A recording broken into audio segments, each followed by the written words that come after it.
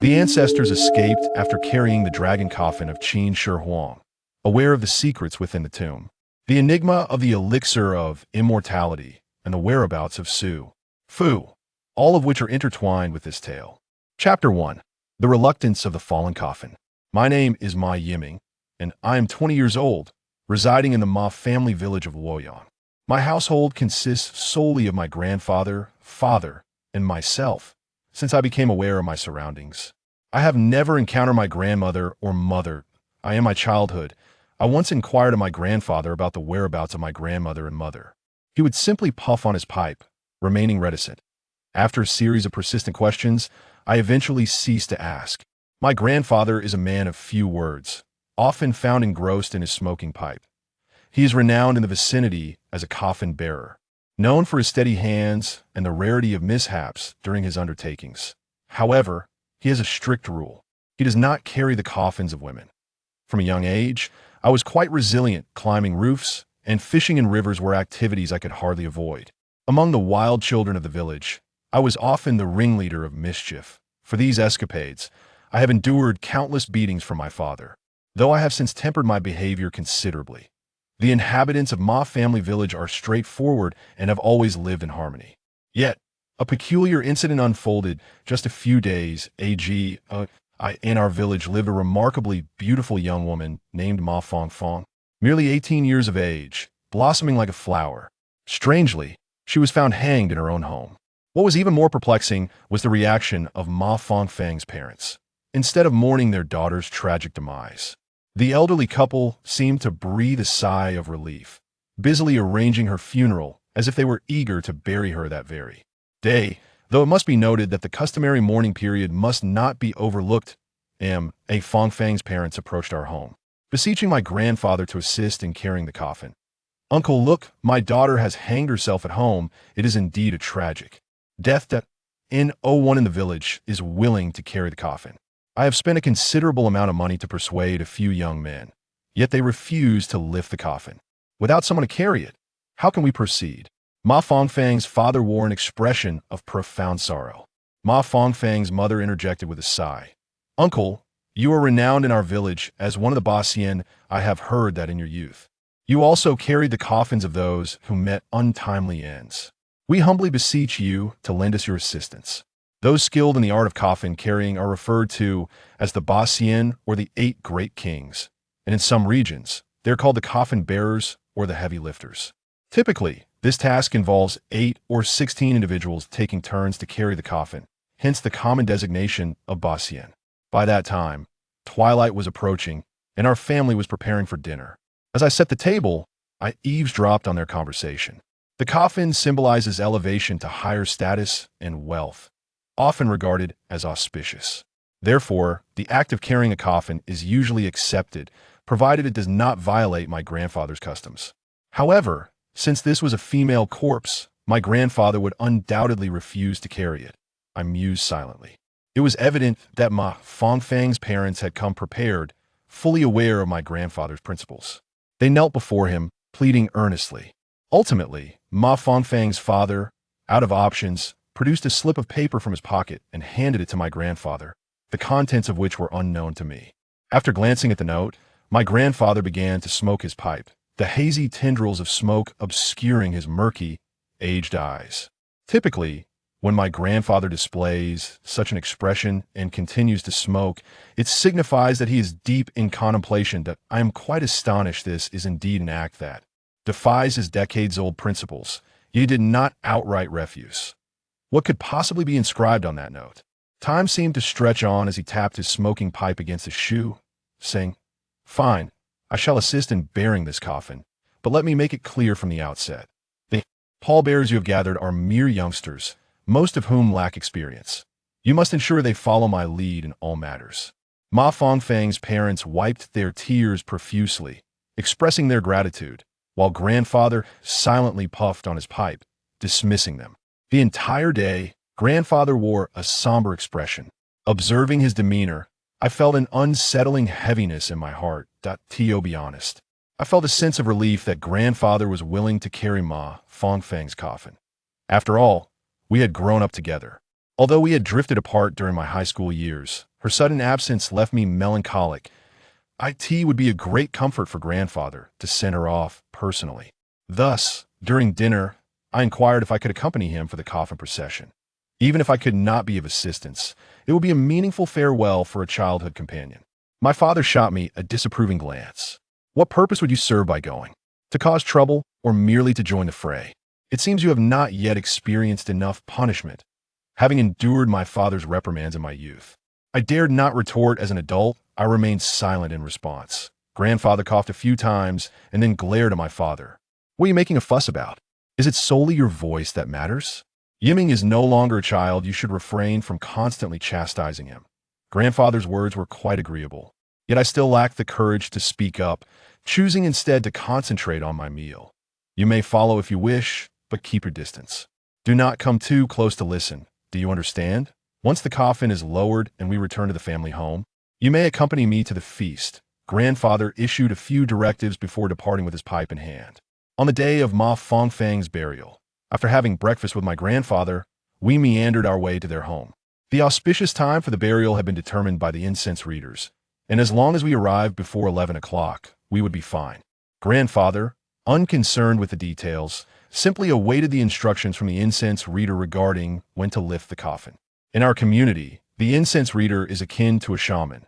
Though they lack the latter's formidable prowess, they possess some knowledge of certain rites and can be considered semi-experts. If you will, as preparations reached their zenith, the young men assigned to carry the coffin gathered before my grandfather. He surveyed them sternly. Carrying a coffin is no trivial matter. There are numerous taboos to heed. There is no time to instruct you on these, so simply remember to remain silent and keep your hands on the poles that not utter a single word. Regardless of what may occur along the way, you must not release your grip on the coffin.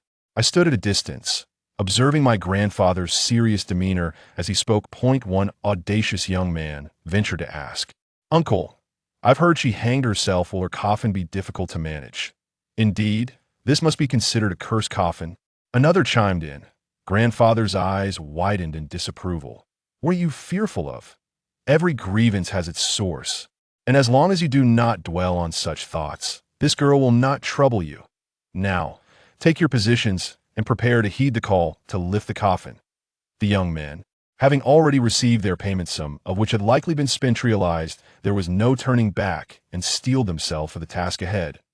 As the sound of firecrackers erupted, the funeral officiant called out to lift the coffin, and my grandfather, grasping the poles supporting the casket, prepared to rise.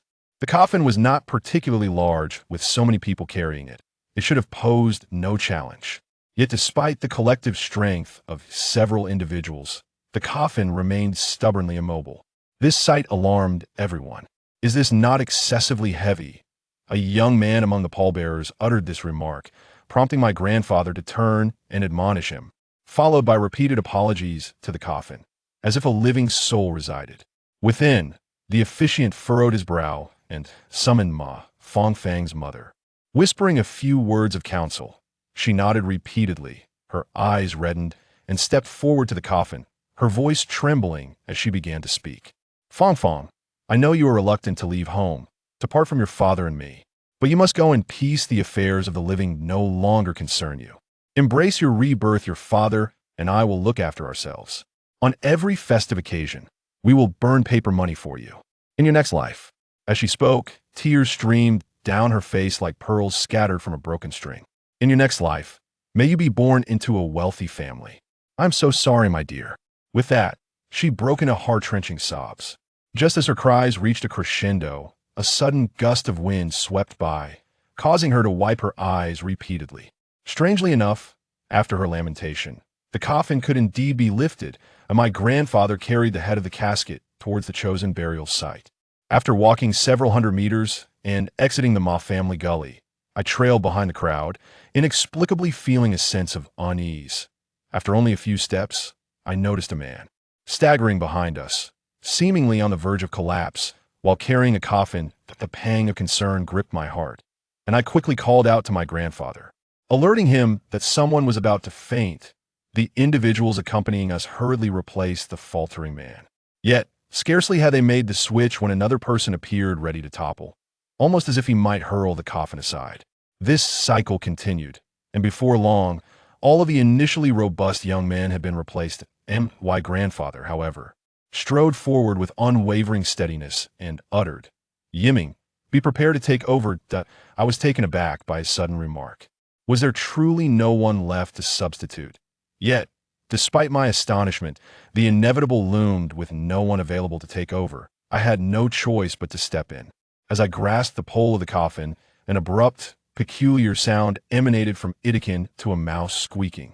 Without further thought, I hoisted it onto my shoulder. The designated burial site was atop a hill after exiting the valley. We had to navigate a considerable expanse of peach orchards before ascending. Just as we reached the edge of the peach grove, calamity struck.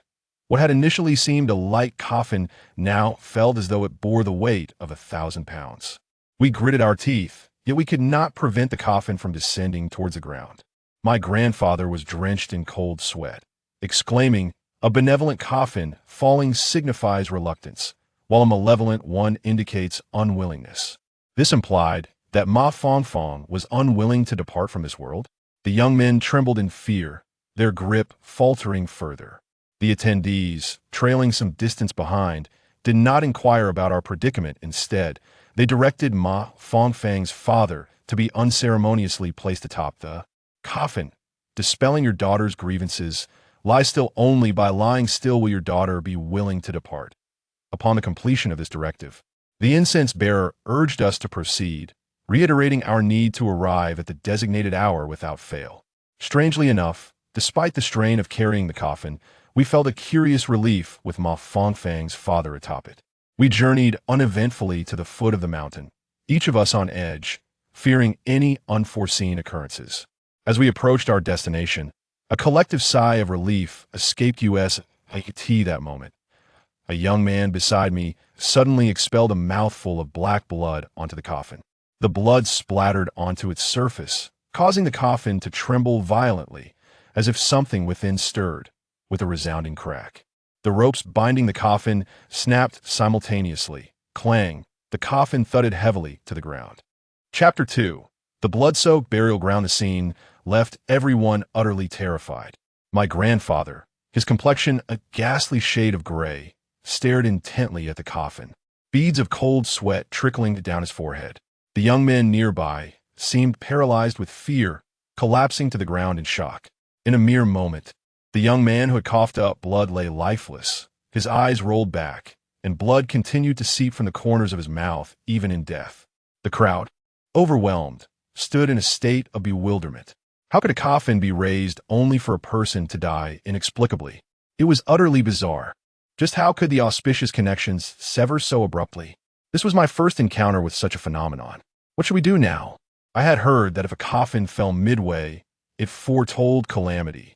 One young man, wailing in terror, began to retreat, and those who had previously shown no fear were now gripped by panic.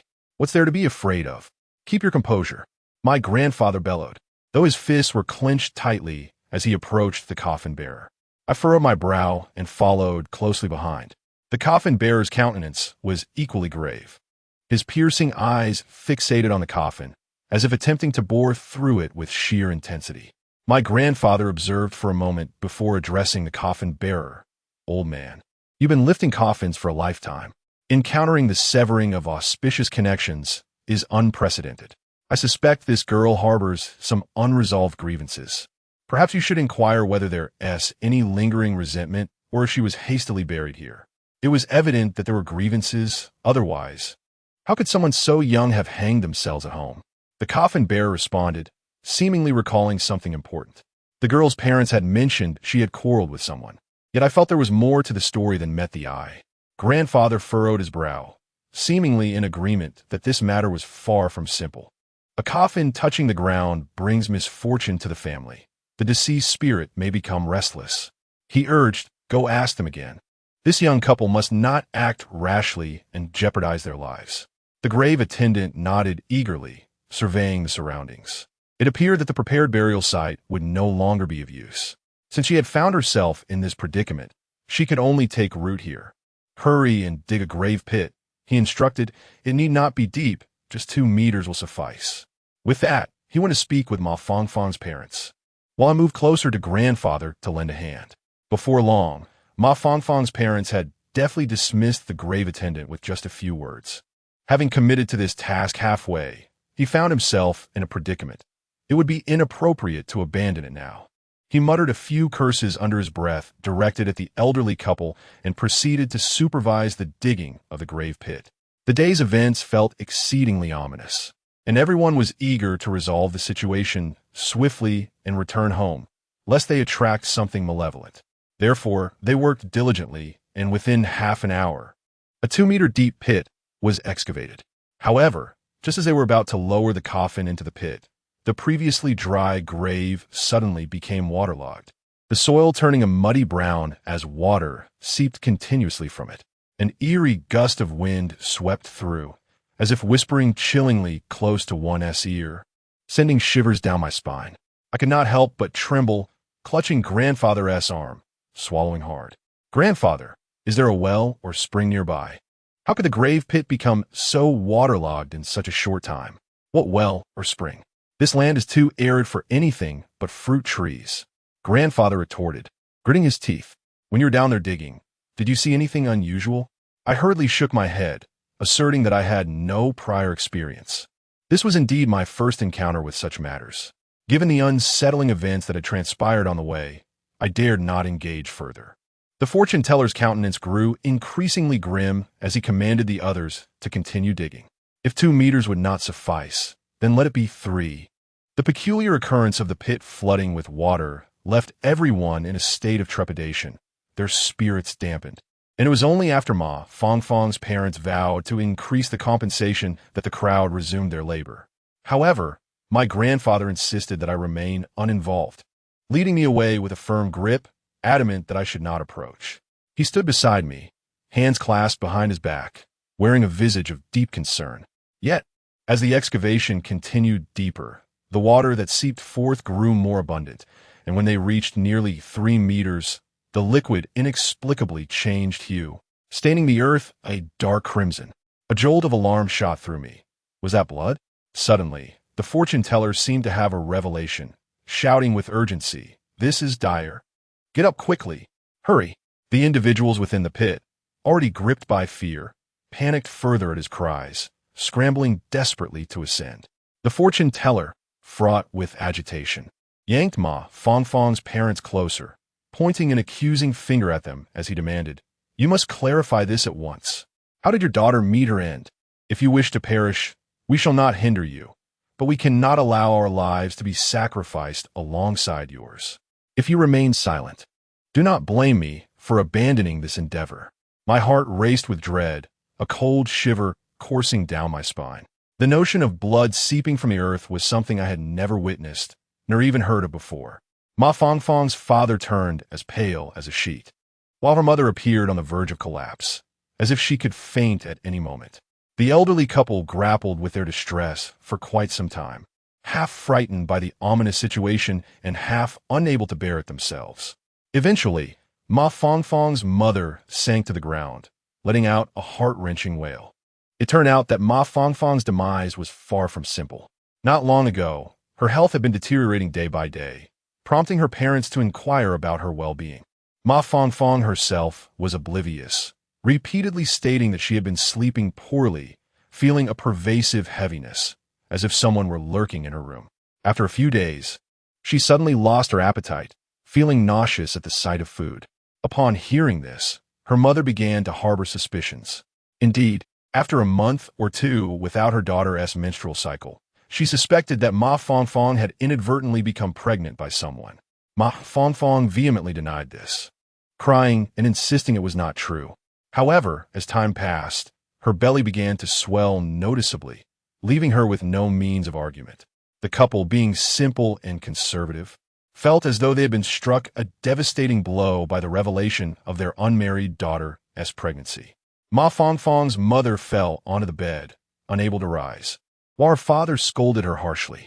What infuriated them further was that Ma Fangfang seemed utterly unaware of how this pregnancy had come about, nor did she know who had violated her. On the eve of their plan to secretly take her to terminate the pregnancy, Ma Fangfang hanged herself in their home. My dear daughter, I am so sorry. Who could possibly commit such a heinous act? My poor daughter is only 18. Ma Fangfang's mother wept pitifully, and the crowd around her echoed with murmurs of sympathy. Yet, a sense of suspicion lingered in my heart. Could it be that Ma Fangfang truly had no idea who had inflicted this upon her? My grandfather voiced his doubts, echoing my own thoughts, though the thoughts of the incense practitioner diverged from ours. Was she perhaps drugged? Or ensnared by some form of intoxicating fragrance? At the very least, it was conceivable that she had been rendered unconscious. The incense practitioner furrowed her brow, revealing an unsettling truth. There was another life within her. The notion of a mother and child sharing a coffin was indeed a grave taboo. My grandfather, filled with ire, pointed at Ma Fangfang's parents, exclaiming in frustration, "Fools! The most forbidding of all is for a mother and child to be laid to rest together. How could you allow this matter to proceed without addressing it? Placing Fangfang directly in a coffin? Can't you see the immense resentment she harbors? I fear it extends beyond her own, for it would not be possible for blood to seep from the earth otherwise. The most vengeful spirits are those of unborn children, who, after struggling for the chance to be reborn, perish within the womb. Can one expect them to hold no grudges?" The incense practitioner's voice, heavy with foreboding, conveyed a chilling truth. Where there is a grievance, there is a cause. Yet, in this absence of a rightful claim, whom should they seek for vengeance? A shiver coursed through me. Whom indeed? If it were up to me, I would undoubtedly first suspect the villagers. In the absence of a debtor, they would all. Grandfather! I grasped my grandfather's arm, beads of sweat trickling down my forehead. I wondered if she couldn't locate the creditor. Would she resort to seeking out the able-bodied men of the village? The fortune teller cast a glance my way before ushering my grandfather aside, engaged in a hushed conversation. Meanwhile, on the ground, Ma Fangfang's parents were wailing inconsolably, while I struggled to maintain my composure, feeling increasingly unsteady. Perhaps it was merely a figment of my imagination, but an unsettling chill coursed through my spine, as if cold winds were perpetually sweeping past me. In a daze, I seemed to hear someone calling my name, a voice that sent a shiver down my spine, echoing as though it were right beside my ear. Upon their return, both my grandfather and the fortune teller wore grave expressions, directing the workers to commence digging a new grave. They dug merely 2 meters before laying the coffin to rest. After a flurry of rituals, everyone hastily completed their tasks, retreating to the village as if fleeing a calamity. Just as we departed, I noticed the fortune teller's face was pallid, frequently glancing back at Ma Fangfang's grave.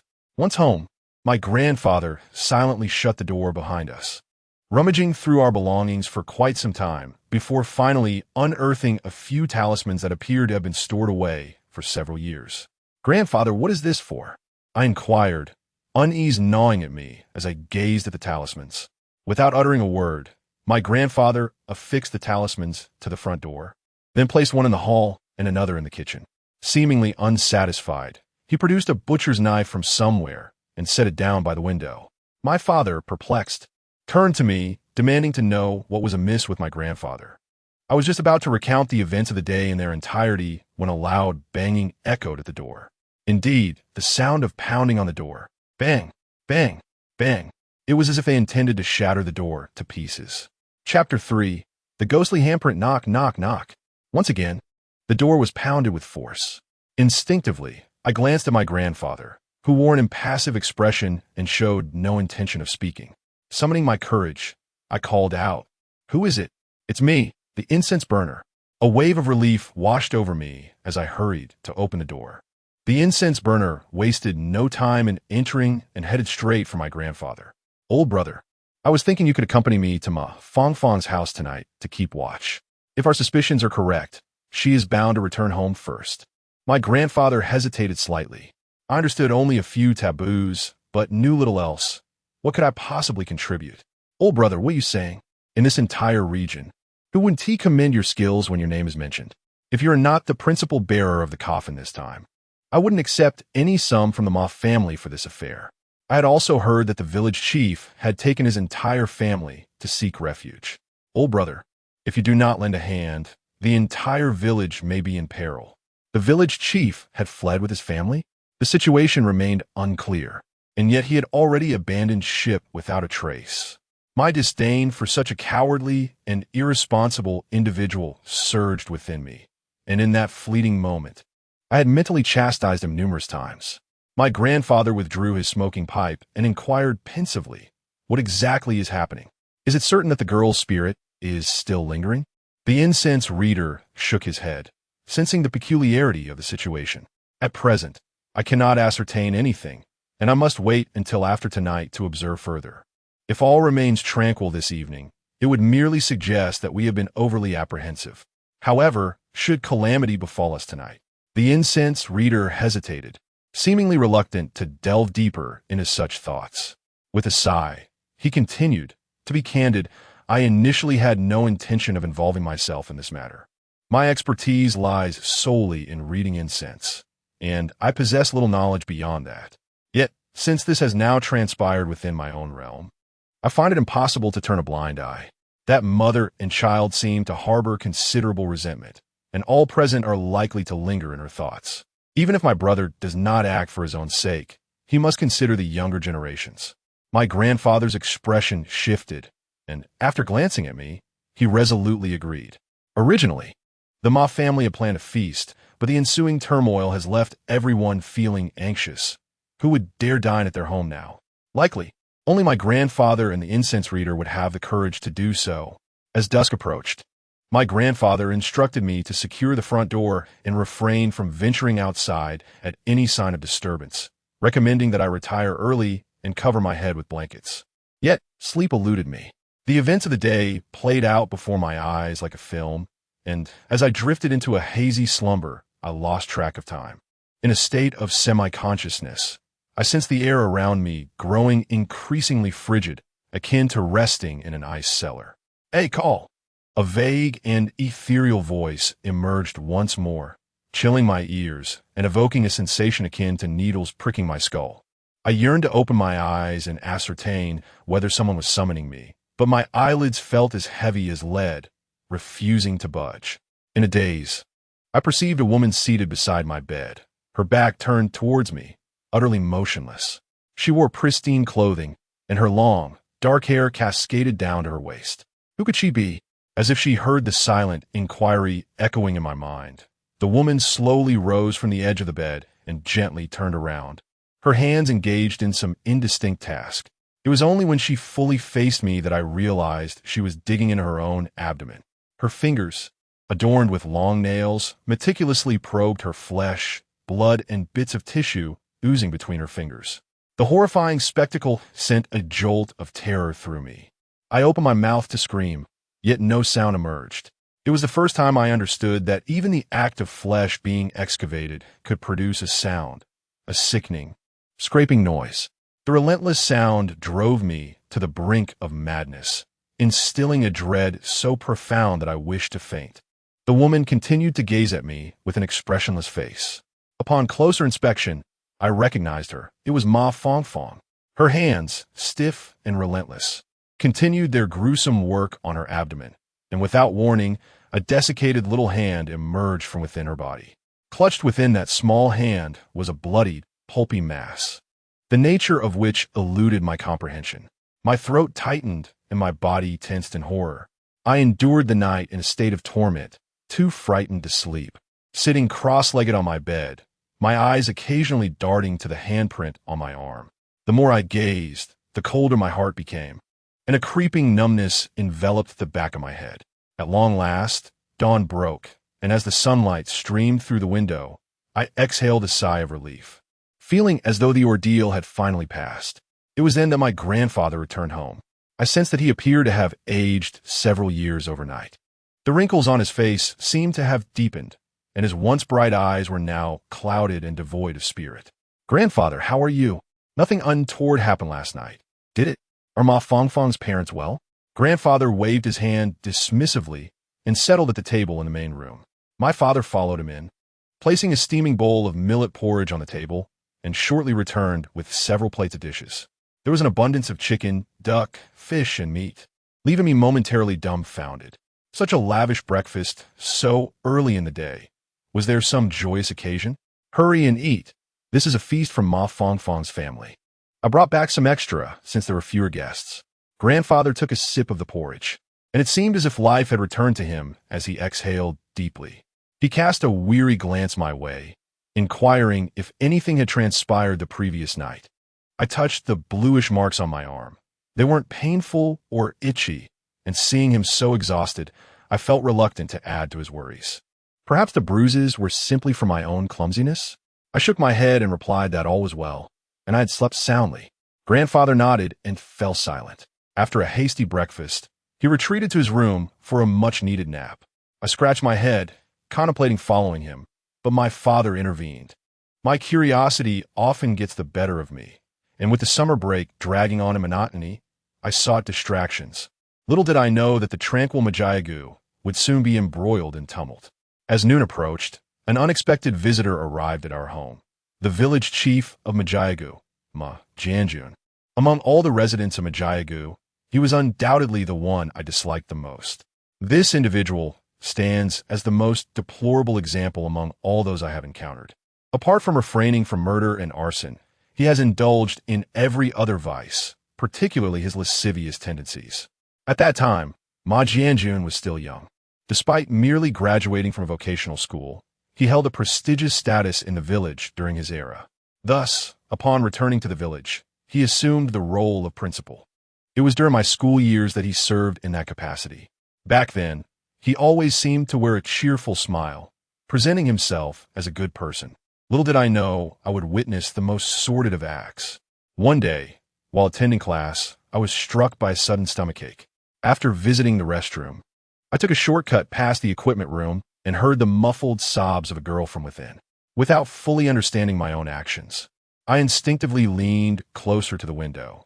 Inside the equipment room, Ma Jiangwo was inappropriately touching a girl, ultimately disrobing her. Though I was still young, I was not entirely ignorant. Yet, even the most perceptive child is still just that, a child. Witnessing such a scene filled me with fear, prompting me to flee in haste. Later, I discovered that he had perpetrated similar acts against multiple girls, yet curiously, no one ever reported him. Those girls silently endured their suffering, too afraid to speak out, allowing him to remain a principal and eventually become the village head. I felt a wave of discomfort wash over me upon seeing him. Did he not take his family to visit relatives? Why had he returned at this moment?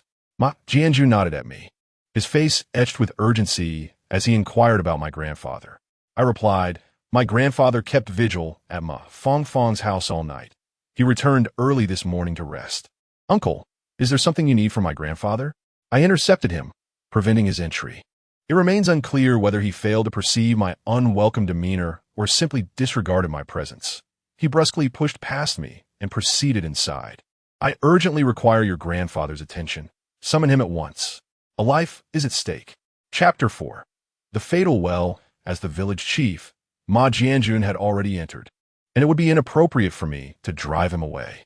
Instead, I hurried a few steps ahead to summon my grandfather. To my surprise, my grandfather had already risen, wiping his face with a handkerchief. Upon seeing Ma Jianjun, he scrutinized him from head to toe and queried, "What brings you here? I thought you had gone to visit your relatives." Ma Jianjun appeared somewhat embarrassed, scratching his head and chuckling awkwardly. "It's the child's mother who misses her brother and asked me to take her and the child to stay at my uncle's for a few days." "What do you mean by running away?" "Your words are rather harsh, uncle." With a dismissive grunt, my grandfather huffed a few times through his nose and ceased his remarks. Ma Jianjun glanced between me and my grandfather, suddenly recalling the significance of his visit. He slapped his forehead and exclaimed, "How could I forget? Uncle, there has been a serious incident. Someone has died at the well." Upon hearing this, my grandfather's expression shifted dramatically. The well was situated in the heart of the fields, adjacent to a narrow dirt path, contained within a small structure with only a single window. The key had always been kept by the village. Recently, due to the drought, several families had taken turns watering their crops, and the key had remained in their possession. When the three of us arrived at the well in the southern part of the village, we found a gathering of people, each wearing a look of unease, pointing and whispering towards the well house. "Ma Yiming, over here." As I approached, I heard someone calling my name. I looked up to see my high school classmate, Ma Bing. I greeted my grandfather before hastening towards him. The other day, I sought you out only to learn that you had embarked on a journey. How splendid, indeed. I nudged Mabing's shoulder, my face radiating envy. Mabing hails from a well-off family, a rarity in our village of Majiagu. His father toils in a bustling metropolis, returning home during festive seasons laden with gifts. Furthermore, his father possesses a genial temperament, ensuring that the villagers share in his generosity. Our close bond has afforded me numerous delightful treats from his household. Mabing, too, has inherited his father's amiable nature, being both loyal and kind-hearted, with a straightforward disposition. We have been companions since childhood, sharing classrooms throughout elementary, middle, and high school, and now, we are both students at the same university. Mabing scratched his head and chuckled innocently. The university we both gained admission to is conveniently located in the city where my father works. He encouraged me to familiarize myself with the area, allowing me to stay there for a while. However, Ming, I must say, that grand city is truly unlike our humble abode. His words were accompanied by sounds of admiration, prompting me to playfully tap the back of his head with a smile. Ah, this fellow. He possesses many virtues, yet his perspective remains rather limited. But do you know what transpired here? I inquired. Of course I do. Mabing responded eagerly, recounting the tale. This morning, as usual, the villagers were irrigating the fields, opening the gates, and pulling the hoses to water the crops. However, midway through the task, water suddenly ceased to flow. The well, deep and reliable for centuries, led the workers to suspect a malfunction with the pump, prompting them to descend into the well for inspection. Upon lifting the cover, they found it surprisingly heavy, and without much thought, they exerted their strength, only to their astonishment. They pulled up a person instead. The man's neck was ensnared by a rope, tightly coiled around it until it seemed to merge with his flesh. His eyes bulged grotesquely, and his face was flushed a deep crimson, resembling a balloon on the verge of bursting. The others were thoroughly terrified, scrambling and tumbling out of the small room with anguished cries. I trembled at the mere sound of it and inquired about the individual inside. The cavalryman gestured toward the interior, indicating that the person remained trapped within, the rope inextricably bound to him as though it were a part of his very being. He muttered in bewilderment, speculating on how the man had perished within those four walls, for both the windows and the door were firmly shut, and the well cover was also securely in place. As the cavalryman spoke, I had already squeezed my way inside, and upon reaching the threshold, I beheld the body lying flat on the ground. Just as the cavalryman had described, the man's eyes protruded from their sockets, the bloodshot scare marred by crimson veins, and his face was an alarming shade of red. One could only imagine the agony he must have endured in his final moments. After a few moments of observation, a sense of familiarity washed over me, and I blinked in disbelief, scrutinizing him more closely. It couldn't be. I stumbled backward in horror, collapsing onto the ground, cold sweat immediately trickling down my forehead, while my hands trembled uncontrollably.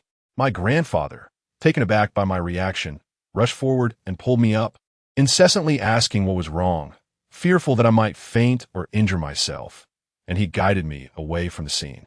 The cavalryman followed closely, his expression fraught with concern. With trembling fingers, I pointed toward the small house, stammering, Grandfather, it's the man who carried the coffin yesterday, the one who carried the coffin, standing right beside me. The reason I was able to recall this individual amidst the chaos of yesterday was due to a conspicuous black mole on his earlobe, which stood out prominently. Despite the distortion of his face, that mole was unmistakable, allowing me to recognize him instantly. My grandfather's expression shifted slightly. He gently patted my hand in a gesture of reassurance and instructed Ma Bing to accompany me home. With that, he turned and blended into the crowd. On our way back, Ma Bing inquired if something had transpired. Given that we were both from the same village and shared a good rapport, I felt there was nothing to conceal and briefly recounted the events of the previous day. Naturally, I refrained from mentioning the terrifying nightmare I had experienced last night. Noticing my pallor, Ma Bing, though somewhat shaken himself, mustered the courage to console me, suggesting it could merely be a coincidence, and that the person in question, despite his altered appearance, might not be the same individual. Upon returning home, I discovered my father was absent. Reflecting on the events from the prior night, I felt apprehensive about being alone in the house, so I pulled up a stool and sat in the courtyard with Ma Bing, engaging in light conversation. Brother, there's no need to worry. It's uncertain, and it may not necessarily be that person. Ma Bing, being a straightforward individual, repeated his reassurances in a few variations. I sighed heavily, burdened with my thoughts. It was undoubtedly him. He had been right beside me during the coffin lifting ceremony yesterday, and I had observed him clearly. Same position, same black mole. What are the odds of such a coincidence in this world? You questioned the veracity of what the seer proclaimed. And as I uttered the name Ma Fongfong, a chill coursed down my spine, compelling me to swallow her name and substitute it with merely her. Was it truly she who had fixated on those present, seeking vengeance? Would we all be ensnared in her wrath? Ma Bing, startled by my tone and demeanor, wore a troubled expression. After a dry chuckle, he remarked, "You are merely frightening yourself. You must trust in science. Such notions of deities and spirits are not to be believed. These occurrences are mere coincidences. Do not terrify yourself." He then swallowed audibly and glanced about. I refrained from commenting on his words. While modernity champions the principles of science, there remain countless phenomena beyond its reach, particularly in rural areas where such events are commonplace. Our village has witnessed numerous strange occurrences. Just today, regarding that well, I recall a myriad of bizarre incidents from my childhood. Do you remember the incident when we were in the 3rd grade? I nudged Ma Bing's arm, hinting at that occasion involving the pair of cousins. Ma Bing suddenly recollected, slapping his thigh. "Yes, I remember. That incident caused quite a stir. Otherwise, the well would not have been locked. At that time, I was in the 3rd grade, around 6 or 7 years old. The village was bustling with children, particularly during the summer holidays, when the air was filled with their lively chatter. However, during the peak midday hours, children were forbidden to venture outside. Families with children would keep them indoors, and even if they dared to step out, they were not permitted to roam the fields. This was a local taboo. It was said that noon was the most perilous time of the day.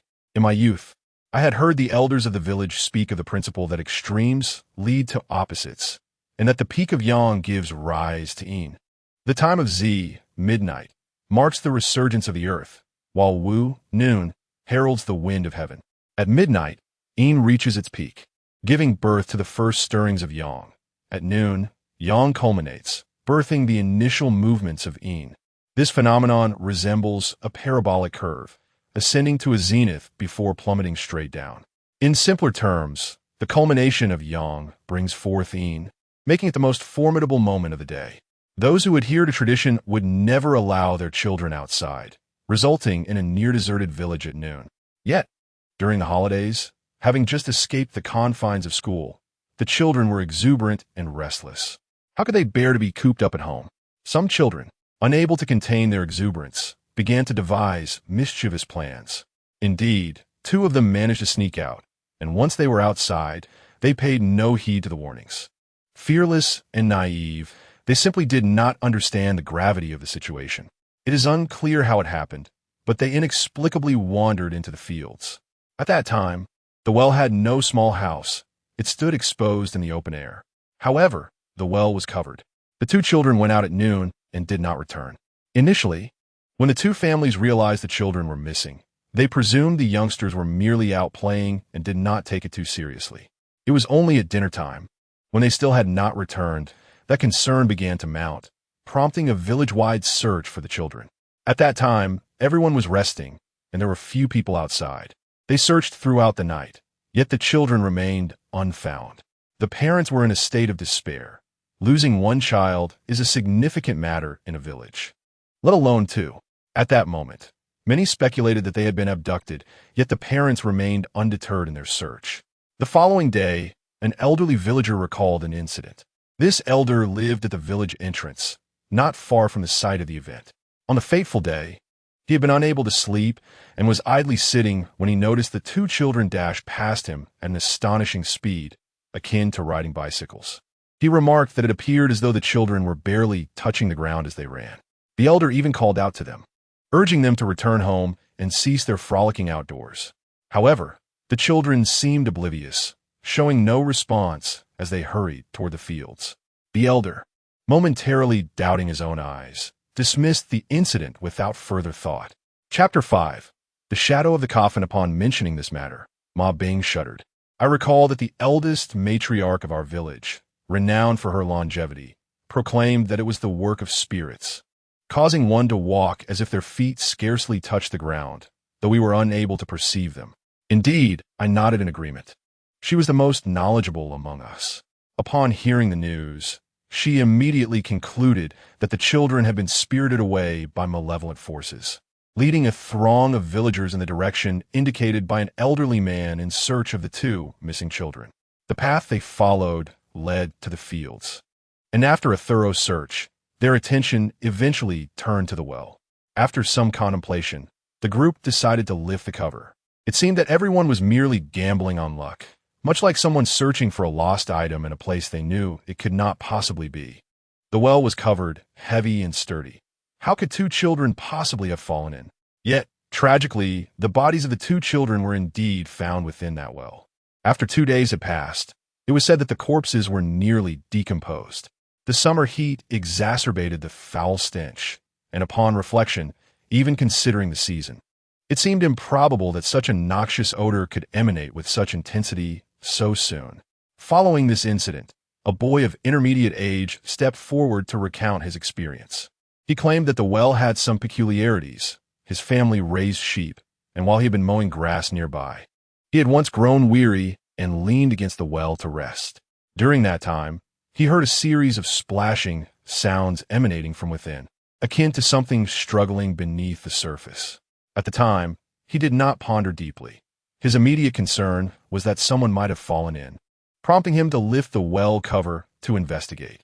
Upon closer inspection, neither the human nor the animal noticed anything amiss.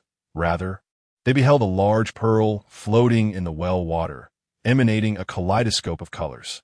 Despite the distance, the sight was vividly clear, filling his heart with astonishment and exhilaration. He stood upright, contemplating shedding his garments to plunge into the depths. However, as he approached the well, perhaps even Yama himself wished to spare his life, for he was suddenly overwhelmed by an indescribable stench, a foulness that incited nausea. A wave of foreboding surged within him, and he dared not gaze into the well any longer. Hastily, he donned his clothing and fled. Subsequently, a small house was erected around the well. The cavalryman, crossing his arms, shivered at the mention of this matter, pondering the reason for its discussion as it stirred unease in his heart. Did you not claim to uphold the principles of science? Then pray, elucidate how it is possible for those two children to have fallen into a well that was securely covered. And what of the individual who carried the coffin? How did he manage to enter while both the windows and doors were firmly shut, only to meet his demise by hanging in that very well? I am at a loss to provide any explanations. It is best not to inquire further. I merely sought to offer you comfort, so let us not delve into fearsome thoughts that would only serve to frighten ourselves. I recognized his good intentions, yet I have never been one to deceive myself. When confronted with a situation, I am determined to unravel the truth rather than concoct excuses to placate my conscience. Recently, a significant incident has transpired in the village, alarming even the county police, and my grandfather has been preoccupied until late into the night. As bedtime approached, I was filled with trepidation, regretting not revealing the ghostly mark to my grandfather, for it is I who now endures the torment. Although I am an atheist, as I lay in bed, I found myself praying to all the deities I could think of, hoping for a peaceful night's sleep. I am uncertain how much time passed before I drifted into a hazy slumber, and, unsurprisingly, I found myself dreaming once more. However, this dream was peculiar. It was not vague and indistinct, but rather transported me to an unfamiliar realm. I found myself in a wilderness surrounded by dense woods, standing alone in the middle of a path, enveloped in swirling mist that appeared ominous, as if something could emerge from the fog at any moment. In the dream, I felt an overwhelming sense of anxiety. I was utterly disoriented and distressed, unsure of my whereabouts, and the environment felt profoundly strange. Just as I hesitated, contemplating which direction to take, a haunting melody from a distant suona, a traditional Chinese horn, grew closer. The tune was eerily familiar, reminiscent of the somber strains played by a funeral procession, sharp and piercing. I followed the sound, and suddenly, the mist dissipated, revealing a procession of individuals clad in white, carrying a coffin. From afar, their features were indistinct, but as they approached, I could discern their faces starkly painted white, save for two round patches of crimson on their cheeks, and their lips similarly coated in white powder. Their expressions were devoid of emotion as they bounced towards me, carrying the coffin with an unsettling exuberance. The sight of these peculiar figures filled me with dread, prompting me to turn and flee, only to discover another procession behind me. This time, it was a wedding entourage adorned in vibrant red garments, their faces similarly painted white, with two round patches of rosy color on their cheeks and their lips of vivid crimson, resembling blood. The procession for the bride was eerily silent, devoid of any sound, save for the initial few expressionless figures clad in red. They hopped along, their heads swaying rhythmically from side to side, the motion so exaggerated that it seemed their heads might flatten against their shoulders. This unsettling spectacle sent a shiver down my spine, with dangers lurking both ahead and behind. Where could I possibly hide? The lively figures advanced rapidly, and in the blink of an eye, they stood before me, their inscrutable faces looming closer, their gazes fixed upon me with an intensity that made my heart race. I gazed into the enlarged faces, the sound of their teeth grinding echoing in my ears. Their eyes appeared hollow, devoid of life. They seemed less like living beings and more like phantoms. This must be a dream, I reassured myself. I shut my eyes tight, attempting to hypnotize myself, too terrified to confront the reality surrounding me. Once I closed my eyes, I felt two icy hands resting upon my arms. To my shock, the gathering began to wrestle over me, and amidst their scuffle, I witnessed the coffin being opened, and someone lifting the curtain of the bridal sedan. What in the world is happening? Panic surged within me, as it dawned on me that they intended to confine me within the coffin or the sedan. Having reached a peak of fear, an unexpected surge of courage washed over me. After all, they were merely a handful of seemingly harmless individuals. Why should I fear them? This is my dream, where I hold dominion over all. If they wish to abduct me, they must first prove their merit. Today, I shall impart to them the wisdom of existence. With this resolve, I began to struggle against their grasp. Soon, I realized the naivety of my thoughts, for I was no match for these individuals. In an instant, I found myself overwhelmed and taken by a funeral procession, thrust into a coffin.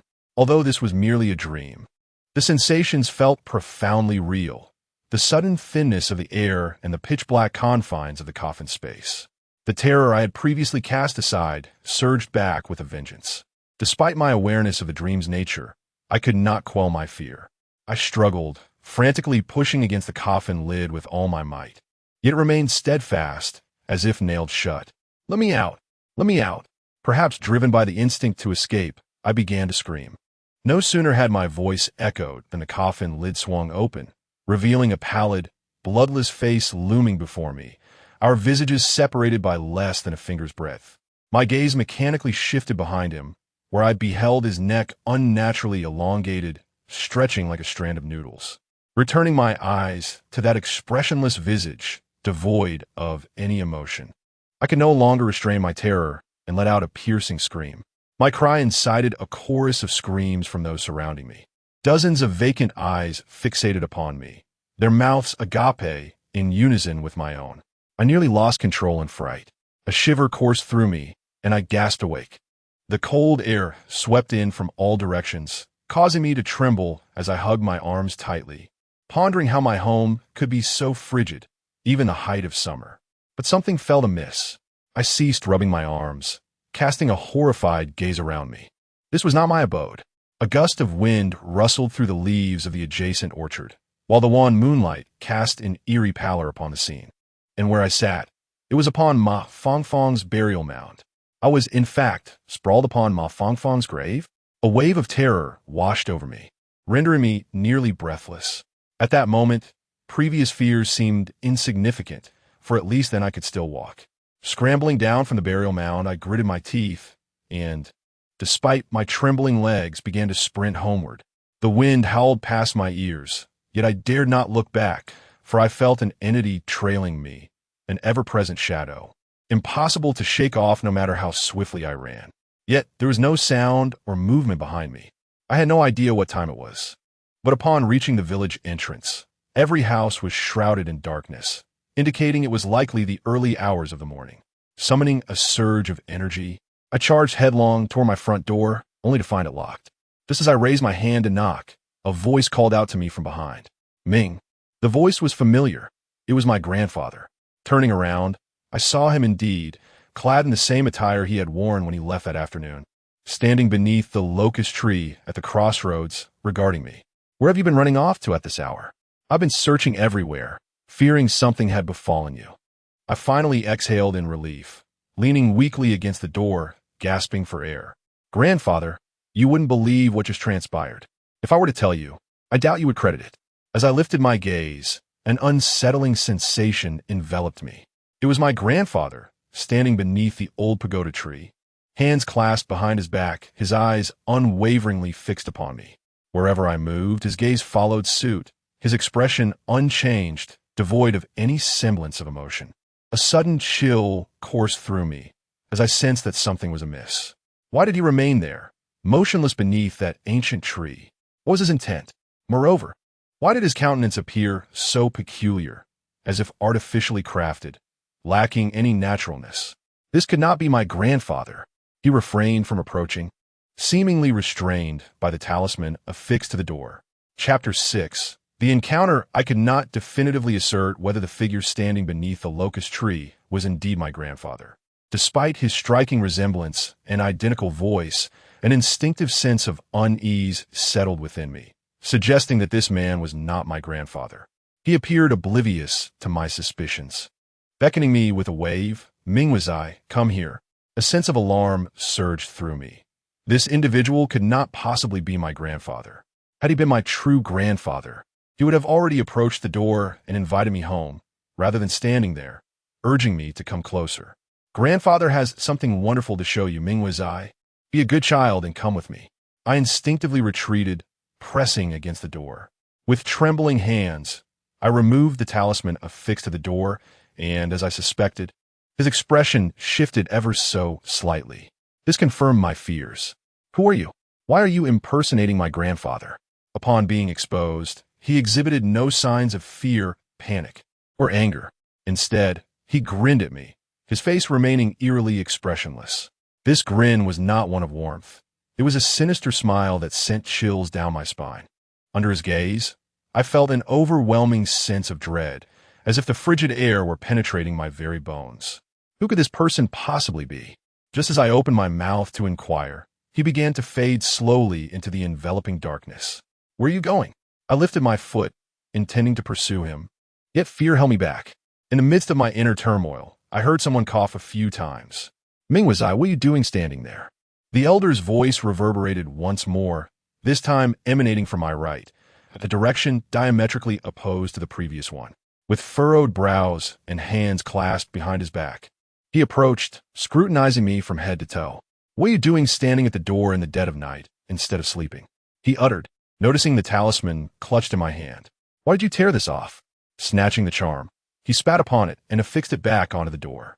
You can touch anything, but not this. It's a lifesaver. This sequence of actions was akin to a reassuring pill, and I exhaled deeply, my heart, which had been suspended high, finally returning to its rightful place. I remained silent, waving my hand after the elder opened the door and followed him inside. Only after drinking the warm water did I feel revived, certain that none of this was a figment of my imagination. Grandfather, I believe I'm being haunted by a ghost, I declared with a solemn countenance after finishing the water. His eyes widened, and he remained speechless for a considerable time. I recounted all the events that had transpired, and his complexion grew pallid. His usually stern face had lost some color, and he opened his mouth to speak, but remained silent for a long while. Ultimately, he patted my shoulder, instructing me to rest assured and entrust everything to him. While sleep was certainly elusive at that moment, I couldn't bear to cause him further concern. I acquiesced and feigned slumber upon the bed. He departed with a sigh, and as I watched his retreating figure, A pang of sorrow resonated within me. He seemed to have aged noticeably in recent days. As dawn finally broke, I rose early to prepare breakfast for my family. It was only when I went to call my grandfather that I discovered he had fallen ill, suffering from a severe fever, his eyes bloodshot and weary. "I am fine. You should hurry to Ma Fongfong's house and bring that fortune teller here. Tell him I have something to discuss," my grandfather weakly instructed, gesturing towards me with a feeble hand. Reassuring me that my father was nearby. Perhaps sensing my hesitation and concern for him, he added, "This fever is rather peculiar. There might be something amiss. It would be wise to have him come and take a look." I nodded in agreement and dashed off to Ma Fongfong's residence. Upon my arrival, I had no time to explain. I simply grabbed the fortune teller and rushed away. Ma Fongfong's parents were still enveloped in fear, anxious that their daughter might exact revenge upon them. As they saw me attempting to take the fortune teller, they interjected, "What are you doing, Mingwazi? Is there something that cannot be discussed here?" I broke into a cold sweat, offering an apologetic smile to the elderly couple. "My grandfather has suddenly developed a fever, and it seems rather strange. I need him to take a look." Ma Fongfong's parents exchanged awkward smiles and, after a moment's hesitation, released their grip on me. Their faces a mixture of reluctance and fear as they watched us leave, repeatedly urging the fortune teller to return home promptly. On the way, I briefly shared my situation with him, including the mysterious figure I had seen beneath the locust tree the previous night. Upon hearing about the figure, the fortune teller halted in his tracks. "What did you say? In the middle of the night? A person who looks exactly like your grandfather was standing under the locust tree calling for you?" I nodded, for he bore an uncanny resemblance to my grandfather, both in appearance and voice, beckoning me to approach him. "Ghosts under the locust tree. Has such an occurrence ever transpired in your village?" The incense reader inquired, puzzled. After a moment of contemplation, I shook my head, responding that although our village was somewhat remote, incidents involving such apparitions were indeed rare.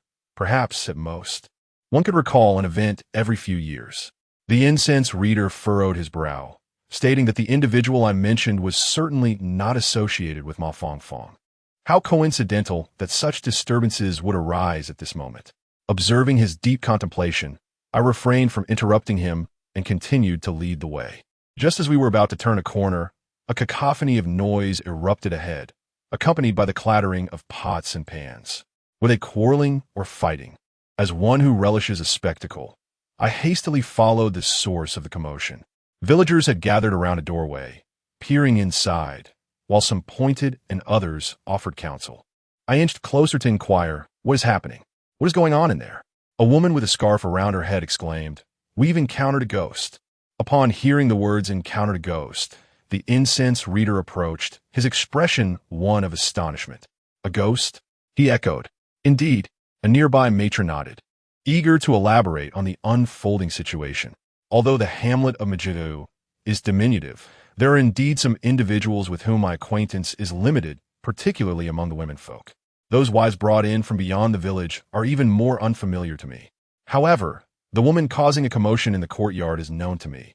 Ma Xuanmei, a daughter of Majigu, whom I should address as aunt by virtue of our kinship. Ma Xuanmei had an elder brother who, in his early years, took a wife. Within a couple of years of their nuptials, they were blessed with a son. Alas, fate dealt a cruel hand, and he succumbed to an illness that defied all remedies. Leaving behind his son and bereaved husband, for the sake of their child's future, the man ventured out to seek employment. But what was to become of the child? With no one to care for him, it was decided, after deliberation, that he would be entrusted to the care of his aunt.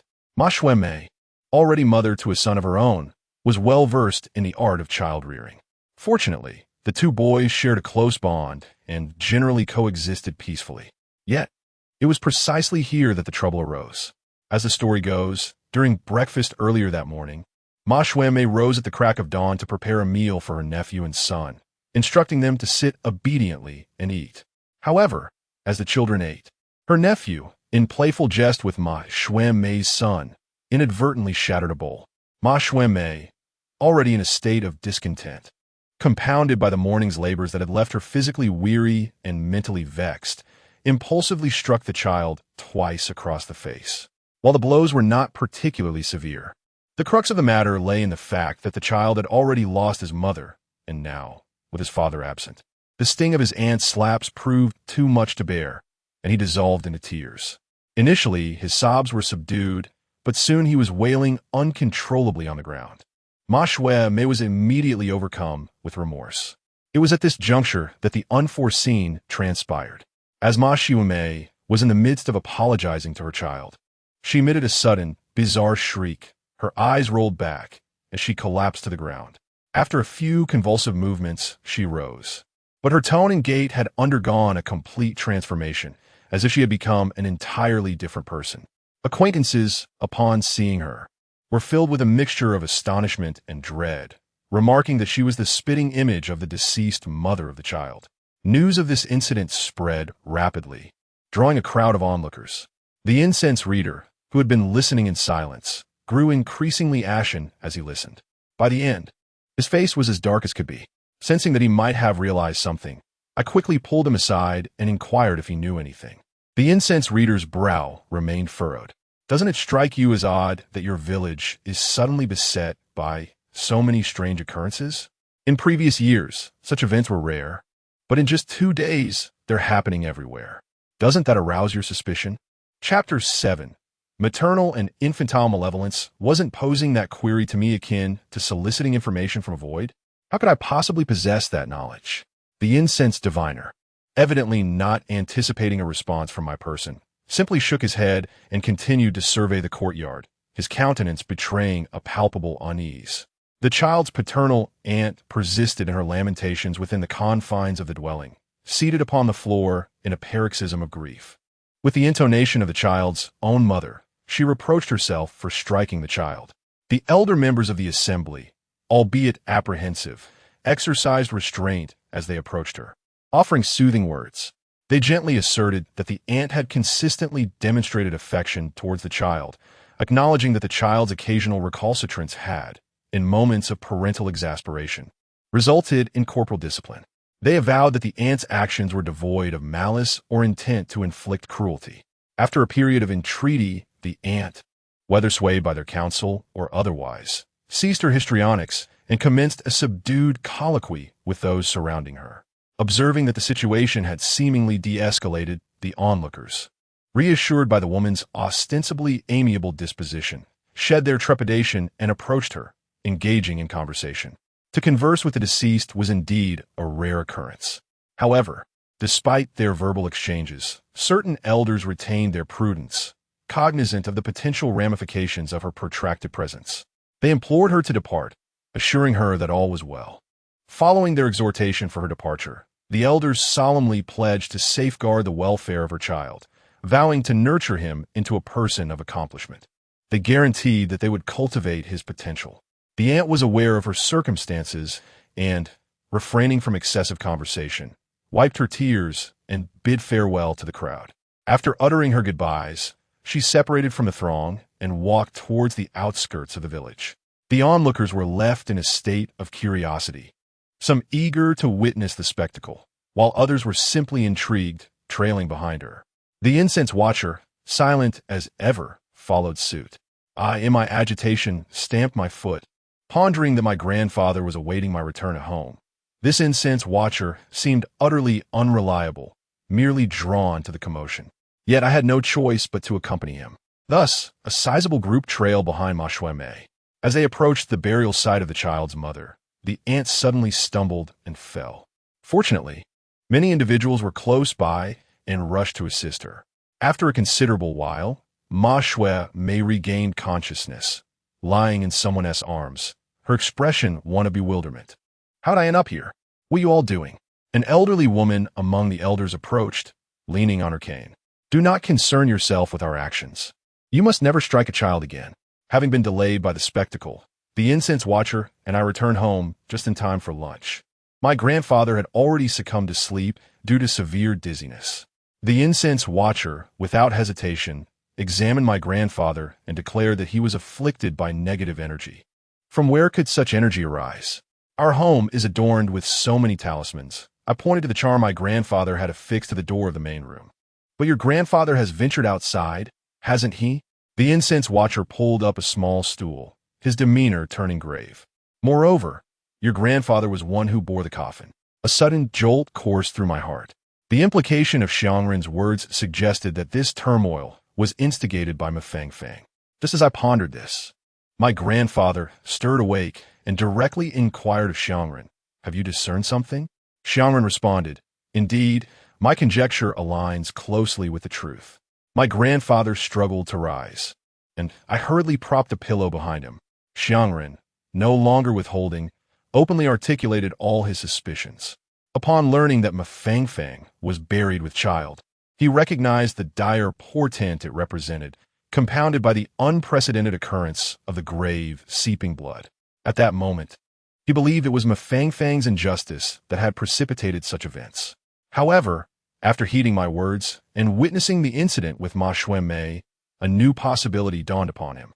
The heavy malevolence surrounding Mafang Fang, coupled with her intense resentment, rendered her akin to a magnet, attracting surrounding malevolent forces, thus explaining the series of unfortunate events. With her presence certainly rooted in the Ma family ditch.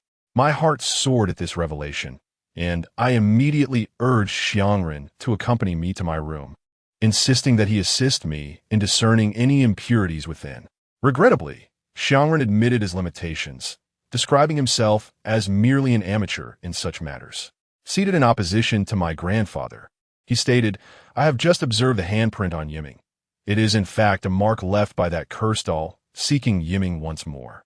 My grandfather's expression turned grave. "What shall we do now?" The expression on the diviner's face was hardly any better. He shook his head while smoking, declaring that this matter was beyond his resolution. He suggested that we seek out a Taoist priest to perform rituals and ascertain the depth of Ma Fangfang's spiritual prowess. However, finding a Taoist priest at such short notice proved to be a challenge. My grandfather, anxious and sleepless for several days, urgently sought a solution. By what seemed like divine providence, we learned of a newly established Taoist temple nearby. My father hastily went to summon the temple's master. Upon hearing that a female ghost was causing the disturbances, the master dismissed Ma Fangfang with little regard. Once he arrived at our home, he had all the necessary items ready and commenced the rituals. He danced with his sword for quite some time, reciting numerous incantations, while tossing talismans into the air as if they were worthless. "Where did you first encounter this female ghost?" the master inquired. I pondered for a moment, then replied, "It wasn't exactly a sighting. Rather, I saw her in a dream. She had carved open her abdomen and hurled a ghostly doll at me. The handprints on my arm are from that doll's grasp."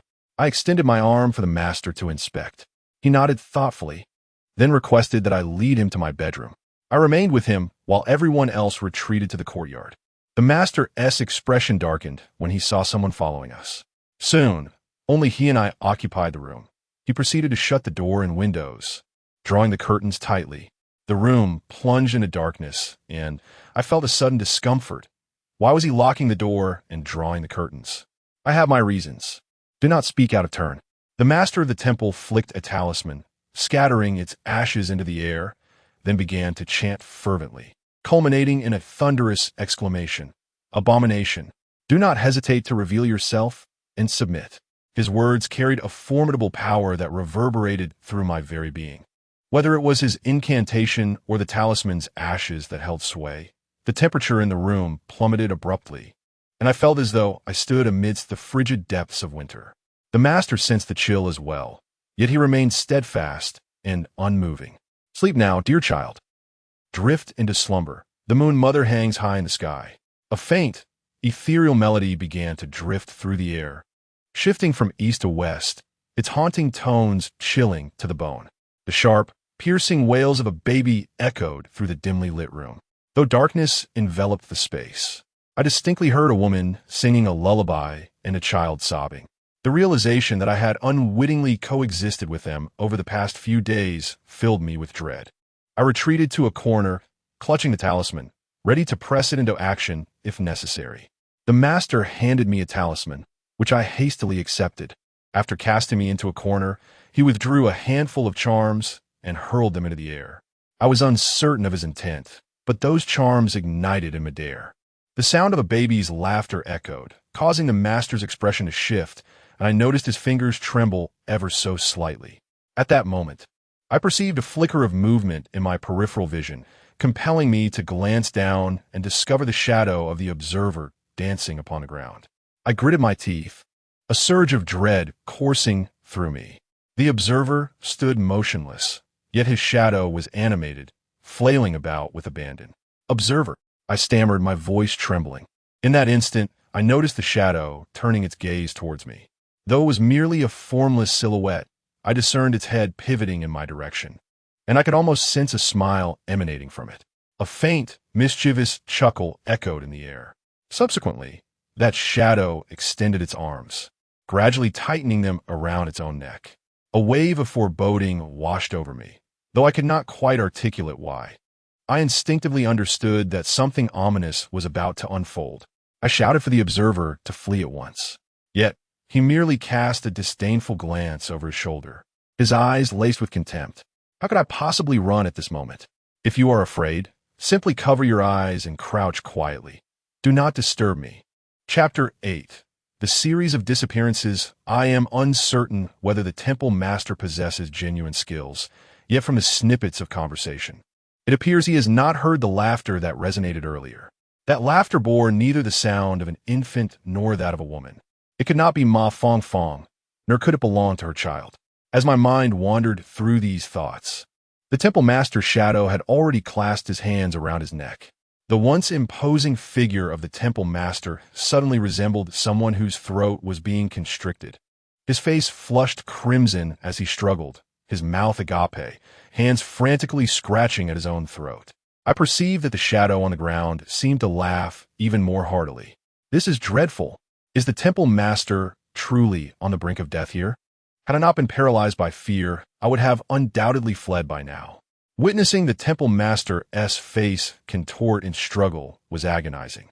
Just as I was gritting my teeth, preparing to rush forward to assist him, he abruptly seemed to awaken from stupor, rummaging through his garments.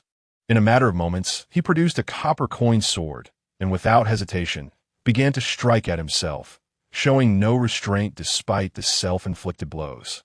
The sound of slapping echoed through the air.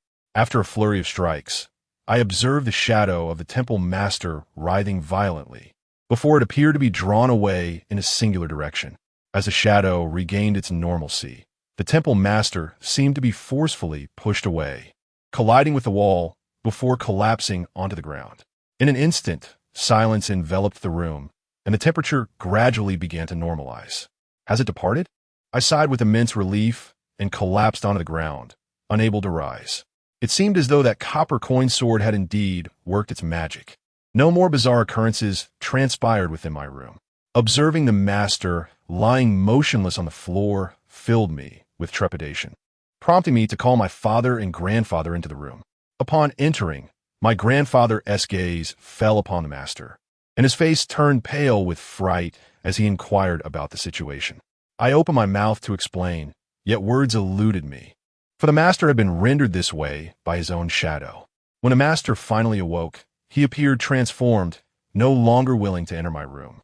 In our presence, he removed his clothing, and to our astonishment, his body was covered in an array of dark bruises, far more extensive than my own.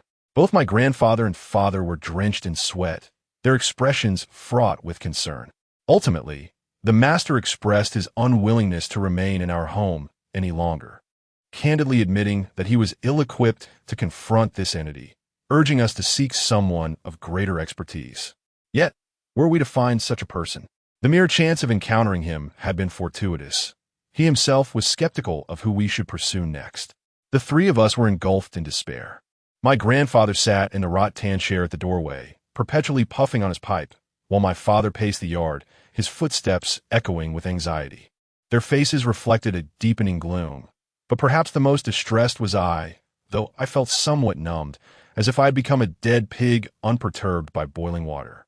Reclining on the sofa in the living room, I gazed at the cobwebs adorning the ceiling, my mind racing with thoughts of what to do if this situation took a turn for the worse. My grandfather lowered his voice, calling my father over. Startled, I I sprang up and stealthily approached to eavesdrop on their conversation. At this juncture, we could not afford to merely sit idly. The fate of Minghua was at stake. My grandfather exhaled a puff of smoke, his expression grim and voice cryptic. My father, lost in thought, stared downcast, a look of despondency etched upon his face. Perhaps it was my father's dejection that unsettled my grandfather. He seized his warm smoking pipe and lightly tapped it against my father's head, admonishing him not to be so morose. It is not time for despair yet. We still have a plan that remains untried. We have not yet reached the point of no return. My father raised his gaze, a flicker of hope briefly illuminating his face. Are you suggesting? My grandfather nodded affirmatively. Indeed, the only recourse now is to seek assistance from him to save Minghua's life. After lunch, I shall go. My father waved his hands in protest. No, it should be I who goes. I am younger and swifter. You stay at home and watch over Minghua. But, do you know where he is now? I do, my grandfather replied, tapping his smoking pipe against the sole of his shoe. Do you know why I am willing to carry Ma Fangfang's coffin? It has been years since I last did so, and yet I am willing to break my own rules for her. It is because her father gave me a note with his address. My father's demeanor brightened considerably as he accepted the note from my grandfather, tidied himself up, and set off to find that person. I'm quite curious about whom they refer to as he. Stealthily, I returned to the sofa and pretended to be asleep. Indeed, it wasn't long before my grandfather entered. Seeing me seemingly slumbering, he refrained from disturbing me, instead meandering around the room before settling at the doorstep of the main hall. Initially feigning sleep, I eventually succumbed to slumber, and when I awoke, the sky had turned dark. I groggily rose from the sofa, apart from the main hall being illuminated. The rest of the house was shrouded in darkness. Instinctively, I rushed to my father's room, only to find it utterly vacant. You're awake? My grandfather inquired, as he placed a platter of pig's head meat onto the table. Have something to eat. It's from the feast at Ma Fangfang's house. I sampled the pig's head meat, finding it quite delectable. At that moment, my thoughts were consumed by the absence of my father. My grandfather paused, casting a glance in my direction before carefully setting the platter down. Sit and eat first. Once you finish, I shall tell you. I assumed my father had returned. After a day of hunger, my stomach was grumbling, and I obediently sat down to indulge in the meal. Your father has matters to attend to. He wants to be back tonight, so do not dwell on it, my grandfather said, stuffing a generous piece of meat into his mouth, his words muffled. You should focus on your own affairs, without concern for him. Despite his reassurances, it was my father, and no matter the circumstances, I couldn't help but worry. After dining, I tossed and turned in my bed, my mind taut with anxiety, eventually dozing off in a daze. Fortunately, nothing untoward transpired that night. However, upon awakening, I discovered a dark bruise on my leg, marked by an indelible handprint. Not long after awakening, the funeral attendant arrived at our home, his countenance shrouded in an enigmatic gloom as he announced that another death had occurred last night, this time involving a pallbearer. A chill ran down my spine. It appeared that the individual who had perished that day was indeed the one who had lifted the coffin beside me. Yet, it remained uncertain who had succumbed this time. The funeral attendant and my grandfather stood together, enveloped in an atmosphere that rendered speech futile, steeped in a palpable heaviness of despair. At that moment, I found myself at a loss, as the village had seemingly conspired to unleash a series of ominous events. My gaze fell upon Ma Fangfang. The funeral attendant shook his head, refraining from elaborating further. I sensed he wished to convey that Ma Fangfang bore a grudge against the people of Majia Valley, and the thought settled in my heart like a heavy weight of cotton. Until the funeral attendant departed, my grandfather remained silent, sitting at the threshold of the main hall. Lost in thought, he would occasionally glance toward the entrance, then cast his eyes toward my room. Observing the silver strands in his hair filled me with a deep sense of unease. His concern was for me, as well as for my father. Yet, despite his worries, he showed no inclination to seek out my father. As dusk approached, I could no longer contain my anxiety and inquired about my father's whereabouts, questioning why he had not yet returned. My grandfather, with a troubled expression, assured me that he was aware of the situation and urged me not to pry further. His demeanor was grim, and I swallowed my words, sensing the weight of his unspoken fears. Even in the dead of night, he remained at the door, waiting. 3 days passed in this manner before my grandfather finally ceased to occupy his rocking chair and instead retreated into his room, reluctant to emerge. As I entered to bring him a meal, I overheard him muttering a phrase. "Another one has gone missing? Wasn't this matter supposed to be resolved? How could another one have disappeared, my son? What did he mean by another one? Had someone else gone missing before?" My thoughts inevitably drifted to the grandmother and mother I had never seen. Could it be connected to them? My grandfather remained ensconced in his room for the entire morning, while I anxiously paced in the living room. It was only as noon approached that he finally stepped out, clad in fresh attire. Standing at the doorway with a grave expression fixed upon me, I inquired, "Grandfather, do you intend to go out? Are you searching for my father?" If he meant to visit someone in the village, he certainly would not have changed his clothes. My grandfather did not respond immediately, gazing at me for a lengthy moment before taking a deep breath and saying, "Ming, I'm going to search for your father. Perhaps I might bring him back. You must wait quietly at home. If I have not returned by nightfall, you should go to the Ma family's house to stay for a night. If I still do not return, you must find a way to sell our house and belongings, take the money, and flee far away. Do you understand?" His words felt as though he was bequeathing his final wishes to me, sending a chill through my heart. I rushed to him, grasping his hand tightly and refusing to let go. "Grandfather, I will go with you." "No," he replied, "I'm not going merely to observe or for leisure." Although my grandfather forbade me from going, the pride etched on his face was unmistakable as he patted my hand and nodded affirmatively, affirming that as his descendant, I should not be cowardly. I could no longer contain my emotions. My nose tinged with warmth, and tears welled up in my eyes. "Grandfather, please allow me to accompany you." He shook his head repeatedly, his expression a blend of contentment, anguish, and reluctance, silently waving his hand as he turned away. My heart felt as though it had been pierced by a needle, a profound ache within. After enduring a day of torment, I found myself at Mabing's house. My mind clouded with thoughts of my missing father and grandfather's futile search for him. Mabing's mother was incredibly gentle, seeing me in such a state. She refrained from asking questions and promptly had Mabing assist me into his room to rest, while she busied herself preparing a meal. This was likely the first time Mabing had encountered me in such despair, and he appeared utterly bewildered, incessantly inquiring about my condition. I could utter no words, merely lying there, consumed by silent tears. At that moment, a loud knocking echoed against the recently locked door, accompanied by a voice calling my name. I sprang up, my heart tightening with anxiety. The voice that called out to me was unfamiliar, resonating with a sense of urgency I had never experienced before. Chapter 9. The Dragon Slayer's Blood Curse. I was utterly bewildered by the identity of the person calling out to me, my mind awash with uncertainty. With Ma Bing's father absent from home, it was only Ma Bing and his mother present. Upon hearing the knock, she did not rush to open the door. Instead, she inquired whether I recognized the voice outside, and if it was safe to let the person in. The village of Ma Family Gully was small enough that one could discern familiar voices merely by sound, and it was evident that the visitor was not a local. "Aunt, you and Ma Bing stay inside.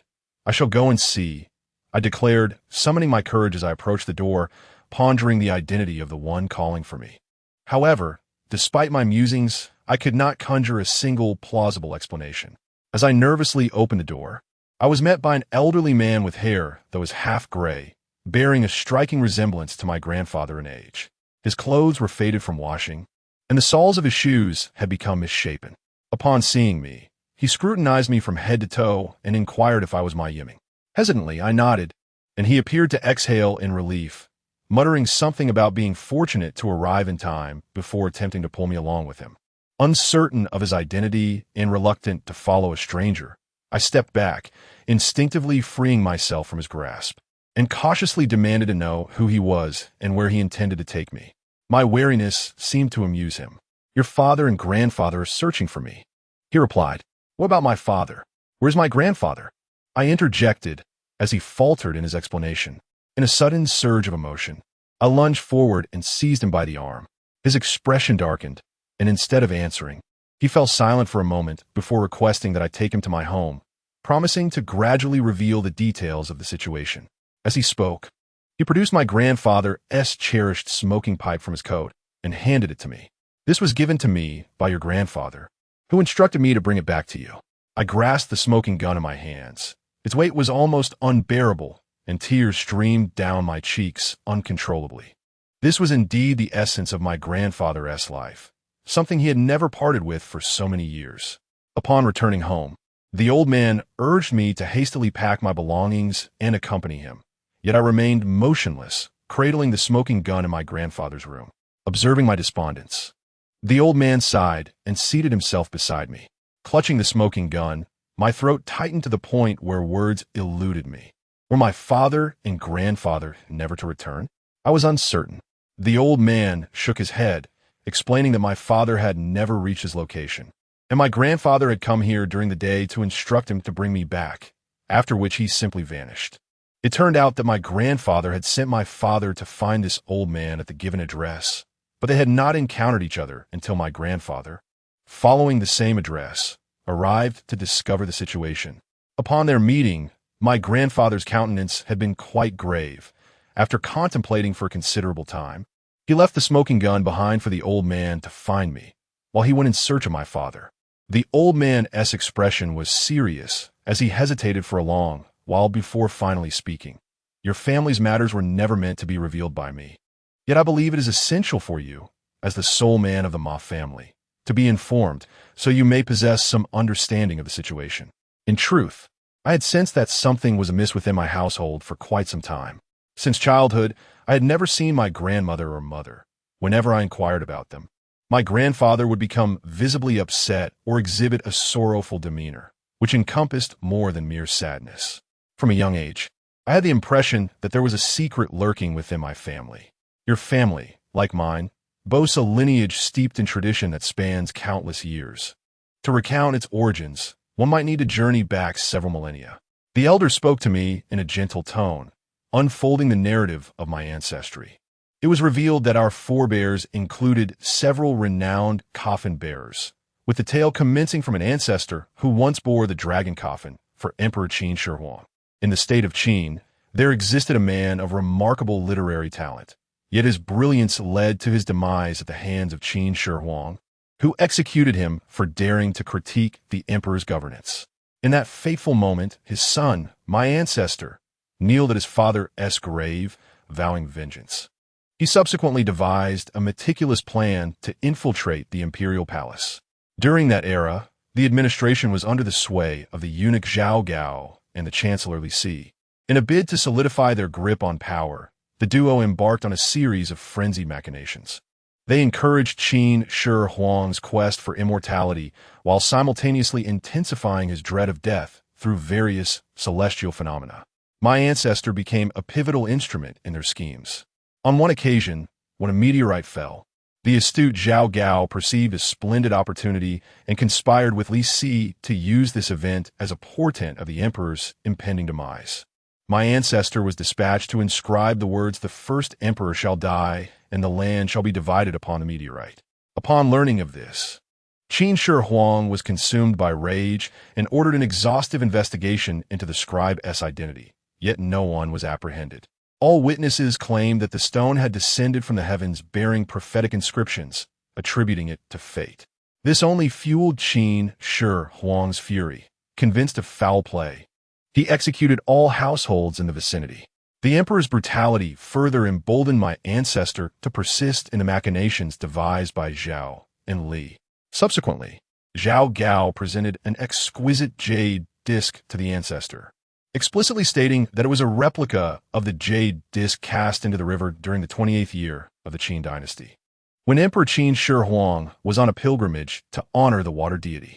Several days later, an envoy traveling to the eastern regions encountered a stranger on the road to Pingshu in Huang County, who abruptly halted the carriage and thrust a jade disc into his hands, uttering the ominous phrase, "This year the ancestor dragon perishes," before vanishing into thin air.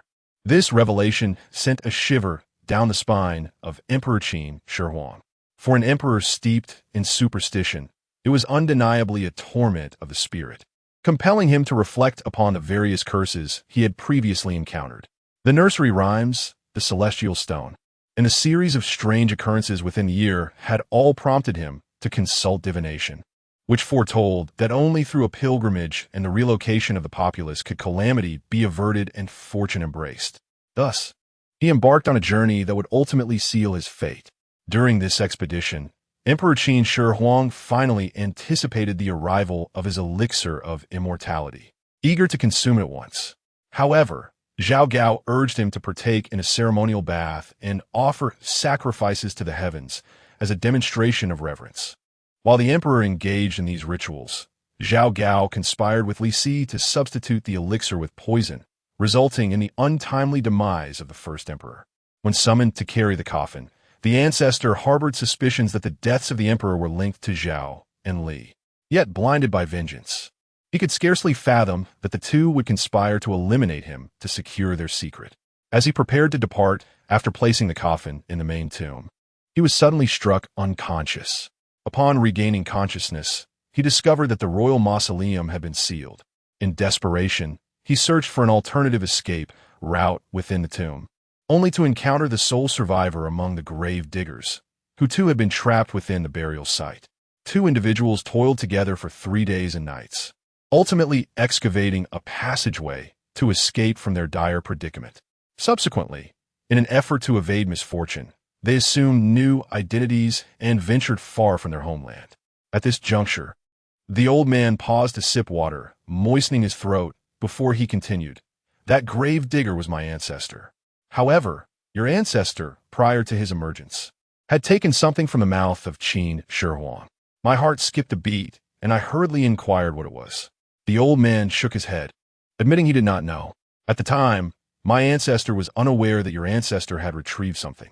Eventually, our forebears married and had children, but the lineage of your ancestor was marked by bizarre, untimely deaths, which led to the revelation. As he spoke, the old man raised his gaze to meet mine, his expression grave. Your ancestor did not disclose what he had taken, nor did he reveal its whereabouts, only expressing that he believed he was cursed. The death of Qin Shi Huang was in some way tied to him, and having taken that object from the emperor's mouth, he was undoubtedly afflicted by a curse. As a result of this ordeal, the two of them sought out various talented individuals. Eventually, they encountered a person, as the old man recounted. At that time, our two ancestors scoured the land for those with extraordinary abilities, though they were not entirely convinced that a curse was indeed at play. It was merely a suspicion until they fortuitously crossed paths with a wandering Taoist. The three met while on their journey, and the Taoist, gaunt and seemingly listless, underwent a dramatic change in countenance upon encountering the two. My ancestor, noticing the Taoist's unusual demeanor, felt a surge of doubt. The Taoist followed them for a considerable distance before hesitantly approaching, pointing at my ancestor and declaring that he had committed a grave sin, asserting that slaying dragons would result in lineage extinction. The children have all perished. Is this not akin to severing the lineage? Chapter 10. The illusion of the ghostly locust tree. The ancestors were aware that they had encountered a capable individual and knelt in supplication before the sorcerer for salvation. The sorcerer, displaying no arrogance, led our two families' ancestors to a dilapidated temple, where they chanted scriptures for several days and nights. He instructed my ancestor to continuously burn paper money while reciting the incantations, insisting that the duration of the burning must match the length of the chanting. Before the spell could be completed, the sorcerer collapsed from exhaustion and could no longer continue. Shortly thereafter, he passed away. In his final moments, he imparted a message to my ancestor. Qin Shi Huang is the reincarnation of the malevolent dragon, yet you have contributed to his demise. Although you did not directly kill him, you were complicit in his downfall. Slaying a dragon is a grave taboo, and this is the punishment that heaven has decreed upon you. While I cannot lift this curse, I can ensure the safety of some of your descendants. Take heed. From this moment forth, one descendant from your lineage shall vanish every 3 generations. This individual shall serve to appease the spirit of the dragon. Take care of yourself. My ancestor, overwhelmed with compassion, bowed deeply in gratitude to the sorcerer before properly burying him. It was from that moment on that our family experienced the disappearance of one descendant every 3 generations. After the old man concluded his tale, I remained silent for an extended period. I was astonished to learn that my ancestor had engaged in such a monumental event. Although this had exacted a painful toll on future generations, I felt no resentment, but rather a profound admiration. Yet, the thought of my missing father suddenly twisted my heart in anguish. If one person vanished every 3 generations, could it be that my father— No. Before I could finish my thought, the old man interrupted me. Your grandfather's father is a person from the previous generation who has vanished, and, after 3 generations, the one destined to disappear is you, not your father. Crash! The cup fell to the floor. My legs weakened, and I found myself kneeling on the ground. The old man cast a glance at the cup and sighed, saying, "This has never happened before. Our family has known your family's secret for generations. It has always been the case that one person vanishes every 3 generations without fail. I do not know how your father managed it, but he has now taken your place in vanishing." I remained on the ground for a long time, unable to rise. Doubts began to cloud my mind regarding my fate. My grandfather had always been reluctant to discuss my destiny. Perhaps he feared it would hinder my growth? The old man noticed my trembling body and placed his hand on my shoulder, saying, "You are 20 years old this year, are you not?"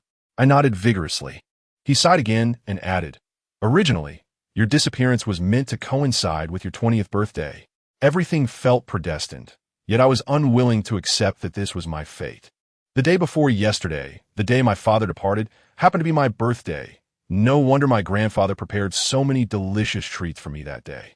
All along, he had concealed my birthday from me, and I had never celebrated it throughout my life. Whenever I inquired, my grandfather would say that my birthday was too inauspicious, and celebrating it would adversely affect my destiny." The old man muttered, "The 15th of July, the Ghost Festival, is indeed your birthday. Moreover, it is astonishing that every ancestor in your family who has vanished throughout the generations shares the same birthday on this very day, without exception." Upon hearing this, I felt a chilling sensation creep down my spine. Such coincidences are indeed too eerie to comprehend. Let us depart from this village. The oppressive atmosphere here is not conducive for a prolonged stay. Suddenly, I recalled the words my grandfather imparted to me before his departure. Shaking my head vigorously as if in a frenzy. No, my grandfather instructed me to sell our ancestral home before leaving. The old man gazed at the aged house, shaking his head and remarking, "This house has seen better days and is not easily sold. Furthermore, with the recent events in Majiagu, who would dare purchase property here? In my opinion, it would be wise to retain this house. At least you would have a place to call home, lest you find your grandfather only to be left without shelter." I awkwardly replied, "But I have no money. Without funds, how shall we survive beyond the village?" My grandfather's intention for me to sell the house was to secure a new place to settle. The old man then retrieved a black burlap sack from behind him, grinning as he said, "Just a moment. Your grandfather entrusted me with some savings before he departed." Savings? My eyes widened in astonishment. With money, I could seek out my grandfather and father. The old man pulled out a red bank book, squinting as he brought it closer, saying, "My poor eyesight makes it difficult to discern the numbers. Why don't you take a look?" I glanced at the savings book, and to my dismay, the last deposit amounted to a mere 1,000 yuan. This was indeed the final remnant of our family savings. We hadn't even set aside a single penny to cover the funeral expenses for Ma Fangfang's family. Furrowing my brow, I turned to the old man and said, "No, I cannot leave just yet. What can we possibly do with this 1,000 yuan?" The old man, visibly anxious, replied, "Can you truly endure staying in this Majiaqiao? There are too many strange occurrences. Your grandfather has insisted that I take you away. This matter is non-negotiable. Regardless of the amount, we must make use of it. Once we leave the village, we can seek out a means of livelihood." I responded, "Leaving is fine, but at least allow me to help my grandfather reclaim the funeral expenses before we depart." The old man conceded, recognizing the validity of my argument. Indeed, the more money we had, the better. 1,000 yuan would hardly last long in the outside world, especially for 2 people with mouths to feed. How long could it sustain us? Staying was a possibility, but we must leave by tomorrow night at the latest. Otherwise, unforeseen complications might arise. The old man's expression was grave. "Very well," I acquiesced. That evening, I accompanied the old man to Ma Fongfong's home. The path from my house to Ma Fongfong's necessitated passing by the grand old locust tree at the entrance. This venerable tree had stood for many years. According to my grandfather, it had been there since his childhood. Its trunk was so wide that it required 4 adults to encircle it. In the summer, its lush foliage provided a refuge for those seeking respite from the heat beneath its shade. Several summers ago, after a tragic incident involving a hanging from this locust tree, no one dared to seek solace beneath its branches. Even during my childhood escapades, my father's thunderous rebukes and my grandfather's stern admonitions would swiftly follow. Before me, the locust tree appeared particularly desolate, its leaves sparsely scattered on the ground, evoking an indescribable sense of sorrow. A chill breeze brushed against my cheek, stirring a deep-seated coldness within me, and the memory of a dream I had that night resurfaced in my mind, compelling my gaze towards the tree. Just as I was about to avert my eyes, I noticed a fissure in the trunk. Its darkness concealed whatever lay within. Yet I felt as if a pair of sinister eyes were intently watching me. Cold sweat broke out on my skin, and that crevice seemed to possess an enchanting power, drawing me ever closer to the locust tree. A haunting sound echoed in my ears once more, as if severing the connection between me and the world. I beheld an elderly figure standing beside the tree, a silhouette so familiar. As if sensing my gaze, the figure slowly turned, revealing a countenance adorned with an eerie smile, beckoning me with a wave. "Yiming, come here, come to Grandpa. This person is my grandfather." The dream I had that night surged back into my consciousness. Who is this man who bears such a striking resemblance to my grandfather? And where has my true grandfather gone? The more I pondered, the more my head throbbed, until I found myself rolling on the ground, cradling my aching head. Yet the pain only intensified, unrelenting in its grip. I gritted my teeth and rolled, when suddenly a warm, viscous liquid erupted from the crack. Raising my gaze, I was horrified to see it was all blood. Puddles of blood flowed from the fissure in the locust tree, quickly coalescing into a small river that meandered toward the spot where I lay. Cold sweat instantly beaded on my forehead, and instinctively I yearned to flee. Yet my body refused to obey. I cried out for help, but my throat felt as though it were choked, unable to produce any sound. I could only watch helplessly as the serpentine river drew ever closer, inching toward me. At that moment, the crack resembled a pair of blood-red eyes fixated upon me. Suddenly, a tiny, blood-red hand emerged from the eyes, vividly contrasting with its ghostly white surroundings. Was it the ghostly infant from that night? In that instant, I felt my breath become labored, each inhalation piercing like an ice pick, stabbing my heart and lungs. Just as the bloodied little hand brushed against me, the voice of the old man echoed in my ears. "Ma Yiming, wake up quickly. Stay alert." Gradually awakening from the nightmare, I beheld the weathered face of the old man before me, his hand gripping my arm with undeniable reality. I was still alive. Regaining my composure, I gasped for air. Everything that had just transpired felt astonishingly real. While I was fixated by the eyes of the locust tree, I genuinely believed my demise was imminent. Eyes shaken, I glanced once more at the locust tree, where the cracks I'd seen earlier. It stood unchanged, bearing the weight of time. The aged and peeling bark of the tree, along with its withered branches and fallen leaves, strikingly resembles an elderly person nearing the twilight of their life. Yet, I feel it bears an even closer resemblance to my grandfather. With the old man's support, I rose to my feet, moistening my parched lips, and inquired, "What just happened?" The old man glanced at the locust tree and, with utmost seriousness, recounted a tale I would have never believed in my youth. "It is likely that this locust tree possesses some malevolent quality. You have been ensnared by its spell." Chapter 11. The one who ties the knot must untie it. The old man's words stirred an inexplicable sense of panic within me. It was the height of summer, a time when the locust trees should be lush and verdant. Yet this particular tree stood desolate, as if bracing for winter, which was indeed rather eerie. Shaking my still dazed head, I suddenly felt a wave of soreness coursing through my body. Lifting my clothing, I was horrified to discover an array of dark, bruised imprints resembling ghostly hands all over my skin. I let out a startled cry, nearly succumbing to unconsciousness. The old man's expression shifted dramatically. He retrieved a yellow talisman from some hidden pocket and swiftly pressed it to my forehead. He then struck the point atop my head twice and bellowed, "Begone!" I felt an immediate loosening of my body, and the ache subsided significantly. Yet, the old man's demeanor remained grave as he regarded me, his voice heavy with portent. "Although your father sacrificed himself to spare you from this calamity, he has inadvertently violated the original curse, failing to alter your fate at its core. This is why you are haunted by malevolent spirits. I have merely dispelled the evil for the time being. This is but a temporary remedy." Upon concluding his incantation, beads of sweat began to form on the old man's forehead, clearly indicating his considerable abilities. My spirits lifted considerably, and I finally felt a semblance of strength returning. I recounted the events that transpired during my previous state of paralysis in vivid detail. The old man listened intently, his eyes narrowing as he scrutinized the locust tree once more. It seemed that this tree indeed harbored some disturbances. To avoid further entanglement with the vengeful spirits of the Ma family gully, it would be prudent for us to leave this place as soon as possible.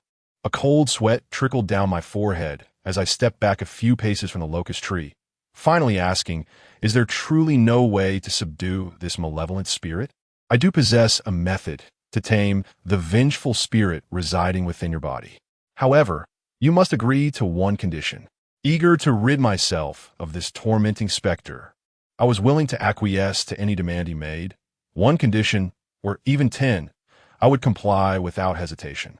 "Very well, I shall agree to whatever you propose, as long as you can ensure that these vile entities cease their pursuit of me." The old man inhaled deeply, his gaze piercing as he intently fixed his eyes upon me, articulating each word with precision.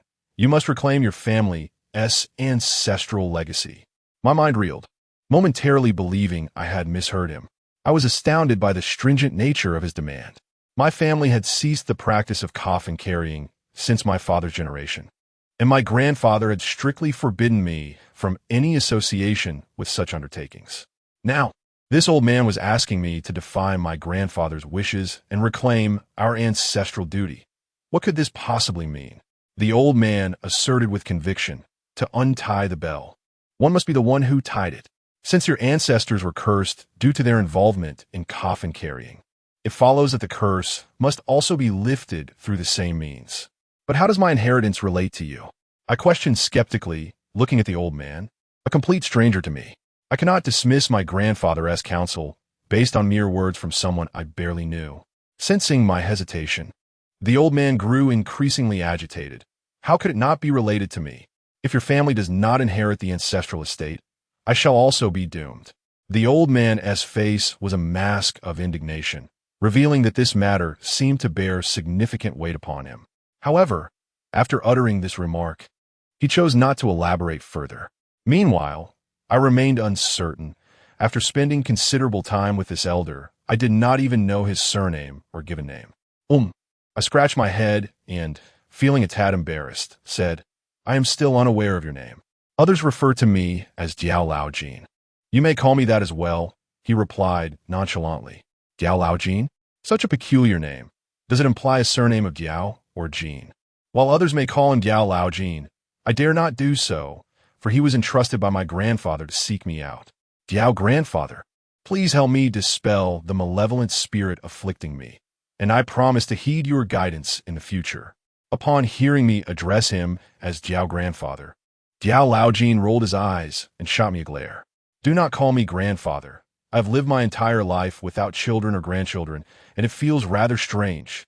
Since your grandfather has entrusted you to me, you must naturally follow my lead. Otherwise, what experience in the world do you, a mere lad in your early 20s, possess? You speak truly.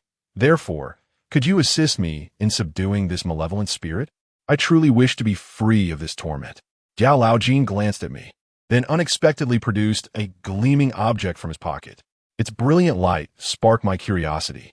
"What is this?" Without a word, Jiao Lao Jin began to dig a small hole beneath the locust tree, placing the luminous orb within it. He murmured incantations under his breath. his voice so faint that I could scarcely discern his words. Subsequently, he performed a ceremonial bow before the locust tree, prostrating himself with utmost reverence.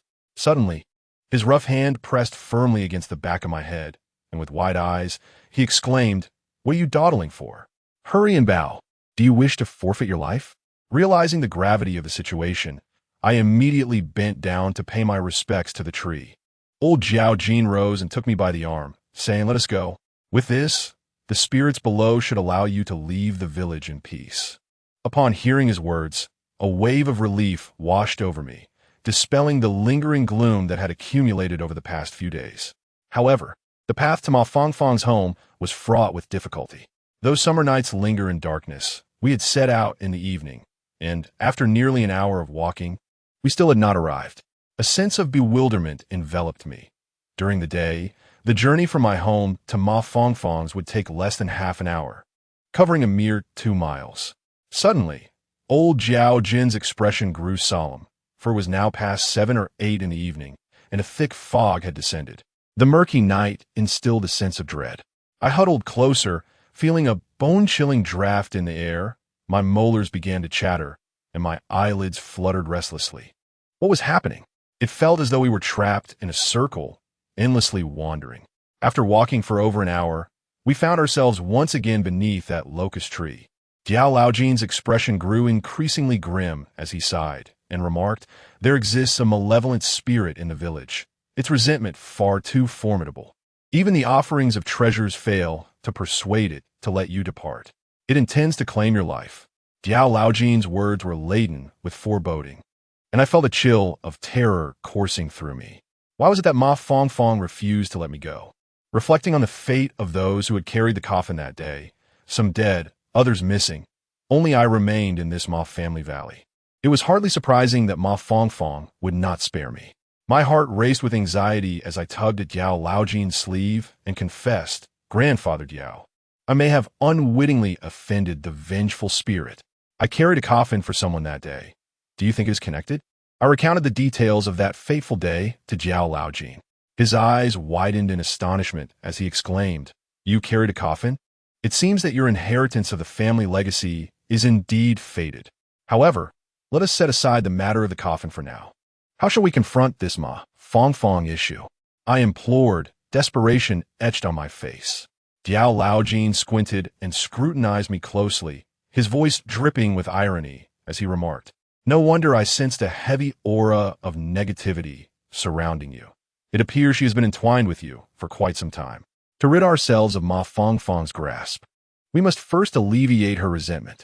At present, we are oblivious to the grievances she has endured, making it impossible to address them.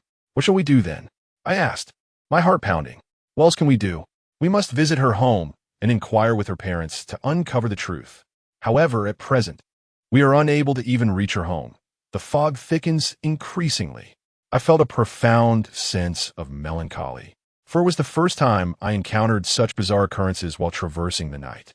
Old Jiao Jin gazed at the fog enveloping the darkness and casually remarked, "It's the wall of ghosts." "The wall of ghosts?" I inquired. "Does that mean we are destined to remain trapped here indefinitely?" With an oddly piercing gaze, Jiao Jin bared his teeth and asked, "Are you still a virgin?" Caught off guard by the personal nature of his question, my face flushed crimson, and I shot him a glare, retorting, "Why do you ask such things?" Jiao Jin's expression turned grave as he replied earnestly, "I'm asking you. So just answer. You rascal, don't let your grandfather catch wind of you cavorting with some widow in the village." "Huh, how can you, at your age, be so sordid?" I exclaimed. "I'm indeed a virgin." Strangely enough, I felt an odd sensation upon uttering those words. At 20 years old, I had never ventured beyond the confines of my family gully, nor had I ever held a woman's hand. How could I possibly comprehend matters of intimacy? My cheeks burned with embarrassment, leaving me to ponder whether being a virgin was something to be ashamed of. Jiao Jin chuckled. "Being a virgin is quite rare. Those who read fortunes have been known to pay a handsome price for such purity." "What do they buy it for?" I queried. "To resell it to those in need." Jiao Jin suddenly displayed a lewd grin, and from his expression, it was evident that it must pertain to something rather unsavory. "Please, no more of this. Diao Laojin waved his hand and said, "You wouldn't understand even if I explained it. It's best to break this ghostly wall and leave this place quickly." "How do we break it?" I inquired. Diao Laojin pointed at the locust tree and replied, "Just relieve yourself against that tree." My face flushed. At over 20 years of age, being referred to as a child was quite embarrassing, and the thought of being asked to do such a thing by this old man was mortifying. I glanced around. The fog was thick, and surely no one would see. Yet he was still a man, and he had previously shown a rather peculiar expression. A shiver ran down my spine. Suddenly, Diao Laojin made a jest. "If we leave Majia Valley and find ourselves in dire straits, we could sell your youthful innocence for a good price, allowing us to survive a little longer." "Get lost," I retorted, certain my face was crimson. "Why don't you sell yourself? Aren't you childless and unmarried?" Diao Laojin's face darkened, and he chuckled awkwardly. "I may be without children and a spouse, but by your age, I was no longer a virgin."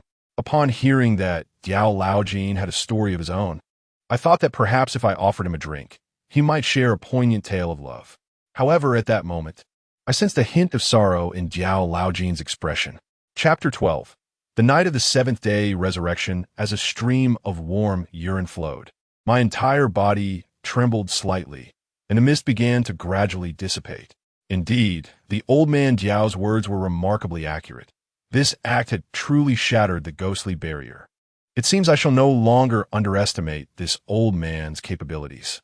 With a sense of satisfaction, I turned around, only to be startled by the sight before me. There, standing directly in front of me, was a woman with disheveled hair. Her complexion was pallid, and an alluring yet sorrowful smile graced her lips as she fixed her gaze upon me. In mere moments, her expression twisted and contorted, as if being torn apart, transforming her exquisitely beautiful visage into one marred by countless scars.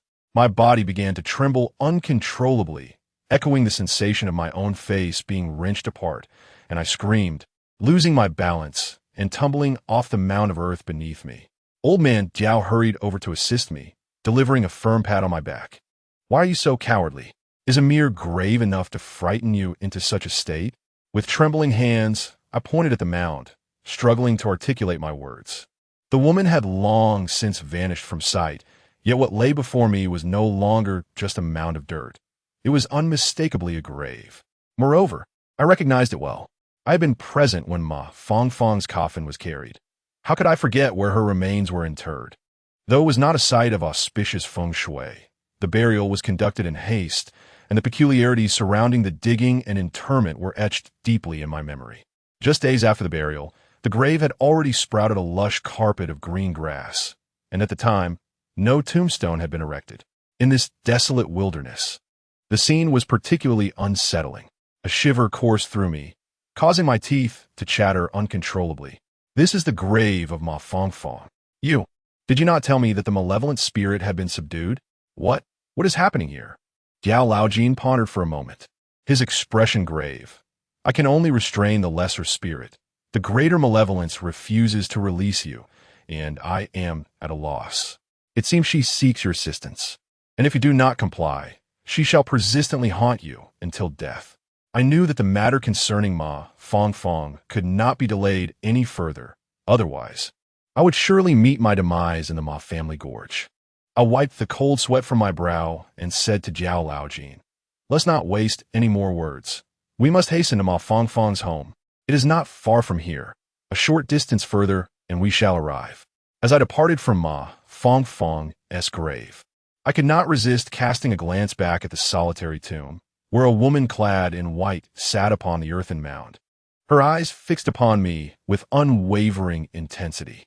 After walking for 2 miles, Diao Laojin and I finally beheld a flicker of light in the distance.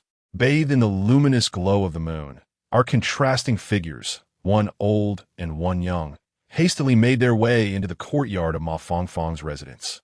I pounded on the door of Ma Fongfong's house with fervor, my knocks echoing as I sought to release the terror that had plagued me over the past few days. "Who is it?" a voice inquired from within. "It is my Yiming, uncle and aunt. Please open the door. I have urgent matters to discuss with you." Although a sense of resentment lingered in my heart towards Ma Fongfong's family, I maintained a courteous demeanor, speaking with the utmost respect. The door creaked open, and Ma Fongfong's father, with a furrowed brow, glanced at both me and Jiao Laojin before inquiring, "Yiming, what brings you here at such a late hour?" I got straight to the point. "Uncle Ma, I apologize for disturbing you at this hour. I would like to ask when the money for the coffin will be settled with our family. We are currently facing some difficulties and urgently need the funds." "What money? Didn't we already settle that with your grandfather?" I couldn't ascertain whether Ma Fongfong's father was feigning ignorance, but I had never heard my grandfather mention this matter. We had only shared a couple of meals at their home, which certainly did not suffice to cover the coffin expenses. My grandfather was the one who bore the coffin. "You two should not take advantage of me, a younger generation. If it weren't for the hardships we are currently facing, I would not dare to approach you for money." Ma Fongfong's mother, unable to contain herself, interjected with a stern gaze. "Did your grandfather not just take the money from us a couple of days ago? It seems rather inappropriate for you to come asking for it again." Her words sparked a realization that they must possess some knowledge regarding my grandfather's departure. With eager eyes, I asked, "When my grandfather came to request the money, did he mention anything specific?" "He said he needed a sum urgently and was going to seek help from an old friend to look after you." As she spoke, Ma Fongfong's mother scrutinized Jiao Laojin intently. Upon encountering Ma Fongfong's mother, I was struck by her clarity regarding the matter of my entrustment to Jiao Laojin, which seemed unlikely to be a fabrication. However, my heart was burdened with the thought of leaving the village after this night, pondering how I would navigate the days to come. Jiao Laojin clasped his hands behind his back and addressed Ma Fongfong's parents, stating, "It is good that we have spoken openly, but before he departed, Yiming's grandfather entrusted me with a matter of significance. Perhaps we should converse further indoors?" Ma Fongfong's parents exchanged an awkward smile, realizing the impropriety of their hospitality, and promptly ushered Jiao Laojin and me inside. Upon entering the hall, I was met with the sight of Ma Fongfong's portrait hanging on the cabinet, in front of which stood a brazier containing the remnants of recently burned joss paper. Ma Fongfong's parents guided us to a tea table, where they poured us steaming cups of tea. With a sigh, Ma Fongfong's mother lamented, "Today marks the conclusion of the 7-day mourning period for my daughter. The fate of my child. How could it be so tragic?" As she spoke of her daughter, her eyes reddened with grief. Had it not been for their parents' coercion, Ma Fongfong would not have sought death, and thus would not have become entangled with me. Jiao Laojin surveyed the room and, with a significant tone, remarked, "I have been informed about your daughter's situation by Yiming's grandfather, and I have come to grasp the essence of it. For your daughter to find peace in her next life, her unfulfilled wishes must be addressed. Tonight is the night of her return, and she will come back. When the time comes, I shall facilitate a meeting between her and you, allowing for a thorough inquiry into her grievances, understanding why she departed with such unrest." Ma Fongfong's father, pale with fear, suddenly knelt before Uncle Jiao, pleading, "Old uncle, please do not mock our misery. My wife and I have lost all dignity to face Fongfong. It is we who have caused her death. It is all our fault." As he spoke, breathless with despair, he raised his hand and struck his own face with a fierce slap. I rushed forward to intervene, urging him to refrain from such self-condemnation. With wide eyes, Ma Fongfong's father grasped Jiao's hand tightly and implored, "I will pay you. Please take care of this matter. Tonight, help us uncover the truth behind Fongfong's grievances. We must ensure that she does not meet her end in vain, that she doesn't continue to suffer in the shadows of Majiagu." Jiao furrowed his brow slightly and inquired, "Are you truly unwilling to see your daughter one last time?" Ma Fongfong's mother wept inconsolably, adamant in her refusal to face Fongfong that evening. Thus, the burden fell upon Jiao and myself to navigate this somber affair. Jiao murmured softly, "I have never encountered such heartless parents. Even on the 7th day, when souls return, they refuse to see their own daughter. Truly callous." I quietly remarked, "We must accept this money, otherwise our future will be bleak." Jiao nodded in agreement, observing as Ma Fongfong's father presented a bundle of cash into Jiao's hands, stating, "We sincerely entrust this matter to you, to accept payment and alleviate suffering." Jiao glanced at the money and replied nonchalantly, "Where did your daughter hang herself?" Ma Fongfong's parents pointed towards the easternmost room, trembling with fear and scarcely daring to breathe. I followed the unflappable Diao Laojin to the threshold of Ma Fongfong's chamber. On this summer night, an unexpected chill enveloped me, as if a ghostly breeze brushed against my spine, sending shivers down my neck. Diao Laojin, with an impassive expression, pushed open the door, revealing a pitch-black interior. A gust of cold air rushed past me, causing an involuntary shudder.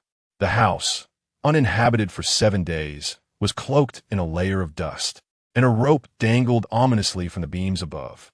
As the light flickered on, I was confronted by the ghastly sight of a woman hanging from the rafters, her tongue protruding and her eyes wide open. Terrified, I stumbled back, tripping over the threshold and falling to the ground. "What is wrong with you?" Diao Laojin exclaimed, his eyes narrowing. I pointed at the beam, my eyes shut tight, murmuring, "There is someone on the rope. Where is there anyone? You must be imagining things." I opened my eyes, and to my dismay, there was no lifeless body hanging from the beam. I realized that perhaps I had been haunted by nightmares these past few days, leading to my disorientation, mistaking the rope for a corpse. Yet, the room exuded an eerie atmosphere, leaving me uncertain of Diao Laojin's true intentions for bringing me here. From some hidden pocket, Diao Laojin produced a pipe, igniting it and beginning to smoke. A wave of frustration surged within me. How could he be so nonchalant at a time like this? Hadn't he said he intended to seek clarity from Ma Fongfong? How could he be preoccupied with smoking at such a critical moment? "Grandfather Diao, how can you still find the mood to smoke? When will you finally resolve my matter?" Grandfather Diao leisurely exhaled a ring of smoke, casting a glance at me as he replied, "You're already a 20-year-old young man. Can you not be a bit more composed? Tonight marks the 7th night of Ma Fongfong's spirit, and she is certain to appear in this room where she was hanged. When the time comes, I will allow Ma Fongfong to possess me, and you shall inquire about her grievances." A flicker of concern crossed my mind as I replied, "But what if, upon possessing you, Ma Fongfong refuses to leave?" Grandfather Jiao's expression turned notably grave as he articulated each word with precision. "Should she truly linger within me and refuse to depart, you must douse me with your youthful urine. Malevolent spirits are most averse to strong yang energy, and your youthful urine is a pure embodiment of it." Upon hearing his words, I finally felt reassured. It was then that my eyes fell upon a small booklet on Ma Fongfong's desk. Upon picking it up, I discovered it was a diary. This is Ma Fongfong's diary from her lifetime. Yet how could it have gone unnoticed for so long? Chapter 13. Possession. The handwriting in the diary is neat and beautiful, unmistakably that of a girl. The initial pages recount ordinary daily occurrences, which seem quite normal. However, as I delve deeper into the middle, Ma Fongfong's emotions become increasingly unstable. It is evident from the words that she's engulfed in turmoil, anxiety, and even fear and disappointment. She frequently mentions her parents' attitudes towards her, expressing her desire to escape this home on numerous occasions, and she often contemplates the notion of ending her own life. More prominent than her parents, however, is a certain individual. Every mention of him reveals a deep-seated disdain in her writing. I pondered for quite some time, unable to discern who could be so close to Ma Fongfong. Her family is quite traditional. Her father is a carpenter who hardly earns a decent living throughout the year. Yet, at some point, her family inexplicably transitioned into affluence. Subsequently, they constructed a house, which evoked envy among the villagers. Those curious about the source of their newfound wealth were met with her mother's hesitant claims that her husband had a stroke of good fortune and had encountered a benefactor, resulting in a small profit. Ma Fongfong's mother is a rather vain woman, perhaps weary from a life of hardship. Before their financial improvement, it was common to hear the couple engage in heated arguments over money, and the villagers had visited their home countless times in an attempt to mediate. Growing up in such an environment, Ma Fongfong's inner world is undoubtedly more fragile than that of her peers. I recall playing with her as a child and asking what she aspired to do when she grew up. She once declared that when she grew up, she would amass a great fortune, so her parents would no longer quarrel over money. Eventually, her family did indeed acquire wealth, yet each time I encountered Ma Fongfong, I could hardly perceive any semblance of joy in her demeanor. On one occasion, Ma Bing spotted her in the village and called out to her, but she appeared as though her spirit had been lost, her gaze vacant and hollow. Ma being lamented to me about the village beauty of the Ma family, remarking on her lack of vitality. Little did we know that shortly thereafter she would meet with tragedy. Fate can sometimes be wielded as a bargaining chip in this sordid world, and I yearned to escape it at once. The diary entries ceased at this point, giving way to a scrawl of indecipherable markings, akin to chaotic doodles. From my understanding of Ma Fangfang's family, her parents would undoubtedly disallow her from associating freely with men, especially considering her aversion to this particular individual. It seemed that many secrets lay hidden beneath the surface. It is quite possible that Ma Fangfang's demise is closely linked to him. But who exactly is this person? I closed the diary and placed it back, only for it to vanish abruptly upon touching the table. I rummaged through everything on the table, but found nothing. Just as I was pondering this mystery, Diao Laojin approached. "Have you discovered anything?" he inquired. "I just found a diary written by Ma Fangfang, but it vanished." I gestured to indicate the size of the diary and pointed at the table. Diao Laojin glanced at the clock on the wall, weariness etched across his face. Perhaps it was the manifestation of Ma Fangfang's lingering resentment. "There are still 2 hours until midnight. You should rest here for a while I step out to make some preparations." "Where are you going?"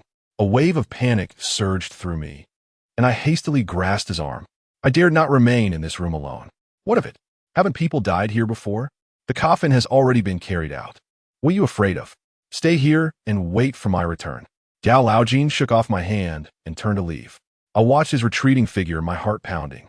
Though the room was illuminated, I still felt an unsettling anxiety, particularly as the rope on the beam swayed persistently, despite the stillness of the night. The atmosphere was ominously oppressive, and I was drenched in cold sweat, my spine shivering. I curled up against the wall by the door. The silence within the house was terrifying, and even the entire courtyard felt eerily quiet. Just minutes had passed since Diao Laojin's departure, yet it felt as though a century had elapsed. The light in the room was dim, the rope continued to sway, and under these circumstances, I succumbed to sleep. Indeed, I fell asleep. When I finally awoke in a daze, I discovered 2 figures seated on the bed. At first, I could only see their mouths moving, but I could not hear any words. As my consciousness gradually returned, I began to comprehend their conversation. "This book contains the taboos of carrying a coffin. You must personally hand it over to Yiming. This child has never encountered such matters. Inheriting the family legacy is a significant responsibility for him." One voice declared.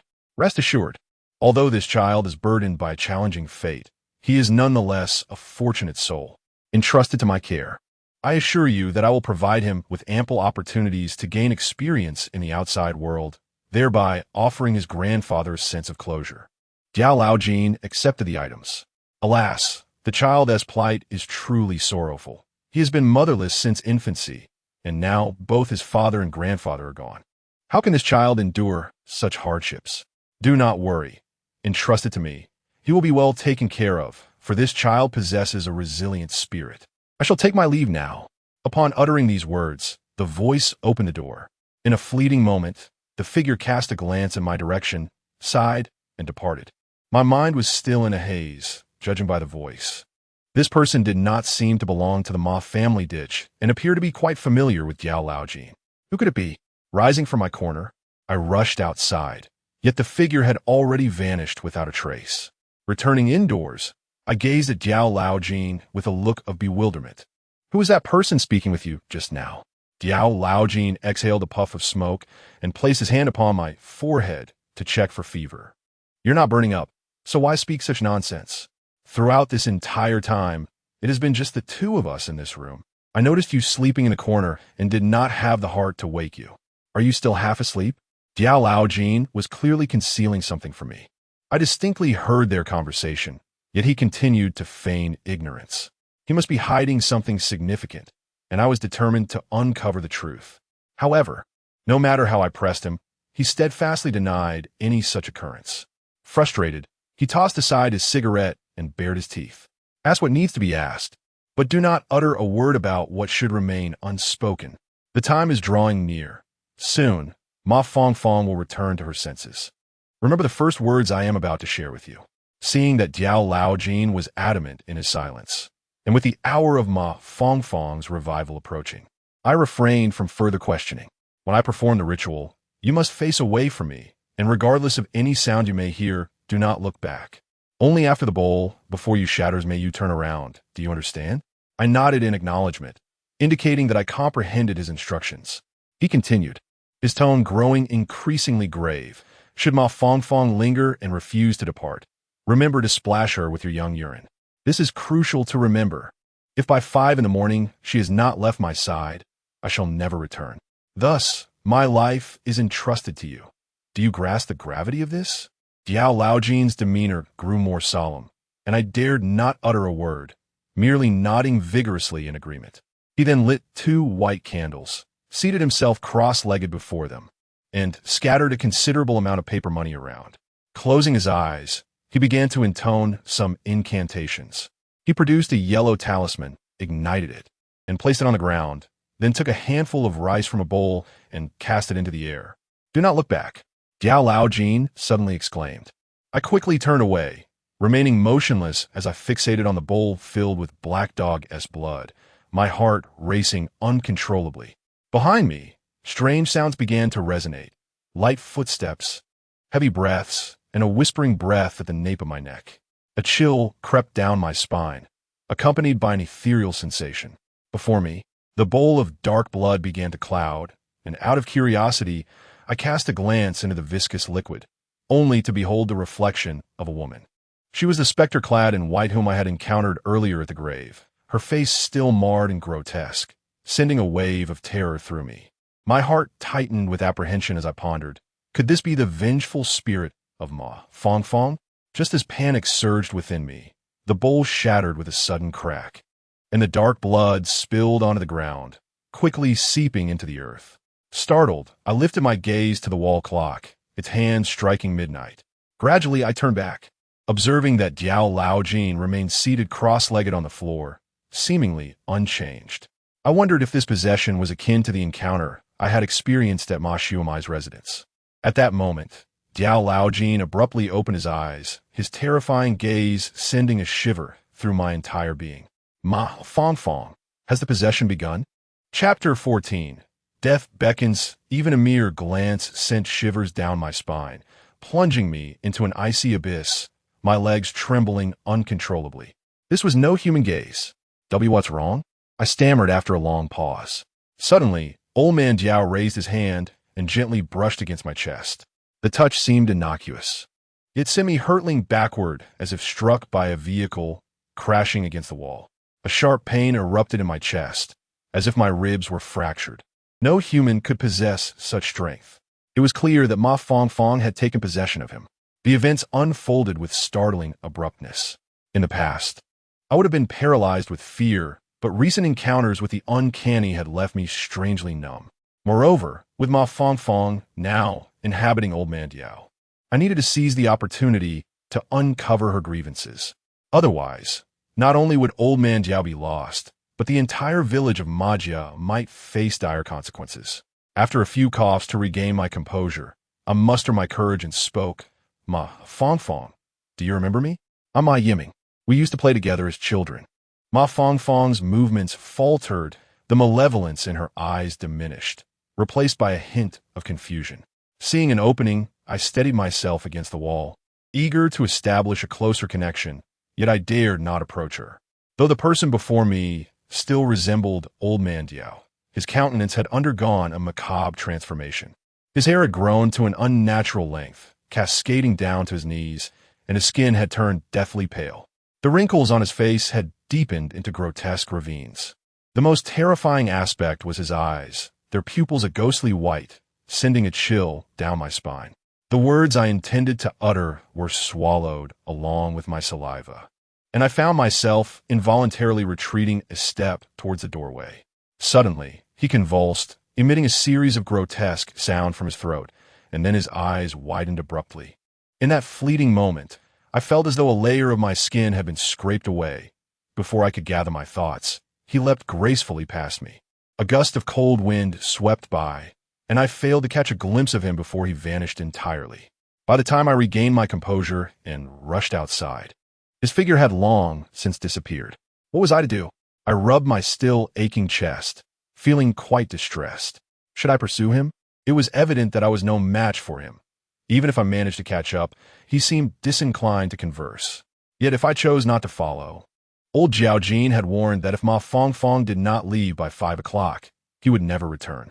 Although my relationship with old Jiao Jin was minimal, he had risked much to come to my aid, dispelling Ma Fongfong's resentment towards me at the behest of my grandfather. For this reason alone, I could not abandon him. Moreover, he likely possessed secrets regarding the disappearances of my grandfather and father. Without his assistance, I feared I might never see them again. After a moment's hesitation, I resolved to pursue him. Determined, I set off in a chosen direction.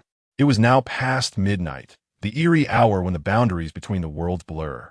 The moon was obscured, rendering the surroundings terrifyingly dark, with occasional gusts of strange wind swirling around me. The seer once remarked that Ma Fongfong exudes an overwhelming aura of negativity, akin to a magnet that draws in numerous unclean entities. It is no exaggeration to assert that the entire Ma family valley risks transforming into a cursed ground. As I hastened along the weed-laden path, an unsettling sensation enveloped me, sending chills racing down my spine. Out of sight, out of mind, I chanted silently, quickening my pace. Yet, despite exerting every ounce of strength, there was no sign of Diao Lao Jin. Had it not been for the faint footprints scattered along the way, I might have begun to doubt my own senses. After running approximately 2 miles, flames suddenly erupted in the distance, painting half the sky a vivid red. Even from afar, I could distinctly feel the waves of heat radiating towards me. That direction seemed to lead to the village chief's 2-story abode, and Jiao Laojin's footprints were indeed heading towards it. A foreboding feeling washed over me. Surely, something grave had transpired. With great trepidation, I swallowed hard and sprinted forward, though my legs felt as heavy as lead, each step draining my resolve. Strangely, the fire had come and gone with equal abruptness. By the time I reached the village chief's doorstep, the flames had been extinguished, leaving behind a ravaged structure still exhaling wisps of smoke. Before I could even step inside, a rancid stench assaulted my nostrils, reminiscent of singed pig bristles, compelling me to cover my mouth and nose in disgust. As I stepped through the door, a creaking sound echoed beneath my feet. Initially, I presumed I had trodden upon some firewood, but upon lowering my gaze to discern the object, my heart sank in terror, and I staggered back several paces. Though the flames had rendered the figure indistinguishable, I immediately recognized it as the lifeless body of a child, frozen in a posture of flight. The gaping mouth vividly betrayed the terror that must have gripped him in his final moments. The child's charred remains lay amidst a pool of bubbling blood, a grotesque blend of crimson and yellow that elicited an overwhelming wave of nausea.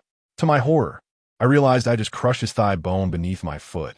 A rustling noise broke the eerie silence of the courtyard, startling me into a frantic whirl. Yet my eyes could discern nothing amiss. It dawned upon me that the sound emanated from my own being. I glanced downward to find that the friction of my trembling legs had produced the unsettling noise as they shivered involuntarily beneath me. Run! Flee swiftly! My mind screamed, yet my legs betrayed me, rooted to the ground, refusing to budge. At that moment, a brief, distressed moan resonated from the charred remnants of the 2-story building. A jolt of alarm coursed through me. Could there still be someone alive? My foot, poised to take a step, hesitated, caught in a web of dread. The fire's presence felt ominous. Could it be Ma Fongfong, or perhaps something even more sinister? Would approaching not be akin to walking into a trap? Despite my long-standing aversion to Ma Jianjun, the sanctity of life transcended my feelings, especially considering the commendable nature of his family. The anguished groans echoed once more, and I gritted my teeth, thinking to myself that it mattered little. Saving the person took precedence. I rushed inside. Following the sound's direction, I tread cautiously, daring not to make a sound. Whether it was the oppressive heat of the room or my own timidity, sweat poured down my face, splattering on the ground with a hissing sound. I felt my nerves had reached their limit. Any further noise might drive me to madness. In an inconspicuous corner of the wall, I beheld a woman, her body charred and marred by the flames, yet she was still alive. Yes, a human, not a specter, nor the sinister old Jean, but a young woman. At that moment, I did not ponder why a young woman was in Ma Jianjun's home. My sole focus was on the imperative of rescue, and I hurried towards her. Upon sensing my approach, her face lit up with evident joy. But before that joy could fully manifest, it abruptly faltered, giving way to terror. She lowered her gaze in disbelief, fixating intently on her abdomen. Following her line of sight, I observed her belly visibly swelling and thinning before my eyes. Through the gossamer layer of skin, I could even discern her internal organs. Within that distended belly, something seemed to be writhing. Ultimately, under my watchful gaze, her belly erupted as if it were an overinflated balloon, splattering flesh and viscous liquid everywhere, transforming the entire ruin into a scene reminiscent of a slaughterhouse. I had encountered such a gruesome scene before, and unable to suppress a scream, I heard footsteps approaching from outside the courtyard, as if a multitude were hurrying towards this place. At that moment, I found myself amidst a heap of corpses. Should anyone else see me, I feared that not even 1,000 words would suffice to explain my predicament. Although my grandfather held considerable esteem in the village, these were dire times, and I doubted anyone would believe my account. After a moment of hesitation, I hastily scaled the wall and made my escape. Not far from my departure, I felt a slickness on my hands. Bringing them to my nose, I was met with a pungent metallic odor. The wall was already smeared with blood. Furthermore, the grass was stained with splotches of crimson, indicating that a wounded individual had recently passed this way. Old Jean had vanished without a trace, and with no other path available to me, I decided to follow the trail of blood. With each step, my heart raced in trepidation, for I recognized this area. I had visited it numerous times recently, as it was the resting place of Ma Fongfong. All the peculiar occurrences in the village had originated from this very spot. Instinctively, I slowed my pace, feeling an eerie chill creeping along my neck, as if someone were exhaling upon me. Yet, when I turned to look, there was nothing to be found. Before long, I arrived at Ma Fongfong's grave. From a distance, I discerned a shadowy figure circling her tomb, unable to identify the individual or their intentions. I wisely chose to remain silent. Before long, the shadow suddenly crouched upon the grave, relentlessly digging into the earth. Taken aback, I rushed outside. The overwhelming resentment of Ma Fongfong had already thrown the village into chaos. If even the graves were disturbed, who could foresee the calamities that might ensue? It seemed that my footsteps caught the attention of the figure, for they abruptly turned their head, and our gazes met. A chilling wave of dread washed over me, penetrating to my very bones. Though shrouded in darkness, I recognized them at once. The person before me was. Chapter 15. Your head touched mine. The individual before me was none other than the possessed Lao Jean, his icy gaze likely to haunt my memories for eternity. With a mere glance, Jiao Lao Jean turned his head away, as if I were of no consequence to him. In the past, such disregard would have unsettled me. Yet now I found myself wishing fervently that he would treat me as though I were invisible. Ma Fongfong's coffin was not buried deeply, and judging by Jiao Lao Jin's demeanor, he had likely unearthed a substantial portion of it. The distance was too great for me to discern his true intentions, so I mustered my courage and stealthily approached. The moonlight filtered through the clouds, casting its glow upon the grave mound, when suddenly a shadow shifted, accompanied by a faint, indistinct moan. I was taken aback, instinctively shrinking back. Ma Fongfong lay before me. Could this sound be yet another harbinger of a return? The moaning grew louder, and the shadow's movements became more pronounced. It was then that I realized it was indeed a person, their flesh a gruesome sight, resembling someone who had just escaped from the depths of hell. At that moment, a glimmer of light caught my eye at the person's feet, a pair of leather shoes regularly worn by the village chief. This individual was none other than Ma Jianjun. He was alive, and had been brought to the grave by Ma Fongfong. Could it be that Ma Jianjun was the one who had caused Ma Fongfong's pregnancy? If this were indeed the case, everything would fall into place. For the sake of money, her biological parents had forced her into a relationship, and when she inadvertently conceived, she was left to bear the shame of being labeled as an unfaithful woman all while they resorted to unscrupulous means to exploit her body. Do not presume that it is merely the village belle, Ma Fong, who is adored by every man in the village. Even were it I would rise as a vengeful spirit after death to exact retribution upon this man.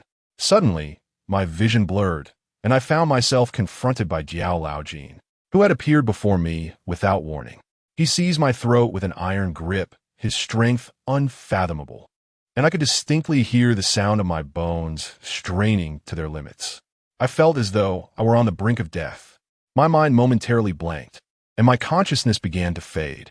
Instinctively, I struggled against his hold, my hand brushing against the old smoking pipe at my waist. Clutching it as though it were a lifeline, I swung it with all my might toward his head. In comparison to Jiao Laojin's bizarre strength, my feeble effort felt like a mere tickle. Yet astonishingly, the moment the pipe made contact with his body, he recoiled as if electrified, stumbling back several paces before collapsing to the ground. Gasping for breath, I clutched my throat, the pipe steadfast in my grip, which I had originally intended to keep as a memento, yet proved to be of unforeseen significance. Jiao Laojin appeared to suffer immensely. His already pallid visage became even more ghostly, his features so contorted that they were nearly unrecognizable, and from his throat emanated a series of sounds that were sharp and eerie, resembling the screams of a woman. Abruptly, the cacophony ceased, and Jiao Laojin knelt on the ground, an unsettling silence enveloping the air. Seizing the opportunity to strike, I sprang to my feet, hastily shedding my trousers, ready to unleash a stream of fine youthful urine upon him. However, just as I assumed my position, Jiao Laojin abruptly lifted his head. "Dare to urinate on me and see what happens," he bellowed. I let out a loud cry and collapsed onto the ground, my once proud head now resembling that of a diminutive serpent. Jiao Laojin's visage gradually returned to normal, his voice no longer shrill, yet I dared not lower my guard. Gripping my smoking gun tightly, I fixed my gaze upon him, ready to strike at the slightest movement. The audacious rascal still possessed some skill, it seemed. Noticing my vigilant demeanor, Jiao Laojin couldn't help but chuckle, cursing playfully as he dusted himself off and rose to his feet. A glance around him instantly caused his brow to furrow. "How do we end up here?" I exhaled a sigh of relief, finally confident that it was indeed Jiao Laojin, and proceeded to recount the events that had transpired in detail. Jiao Laojin sighed, reflecting, "This mother-son duo truly is extraordinary." I weighed the smoking gun in my hand, feeling a swell of pride. Extraordinary? With my grandfather's treasure in hand, I could dispatch countless more like them. Just then, a crack appeared in the coffin of Ma Fong, and a pair of delicate, ghostly white hands emerged from within, grasping the struggling Ma Jianjun. He whimpered, yet could not break free, resigned to being pulled into the coffin by that small hand. Jiao Laojin and I watched in silence, making no move to intervene. Firstly, it was too late. Secondly, he had reaped the consequences of the havoc he had sown. If he were to survive, the vengeful spirits of Ma Fong and her son would remain unresolved, and soon, he would not be the only one to perish. With a creaking sound, the coffin lid closed once more, followed by a series of eerie squeaks, reminiscent of rodents gnawing away. Before long, the sound ceased, plunging the surroundings into an abyss of silence. It was evident that Jiao Laojin also exhaled a sigh of relief, patting my shoulder and assuring me, "Do not worry. The grievances of this mother and daughter will soon be avenged, and your village shall once again bask in tranquility and harmony." I nodded in agreement, yet an unsettling feeling lingered within me, as if everything unfolded too seamlessly. After Jiao Laojin instructed me to sprinkle a handful of soil upon Ma Fong's grave, we prepared to return home to gather our belongings and depart. Just as we reached the threshold, I was startled by a chorus of giggles emanating from behind. Turning around, I found nothing amiss, save for the branches of the old locust tree swaying gently in a breeze, producing a rustling sound. It evoked memories of summers past, when my grandfather would cradle me beneath that very tree, recounting tales that now seemed irretrievably lost. "Do not daydream. We must set out early tomorrow morning," Jiao Laojin reminded me. "Grandfather, where are we going?" I inquired, a sense of confusion clouding my thoughts about the path ahead. Diao Laojin paused momentarily, casting a perplexed glance in my direction. Do not call me grandfather. I have told you before, simply follow me. Wherever I go, you shall go. I nodded, a twinge of sorrow gripping my heart. Indeed, having never known my grandmother or mother, and now with my father vanished, it felt as though I was the last remnant of my family. Yet, perhaps my grandfather and father had not truly perished. I could not allow myself to surrender so easily. Taking a deep breath, I lifted my head and resolutely followed after old Diao Jin. The next day, as dawn barely broke, we had already prepared our belongings for departure. In truth, there was little to pack, aside from some personal clothing. I only brought along my grandfather's ever-present opium pipe. As the sun ascended, we arrived in town. Old Diao Jin, after surveying the surroundings, led me to a breakfast stall that had just opened. Let's have some breakfast here, he said. We'll catch the bus after it departs. Where to? I inquired with curiosity. Hunan, old Diao Jin replied, narrowing his eyes, and then fell silent. I didn't press further, content to follow him wherever he went. 2 bowls of spicy soup and 2 hot sesame cakes stuffed with beef later, old Diao Jin and I finished our breakfast in an eerily quiet atmosphere. We were strangers to each other, brought together only by my grandfather's dying wish, so the awkwardness was understandable. Old Diao Jin quickly finished his meal, wiped his mouth, and then said, Do you have the deposit book your grandfather gave you? Give it to me to keep. It won't be easily lost in my sack. Rest assured, I won't take a single penny of your family's money. Please don't say that, I replied. Since Grandpa entrusted me to you, he must have had great faith in you. Of course, I trust you with the money. I promptly took out the deposit book and handed it to him. He nodded upon receiving it, saying that he needed to fetch something from ahead and told me to wait there for him. Diao Laoji nodded, casting a glance at me as he mentioned his intention to fetch something from the front, leaving me to wait alone. I nodded and watched him walk away. I presumed his return would be swift, yet after savoring my breakfast, he still had not appeared. Not wishing to linger at someone else's stall, I wiped my mouth and rose, moving a short distance away before sitting down. The sky began to brighten. Although it was summer, an inexplicable chill enveloped me. I tightened my shoulders and inhaled deeply, preparing to seek a more comfortable spot.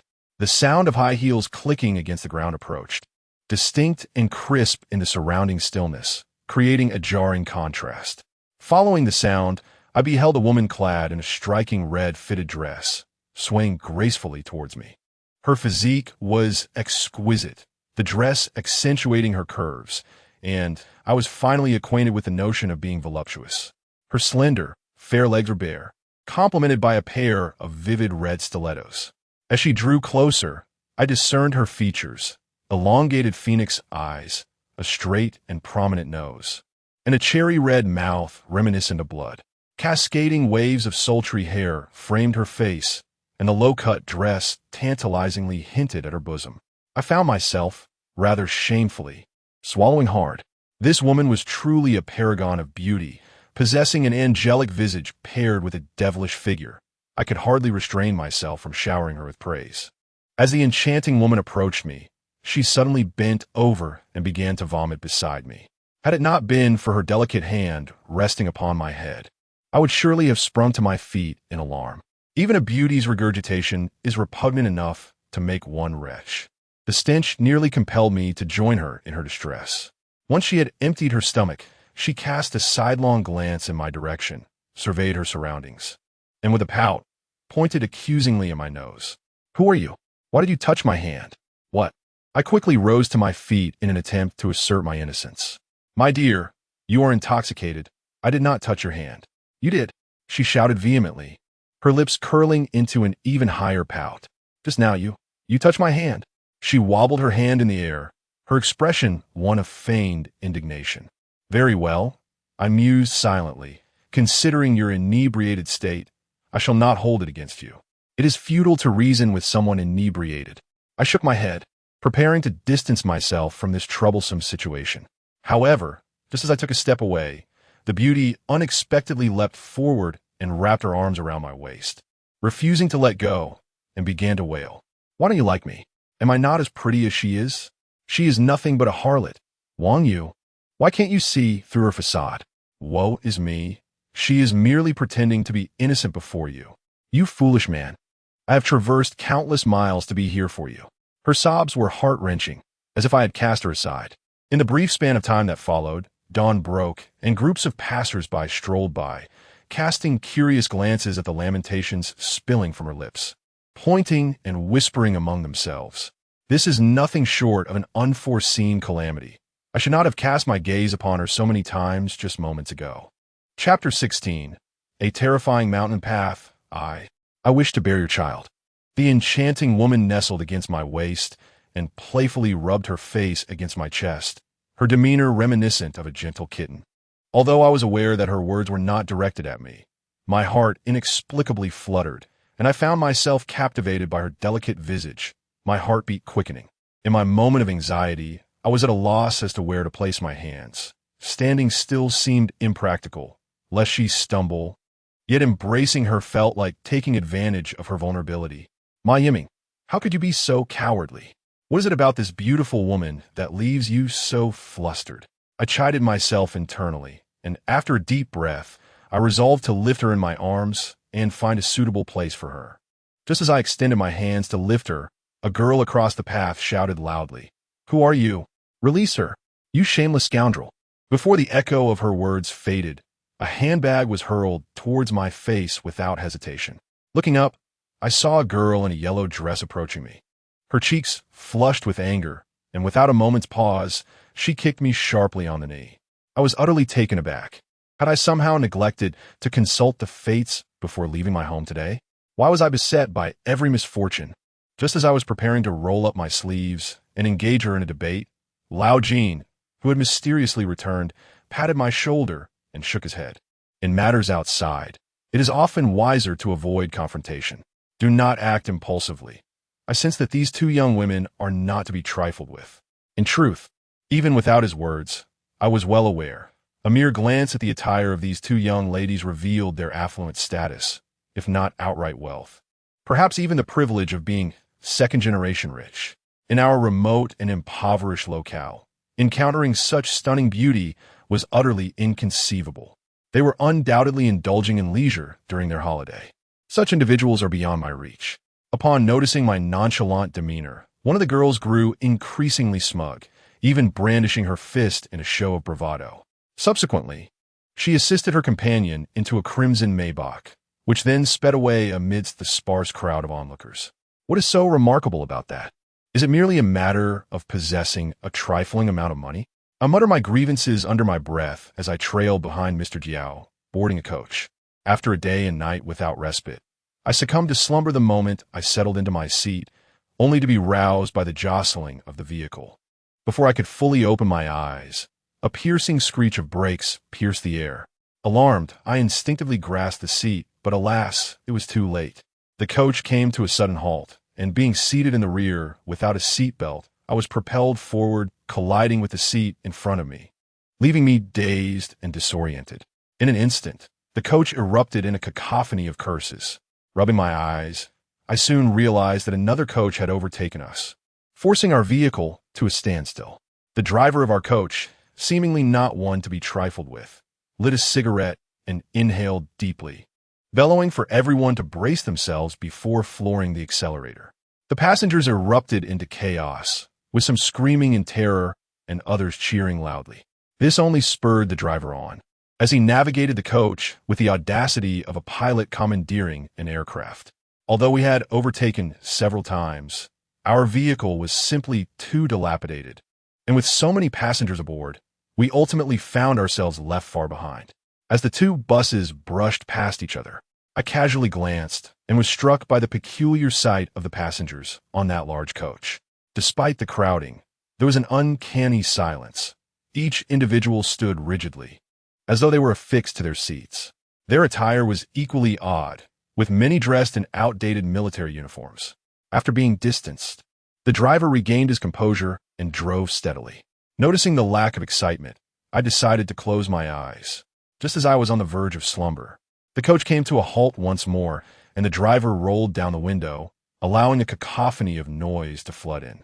It seemed there had been an accident ahead, and the driver had stepped out to assess the situation. Given that it was peak tourist season, minor collisions were to be expected. I prepared to shift my position and continue my slumber when old Jiao Jin tapped my shoulder. "Are you certain this is the road out of the mountains? Have we not taken a wrong turn?" At his words, I nearly laughed aloud. With mountains looming on either side, could there possibly be another route? There is only one way out of the mountains, even if one wished to stray. It would be a challenge, especially since we were traveling by coach. Could it be that the driver had constructed a new road himself? Old Jean remarked. "How peculiar it is. Even in broad daylight. Look ahead. There are no towering trees to obscure the view, yet not a single ray of sunlight penetrates this place. Just yesterday, we experienced merely a brief downpour, and now the ground is drenched. Such a geomantic layout is utterly unsuitable for road construction, unless it leads to a crematorium or a cemetery. When did you become an expert in feng shui?" I teased. Old Jean shot me a glance and replied, "Have you forgotten that I told you my ancestors were grave diggers? If one lacks a modicum of knowledge in this regard, how could they dare profit from the dead? Although the skills have diminished over generations, I still possess a semblance of understanding." I nodded in acknowledgement and leaned closer to the window, only to be startled, for we were precisely at the 18 bends. Our region is characterized by towering mountains. Consequently, the roads are constructed along the slopes, winding perilously. On one side lies the mountain, while the other drops off into sheer cliffs. This stretch of road is particularly treacherous, with traffic accidents occurring 2 or 3 times weekly. It is said that during the initial phase of construction, before the road was completed, a work vehicle plummeted off the edge, resulting in the tragic loss of over 20 lives. Since then, strange occurrences have plagued this area. Vehicles often experience inexplicable brake failures, leading to countless fatalities each year. The locals are acutely aware of the dangers here, typically opting to traverse on foot before taking a vehicle.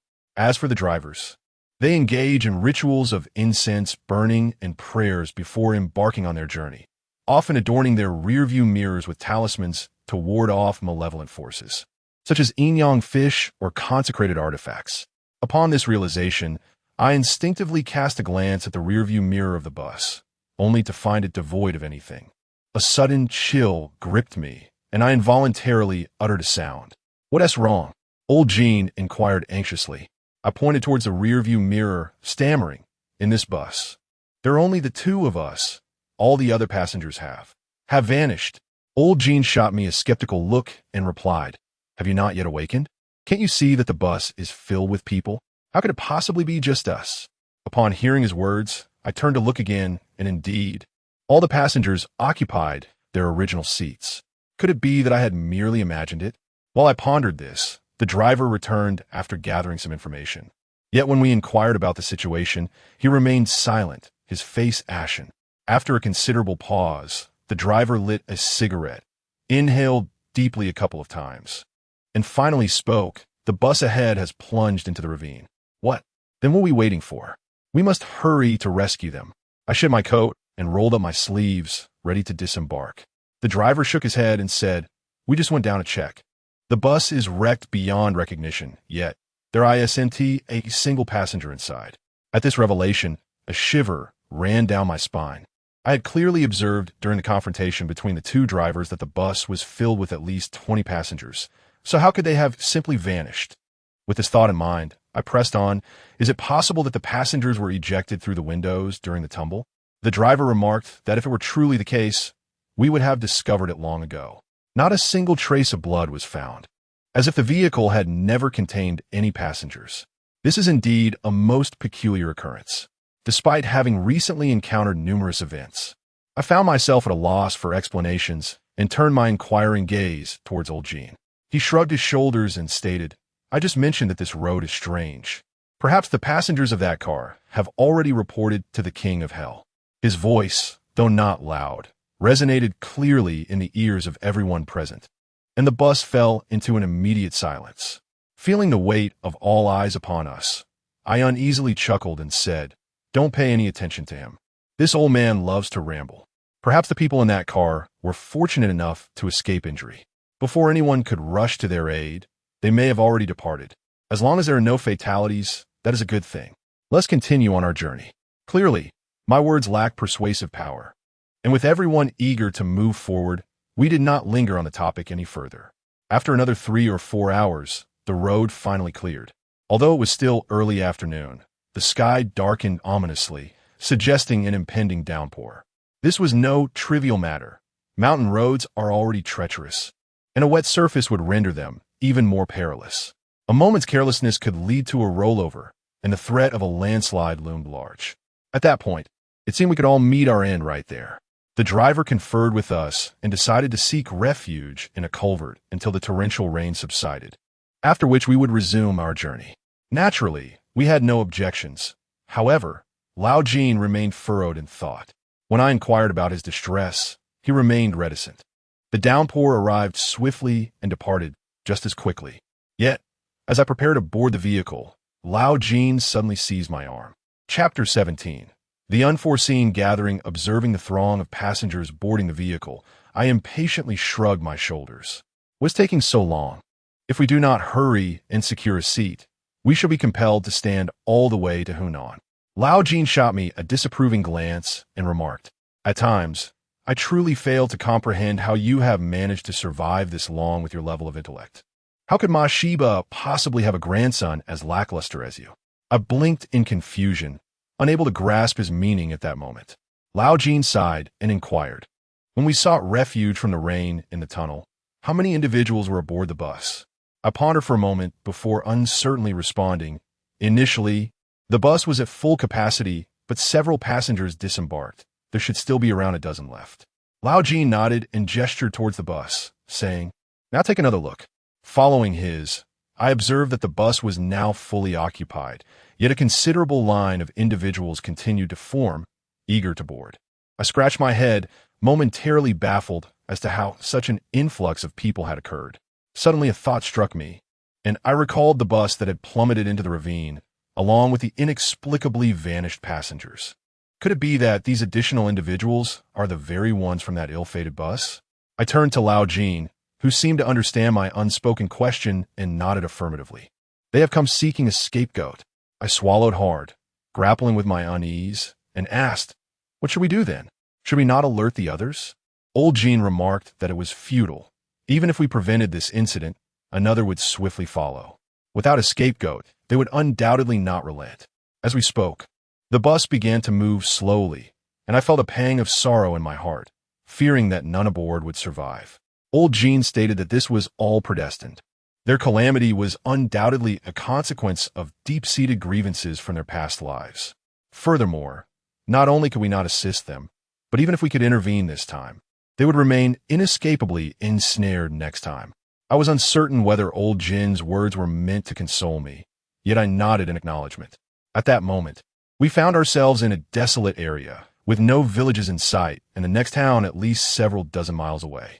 I had resigned myself to the idea of spending the night in the wilderness when, unexpectedly, another bus approached.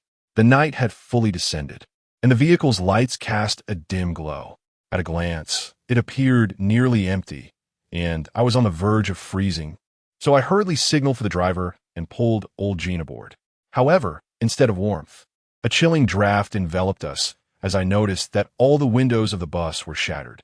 I inquired, "Master, why hasn't anyone repaired these broken windows?" As I stepped further inside, I greeted the driver, but to my surprise, there was no response.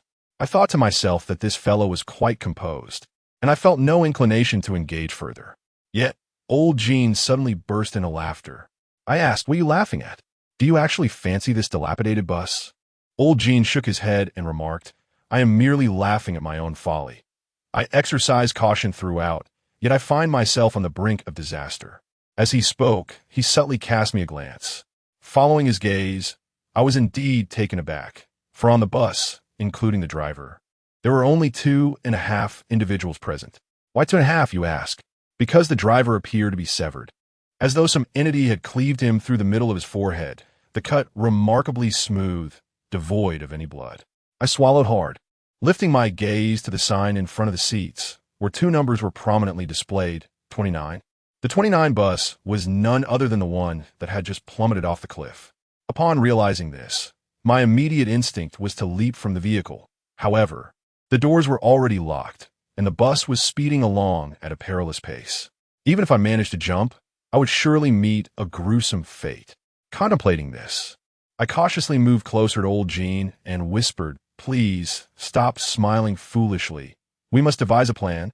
Yet old Jean replied that, given the current circumstances, he had no viable solutions left.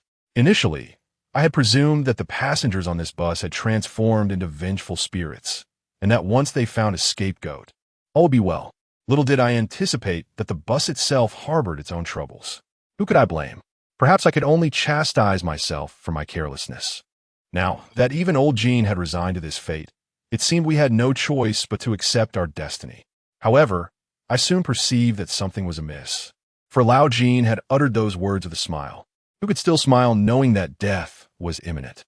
Furthermore, he showed no signs of concealing his voice, clearly exhibiting a sense of confidence. Realizing this brought me a measure of comfort. After all, I had witnessed Lao Jin's capabilities firsthand. Moreover, if he were not competent, my grandfather would not have entrusted him with my care. Lost in thought, I noticed Lao Jin had already vacated his seat and moved directly to the passenger side. He lit a cigarette, took a puff, and placed it on the dashboard before the driver, then gently clapped his hands.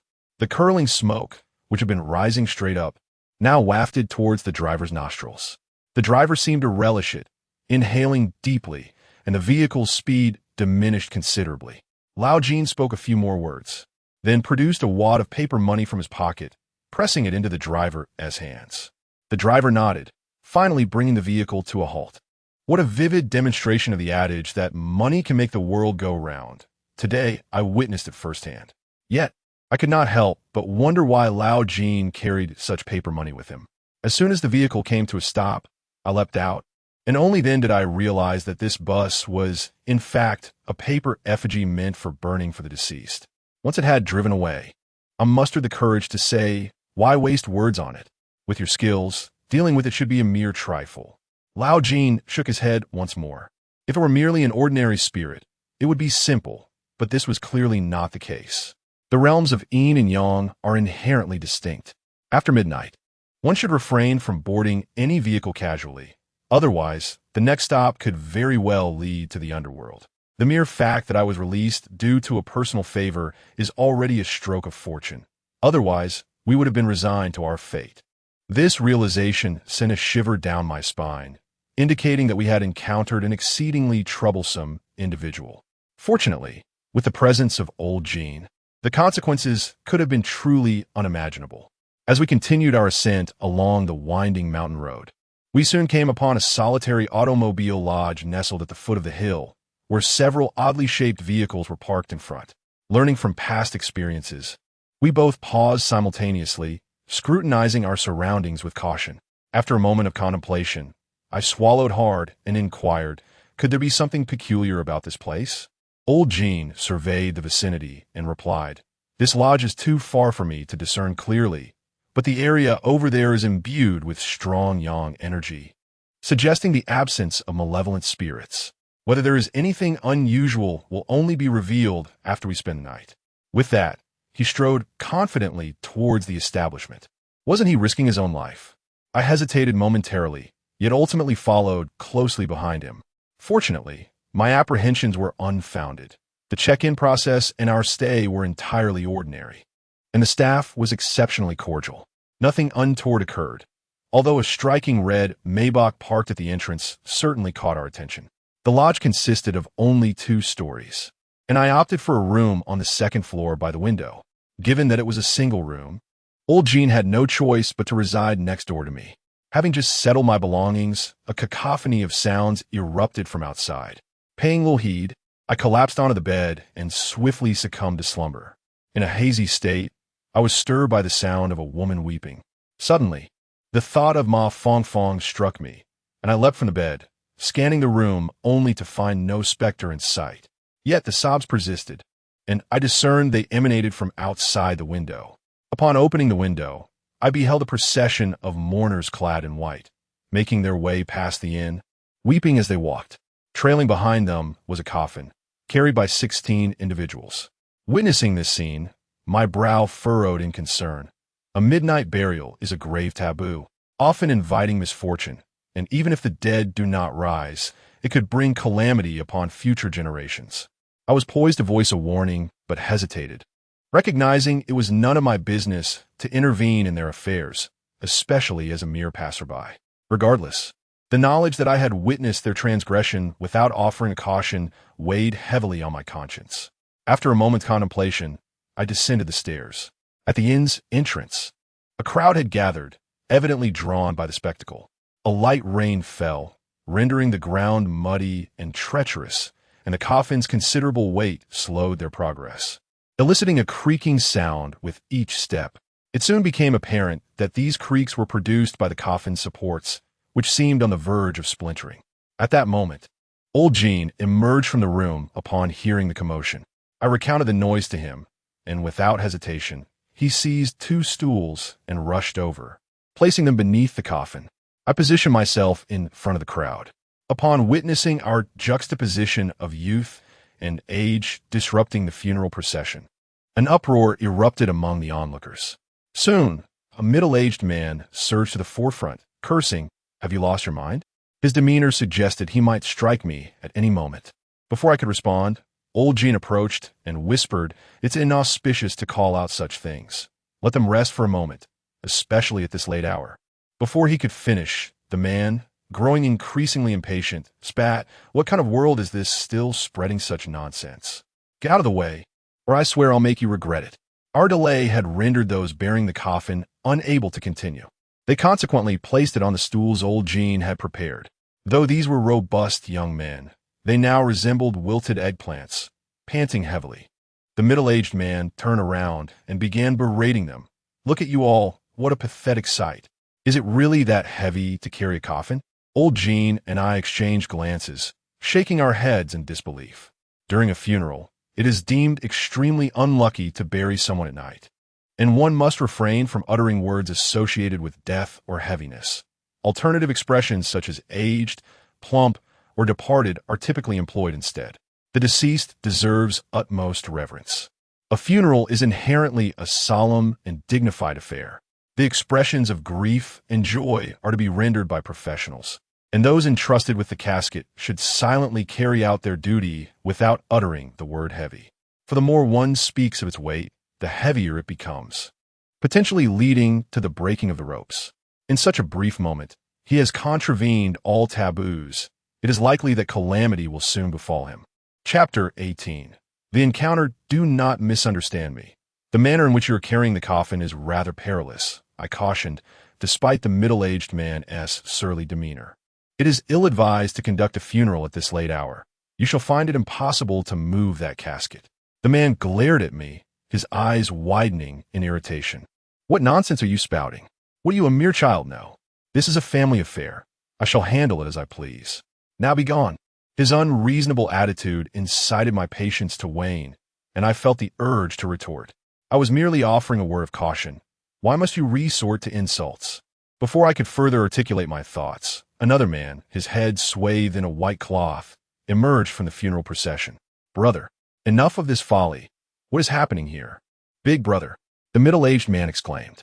"This unfortunate child has appeared from nowhere, obstructing our path and spouting nonsense." The newcomer, seemingly the elder sibling, approached, furrowing his brow. "What is the matter, young one? What do you wish to convey?" I had intended to offer a kind reminder, but I found myself rebuffed, my good intentions dashed. Disheartened, I resolved to disengage from the situation. Beside me, Diao Laojin chuckled softly. "Fear not, we mean no harm. We are merely spectators and shall step aside." With that, he took my arm and led me away, whispering, "If they do not appreciate your concern, it is best to leave them be. Conducting a burial at such an hour may very well be part of their own plans." I nodded, and suddenly, with a swift glance, I walked to the entrance of the inn, moved a long bench, and seated myself, observing them.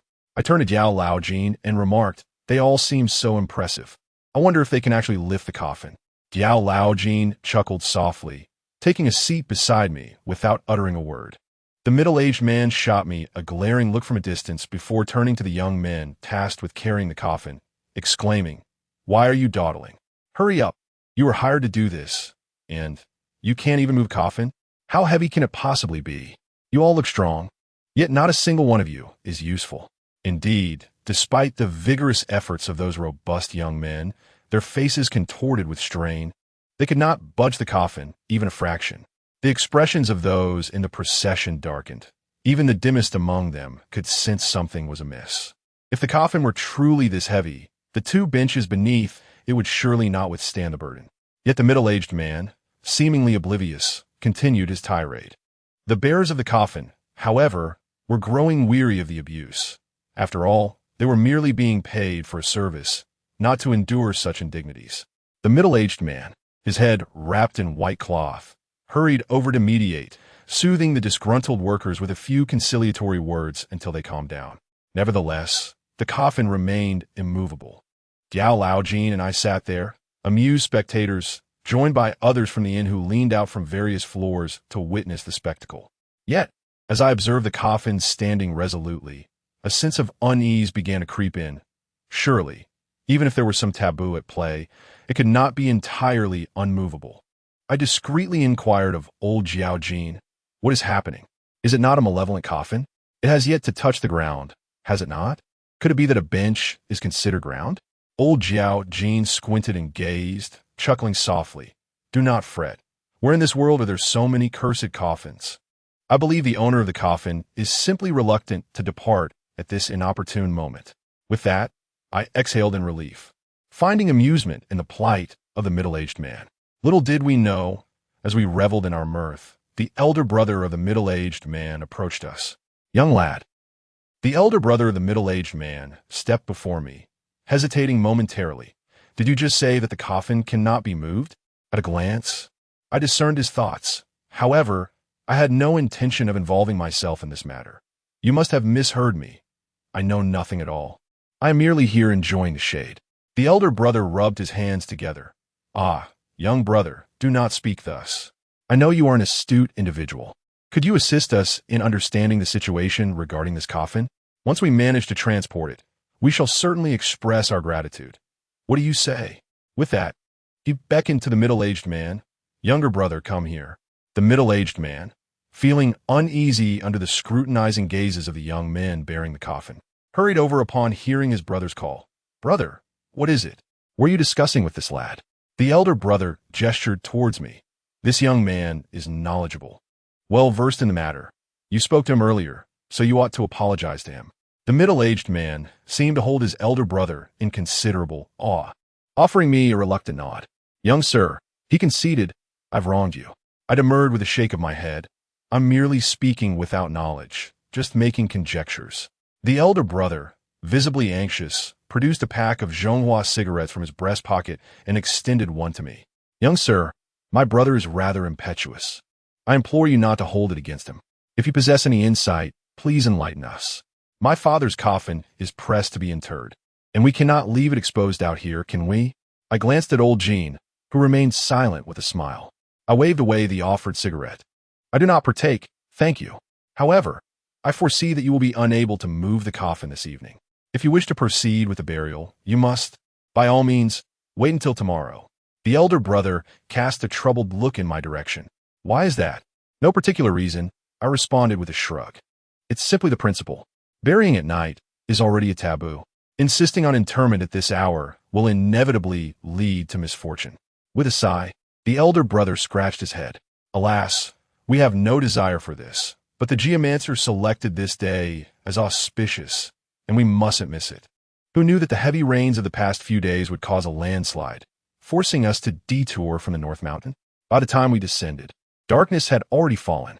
Everyone is eager to return to their fields."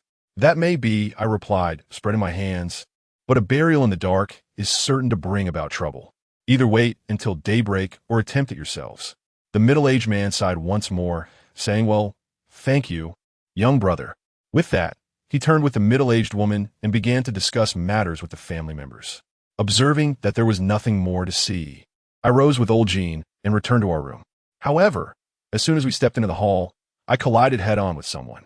The impact was rather forceful, and I instinctively covered my nose, retreating a couple of steps, nearly brought to tears. Upon opening my eyes, I found myself face to face with a striking girl clad in a yellow dress, her fresh shoulder-length hair framing her face. It was none other than the girl who had kicked me earlier in the town. It dawned on me then that the red Maybach outside was indeed the vehicle driven by those two girls earlier. The girl winced, clutching her forehead, and upon noticing me, exclaimed, "Ah, it's you, the filthy scoundrel." I quickly retorted, "Who is the scoundrel? Please do not slander me." The girl in yellow narrowed her eyes, furiously asserting, "You dare to quibble? You actually followed us all the way here. Do you have ulterior motives? Beware, or I shall give you a beating." At that moment, I found myself at a loss for words.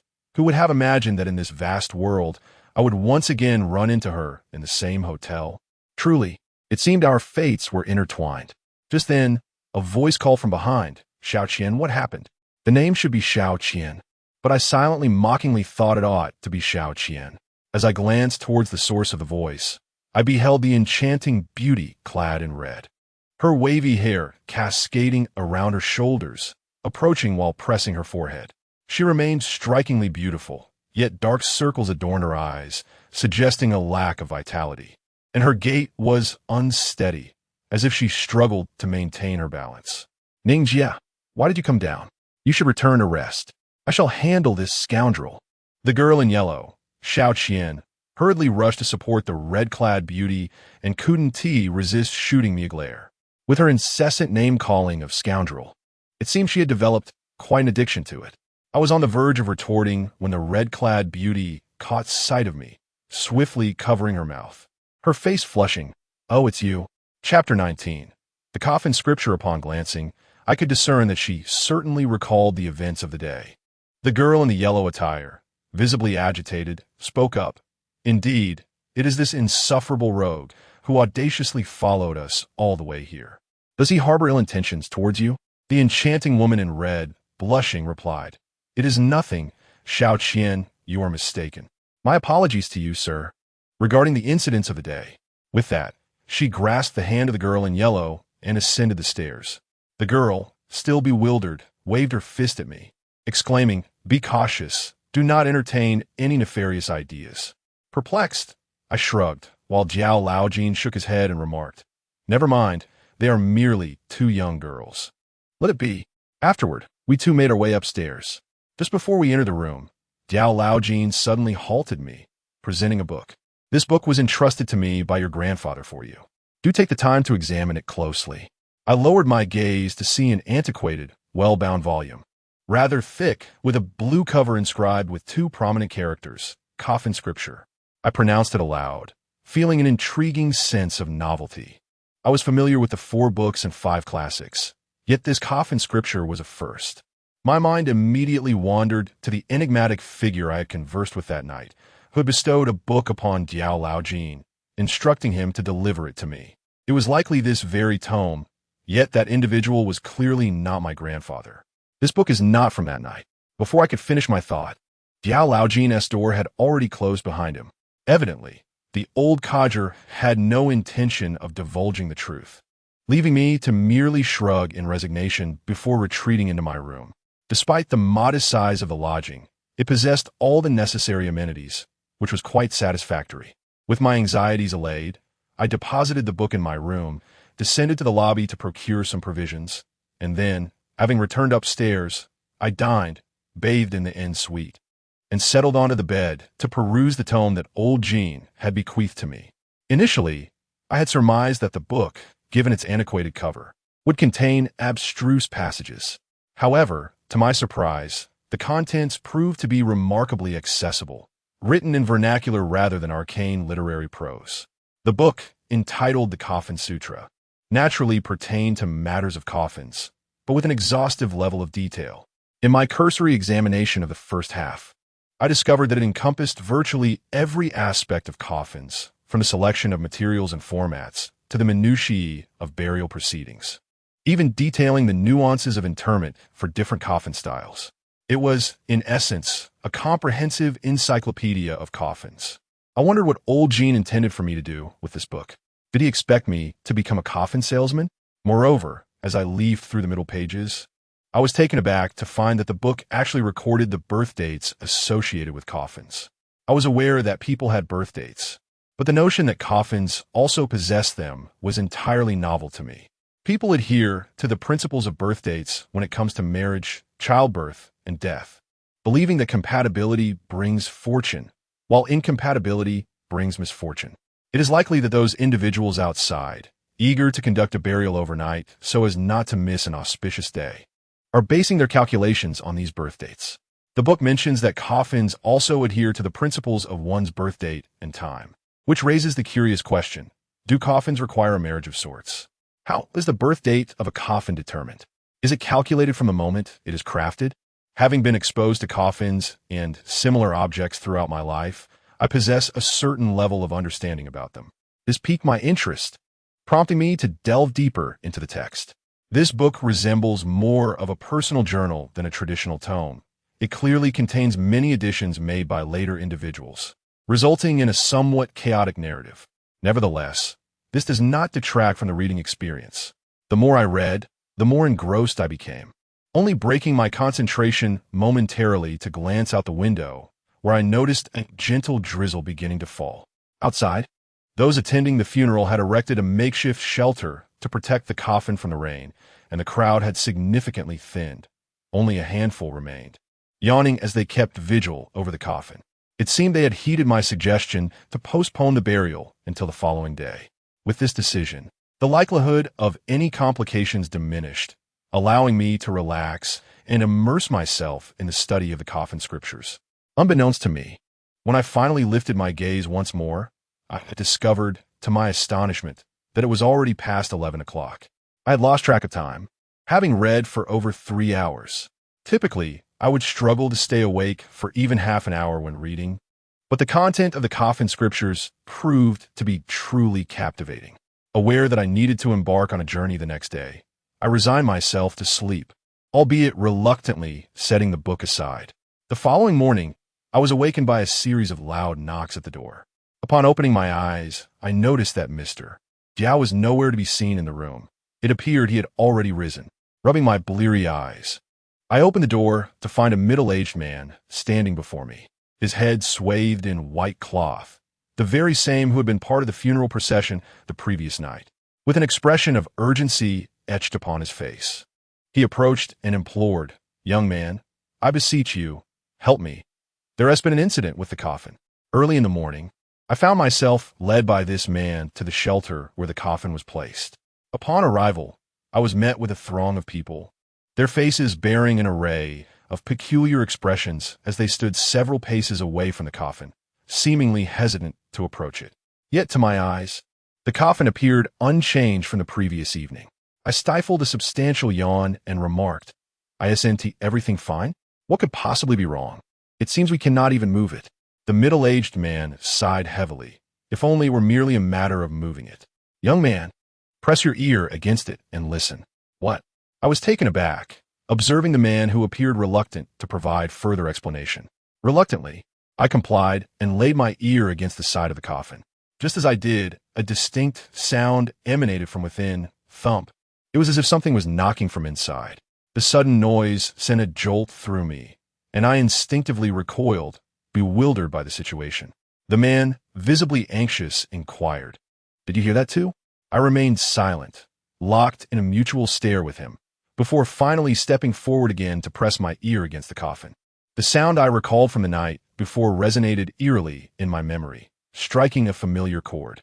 Having witnessed the incident involving Ma Fong, my timidity has diminished considerably. I recalled the fable of the frog in tepid water, which, when gradually heated, fails to leap out and meets its demise.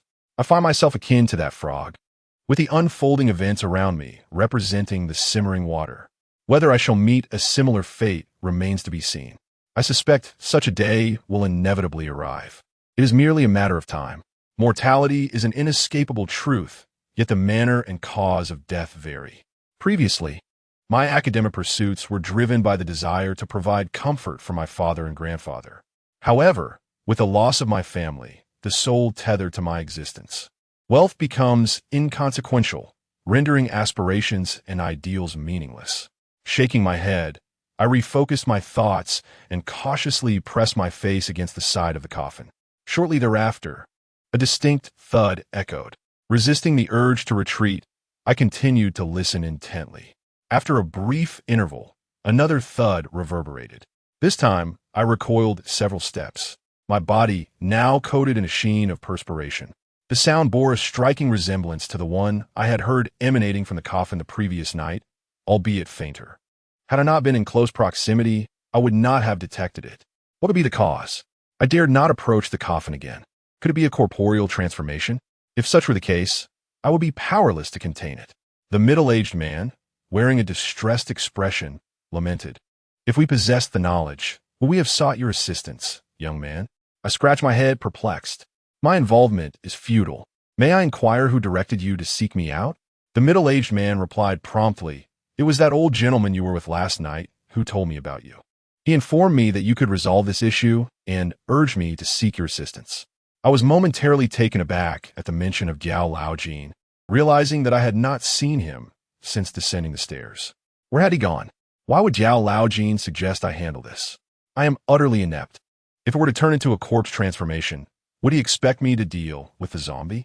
The man's eyes gleamed with anticipation as he gazed at me. Young brother, if you possess any means, please share them swiftly. We have prepared to carry the coffin since early morning. Yet the sound has left us too apprehensive to proceed. We were already delayed yesterday. What shall we do if we cannot bury him today? I scratched my head, confessing. I truly do not comprehend this matter. My comments last night were mere folly. The middle-aged man persisted.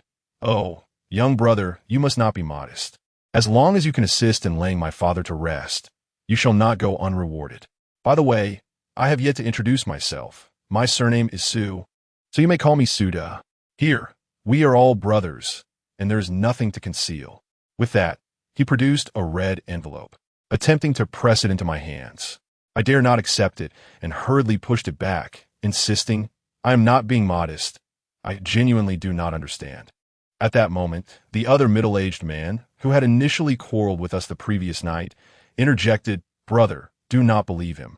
I suspect he is in cahoots with those who carry the coffins and intends to stir trouble for our gain. Suda shot him a glare, you, with your horse riding and glasses, who would even covet our meager wealth. As Suda turned to me and spoke words of persuasion, I found myself at a loss, genuinely unable to oblige. Just as I was about to decline once more, a voice emerged from behind me. No worries, young man, we shall take on this task. Chapter 20. Emerald frost beneath the coffin, I turned to find old Gene approaching, his hands clasped behind his back. Grandpa Gene, where have you been? I promptly inquired. And what manner of task have you undertaken? Old Gene chuckled. Why, a coffin-bearing endeavor, of course. What? My mind reeled, and it took a moment to gather my wits. What do you mean? When did I agree to bear coffin?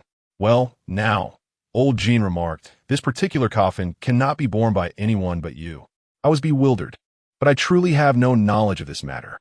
Old Gene reached out and tapped my head. Have you perused the book I entrusted to you yesterday?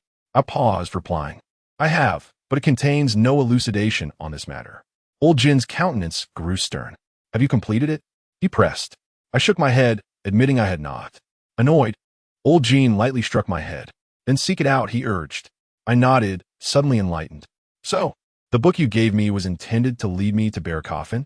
What else would it be for? Old Gene responded with a grin. It dawned on me then. I had wondered what purpose a coffin manual would serve. Old Gene's dedication to having me inherit the family trade was unwavering. The coffin manual was not merely a compendium of coffins, but rather a textbook for coffin bearers. Old Gene leaned in, whispering, What can you accomplish with merely 1,000 yuan? It will be depleted in a matter of days. Will you resort to begging in the streets? I am merely endeavoring to provide you with a means of earning a livelihood.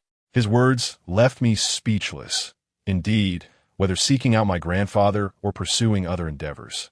Venturing into the world without money is utterly unfeasible. As the saying goes, with wealth, one can traverse the globe. Without it, one can scarcely move an inch. Just last night, my stay at the inn and meals cost over 100. At this rate, by the time I reach Hunan, I might find myself begging on the streets within mere days. Having never worked a day in my life, I am at a loss as to where I might earn a living. I shook my head, realizing that I might truly have to inherit the family business. While I was battling these thoughts, old Jiao had already approached Su engaging in hushed discussions for quite some time. Upon his return, he wore a mischievous grin and assured me not to worry. He had negotiated the terms, and the price was set to be satisfactory. I shrugged and replied that I still needed to peruse some texts.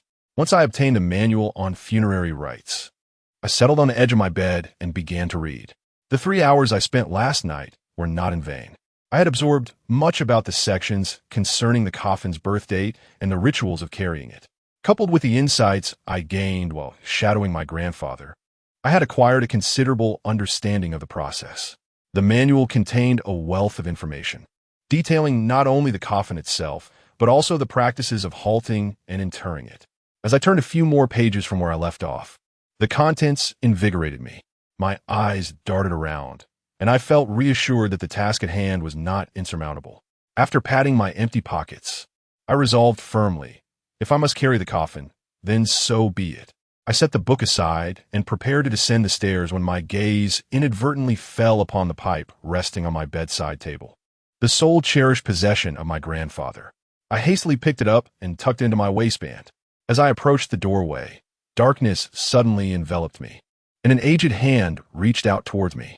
My mind froze, and without a moment's thought, I recoiled violently until I collided with the wall. Strangely, that hand did not follow. I leaned against the wall, gasping for breath, my eyes fixed ahead, only to find emptiness. After a brief moment of catching my breath, I realized there was indeed nothing there. Perhaps it was merely an illusion. Yet the image of that hand reaching for me lingered vividly in my memory. Could it have been merely a figment of my imagination? Hesitantly, I gazed at the door, recalling the content I had just encountered in the coffin scriptures. Pausing for a moment, I cautiously approached the door, and when nothing untoward occurred, I opened it and slipped out, firmly closing it behind me. As I stepped outside the inn, I was immediately surrounded by Suda and his companions. Suda, with a look of urgency, exclaimed, "Little brother, this is dire. The noise from the coffin has grown louder." I turned my gaze toward the coffin, and, indeed, soon heard a faint knocking sound emanating from that direction. What had previously been a sound only discernible when close was now clearly audible even from 7 or 8 meters away. The noise had indeed intensified significantly. Old Jiao Jin looked at me and asked, "So, did you glean anything from the book?" As the sounds emanating from the coffin sent shivers down my spine, I spoke, my voice tinged with apprehension. "In all candor, Grandpa Jiao, your expertise in such matters surpasses mine. Perhaps I could bear the coffin, while you address the entity within." Jiao Laojin responded with an affable smile and a shake of his head. "That proposition is untenable. As the pallbearer, you're responsible for all that transpires until the coffin is interred. My purview," he hesitated, mindful of Suda and the others nearby, refraining from identifying himself as a grave robber, extends to matters post-interment. Hence, the onus of resolving this predicament falls upon you. Resigned, I shrugged and reluctantly approached the coffin. Following the instructions detailed in the texts, I crouched down, my gaze fixed on the coffin's base. I observed a layer of delicate frost, tinged with an eerie verdant hue, that had inexplicably formed on the bottom of the headboard. Despite the sweltering July weather, even with the previous night's light rain, the temperature was far from conducive to frost formation. According to the coffin scriptures, this frost presaged the imminent reanimation of the corpse within. I inhaled deeply, summoning Suda and instructing him to procure some towels and a bronze mirror. The towels were swiftly obtained, but the bronze mirror proved elusive. Unsurprisingly, such artifacts are scarce in modern times, particularly in this desolate, mountainous region, far removed from antique emporiums. While they searched for the mirror, I commenced my preparations, enveloping my hands and forearms in the towels they had provided, transforming them into bulky, makeshift gauntlets. After everything was wrapped up, I lifted my gaze and surveyed my surroundings, only to realize that the area in front of the inn was teeming with onlookers. Among the crowd, I spotted 2 familiar figures, those girls we had encountered on several occasions. The one in yellow, Xiaoqian, noticed my glance and made a playful face at me, sticking out her tongue before exclaiming, "What a show." She then withdrew her head, and I shrugged, choosing not to retort. Meanwhile, the stunning woman in red, known as Ningjia, offered me a smile. At that moment, her complexion had notably improved, no longer resembling the unsteady figure from the previous night. It seemed that after a night's rest, she had recovered from the effects of excessive drinking. I did not dwell on it further. Lowering my head, I dampened the towel in my hands with water and exhaled warm breath upon it. However, I soon encountered a conundrum. According to the records in the coffin scripture, the green frost beneath the coffin was a result of the corpse's qi settling and condensing.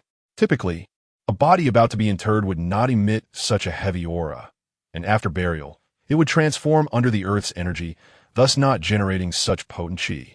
Therefore, the presence of this phenomenon indicated signs of corpse transformation within the coffin. To address the issue of corpse transformation, it was imperative to eliminate the green frost to prevent the qi from further accumulating. Yet this was no easy task. The green frost was a product of condensed corpse qi, harboring deadly toxins, one of the most lethal substances known to man. If any part of me were to come into contact with this toxin, it would be tantamount to a life sentence. If the toxins were not swiftly purged, they would spread, jeopardizing my very existence.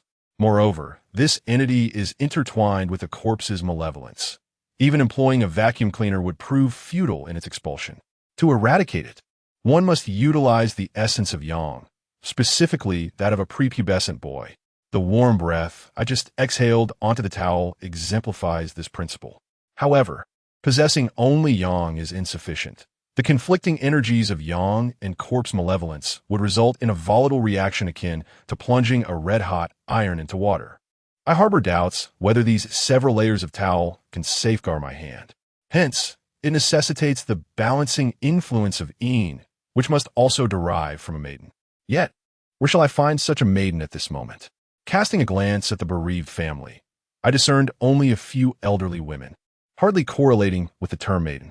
My mind whirled, turning towards the gathering crowd, where two girls remained, still observing. I approached, clearing my throat, and smiled at the girl in yellow. "Beautiful lady, could I kindly request your assistance?" The girl in yellow rolled her eyes and retorted, "What mischief are you plotting now?" Given her irritable disposition, it is likely she remains unattached, and there's a high probability she is indeed a maiden, I mused silently, while maintaining a cordial smile. "Oh, it's nothing of consequence. I merely wish for you to breathe onto this towel." The girl in yellow scoffed, "You're just up to your tricks again. Who would want to help you? Move along." With that, she raised her chin defiantly, dismissing the conversation, evidently unwilling to engage further. I found myself in an awkward situation, feeling as though I were pressing a warm face against a cold rear. The enchanting woman in red, Sister Ning, quickly interjected, "I apologize. It appears she has misunderstood you. Please do not take offense. Her intentions are not malicious." "It's nothing. I was the one being abrupt," I replied, scratching my head. Sister Ning chuckled. "Why did you want her to blow? Shall I assist you?" My eyes lit up, and I was about to agree when I hesitated, leaning closer to her and softly whispering a few words in her ear. Instantly, Sister Ning's face flushed a deep crimson, and after a moment, she shyly nodded, her cheeks still aglow. Chapter 21. Another me. I was immediately overjoyed. "Really? Then please do me a favor." Ning Jia cast a charming glance at me. Then she coquettishly brushed her hair aside, lowered her head, and carefully breathed on the towel in my hand. Seeing this, I disregarded everything else, raised my hand, and trotted back to the side of the coffin, bending down to wipe away the green frost underneath. Although I had both yin and yang qi, I was still very careful as I gently wiped. As soon as the towel came into contact with the green frost, it emitted a sizzling sound, like hot oil boiling in a pot. The onlookers outside also heard the sound and stared at me with wide eyes. Xiao Qian and Ning Jia were also attracted by the noise, looking over with curiosity. Hearing this sound, I panicked, but with so many people watching, I couldn't back down, so I had to grit my teeth and continue wiping. Fortunately, after wiping all the way, I didn't feel anything unusual in my hand. Seeing that the green frost underneath was cleaned, I breathed a sigh of relief and found that I was covered in sweat. When I raised my hand, the onlookers outside exclaimed in surprise. The towel in my hand had turned charred black, as if it had been burned by fire. I lifted the towel and saw that several layers of the towel had been burned through, with only 2 layers left before it burned my hand. I swallowed, feeling a wave of fear. I took off the towel and asked the Su family to take it away and burn it. Then, I went into the hotel to get a new towel to wipe off the sweat. At this moment, Ning Jie came over looking surprised and said, "What was that just now?" It was like a magic trick. What you mentioned about the concepts of yang and yin, I initially thought it was a jest. Could it truly be genuine? I responded with a wry smile, expressing my gratitude for your assistance. While I conversed with Sister Ning, the Su family was bustling about, bringing in a large mirror. Upon closer inspection, it was not a bronze mirror, but rather a full-length dressing mirror. The Su family explained that they could not locate a bronze mirror and had to resort to this alternative. Lacking experience, I was uncertain whether a bronze mirror was essential. But given the circumstances, we had no choice but to proceed with this option. I instructed them to place the mirror in front of the coffin, aligned directly with its head. Indeed, after the mirror was positioned, the knocking sounds from within the coffin abruptly ceased. I exhaled in relief, wiping away the cold sweat that had accumulated on my forehead. It seemed the methods recorded in ancient texts were indeed effective. Old Jiao nodded in approval, and the Su family members displayed expressions of delight. However, before we could revel in our triumph, a faint knocking sound emanated from the coffin once more. Though it was significantly softer than before, my eyelid twitched. It appeared that without an ancient mirror, full containment was unattainable. Suda, in a state of urgency, tugged at my sleeve, exclaiming, "Little brother, what shall we do?" After a moment of contemplation, I instructed Suda to fetch a live rooster.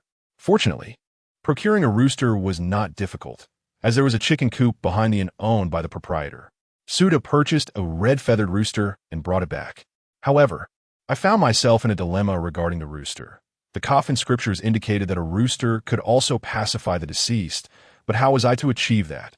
Surely, I could not simply toss the rooster into the coffin. After a moment of contemplation, I summoned someone to bring a knife, preparing to slaughter a chicken. However, just as I was about to proceed, I was halted by old Jiao Jin, who inquired, "What are you doing?" "I intend to kill a chicken," I replied, "to use its blood to pacify the corpse, much like the black dog's blood." Old Jiao Jin chuckled in disbelief. While it is true that black dog blood wards off evil spirits due to the inherent spirituality of the black dog, akin to how a black donkey's hoof can repel malevolent forces, who told you that chicken blood can pacify a corpse? The transformation of a corpse is not a haunting. If zombies were truly afraid of blood, how could they ever feast upon it? Go ahead, try using chicken blood. If it doesn't rouse the corpse, then I shall take your surname. I smacked my forehead, realizing the flaw in my reasoning. While black dog blood might suffice, it was indeed foolish of me to consider chicken blood for a coffin. My inexperience was evident. Although the coffin scriptures contained numerous insights, applying them was far from straightforward. Thus, I humbly inquired of old Jiao Jin, "Then, esteemed grandfather Jiao, how should one use a rooster to pacify a corpse?" Old Jiao Jin sighed, "Simply place it upon the head of the coffin or allow it to crow."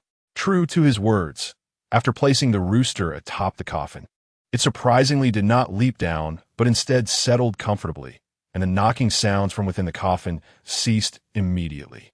After waiting for a while and confirming that the sounds had indeed vanished, I exhaled in relief. Suda and the others, now wearing expressions of delight, approached me, asking, "Little brother, can we open the coffin now?" I shook my head, "Not yet. There's still one more task to accomplish." Suda then inquired, "What task remains?" I raised my head and cast a glance at the tightly shut window on the second floor. That was my room. "We must summon your father's spirit back." "Summon my grandfather's spirit?" Suda shivered. "What does that mean? Is my grandfather's spirit not departed yet?" "As long as the body remains, the soul cannot leave," I replied, shaking my head. "It is only after the burial that your father's spirit can be reincarnated." "But where has my grandfather's spirit gone?" Suda inquired, scratching his head. I glanced once more at the entrance to my room without answering, instead saying, "Go fetch me a bowl of rice, 3 sticks of incense, and a bell. This time, do not claim you cannot find them. If you cannot, there will be no way to proceed." Although finding a bell might also prove challenging, it is not impossible with determination, especially in such a rural place where such items are not rare. Soon, everything was gathered.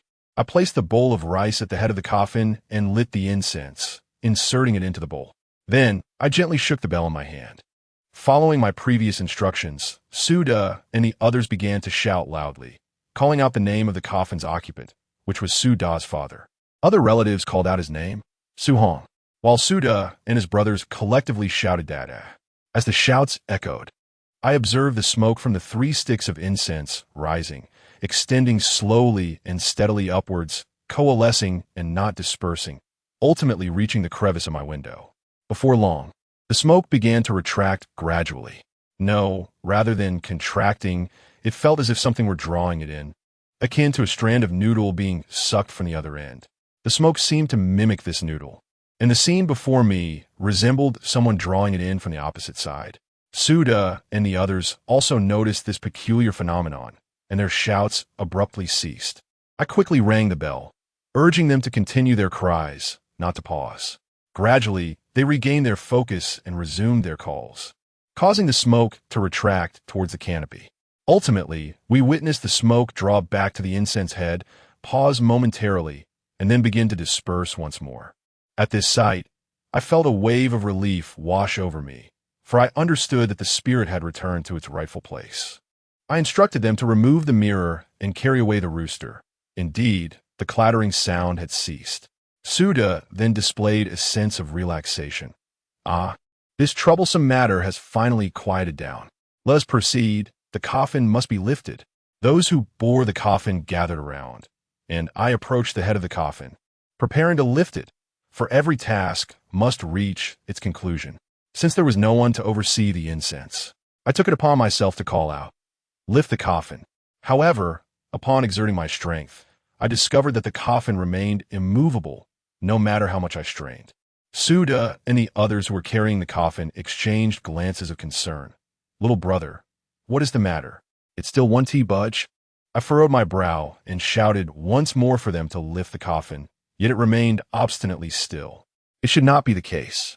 The soul has returned to its rightful place, and now it is daylight. Upon inspecting the bottom of the coffin, I found no new frost, indicating that the transformation of the corpse has been suppressed. Thus, there should be no reason for the coffin to remain immovable. At this juncture, I found myself at a loss. Even though I had perused the coffin scriptures, they did not address such a peculiar situation. Consequently, I set aside the joy of the moment and turned my gaze toward the elder Jiao Laojin, seeking his counsel. Jiao Laojin, stroking his chin, fell into a contemplative silence before speaking. A compassionate coffin falls to the ground out of reluctance, while a sinister coffin does so out of defiance. This coffin is not malevolent. It has previously been lifted over mountains without hesitation. Thus, if it remains stationary, there must be another reason compelling it to do so. The reason it did not depart last night was its awareness that burial at night is unfavorable for reincarnation. It is likely that the same rationale applies now. Jiao Laojin seemed to possess some knowledge, yet after uttering these words, he fell silent once more. I sat in the shelter, pondering for a while, yet I could not discern a rationale, which left me feeling somewhat disheartened. The Su family's expressions mirrored my own, shrouded in gloom. I shook my head and stood a stretch, only to inadvertently brush against a hard object, my grandfather's smoking pipe, which I had tucked in my waistband. Gazing at the pipe, memories of my grandfather surfaced, tinged with sadness. I removed the pipe, borrowed a lighter from a nearby young man who was assisting with the coffin, and procured a cigarette. After filling the pipe with tobacco, I ignited it. I do not smoke, yet I found myself nostalgic for the days when clouds of smoke enveloped the room. During my grandfather's time, this pipe was often alight. At that moment, I noticed that the expression on the face of the old man beside me, Jiao Laojin, was somewhat peculiar. When I inquired about his state, he remained silent. With a shrug, I took the lit cigarette, imitating my grandfather's demeanor as I pondered with the cigarette holder in my mouth. However, I soon discerned something unusual. The white smoke emanating from the bowl of the pipe ascended in a continuous, swirling motion, never dissipating, resembling ethereal clouds. Unbeknownst to me, it had enveloped the entire shed, despite its apparent lack of walls, and the smoke seemed confined within, never spilling outwards. This was markedly different from the previous wisps of smoke that had summoned spirits. It appeared almost sentient. Within the haze, my consciousness began to blur, the voices of those around me fading into the background. while a singular voice gradually emerged with clarity from an unknown source. As this voice became more distinct, I realized it was emanating from within the coffin. Surprisingly, instead of panicking, I rose and approached, intently listening to the sound from the coffin. As I continued to listen, a realization dawned upon me, and I turned to share my insights with Diao Laojin. Yet, when I glanced back, amidst the swirling smoke, I beheld an unexpected sight. Beside Diao Laojin on the bench sat another figure in my place. Though shrouded in mist, I could unmistakably identify the figure seated on the bench. It was astonishingly myself. Chapter 22. Lowering the coffin into the grave before I could react, I noticed Mr. Qin, with his eyes lowered, slightly raised his head, glanced at me, and said, "Return." In an instant, my vision blurred, and when I regained my senses, I found myself sitting on the stool again, with Mr. Qin beside me. I shook my head, wondering what had just happened. Was it a hallucination? Looking at the pipe in my hand, I noticed it had gone out at some point. Mr. Qin, sitting beside me, smiled without saying a word. I knew there was definitely something unusual. What I had just experienced was likely not a figment of my imagination. If it wasn't a hallucination, then the voice I heard near the coffin. I glanced at the worried faces of Big Sue and the others. Well, let's try anything at this point. I don't have any other ideas. So I stood up and approached Big Sue, saying, "Big Brother Sue, I've been pondering this. And the reason your father refuses to depart is likely because something is missing." "Missing something?" Big Sue was taken aback. "Missing what?" I hesitated for a moment and then said, "You know that a person has 3 souls and 7 spirits, right? For what I can see, although your father's soul has been summoned back, it's not complete. A part of his soul is still missing. In this state, he cannot be reincarnated. And even if he were, he would likely not be reborn as a human in the next life. Your father is aware of this, which is why he refuses to leave. What do we do then?" Big Sue became anxious. "Young brother, you must help us." I nodded, saying, "Don't worry. Let me think of a way." The crafty Diao Laojin finally spoke up. "What else can be done? Just use your smoking pipe." "A smoking pipe?" I was taken aback at his words, glancing at the pipe in my hand. It indeed seemed to possess some peculiar qualities. Previously in the village, and just moments ago with that strange smoke, could this object truly retrieve Su Hong's missing soul? Diao Laojin did not provide me with specific guidance. After pondering for a moment, I flipped through a book. The text indicated that a fragmented soul may lack awareness, rendering attempts to summon it futile. Thus, to reclaim a lost soul, one must attract it using its physical form, necessitating both a summoning incantation and a talisman. The incantation was recorded within the tome. Yet where could I procure such a talisman? I glanced at the smoking pipe, pondering whether it could serve as a substitute. Regardless, I decided to give it a try, embracing this mindset as I approached, holding the pipe. I then took a small knife and scraped a bit of wood shavings from the bottom of the coffin, filling the bowl of the pipe with the shavings before igniting them. A wisp of black smoke ascended from the pipe, spreading through the air like the previous soul-attracting incense, winding around the end structure and continuing to the rear. Observing its apparent efficacy, I began to silently recite the incantation documented in the book. I sensed a connection forming between myself and the pipe, as if something was being transmitted through it. I could almost perceive the tendril of black smoke as it extended and swayed.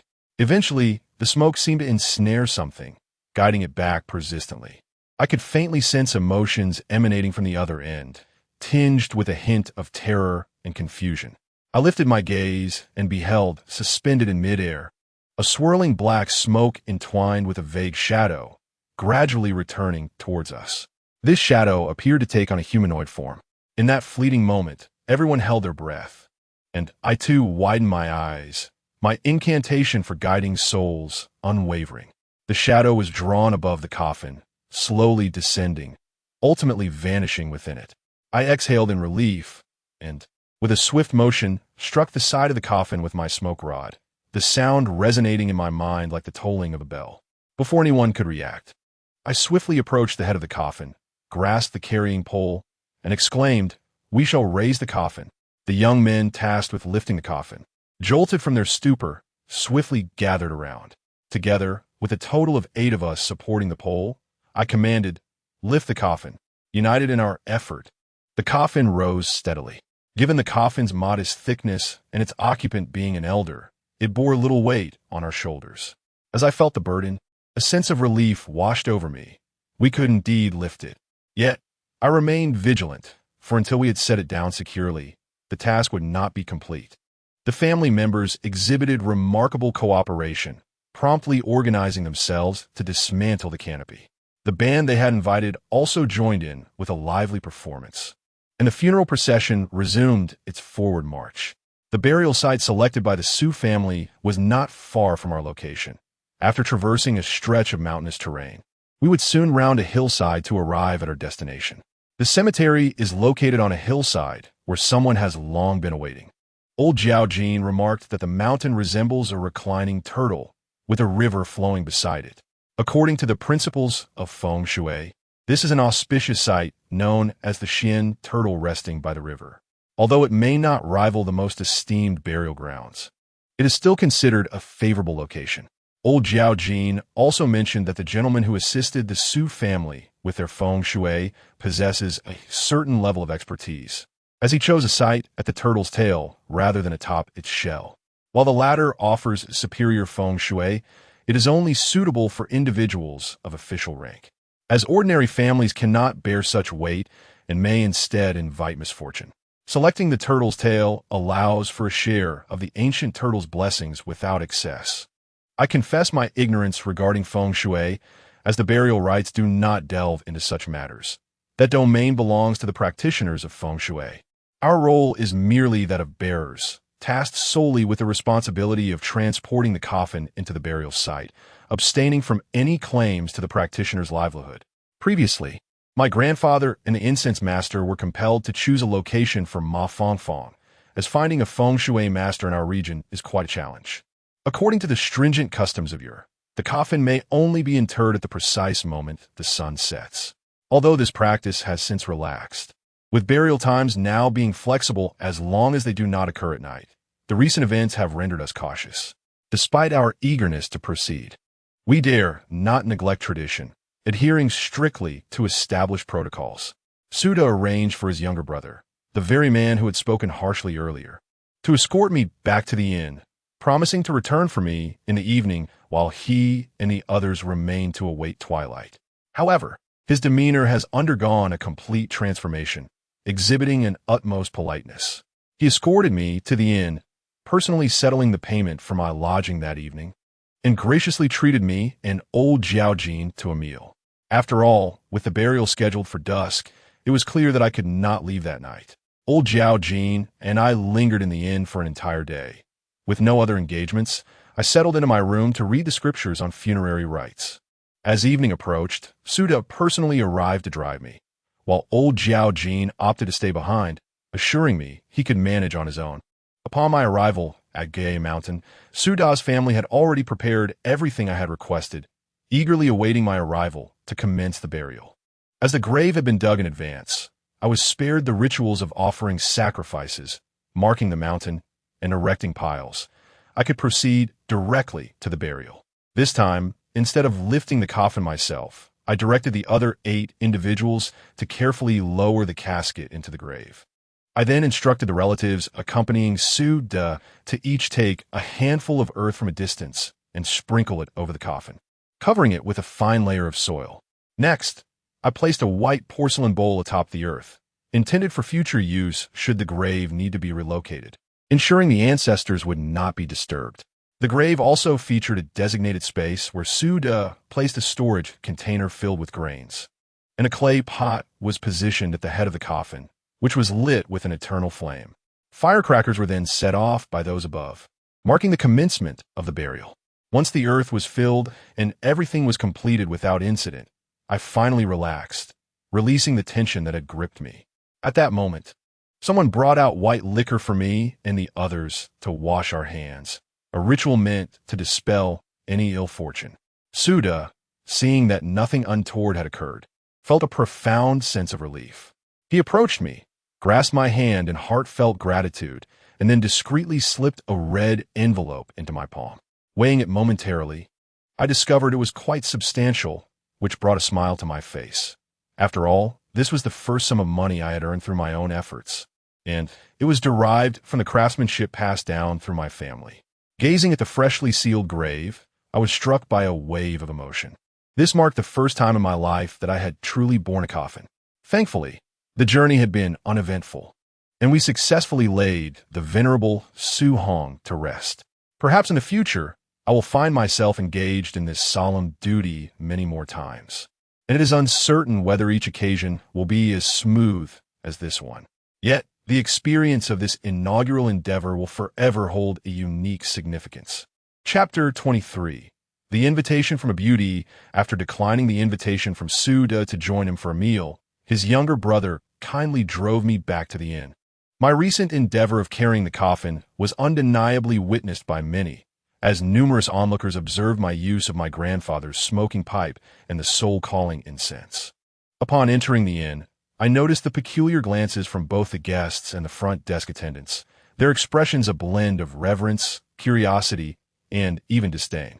The innkeeper emerged, extending polite greetings, but I paid little heed, merely purchasing some snacks at the front desk before ascending to my room. I knocked on the door of Diao Laojin, but received no response. Faint sounds of snoring reached my ears, suggesting he had succumbed to slumber, so I refrained from disturbing him and returned to my own room. By this time, darkness had enveloped the sky, and I found myself seated on the bed, engrossed in a book. After some time spent reading the coffin scriptures, I began to feel fatigued and decided to take a shower and retire early. As although the coffin was not particularly heavy, the trek up the mountain had left me drenched in sweat. Before long, after enjoying a refreshing shower and drying off, a knock echoed from outside the bathroom. Assuming it was Diao Laojin, I casually called out, "The door isn't locked." After a brief silence, I heard the sound of the door opening. Without giving it much thought, I slipped on a pair of underwear and opened the bathroom door. To my utter shock, I was met with a high-pitched scream. Before I could comprehend what was happening, a delicate fist came flying towards me. With a resounding thud, I found myself clutching my nose, falling backward in surprise. After a brief moment, I dressed myself with a blood-stained tissue stuffed up my nostrils. Casting a disgruntled glance at the girl in yellow, Xiaoqian, who sat on the bed with her back to me. "You could turn around now." Upon hearing my words, Xiaoqian turned to face me, her cheeks slightly flushed. I couldn't help but feel exasperated, thinking, what on earth, dear lady, is there to be shy about? I'm the one exposed here. In truth, it was somewhat inappropriate for me to confront her in such a semi-clad state. Yet my previous encounters with this girl had left a rather unfavorable impression. Not only had she accused me of being a rogue on several occasions, but she also exhibited a penchant for violence, as evidenced by the recent punch that nearly shattered my nasal bone. Here I was a grown man, feeling intimidated by her fierceness, especially after she had barged in unannounced to strike me. With a rosy hue on her face, Xiaoqian remarked, "You truly are a rogue." Fine, I admit it. So what business do you have with this rogue?" I retorted with irritation.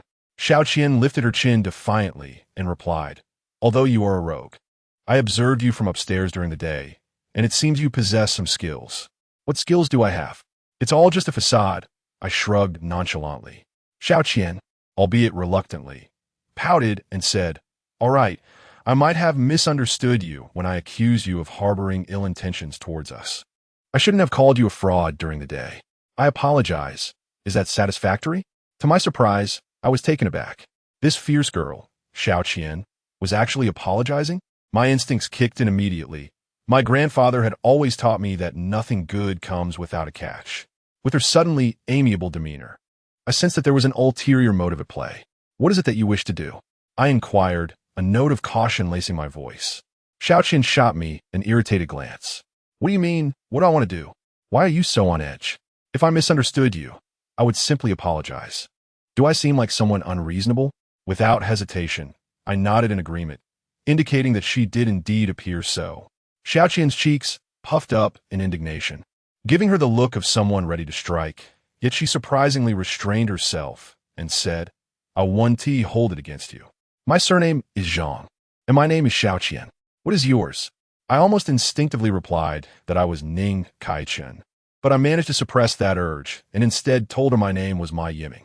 "Mai Yiming, while your looks are rather average, your name is quite pleasant." she remarked, her large eyes scrutinizing me. To be fair, if this girl were not so headstrong, she might be considered rather attractive.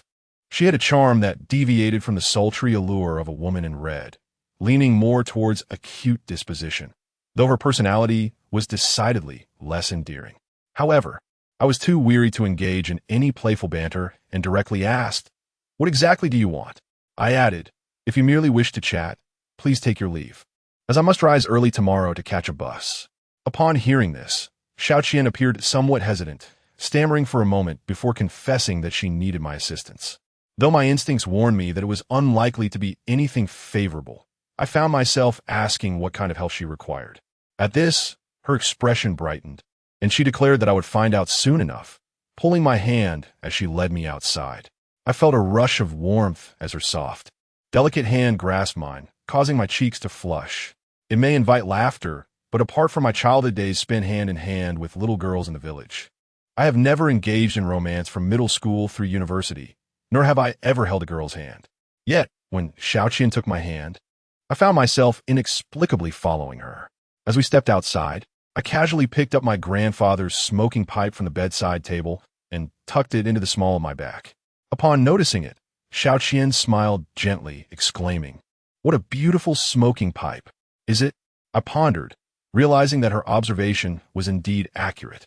My grandfather's pipe is rather exquisite, adorned with delicate golden patterns on its black shaft, and the surface of the dark golden bowl features what appears to be a dragon motif in relief. The mouthpiece, crafted from jade, is elegantly bordered with silver threads. Having seen it since childhood, I never considered it remarkable, but at this moment, it was evident that it was far from the ordinary smoking pipe of a rural coffin bearer. Reflecting on its peculiarities earlier that day, I began to sense that this solitary relic left to me by my grandfather was anything but commonplace. Before I could delve deeper into my thoughts, Xiaoqian had already pulled me in front of a door. I recognized it as the room where she and her companions were staying earlier. She knocked gently, calling out, "Sister Ning, I'm back. Please open the door." Though the door remained shut, an inexplicable excitement stirred within me. This was my first invitation into a girl's room, albeit merely a hotel guest room. Moments later, Sister Ning opened the door and, upon seeing me, displayed a look of surprise. "Oh, it's you. What brings you here?" I chuckled awkwardly, replying, "Xiaoqian brought me along." Xiaoqian reached out and gently pushed Ningjie inside, while beckoning me to enter as well. "Stop lingering at the door. Come in quickly," she urged. Reluctantly, I followed her inside. Upon entering the room, Xiaoqian assisted Ningjie in taking a seat, while I anxiously surveyed my surroundings, only to find nothing amiss, which brought me a moment of relief. However, a thought suddenly struck me, prompting me to cautiously peer into the bathroom. The light was off, shrouding the space in darkness, yet I seemed to perceive some movement within the shadows. I squinted, slowly directing my gaze towards it. Just then, I felt a weight on my shoulder. Glancing down, I noticed a pale hand reaching from behind, resting on me. Before I could utter a sound, a familiar voice resonated from behind. "What are you looking at?" Turning around, I discovered it was Xiaoqian, and I exhaled in relief, exclaiming, "Don't scare me like that." Xiaoqian appeared somewhat puzzled. "Who scared you?" I refrained from elaborating and instead inquired, "You brought me here for what purpose?" At this, Xiaoqian's expression shifted, revealing a glimmer of concern, as though her worries had been buried deep within her heart all along. She pulled me into a corner and whispered, "Look at Ningjie. Doesn't she seem to have some issues?" Confused, I glanced at Ningjie, who appeared rosy-cheeked and in good spirits, showing no signs of distress. With a cheerful smile, she beckoned us. "Why are you standing there? Come sit, I'll pour you some water." So I shook my head honestly and said, "I don't see any problems." Xiaoqian, exasperated, rolled her eyes and replied, "You fool. I thought you could discern something." I helplessly shrugged and inquired, "What exactly do you want me to notice?" After a moment of hesitation, Xiaoqian continued, "I can't quite articulate it, but I just have this strange feeling about her these past couple of days, as if she is. Chapter 24. Arrival. My gaze was riveted on Xiaoqian's rear, and I blurted out, "It's as if she's been haunted by a specter?" Xiaoqian's face lit up with a sudden realization, and she nodded vigorously. "Indeed, it's precisely as if she's been haunted.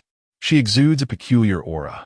Initially, I anticipated that her heartbreak would plunge her into a prolonged period of despondency.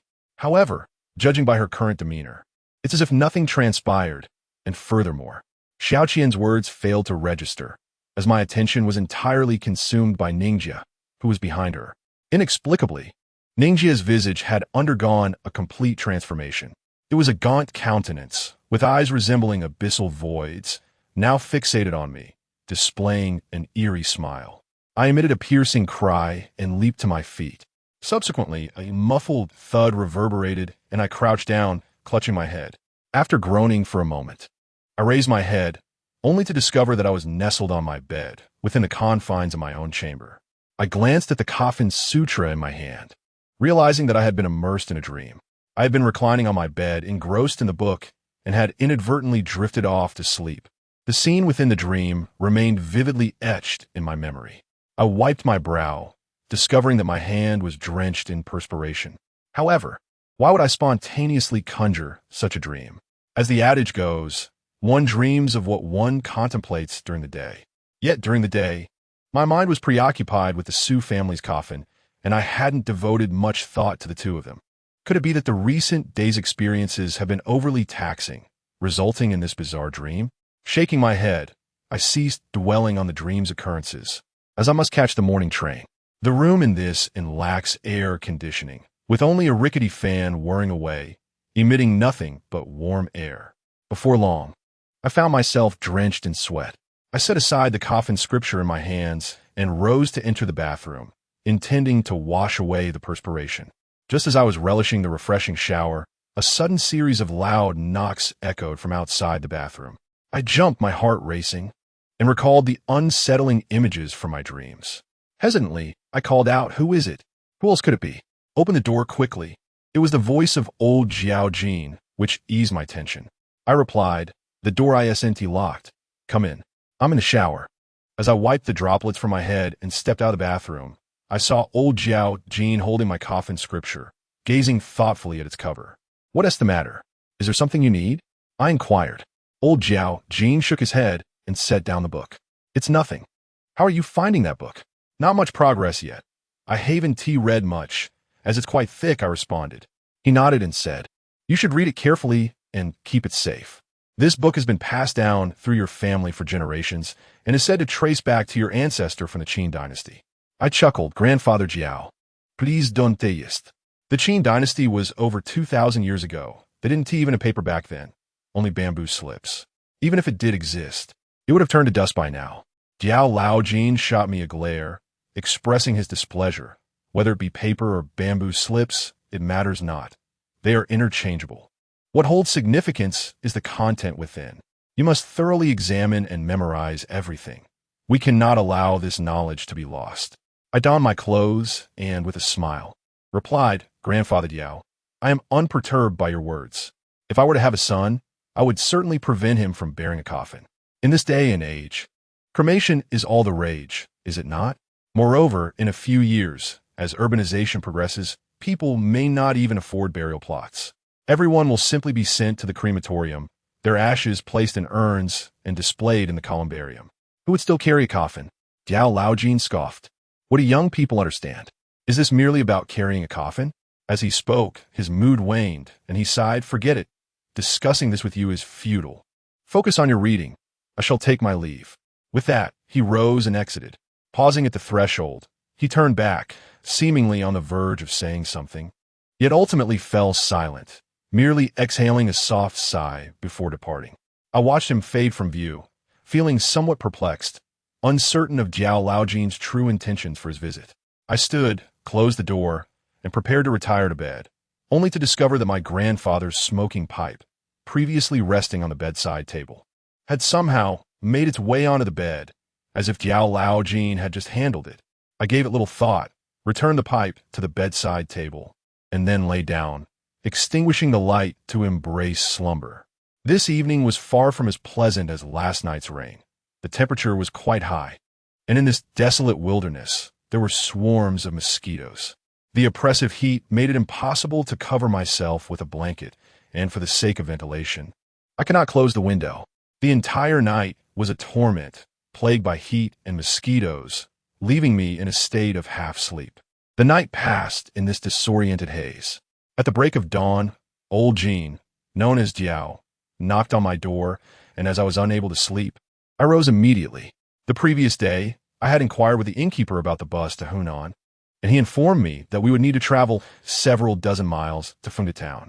The thought of walking such a distance was daunting. However, the innkeeper graciously offered us a ride in his vehicle as he was heading to the town for supplies the following morning. As I sleepily descended the stairs, checked out, and stepped outside, the innkeeper's small van was already waiting at the entrance, with him seated inside, calling out for us to board. I acknowledged him and walked over with old Jean. Just as we settled into the vehicle, a red Maybach in front of us also started its engine. It was indeed the car of Sister Ning and Xiao Qian. I noticed that only Sister Ning was inside, seemingly unaware of my presence. As she leaned out of the driver's seat and called up to the second floor, "Xiao Qian, hurry up." A voice from above responded, I know. I'm coming down right away. I told you not to drive. This mountain road is so winding, and I don't feel safe with you behind the wheel. Let me take over. After all, I, Zhang Qian, am reputed to be the goddess of driving in Junshan. A thunderclap echoed in my mind as her words sank in. All I could grasp were those two syllables reverberating within me. Zhang Qian? Wasn't it the name I dreamt of last night? I had encountered her twice before, only knowing her as Xiao Qian. I had never heard her full name. Could it truly be mere coincidence that I dreamt of her name? No. This is far too coincidental. Even though Zhang is a common surname, it is improbable that I would dream of such a specific name, especially since she possesses a three-character name. How could it be that she is precisely called Zhang Qian? The fact that I dreamt of both her and her name, which I had never known, is utterly perplexing. Could it be that I unknowingly heard her name somewhere yesterday, and, without paying attention, recalled it in my dream? Even I find that explanation rather implausible. As I regained my senses, I realized the vehicle had already hit the road. I grasped the window, leaning out to look back. In the distance, I spotted a Maybach approaching from behind, swiftly overtaking our van and vanishing around the corner ahead. What's wrong? Came Jiao Laojin's voice beside me. I turned to see him grinning. Are you smitten with those two young ladies? Reluctant to leave? At that moment, I was too preoccupied to respond to Jiao Laojin's teasing, staring blankly outside with my thoughts entangled in confusion. After pondering for some time, without clarity, the fatigue from a restless night washed over me, and I soon drifted into a drowsy slumber.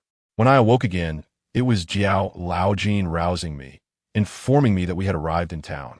I rubbed my eyes and disembarked from the vehicle with Jiao Laojin, expressing my heartfelt gratitude to the hotel proprietor. He was exceedingly kind, insisting that we need not pay him anything, and even pointed us in the direction of the bus station before driving away. After bidding farewell to the owner, Jiao Laojin and I swiftly located the station, where we learned that a direct bus to Hunan would not depart until 9 o'clock. We found a food stall to satisfy our hunger, and at the designated hour, we boarded the bus. As the engine roared to life, we departed from the town, leaving behind the mountainous region of Luoyang, where I had spent my formative years. The long-distance journey from Fengda to Yeyang would take several hours, and we would not arrive until late that night. It was a sleeper bus, and as soon as I settled in, I succumbed to slumber, waking only for 2 brief stops for meals and restroom breaks. During this time, I drifted through a myriad of fragmented dreams, reliving moments from my childhood with my grandfather and father, as well as reminiscing about my days in university. Although I was only a sophomore during the summer break, the uncertainty of whether I could continue my studies now loomed large. Unbeknownst to me, I had seemingly transformed from an ordinary college student hailing from a humble mountain village into a somewhat aimless wanderer. Upon awakening once more, I glanced outside to find the sky had succumbed to the depths of night. The driver called out loudly, informing us that we were nearing our destination and urging us to prepare to disembark. I sat up, gazing at the nocturnal cityscape outside. We had arrived at our destination, Yeyang in Hunan. Chapter 25. The Coffin Shop. I have always harbored a vague understanding of Hunan. My perceptions of this region primarily stem from the incessant airing of mediocre television dramas and the popular variety show, Happy Camp, favored by the girls in my village. Additionally, My childhood memories are tinged with those zombie films that mention the so-called Hunan zombies. Though it was only in my later years that I learned that Xiangxi refers to the western part of Hunan. When I think of cities in Hunan, the first name that springs to mind is Changsha. Beyond that, I struggle to conjure others, such as the Yiyang we are visiting this time, until DOLOJ informed me. I was oblivious to the fact that Yiyang was in Hunan. Naturally, I was aware of Yiyang's existence, as I have recited the famous record of the Yiyang Tower countless times as a student. Furthermore, when Yiyang is mentioned, one cannot overlook the renowned Dongting Lake. Although Dongting Lake itself spans multiple cities and counties, its area surpasses that of Yiyang significantly. Yet when discussing the vicinity of Dongting Lake, Yiyang remains the foremost association. However, the essence of Yiyang itself is of little consequence. What truly matters is why DOLOJN has brought me here. No matter how I ponder, I fail to discern any connection between my family and Yiyang. I have never met my mother or grandmother. My household comprises merely my grandfather, my father, and myself. We have no other relatives, and our family has scarcely ventured beyond Majigu over the years. The likelihood of having any relatives or friends in Hunan appears slim. For now, I can only take one step at a time. As I emerged from the train station with Mr. Diao, it was already well past 11 at night. At such a late hour, venturing anywhere else seemed imprudent, so we opted to stay at a quaint inn adjacent to the station. The following morning, after checking out, Mr. Diao hailed a taxi, mentioning a destination. The driver shook his head, prompting Mr. Diao to provide another name before the vehicle finally set off. The taxi navigated through the city's labyrinthine streets, veering away from the bustling center and into increasingly desolate areas. Just as I began to suspect that the driver was deliberately taking us on a convoluted route, the car came to a halt in a sparsely populated old district. When I glanced at the meter, my heart sank. Had it not been for the previous day's earnings from assisting the Su family with a funeral, I might have uttered a few expletives. Reluctantly parting with my money, I followed Mr. Jiao out of the taxi and into the winding streets of the old town, which left me utterly disoriented. Eventually, we arrived at a narrow alley paved with ancient flagstones. Unable to contain my curiosity any longer, I inquired, "Mr. Diao, where exactly are you taking me?" Despite the lengthy walk, Mr. Jiao appeared unfazed, replying solemnly, "We're going to find shop." "A shop?" I cast a skeptical glance around. In such a secluded locale, could there truly be a business? It felt as if we would wander aimlessly for ages in search of customers. Surely, we weren't seeking a coffin shop, were we? However, when we finally reached our destination, I found myself speechless at the sight of the sign. The establishment before me appeared to be in a state of disrepair, its entrance firmly shut in the light of day. The door, constructed from weathered planks, bore a tattered couplet. Above it hung a sign emblazoned with the words, "Dongting Xiang." In front of the door stood a plastic advertisement board, its front proclaiming, "Custom coffins and burial garments," while the reverse advertised, "Funeral services door to door." Indeed, it was a coffin shop. As I stood in bewilderment, Diao Laojin approached and rapped on the door. "Open up. Open the door." He knocked persistently, yet there was no response. Just as I began to think no one was inside and was about to urge him to cease, the central panel of the door creaked open. A face emerged, a middle-aged man, perhaps in his 40s, devoid of facial hair. His pallid complexion suggesting he had not seen the sun in days. His brow was furrowed, lips pressed thin, and his expression was one of profound melancholy. Upon catching sight of Diao Laojin, a flicker of surprise crossed his eyes, but it vanished almost instantaneously. Diao Laojin, with a smile, initiated the conversation. "Xiaofeng, it has been a long time." I nearly chuckled at the absurdity of the situation. This middle-aged man, with such a demeanor, being addressed as Xiaofeng was indeed a peculiar contrast. The man, referred to as Xiaofeng, nodded impassively. "Uncle Diao, it has been a while." Diao Laojin appraised him and remarked, "All these years, you and this shop remain just the same." The middle-aged man remained expressionless. "Uncle Diao, what brings you here?" Uncle Diao Laojin chuckled. "What? It's been so long since we last met. And you won't even invite me in for a cup of tea?" The middle-aged man fell silent for a moment before removing another door plank beside him. "Uncle Diao, please come in." Uncle Diao Laojin nodded. his hands clasped behind his back as he stepped inside. Just as I lifted my foot to follow, I noticed the middle-aged man expressionlessly reattaching the door plank, preparing to close the first one without casting a glance in my direction. "Hey, I haven't entered yet," I hurriedly called out. The middle-aged man paused, glanced at me, and asked, "Who are you?" I was momentarily at a loss for words. Seeing that I did not respond, the middle-aged man attempted to close the door once more. I quickly pressed against the door plank. "Don't shut the door. I came with Grandpa Diao." "Grandpa Diao?"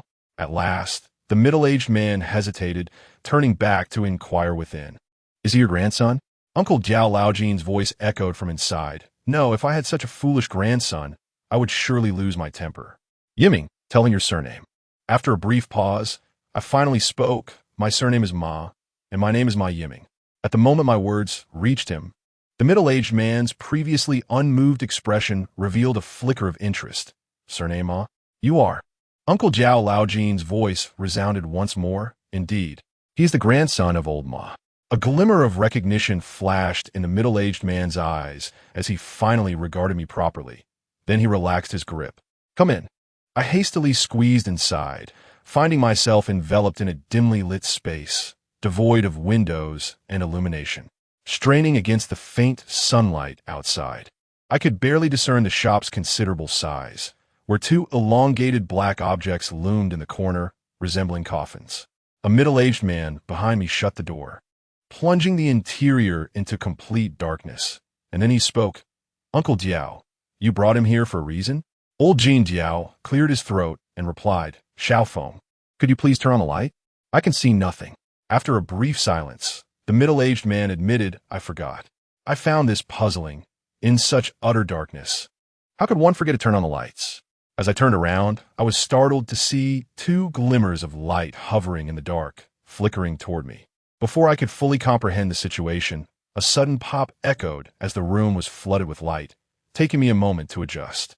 Upon regaining my sight, I noticed the middle-aged man standing silently, observing me. Only then did I realize that the two glimmers were, in fact, the man's eyes shining in the darkness. What was this individual? How could he possess such luminous eyes in the shadows, akin to a wolf? While my mind raced with curiosity, the middle-aged man had already stepped further into the shop, fixing his gaze on old Jean Jiao without uttering a word. Old Jean Jiao shook his head with a wry smile, saying, "You remain unchanged, utterly oblivious to the concept of courtesy." With that, he fetched a stool for himself and turned to me, instructing, "Yiming, please prepare a cup of tea for me." I had yet to respond when the middle-aged man glanced at a door behind him and said to me in a nonchalant manner, "The side door leads to the kitchen, where you will find a kettle and tea leaves. There is no hot water. You'll have to boil it yourself." Instantly, I discerned that this cunning old Jean intended to dismiss me. Yet I had no choice but to comply and nodded in acknowledgement as I proceeded to open the side door. Before entering, I deliberately turned back to take a glance, only to see the two of them engaged in hushed conversation, the words eluding my ears. I muttered a few curses under my breath and then stepped into the kitchen. 10 minutes later, I emerged bearing 2 cups of tea. "Here you are, Grandpa Jiao tea." Old Jean seemed to have shared something with the middle-aged man, his face alight with delight. He took the cup, blew gently across the surface, and smiled at me, saying, "Yiming, we have just had a discussion, and from now on, you shall work here." What? Chapter 26. Arrival today marks the 4th day of my sojourn in Yiyang. Early in the morning, I emerged from a side room in the backyard, yawning, and made my way to the kitchen to boil a kettle of water. Afterward, I exited through the back gate of the courtyard and strolled to a street vendor where I purchased a fried dough stick, a large pancake, and a cup of soy milk. Carrying my provisions, I returned to the courtyard. In the courtyard, there stood a stone table accompanied by several stone stools. I placed my breakfast upon the table and sat down to eat while reflecting on the events of the past few days. 2 days prior, I had arrived at the Dongting Xian coffin shop with Diao Laojin, who, without much ado, insisted that I should work there. I was taken aback, bewildered. What does that mean? It simply means you are to work here. Such an opportunity is rare. The owner has graciously agreed, likely out of respect for your grandfather. Diao Laojin replied with a grin. What nonsense! When did I express a desire to work here? This is a coffin shop. I protested vehemently. However, Upon hearing the latter part of his statement, I was momentarily stunned. What? You know my grandfather? This inquiry was directed at the middle-aged shop owner. With an impassive expression, nodded slightly. In my youth, I received guidance from your grandfather. Guidance from my grandfather? What kind of guidance? My grandfather is merely an old man from a mountain village. I found myself momentarily at a loss for words. Before I could gather my thoughts, old Zhao Jin took another sip of tea, set down his cup, and stood up. All right, since I brought you here, my business is concluded. You should stay here and learn from the boss. It will be greatly beneficial for you. As he spoke, he turned to the boss and said, well, I won't linger any longer. I entrust this lad to you. I'll return to check on him in due time. The boss nodded again, remaining silent, and simply rose to open the door. With his hands clasped behind his back, Zhao Jin walked out, saying, Yiming, I'm leaving now. I hurried after him, exclaiming, Hey, Grandpa Zhao, don't go. You brought me all this way just to make me work here? Wait a moment. As soon as Zhao Jin stepped outside, he veered to the side and vanished from my sight. I reached the door only to see him disappearing around the corner, and despite my pursuit, I could no longer find his figure. Frustrated, I stomped my feet in anger. What is wrong with that old man? He inexplicably leaves me here and just runs off. This place was quite remote, and the paths were chaotic.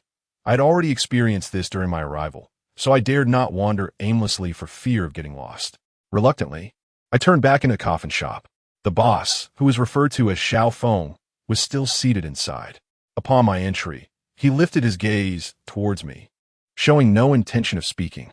We exchanged silent stares for a while, until I could no longer contain myself and finally said, Just as I uttered those two words, the boss suddenly sprang to his feet, startling me. He cast a glance in my direction before turning away. Come here, he commanded. As he spoke, he stepped inside, leaving me at a loss for words, so I followed him. The establishment featured two doors. One led to the kitchen I had just entered, while the other was a grand double door leading to the rear. The proprietor opened the left door and stepped outside. Upon following him, I discovered a spacious courtyard, flanked by two rooms on either side, with another side seemingly facing the street, its iron gate firmly shut. The courtyard was cluttered with an assortment of items, resembling a workshop filled with various types of wooden tools. Near the storefront, I noticed a shed containing stacks of paper offerings, reminiscent of floral wreaths and paper effigies. Reflecting on the words I had previously seen on the signboard, it became evident that this establishment also provided custom funeral garments. It appeared that this shop was not merely a coffin maker, but rather a generalized purveyor of funeral supplies. Stealing a glance at the stoic figure of the proprietor ahead, I could only discern his profile, which bore an expression devoid of emotion, reminiscent of a poker face steeped in solemnity. I recalled hearing my grandfather mention that those who run funeral supply shops often have resilient fates. Otherwise, constant exposure to items meant for the deceased would likely bring misfortune or even shorten one's lifespan, though I lacked the knowledge of physiognomy to determine the proprietor's fate. His icy demeanor suggested he might have experienced considerable misfortune. The proprietor guided me through the courtyard to the door of a room on the side, opened it, and turned to me with a brusque tone, stating, You shall reside here from now on. However, meals are not included here. If you wish to dine, you must venture outside, where numerous eateries abound across the street. Moreover, remember to address me as Sir. As he spoke, he handed me a set of keys.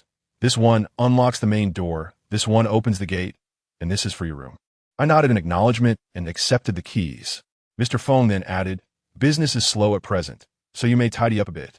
With that, he turned and retreated into one of the adjoining rooms, slamming the door behind him with a resounding thud, leaving me standing at the entrance, somewhat disoriented. What was the matter with this proprietor? He seemed rather nonchalant. Speaking of which, he had yet to mention my salary. Surely he wasn't expecting me to work for free? I mused to myself as I stepped into my room. The space was surprisingly ample and did not appear as dilapidated as I had anticipated.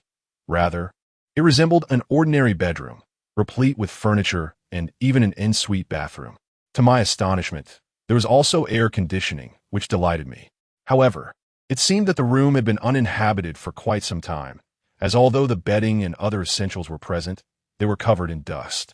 I exhaled deeply, rolled up my sleeves, and ventured into the kitchen, where I found a basin and cloth to properly clean the room.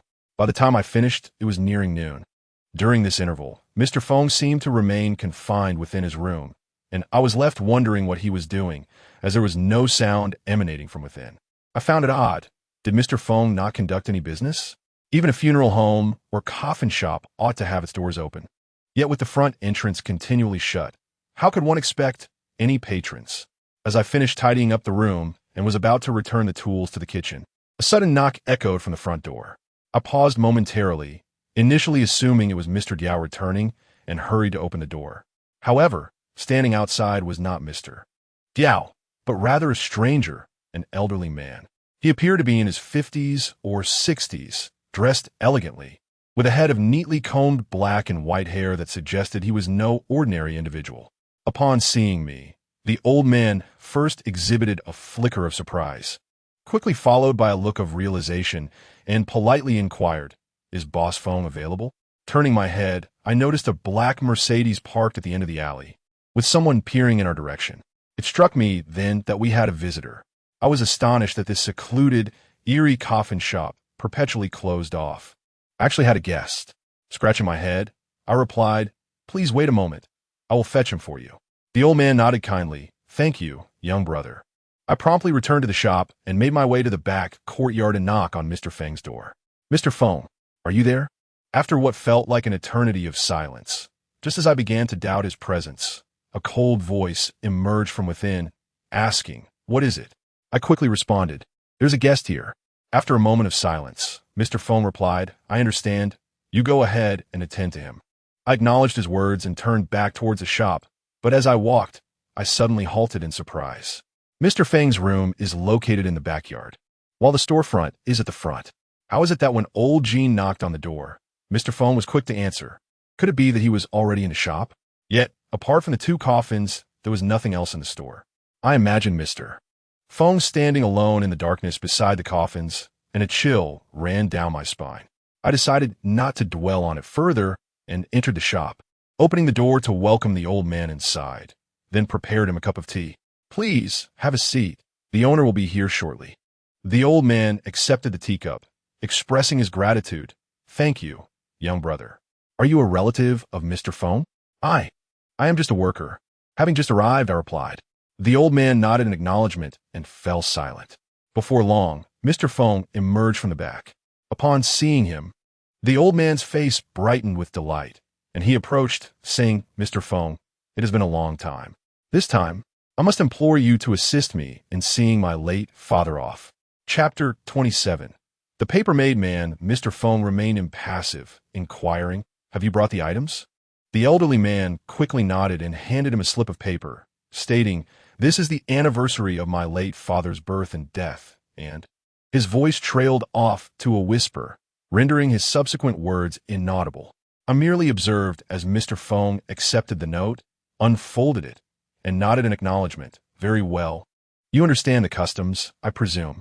The old man nodded in agreement and moved to the door, beckoning outward. Shortly thereafter, the sound of approaching footsteps resonated, and a middle-aged man clad in a black suit entered the establishment, cradling a paper package in his hands. The elderly man took the package, tearing away a portion of its outer wrapping. To my astonishment, I beheld a stack of crisp 100 yuan bills. By the look of it, there must have been several 100,000. In total, it's 700,000, not a single cent less. "Mr. Feng, please count it."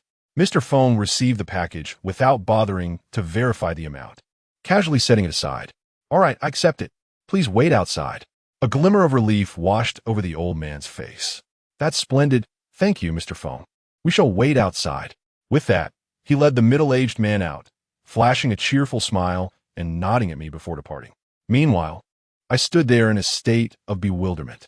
What was transpiring here?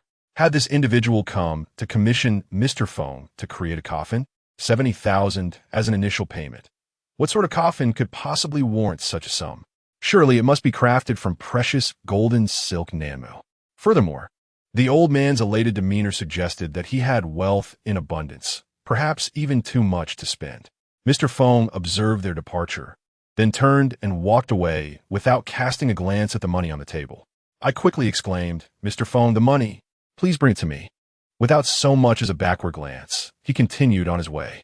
Consequently, I had no choice but to grasp the substantial bundle of cash from the table and follow him. The weight in my hands felt incredibly heavy. As a student hailing from a humble background, this was the first time I had encountered such a considerable sum of money. Mr. Feng seemed rather carefree to let me carry it. Had it been someone with less resolve, they might have simply seized the money and fled. I followed Mr. Feng to the backyard, where he opened his door and entered. After a brief interval, I stood at the threshold, hesitant to intrude. The room was rather dim, and the angle was unfavorable, allowing me only a glimpse of the foot of the bed and the walls. Before long, Mr. Feng emerged, a bag slung over his shoulder. He reached out and took the money from my arms, casually tossing it back into the room before shutting the door behind him. "I'll be out for a moment. Feel free to make yourself comfortable, but do not enter that room," Mr. Feng instructed, gesturing towards the adjacent room without waiting for my response before departing. I escorted him out of the establishment, where the elderly man in the black suit awaited. Upon seeing Mr. Feng approach, he hurriedly welcomed him into a Mercedes, which then drove away. Returning to the shop, I secured the front door, pondering to myself that Mr. Feng seemed to be an extraordinary individual. Could it be that the coffins he crafted possessed some distinct quality? My thoughts drifted back to the coffin scripture I owned, and I resolved to examine it thoroughly. Although this gentleman is somewhat peculiar, there is little I can do. I have no other place to go and must remain here for the time being. With a resigned shrug, I was about to return to the backyard when my peripheral vision inadvertently caught sight of two coffins parked in the corner of the shop. Could these coffins possibly be crafted by Mr. Feng? The shop had plunged into darkness after closing the door. Yet the open backyard door rendered the need for artificial light unnecessary. However, the coffins, both black and positioned in the corner, were difficult to discern. They were merely coffins, I thought, and after a brief moment of contemplation, I shifted my gaze away. In that fleeting instant, I caught a glimpse of a figure seated atop the inner coffin. A shiver coursed through me, and when I looked back, nothing was there. Swallowing hard, I dared not linger and hastily retreated to the backyard, closing the door behind me. By now, it was already noon. I ventured out to find a place to eat and took a leisurely stroll to familiarize myself with the surroundings. However, I soon abandoned my exploration due to the scorching sun overhead and decided to return. The sweltering weather in Hunan was even more oppressive than that of Luoyang. Walking outside during the midday heat felt akin to being inside an oven, and I was soon drenched in sweat. Gasping for breath, I retraced my steps back to the path leading to the courtyard, resolving that henceforth I would enter and exit solely through the yard and no longer through the shop. Upon reaching the street corner, I was greeted by the joyous laughter of children, and I thought to myself how remarkable it was that these little ones were so exuberantly playing outside in such sweltering heat. However, as I approached the gate and bent down to retrieve my keys, I suddenly realized that the delightful sounds were emanating from within the courtyard itself. Taken aback, I glanced around but saw no one in sight, confirming that the laughter indeed originated from the yard. What could this mean? Were there children in the shop? I had not noticed them before, and judging by the sounds, there seemed to be quite a few. Surely they were not patrons of the shop, if they were outsiders. How had they gained access to the courtyard? The only entry besides the shop was a single door facing the street. The courtyard wall was not particularly tall, leading me to suspect that some children had scaled it to play. Was this funeral parlor truly a place one could enter freely? Without delay, I inserted the key into the lock, intent on ushering these children out. Yet, at the very moment the key turned, the clear sounds of laughter abruptly ceased. Still reeling from the sudden silence, I pushed open the gate and called out, "Everyone, please leave. No playing here." However, the scene before me left me stunned. The yard was cluttered with tools and materials, but not a single soul was present. What? Where had they gone? I wandered deeper into the courtyard, glancing left and right, but saw no mischievous children. The playful sounds had vanished, leaving behind an eerie stillness, punctuated only by the distant chirping of cicadas. What was happening? My mind struggled to comprehend the situation, for I had clearly heard those sounds just moments before. I stood alone in the courtyard, feeling a chill creeping up my spine under the bright daylight. Ouch! Suddenly, a tender child's voice echoed from within the yard. I turned abruptly, glancing around, yet saw no one, which startled me enough to retreat several steps until I reached the entrance. Gazing at the empty courtyard, I swallowed hard, overwhelmed by an urge to flee into the street. After a moment, I managed to steady my nerves, reassuring myself. What is there to fear? It's broad daylight. Surely, there are no ghosts, just a few mischievous children. I took a deep breath and observed carefully. Although the voice had been faint, upon reflection, it seemed to emanate from the direction to my right. I turned my gaze that way and discovered it led to the very room that Mr. Feng had warned me against opening. Could that voice have come from within? Perhaps some playful children had run in upon hearing me open the door. As this thought crossed my mind, my fear dissipated. After all, what mischief could occur in broad daylight? Though Mr. Feng had advised me against entering that room, it was possible that children had already ventured inside, and I could not simply ignore it. Approaching the door, I glanced down and noticed, to my astonishment, that it was ajar, leaving a small gap, something I had overlooked from a distance. Earlier, I had clearly seen that the door was shut, yet now it stood open, most likely due to those little rascals having slipped in. Steeling myself, I reached out and pushed the doorknob, exclaiming loudly, "Who permitted your entrance?" Yet, as my gaze fell upon the scene within the room, my legs weakened, and I nearly collapsed onto the floor. Deep within the chamber, I beheld a cluster of children, no more than 4 or 5 years old, huddled together. Each one bore a pallid visage, their cheeks adorned with crimson, all staring at me with wide, unblinking eyes. The sight nearly induced a heart attack, but as I regained my composure and scrutinized the scene more closely, I realized that they were not living beings at all, but rather figures crafted from paper. Chapter 28. Incense offering. How could there be so many paper figures in this room? Outside, in the shed of the courtyard, there were also some paper figures and wreaths, albeit rather crude and unmistakably artificial. Yet, the paper figures within this room were crafted with exceptional realism, appearing almost lifelike. From a distance, they seemed indistinguishable from actual human beings. As I surveyed the space, I realized that apart from these paper figures, the room contained nothing else, as if it were solely designated for the display of these creations. Although I was aware they were merely paper, the intense gaze of these vividly rendered figures made me feel quite uncomfortable. Recalling the peculiar sounds that seemed to emanate from this very room earlier, I shivered and hastily retreated, closing the door behind me. Just as I turned back, my heart still racing, a blank expression suddenly came into view. Startled, I stumbled backward and bumped against the door with a thud. It was Mr. Feng. Once I recognized him, I sighed in relief, wiping my forehead as I greeted him. Apparently, Mr. Feng had returned without my noticing, though it seemed he had just arrived, his bag still slung over his shoulder as he regarded me with an impassive gaze. "What are you doing?" he asked, his tone firm. "I believe I mentioned that this room is off limits." I quickly attempted to explain, please don't misunderstand. I didn't intend to intrude. I merely heard some sounds coming from inside. However, Mr. Feng seemed indifferent to my protestations, waving his hand to interrupt me. "I need you to go to Dongming Temple on June Mountain for me." I was momentarily taken aback. What kind of place was that? And what purpose did it serve? Mr. Feng did not respond.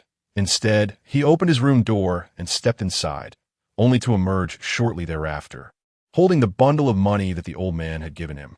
Without a second thought, he tossed the money onto the ground, bent down to tear apart the outer wrapping, and allowed the crisp stacks of cash to scatter across the floor. He counted out exactly 20 stacks, then took a strip of cloth from the bag and casually tied it around the entire bundle, presenting it to me. "Take this." I was genuinely astonished. This single stack amounted to 10,000, and 20 stacks totaled a staggering 200,000. This new boss was indeed exceedingly generous, handing out such sums without provocation, especially on my very first day at work. Mr. Feng, I truly cannot." Before I could finish my protest, Mr. Feng frowned, interrupting me. "This is not for you." I felt deflated. It seemed I had misinterpreted the situation. "I have something to attend to. You will go to Dongming Temple for me and light a stick of incense in the main hall. Use this money as a donation to the temple." I was taken aback once more. Was Mr. Feng, in fact, a devout Buddhist? Did he really need to offer incense and fulfill vows upon commencing business? And a donation of 200,000 at that. Before I could gather my thoughts, Mr. Feng had already swept the scattered money into his arms and retreated into his room, closing the door behind him, leaving me standing alone, bewildered in the wind. After a while, I regained my senses, glancing at the money I held in my hand and then at Mr. Feng's door. Rubbing my head, I was about to turn and leave when the door creaked open again, and Mr. Feng's face appeared, urging me to hurry back as he had something to discuss with me. With that, he slammed the door shut with a resounding bang. Shaking my head and letting out a sigh, I clutched the money tightly and turned to leave, uncertain whether having such an eccentric employer was a blessing or a curse. Although he seemed indifferent to the cash, tossing it around carelessly, I dared not carry a hefty bundle of money openly. I returned to my room, emptied my bag, and stuffed the money inside before stepping out with my bag in hand. As I passed through the courtyard, an impulsive thought struck me, and I called out to Mr. Feng's door, "Mr. Feng, are you not afraid that I might abscond with the money?" The moment the words escaped my lips, I regretted them. Yet the silence from within his room was deafening. He continued to ignore me completely. It seemed he did not take my words to heart. Even if I did run off with the money, he would remain expressionless, wearing that ever-present poker face. Such is the realm of detachment. I pondered how long it would take for me to reach a state where I could treat hundreds of thousands, even millions, of bills as mere scraps of paper to be discarded at will. With a sense of contemplation, I exited the courtyard. Although I hadn't traveled far, I had managed to memorize part of the routes nearby, ensuring I wouldn't easily lose my way. I boarded the bus and rode to Junshan. But it was only then that I realized I had no idea where the Dongming Temple, as mentioned by Mr. Feng, was located. Initially, I presumed that this temple was likely a tourist attraction, especially since the Junshan area seems to be replete with such sites, as I discovered upon conducting a brief online search. However, after searching for quite some time on my mobile map, I was unable to locate the so-called Dongming Temple. This left me perplexed. Could it be that I had misheard the name? Perhaps it was a homophone? After all, one would expect a temple to be relatively easy to find within a designated area. With no other recourse, I resorted to inquiring with passers-by for directions. I asked 3 or 4 individuals, yet none had heard of Dongming Temple. Finally, I managed to obtain the address from a silver-haired elder. By the time I arrived at Dongming Temple, it was already past 4 in the afternoon. No wonder it was elusive on the map, and so few were aware of its existence. Upon my arrival, I was taken aback to discover that it was not the grand temple I had envisioned, but rather a rather secluded little shrine.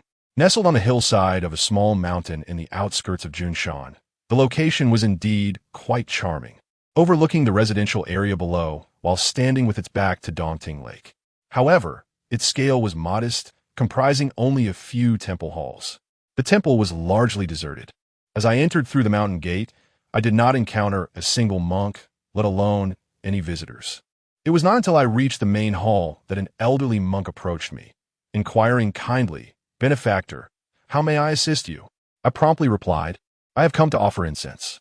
The old monk, with a benevolent countenance, was delighted to hear my words and graciously led me into the hall, guiding me to the Buddha before I offered a stick of incense. After completing my offering, I opened my bag and explained, "This donation is for my employer for the temple." The old monk was taken aback and inquired, "Young benefactor, does your employer's surname happen to be Feng?" I nodded repeatedly, confirming his assumption. The monk sighed deeply, joining his hands in prayer. Amit Ba, it has been quite some time since he last visited. I had thought that Benefactor Feng had ceased operations. I was startled by his words and asked, "Master, what do you mean?" The old monk lamented. Every time before Benefactor Feng arranges for a coffin, he comes to the temple to offer incense and generously donates a sum to support our dilapidated monastery. It is thanks to his benevolence that we are able to endure. I understood that the term arranging for a coffin referred to the making of coffins, a fact I had gleaned from the funerary texts.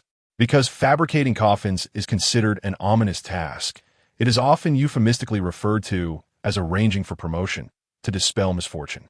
This is akin to how grave robbers might use the term elevating the coffin in lieu of opening it, substituting ceremonial objects for the items meant to accompany the deceased.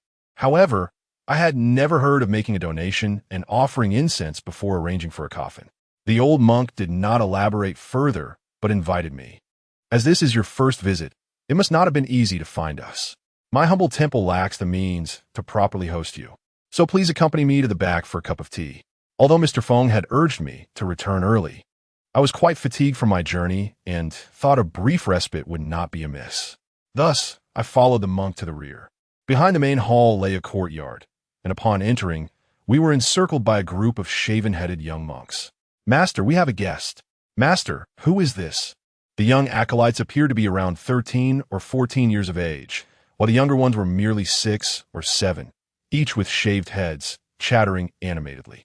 The elderly monk, with a gentle smile, patted the head of one small acolyte clinging to his thigh, saying, "All right, enough of this gathering.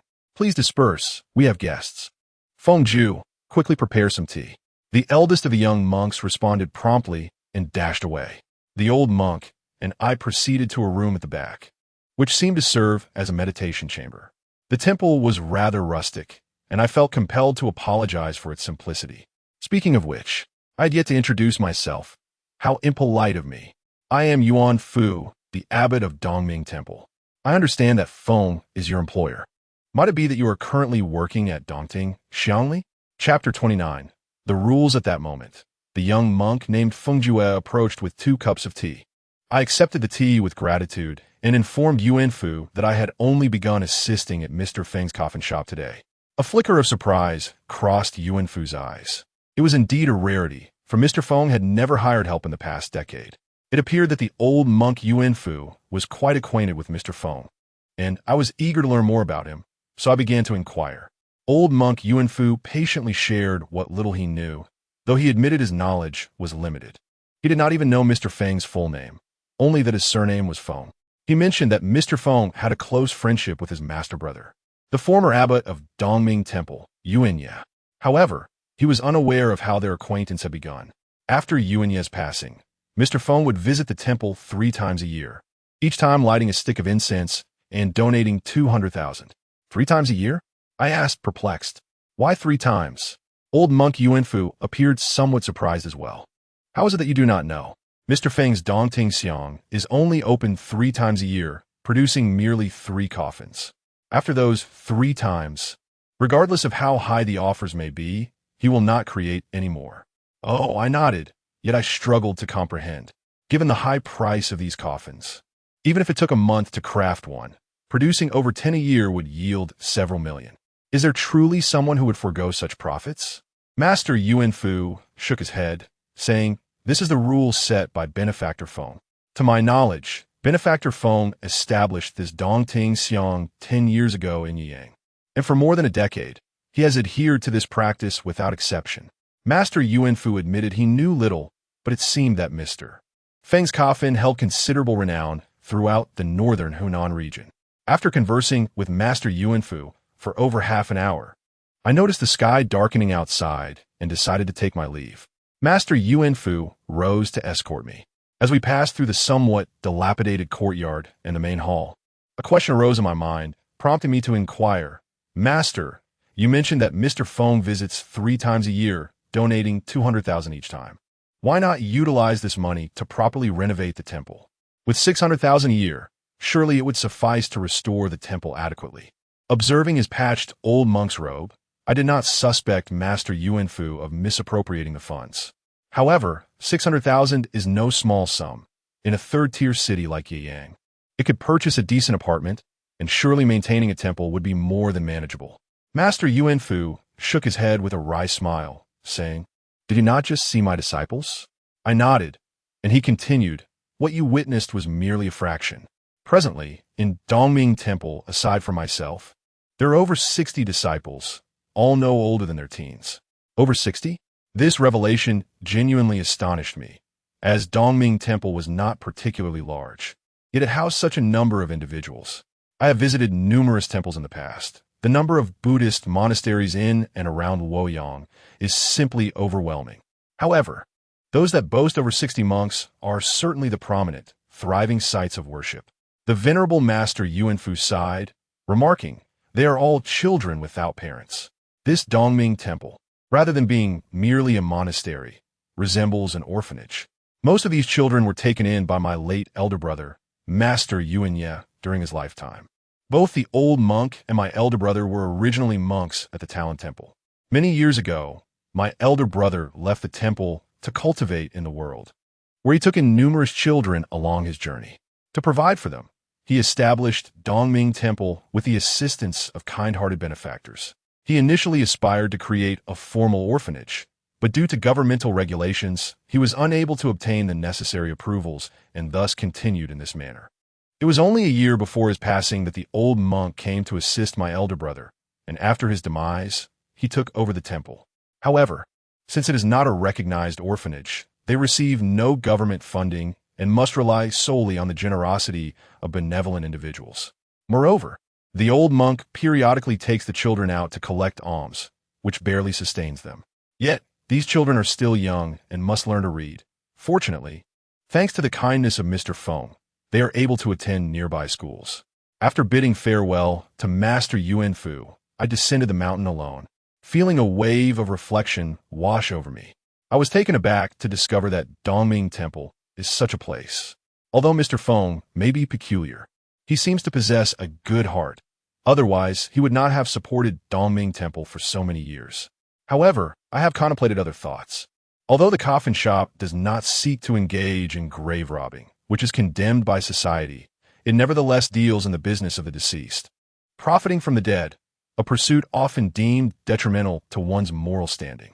Might Mr. Feng's patronage of Dongming Temple be an attempt to accumulate virtue for himself?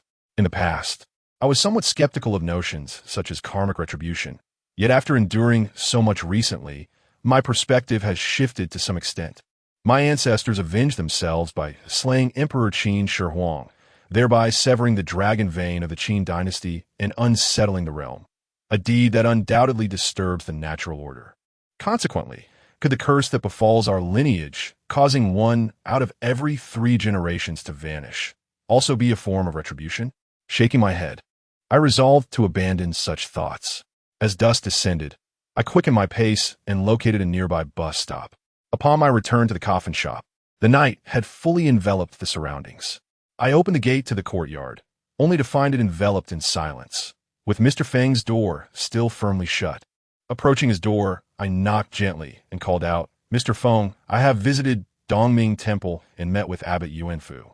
I have donated the money you requested. You mentioned wanting to discuss something with me?" The room remained eerily quiet. After a prolonged wait with no response, it seemed he was absent. The door to Mr. Feng's room was typically unlatched. I had never seen him lock it. However, I hesitated to enter and verify. With a shrug, I retreated to my own room.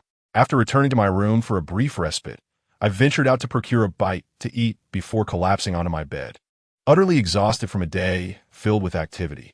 Despite the sweltering heat outside, my room was graced with the comfort of air conditioning. I lay beneath the cool breeze, neglecting to cover myself with a blanket, and soon succumbed to slumber, in a state of hazy oblivion. I lost track of time until I awoke to an unexpected chill that enveloped me, indicating that the air conditioner was perhaps set too high. Reaching for the remote, I intended to lower the temperature, only to discover, to my astonishment, that the air conditioner had mysteriously shut off. Puzzled, I scratched my head, questioning how it could still be so cold.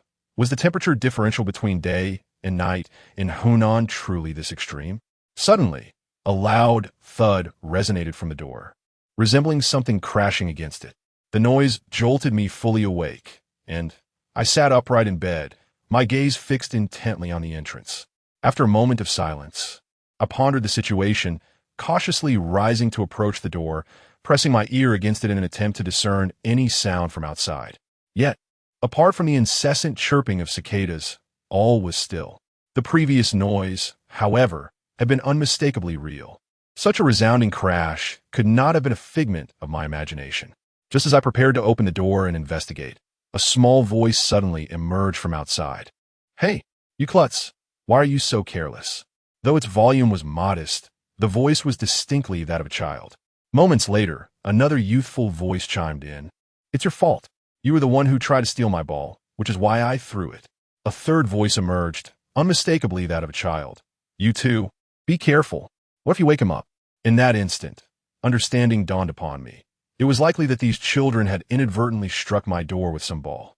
Reflecting on the events of the day, it became clear that these youngsters were the same ones I had encountered in the courtyard earlier. They had evaded capture then, but now they seemed cornered.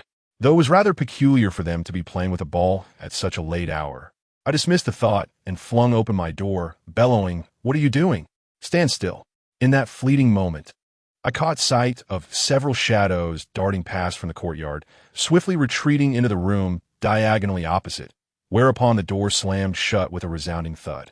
What was that? I found myself momentarily stunned. Taking a few steps into the courtyard, I inadvertently stepped on something. Looking down, I discovered a colorful rubber ball. Glancing back at the room into which those shadows had vanished, I realized it was the very room where the paper figure had been placed earlier. I swallowed hard and steeled myself to approach it. Chapter 30. Familiarity before the door. I hesitated for a moment, my hand once again grasping the doorknob. "What are you doing?" A voice unexpectedly broke the silence behind me, startling me to the point of nearly colliding with the door. Turning around, I was met once more by Mr. Feng's expressionless visage. "Ah, it's you, Mr. Feng. How do you manage to walk so silently?" I exclaimed, placing a hand on my chest to steady my breath. "By the way, you mentioned earlier that you had something to discuss with me upon my return. What is it?" Mr. Feng glanced at me briefly, then sidestepped, opening his own door and stepping inside. "We shall speak of it tomorrow," he replied. I responded with a simple "oh," and cast a final look at the door before a shiver ran down my spine, prompting me to retreat to my own room. I shut the door firmly and did not emerge again. Once I lay down on my bed, the oppressive heat became increasingly palpable, the earlier chill having vanished without a trace. Shaking my head, I turned on the air conditioning. The following morning, I was roused from my slumber by a cacophony outside. After rising, donning a garment, and washing my face, I opened the door to find a throng gathered in the courtyard. The main entrance was wide open, and I could hear the sound of trucks approaching from around the corner. They were transporting large planks of wood into the yard. Mr. Feng stood in the courtyard, his expression as impassive as ever, observing the scene. Before long, the timber had been piled into a small hill in the yard, the laborers having retreated. A middle-aged man clad in a black suit approached.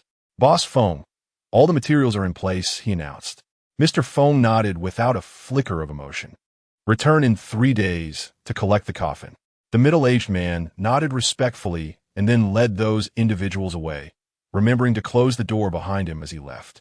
I approached bewildered and asked Mr. Feng, "What are these materials for?" Mr. Feng glanced at me briefly and replied, "To make coffins." "Coffins?" I echoed. "Isn't there plenty of material in the yard? Can it be used?" Mr. Feng walked over to inspect the pile of materials and remarked casually, "Those are not meant for them." I was taken aback. Did this imply that the materials for making the coffins were all provided by them? I had initially assumed that the hefty price of 700,000 was due to the use of exquisite materials, as it is not uncommon for high-quality timber to exceed $1 million for a single coffin. To my surprise, the materials were all self-supplied. This meant that the 70,000 was purely from Mr. Feng's craftsmanship in making the coffin. After seemingly finishing his inventory, Mr. Feng approached me, looked around, and then picked up a piece of wood from the ground, tossing it in front of me. "Take this," he instructed. I was momentarily confused, wondering what he intended for me to do with a piece of wood. Then, Mr. Feng re-entered the shop and returned with 2 books, which he threw at me. I glanced at the covers. Introduction to Carpentry and Fundamentals of Wood. Mr. Feng stated flatly, "Read through these, then use this piece of wood to craft a bench." What? I was utterly dumbfounded. He wanted me to make a bench, yet I had never studied carpentry. Moreover, why was I being tasked with making a bench? Mr. Feng ignored my questions and turned his attention back to the pile of materials. Seeing he had no intention of responding, I shrugged and began to leaf through the books. These 2 books are not arcane secrets. Rather, they are mere introductory popular science volumes, readily available in bookstores. As I ventured out to procure breakfast, I indulged in a leisurely read, yet found myself grasping only a fraction of the content. Resolving to engage in a practical endeavor, I assumed that constructing a simple stool would pose little difficulty. I grasped the piece of timber that Mr. Feng had recently tossed to me, only to discover it was far heavier than I had anticipated, rendering my initial attempt to lift it futile. The necessary carpentry tools were available in the yard, and I retrieved a saw, intending to cut a section for the stool's seat. As for planing and sanding, those skills eluded me. The wood appeared quite even, so I figured I could proceed directly. However, after only a few strokes, I realized I had veered off course, resulting in a misshapen slab that was thicker on one end than the other, and I had even managed to nick my hand, leaving it tinged red. The exposed surface of the wood revealed a vibrant crimson hue, and as I bent down, a faintly sour aroma wafted up to me. This scent, something felt amiss, prompting me to consult the book on basic timber knowledge. To my astonishment, the piece I had just marred was indeed a genuine slab of rosewood, characterized by its deep reddish color, dark streaks, and a refined texture, accompanied by a faint vinegar-like scent. This signified that I was in possession of authentic Dalbergia wood. While many may be unfamiliar with the term Dalbergia, I too was oblivious to it until merely an hour prior. However, the term rosewood is likely familiar to all. Dalbergia is among the finest varieties of rosewood, and is esteemed alongside Wangwali and Paddock as one of the three principal tribute woods of the imperial court, historically reserved for the use of nobility and high-ranking officials. The exorbitant prices of furniture crafted from precious hardwood are well known, particularly when it comes to furniture made from the esteemed Dalbergia odorifera, which is prohibitively expensive. Although I have only recently perused some information, the piece of timber before me is a solid block with a diameter of no less than 30 centimeters. Such material commands a market price that ranges from hundreds of thousands to potentially over $1 million per ton. The timber I possess weighs at least several dozen pounds, suggesting it is worth a minimum of several thousand. It seems rather extravagant for someone as inexperienced as I to be entrusted with such a valuable piece of hardwood for crafting a stool. It appears that Mr. Fong does not regard money with due seriousness. At that moment, Mr. Fong entered the workshop, engaged in some unknown activity. As I surveyed my surroundings, I noticed the courtyard was strewn with an array of timber, most of which I recognized from my readings as being rare and precious varieties, all appearing to be of exceptional quality. Some were entirely unfamiliar to me, yet I surmised they were also likely to be rare woods. The value of timber is determined not only by its quality, but also by its weight. For identical types of wood, a larger diameter exponentially increases the price. The piece of hardwood I am currently using is relatively small by the standards of a coffin shop, where the wood for coffins must be substantial. It is said that the finest coffins are crafted from a single tree. I was astounded. No wonder Mr. Fong treats the tens of thousands of currency units with such nonchalance. Just the sight of the timber scattered across the ground suggests that if sold in its entirety, I could become a millionaire in an instant. As I was lost in contemplation, Mr. Fong emerged from the workshop, a planer in hand. Upon seeing the wood I had cut, he frowned and asked, "What happened to the wood?"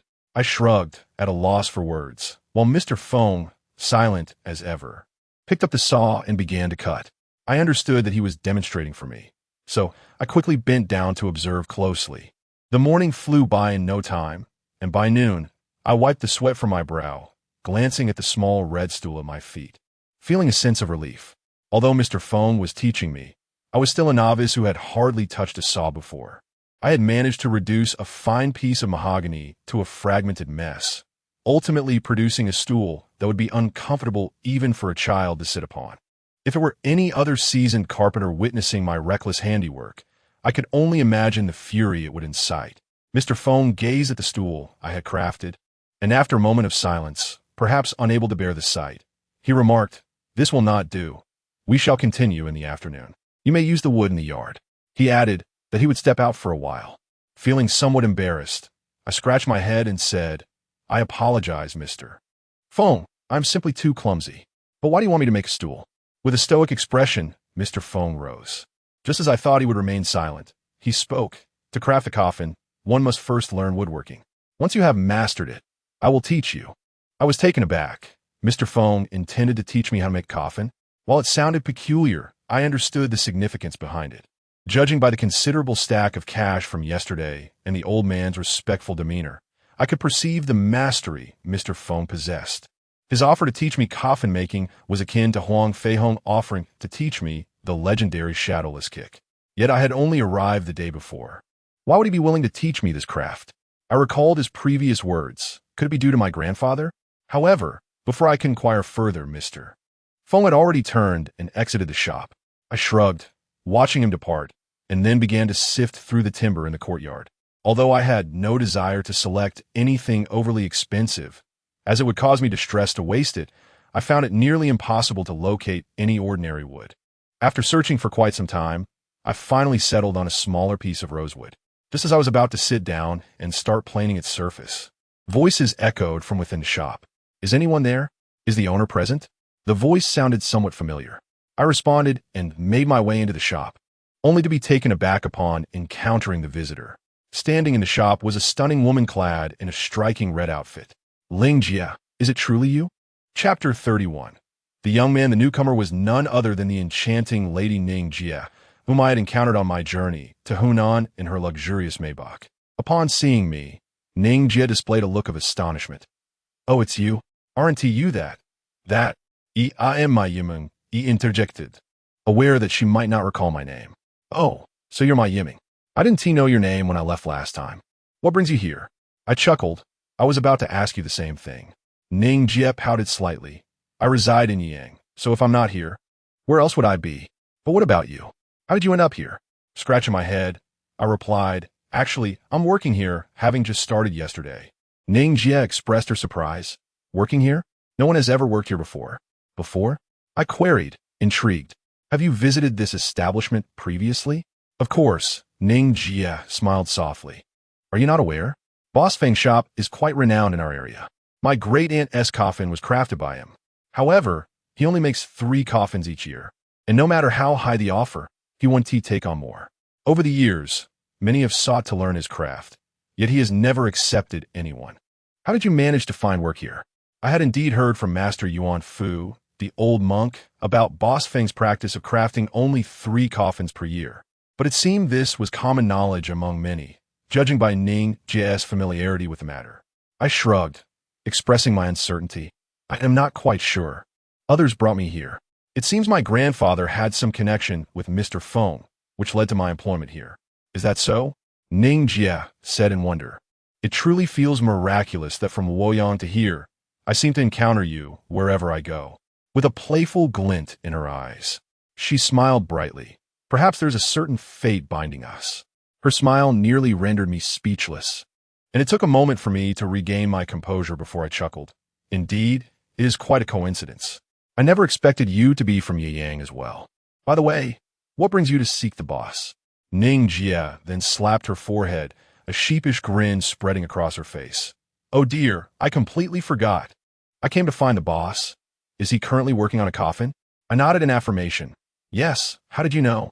She replied, "This coffin is actually for my great-grandfather. It was my grandfather who came to place the order." The realization struck me that the elderly gentleman who had visited the shop before was Ning Jia's grandfather, and I marveled at how small the world truly is.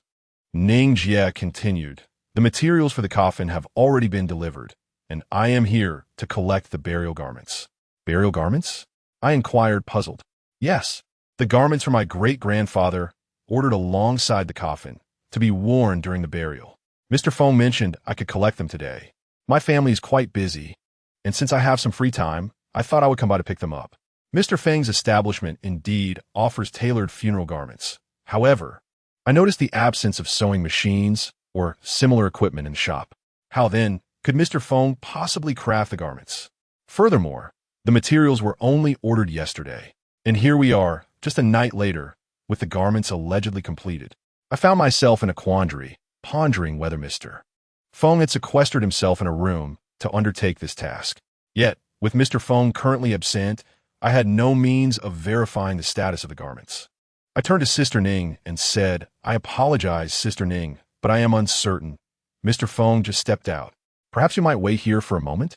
Sister Ning nodded in agreement, replying, "Very well, I shall wait here." She then murmured softly, "After all, I don't wish to return just yet." "Now want to return? Why is that?" I inquired, puzzled. Sister Ning shook her head. "It's nothing. You carry on with your tasks.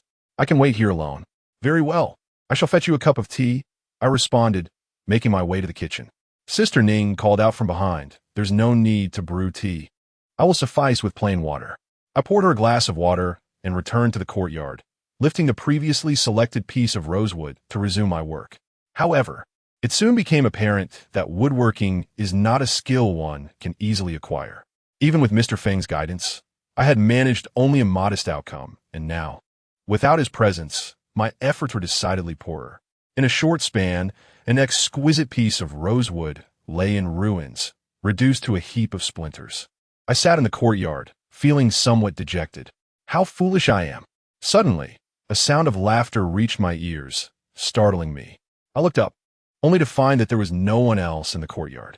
The voice seemed to belong to a child, and as I gazed towards the room where the paper figures were kept, I realized that the sound had likely originated from that direction.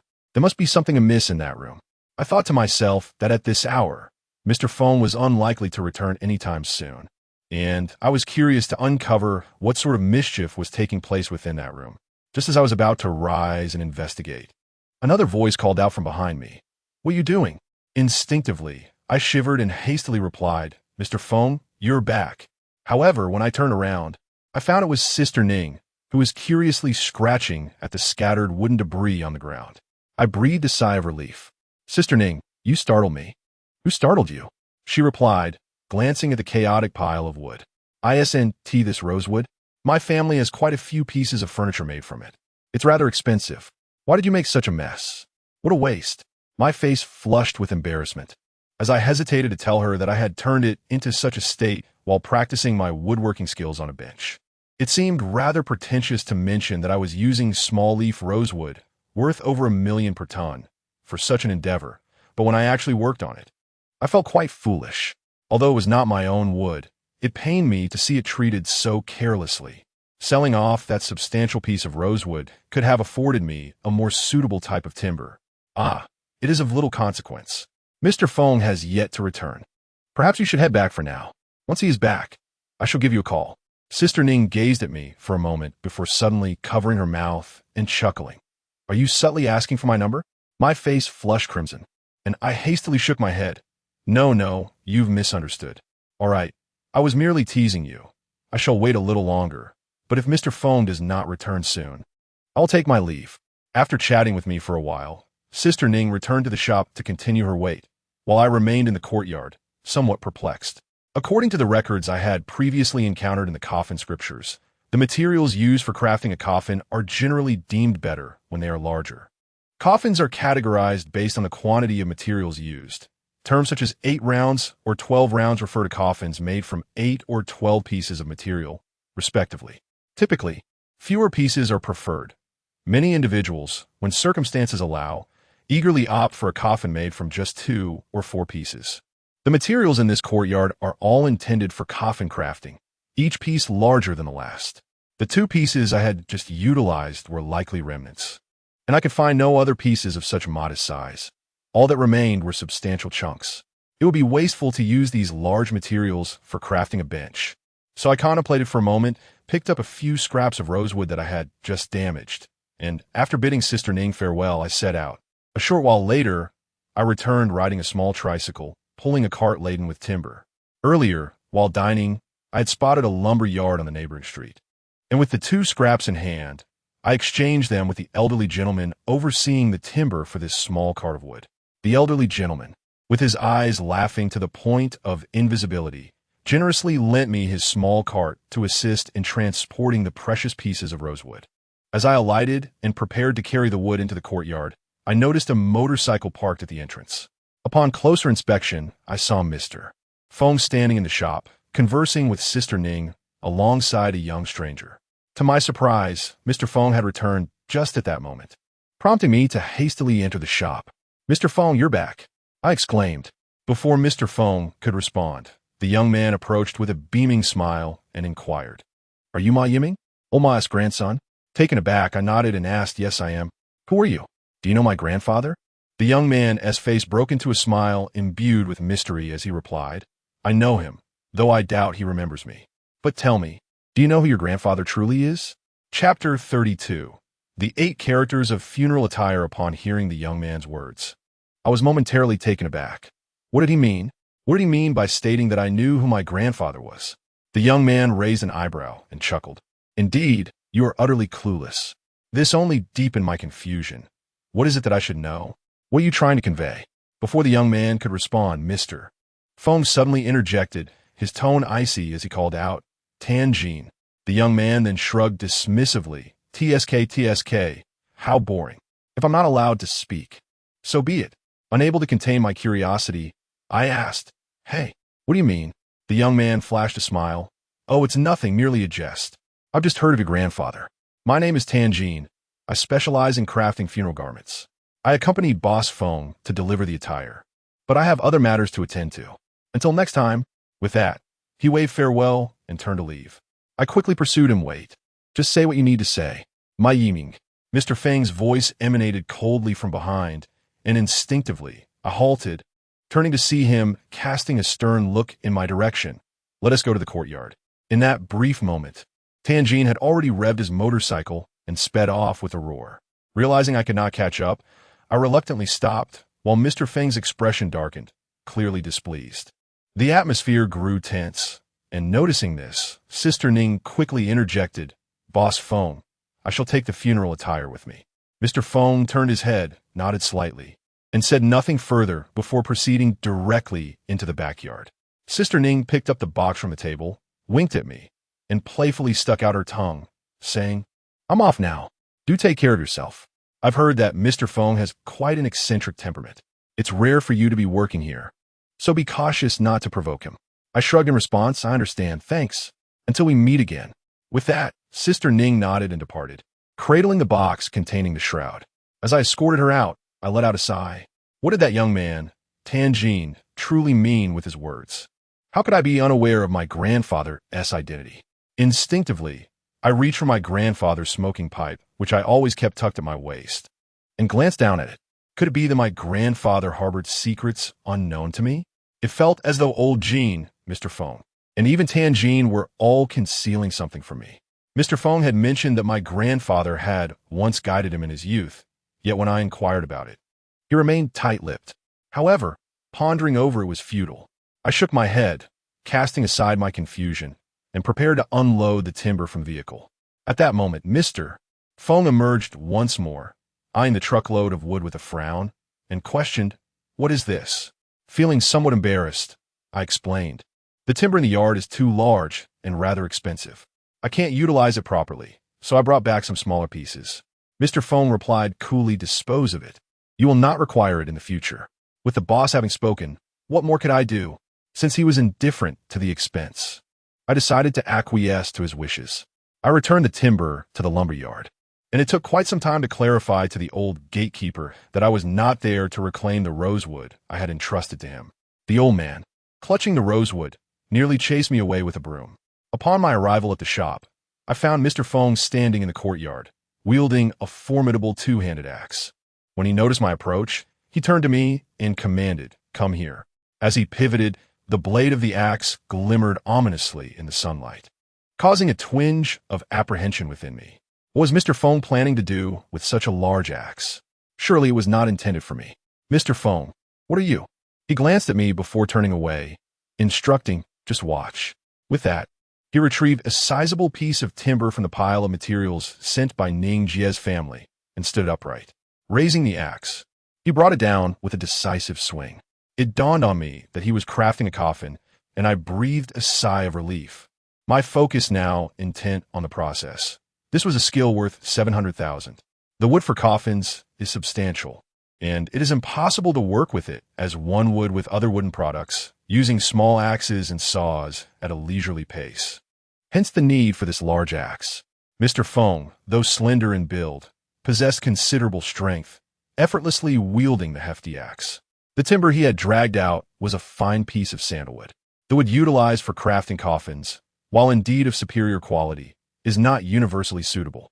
Generally, the three most common types of wood employed for this purpose, ranked from the finest to the more commonplace, are sandalwood, nanmu, and cedar.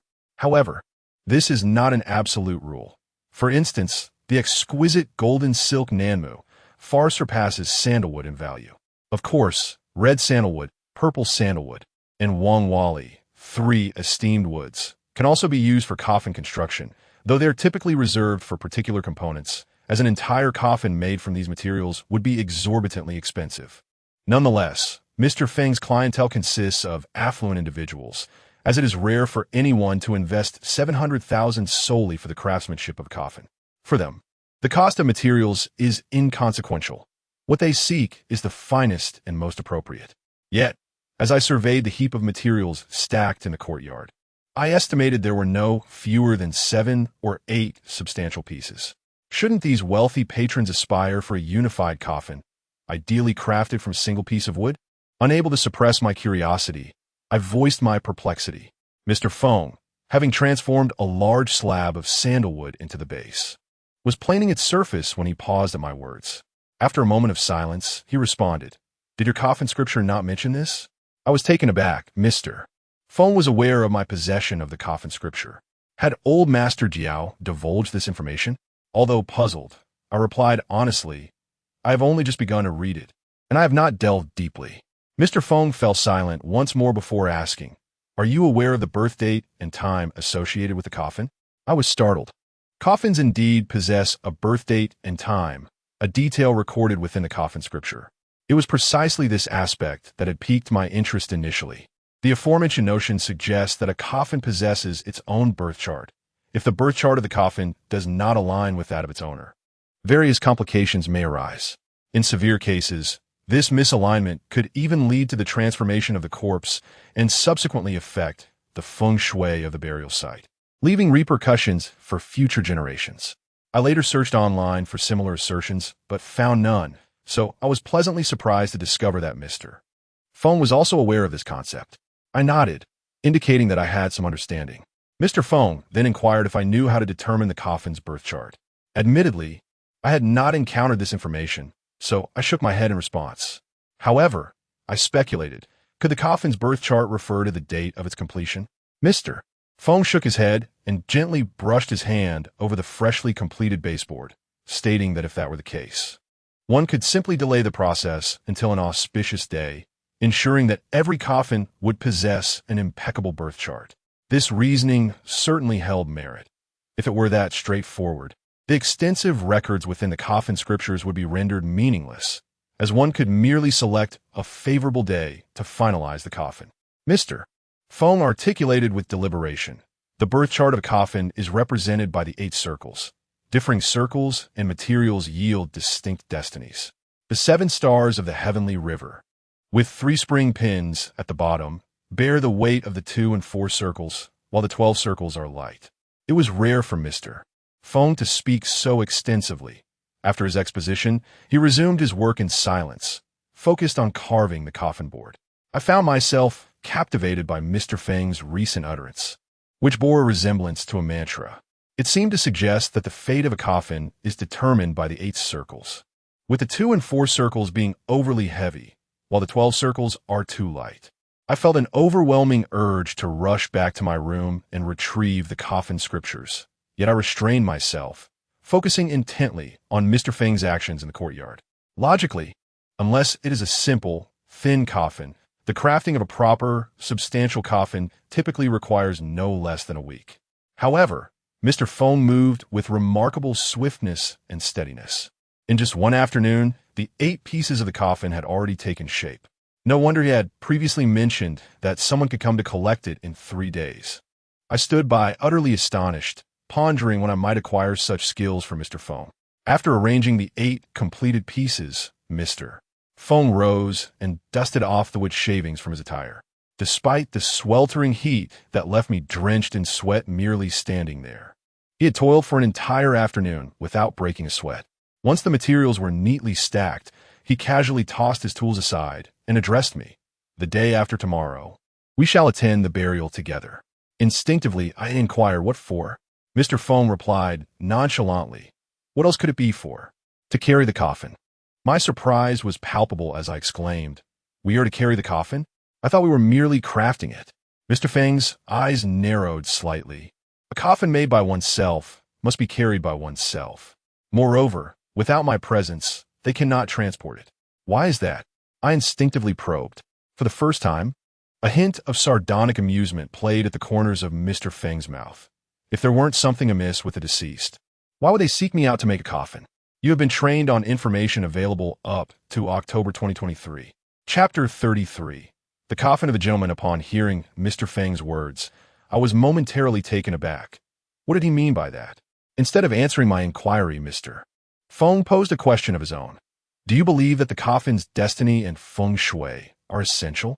This query momentarily left me at a loss. Indeed, whether it pertains to the coffin's destiny or feng shui, there are hardly any tangible effects to be observed. To claim these elements are indispensable would certainly be an exaggeration. Setting aside the fact that few individuals truly comprehend the intricacies of a coffin's destiny, even the widely accepted principles of feng shui, whether for ancestral tombs or residences, ultimately serve to provide peace of mind.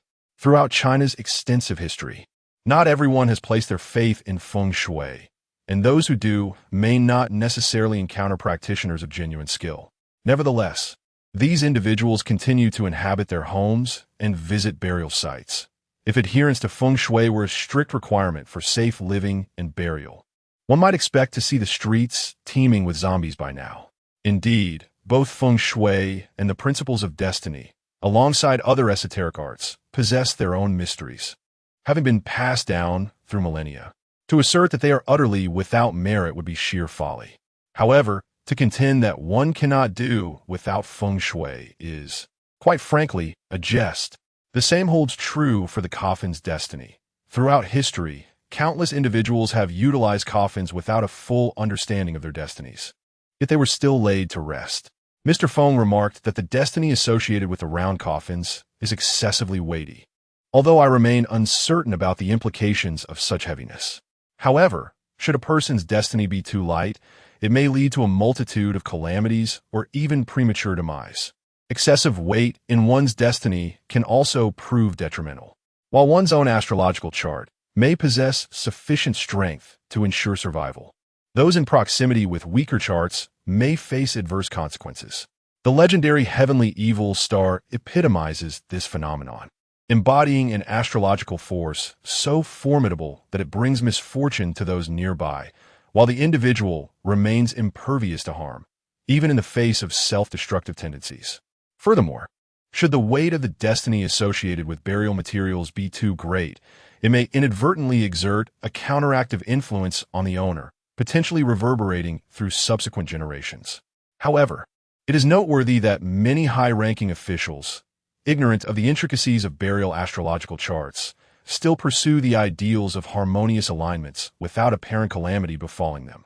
This contemplation led me to grasp the essence of Mr. Feng's perspective. Each discipline possesses its own specialization. A ghost exorcising Taoist from the Maoshan tradition requires genuine spirits to manifest his abilities effectively. The art of dragon slaying, while formidable, becomes a mere jest in a world devoid of dragons. Thus, ordinary deceased individuals necessitate nothing more than a standard burial, devoid of the need for astrological considerations regarding burial materials. Of course, some affluent individuals may seek to align with auspicious sites in pursuit of fortuitous legacies for their descendants. This raises the question of whether the demise of Sister Ning's maternal grandfather involves other underlying issues. During my conversation with Sister Ning earlier, I gleaned some insights into her family background. Her maternal lineage is a prominent family, bearing the surname Zhang, which has firmly established itself in the Dongting region for over a century. Presently, it is said that half of the vessels navigating the lakes in the Yang area belong to the Zhang clan, illustrating the magnitude of their enterprise. Moreover, Sister Ning's grandfather had reached the venerable age of over 90 at the time of his passing. In his 20s, he inherited the family business and managed it for over 50 years, effectively ensuring the prosperity of the Zhang family under his stewardship. It was not until he reached his 70s that he stepped back from the forefront, passing the family enterprises on to his children. The current leader is none other than Ning Jie's grandfather, whom I encountered the other day. The old gentleman is named Zhang Qi, a venerable patriarch with a large and flourishing family. His passing should have been a celebration of life, raising no cause for concern. Before I could inquire further, Mr. Feng had already retreated to his room. Noticing that darkness had begun to envelop the sky, I prepared to step out for dinner. Just as I was about to leave, a thought struck me, and I called out towards Mr. Feng's door. "Mr. Feng, I'm heading out for dinner. Would you like me to bring you something back?" As per usual, he offered no response, leaving me feeling somewhat foolish as I exited. However, just as I was about to pass through the gate, I felt a firm push against my lower back, causing me to stumble slightly. "Who is there?" I exclaimed, spinning around abruptly. Yet upon glancing back, I found the courtyard empty, as if the push had been nothing more than a figment of my imagination. Nevertheless, the sensation of being shoved lingered at my waist, leaving me certain that I could not have mistakenly conjured that feeling. I remained vigilant, scanning the desolate courtyard. Although the evening had begun to darken, it was not yet completely shrouded in night. The outlines of the courtyard were still discernible, and considering its modest size, there were few places for someone to conceal themselves. Moreover, the stack of timber that had previously occupied the space had been dismantled by Mr. Feng earlier that afternoon. The solitary, crooked-necked locust tree, with its slender trunk, could hardly conceal anyone. My gaze swept across the doors of the surrounding houses, the corners of the courtyard, and the shed where paper effigies were stacked. Though I found nothing, a faint sense of dissonance lingered within me. If asked about the origin of this unease, I would struggle to articulate it. After searching for a considerable time without success, I resigned myself and turned to leave. Just before closing the door, my eyes lingered one last moment on the shed, where a haphazard pile of crude paper figures lay, as usual. Notably, amidst this assortment, there was a delicately crafted paper effigy of a young boy with braided hair, strikingly similar to those I had seen previously in that room. Was there such an effigy among the earlier collection? I pondered briefly, yet the thought flickered away as quickly as it had come. I shut the door and walked away. Upon returning after dinner, darkness had enveloped the surroundings. The courtyard shrouded in shadows, and Mr. Feng's door crackled with the absence of light, suggesting he had no habit of illuminating his home at night. I relied on the beam of my phone to navigate back to my room, took a shower, and succumbed to sleep almost immediately. Carpentry is indeed exhausting. Although I had mostly observed in the afternoon, the day's fatigue weighed heavily upon me, allowing slumber to take me swiftly. Throughout that day, no other incidents transpired. The shop remained devoid of visitors, and Mr. Feng continued to instruct me in carpentry in the morning, while in the afternoon he busied himself with crafting coffins, the day passing with remarkable swiftness. On the third day, which is today, I find myself in Yang for the fifth day, coinciding with the Zhang family's visit to retrieve the coffin. Seated on a stone bench, I sip my soybean milk and glance at the meticulously crafted coffin boards arranged in the courtyard. A mere smoothing of the surface and some finishing touches remain before the assembly, and the coffin will be complete. Although it is said to take 3 days, in reality, Mr. Feng has only spent a little over a day in total working on the coffin.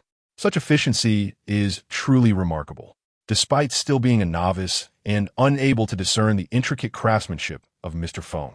It is evident that this speed would require others over a decade of practice to achieve. After finishing my soybean milk, I gather the rubbish from the table, intending to dispose of it in the bin beside the shed. Upon raising my head, I suddenly sensed something amiss within the shed, as if something were missing. After a moment of scrutiny, I realized what was wrong. The exquisitely crafted paper figure I had seen the night before was nowhere to be found. I stepped into the shed to search, confirming that the paper figure had indeed vanished. Could it be that the paper figure had fled on its own? Or had Mr. Feng taken it while I was not looking? There were only the two of us in the shop, and no one else would have moved it. As I rummaged through the shed, Mr. Feng's voice called from behind, urging me to stop searching and come assist him. Turning around, I saw Mr. Feng standing in the courtyard, having emerged without a sound, leaving me unaware of his entrance. However, after a few days, I became accustomed to his elusive demeanor. Responding affirmatively, I hurried over, and together we began transporting the coffin into the shop for assembly. Mr. Feng and I lifted a coffin board and entered the store, where I spotted 2 coffins nestled in the corner. A sudden thought struck me, and I inquired, "Mr. Feng, the coffins you craft are made to order, are they not? Furthermore, I recall Master Yuan mentioning that this is your inaugural business venture of the year. So whose are these 2 coffins?" Mr. Feng replied nonchalantly, "The one outside belongs to me." Chapter 34. Who is she? What? Your coffin? Mr. Feng remained silent, yet I was taken aback. It is not uncommon for individuals to prepare their own coffins. In fact, many do. However, these are predominantly the elderly, those in their 70s or 80s, who anticipate their eventual demise, ensuring that they have a coffin readily available without the need for further purchases. After all, a corpse will decompose, and it is unsuitable to delay the burial for too long. Only the affluent possess the means to preserve their remains and order a coffin on demand. Mr. Feng, however, appeared to be far from 50 years of age, and judging by his strength as he handled the lumber, he was exceptionally robust, capable of overpowering me with a single hand. He likely had several decades of life ahead of him. So why prepare a coffin now? It seems rather ominous, does it not? Yet, I recalled hearing somewhere that those who operate coffin shops often reserve one for themselves, a customary practice, or perhaps a superstition. The details elude me now, but it seems plausible. However, there was not merely one coffin here, but two. Mr. Feng indicated that the one outside belonged to him. What then of the one inside? I pondered this in my mind and voiced my inquiry aloud. Mr. Feng fell silent for a moment before coldly responding. That one is occupied. At his words, an inexplicable chill coursed through me. It was a straightforward reply, yet I found myself unable to grasp its true meaning. Did he imply that the coffin had been reserved by someone else? Or did he mean that it already contained a body? However, I had little time to dwell on these thoughts as I placed the coffin board upon a shop shelf and then joined Mr. Feng in retrieving the one outside. The reason for not assembling the yard is quite straightforward. Only the store possesses a specialized rack for coffins. While it is possible to assemble without such a rack, the coffin would have to be placed directly on the ground, which is unacceptable before it has contained a body. Once all the materials were transported into the shop, Mr. Feng commenced his work. The tasks of assembling and polishing were remarkably simple. He completed them in under 2 hours. Of course, this is a testament to Mr. Feng's expertise. Were I to undertake the task, I would likely spend the entire afternoon without completion. The coffin, a meticulously crafted piece, was now finished. I had been a keen observer throughout the process and learned that this octagonal coffin was constructed from 8 distinct types of wood: rosewood, wangwali, sandalwood for the base, sunk wood, red pine, white acid branch, water willow, and chicken wing wood. Each type of wood is of superb quality, and the materials alone would be valued at over $1 million. Only a wealthy family like the Zhangs, prominent figures in the Dongting region, could easily procure such exquisite materials and enlist a craftsman like Mr. Feng to create this coffin. However, not all the woods used are the highest grade, such as the rosewood. Some, like the water willow and red pine, while still of excellent quality, do not compare in value to the premium woods like rosewood and wangwali. It is not that the Zhang family cannot afford superior materials. Rather, the selection of wood, considering its quality, dimensions, and even age, was personally curated by Mr. Feng.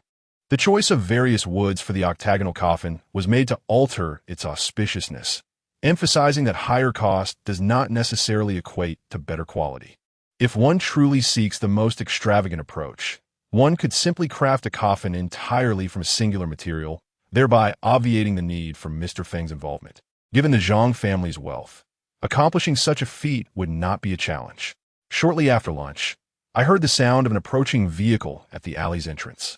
A black Mercedes, followed by a truck, halted at the mouth of the alley. It was the Zhang family come to retrieve the coffin. The first to alight was the man in the black suit, who approached Mr. Feng and bowed respectfully, saying, "Mr. Feng, I have come to collect the coffin. I kindly ask you to accompany us back home to lend your assistance."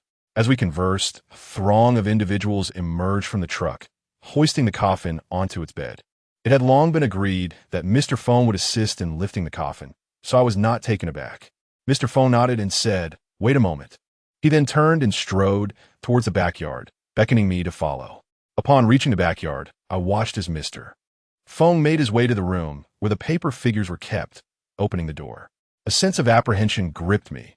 What was Mr. Feng intending to do? He stood at the threshold and called, "Come here." Though I was reluctant to approach that room, I steeled myself and followed. Upon entering, I found a room filled with those paper figures, neatly arranged in rows, resembling a group of elementary school students lining up. Perhaps it was merely my imagination, but I noticed a subtle softening in Mr. Feng's expression upon seeing the figures. I rubbed my eyes, yet he maintained his customary impassive demeanor, leading me to conclude that it was indeed an illusion. Mr. Feng approached, lowered his gaze, and gently lifted the two paper figures at the forefront. He then turned to me and instructed, "Take them outside." I felt a twinge of apprehension as I observed the lifelike paper figures. Nonetheless, with Mr. Feng's command, I had no choice but to comply. I cautiously accepted the two figures, and to my relief, they felt unremarkable in my hands. Stepping outside, I noticed Mr. Feng had also taken two paper figures and followed suit, closing the door with his foot. In the fleeting moment before the door shut, I thought I heard voices emanating from within, but as the door sealed, silence enveloped us. Once we exited the shop, the man in the black suit awaited us, and upon seeing the paper figures we held, he displayed no surprise. He opened the car door to usher Mr. Feng inside. However, when he noticed me closing the shop door and preparing to enter the vehicle, a flicker of surprise crossed his face. "Is this young man accompanying you?" he inquired. Mr. Feng, occupying the front passenger seat, replied with an impassive expression, "He is accompanying me to the funeral this time." The man in the black suit visibly paused, but quickly regained his composure, his gaze shifting with understanding. "Ah, I see. Please get in." I sensed a notable shift in the black-suited gentleman's demeanor towards me, though I thought little of it as I prepared to enter the car. However, with four paper figures occupying the back seat, it seemed there was no room left, and the figures could not be squeezed together, leaving me in a bit of a dilemma. Observing my predicament, the man in the black suit promptly offered, "I shall call for another vehicle." "No need," I replied. A familiar voice echoed from the street behind us, prompting us to turn around. There, at the corner, stood a striking red Maybach, beside which a stunning woman clad in crimson smiled and waved at us. "Yiming, come ride with me," she beckoned. The man in the black suit looked taken aback. "Miss Ning, what brings you here?" he inquired. "I merely came to see." "Is that so strange?" Ning Jie replied with a smile as she approached. "Let us go. I have room in my car. It wouldn't do to damage the paper figure here." "But Miss Ning, you..." The man in black appeared hesitant. Ning Jie's expression abruptly turned cold. "What? Must I seek your permission to take whoever I choose in my own car?" The man fell silent, casting me a peculiar glance. At that moment, Ning Jie smiled again, taking my hand and guiding me into the car. Naturally, I was eager to share a ride with such a beautiful woman. However, the earlier demeanor of the man in black left me feeling uneasy. As the car began to move, I glanced at the truck ahead and the Mercedes driven by the man in black. I turned to Ning Jie and remarked, "It seemed he was rather reluctant to let you take me. Or was that merely my imagination?" Her smile faded slightly as she replied, "That is to be expected. After all, I am to be wed soon, and he certainly cannot overlook my sharing a vehicle with another man." I was taken aback. "Ning Jie, you're getting married?" She merely nodded in response. The realization that Ning Jie was on the brink of marriage filled me with an inexplicable sense of melancholy. The car fell into a profound silence, leaving us at a loss for words. In an attempt to alleviate the oppressive atmosphere, I casually broached the topic. "By the way, wasn't this car previously driven by Xiao Qian? Where is she now? Wasn't she always with you?" Ning Jie displayed a perplexed expression. "Xiao Qian? Who is she?" Chapter 35. Amnesia. I was momentarily taken aback. "It's Xiao Qian, the girl who was with you before. Why don't you call her Xiao Qian? Did I mishear?" Ning Jie appeared utterly perplexed. "Who are you talking about? The girl who was with me? When did that happen?" At this point, I found myself increasingly bewildered. "Ning Jie, you must be joking. It's Xiao Qian. You two were together when we encountered each other on the road, weren't you?" Ning Jie paused for a moment, then raised her eyebrows in astonishment. "No, I was always alone." "What Xiao Qian? Are you sure you haven't mistaken her for someone else?" It was absurd. Although I had only seen her a few times, Xiao Qian was a living presence, and I had just seen her a few days ago. How could it be a mistake on my part? Ning Jie's words struck me as odd. Furrowing my brow, I inquired, "Ning Jie, don't you know who Xiao Qian is?" Before she could respond, I continued, "She's the one who shared a vehicle with you, someone with whom you have a close relationship, living in the same room, dressed in yellow, named Zhang Qian." Ning Jie contemplated for a moment, shook her head, and displayed a look of confusion. I don't know this person. Throughout my life, I have had very few close friends and none named Zhang Qian. Yiming, what's wrong with you? Are you running a fever? I felt a bit disoriented and rubbed my hair vigorously, then asked, when you went to Luoyang before, did you go alone? Ning Jia, do you remember why you went to Luoyang and how we met previously? Sister Ning's expression seemed to darken, yet she replied, quite naturally, I am searching for someone, and I am alone. Do you think there is someone accompanying me? Indeed, I hastily nodded. Do you remember when you were intoxicated and encountered me on the street? It was then that Xiao Qian came to assist you into the car, and we both arrived at that inn together before I met you again. Sister Ning blinked and said, no, that's not right. It was after I bumped into you while drunk that you helped me to my car, and I slept in the car until the morning. I woke up in the afternoon and drove away myself. Since I departed in the afternoon, I had no time to reach the town, which is why I stayed at that inn. For a moment, I was at a loss for words. There was clearly a discrepancy here. It had only been a few days since that event. So how could there be such a mistake? Moreover, even if there were an error in memory, it is one thing to misremember names or physical appearances, but how could an entire person emerge from one's recollection? Not to mention, I could never recall having helped Sister Ning into her car, considering how severely intoxicated she was at that time. She likely could not discern east from west, let alone allow me to assist her into her vehicle. Thus, it was evident that there was a fault in the memory shared between Sister Ning and me.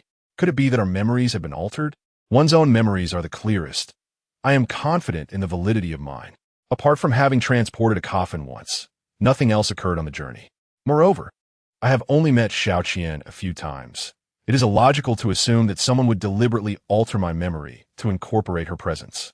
Noticing my silence, Ning Jie cautiously inquired, Yiming, what is troubling you?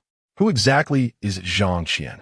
After a moment of contemplation, I solemnly asked, Ning Jie, do you truly not recall Zhang Qian? She is of a similar age to you, quite beautiful, donned in a yellow dress, and possesses a somewhat fiery temperament. Ning Jie shook her head. I do not remember. Rather, I do not recognize such a person at all. Observing the sincerity in Ning Jie's expression, it did not seem as though she was lying. I fell into silence for a while, then shook my head. If you do not remember, so be it. Perhaps I have made a mistake. Although Ning Jie appeared somewhat perplexed, she recognized my reluctance to continue the conversation and returned her focus to driving. If this were true, it would render the situation exceedingly strange. Ning Jie had not merely forgotten about Xiao Qian. If that were the case, she should also struggle to recall memories associated with her. It was as if Ning Jie's memory had been entirely altered, specifically erasing anything related to Zhang Qian. I had never encountered such a phenomenon. Even in cases of amnesia, I had not heard of anything like it. Could it be a result of human intervention? But what sort of individual possesses the capability to execute such an act, or what motive would drive someone to do so? I sense that I have stumbled upon something truly extraordinary. If this is indeed a human endeavor, the entity or individual capable of altering others' memories must be remarkable beyond measure. Throughout my life, I have only encountered such phenomena in television and film.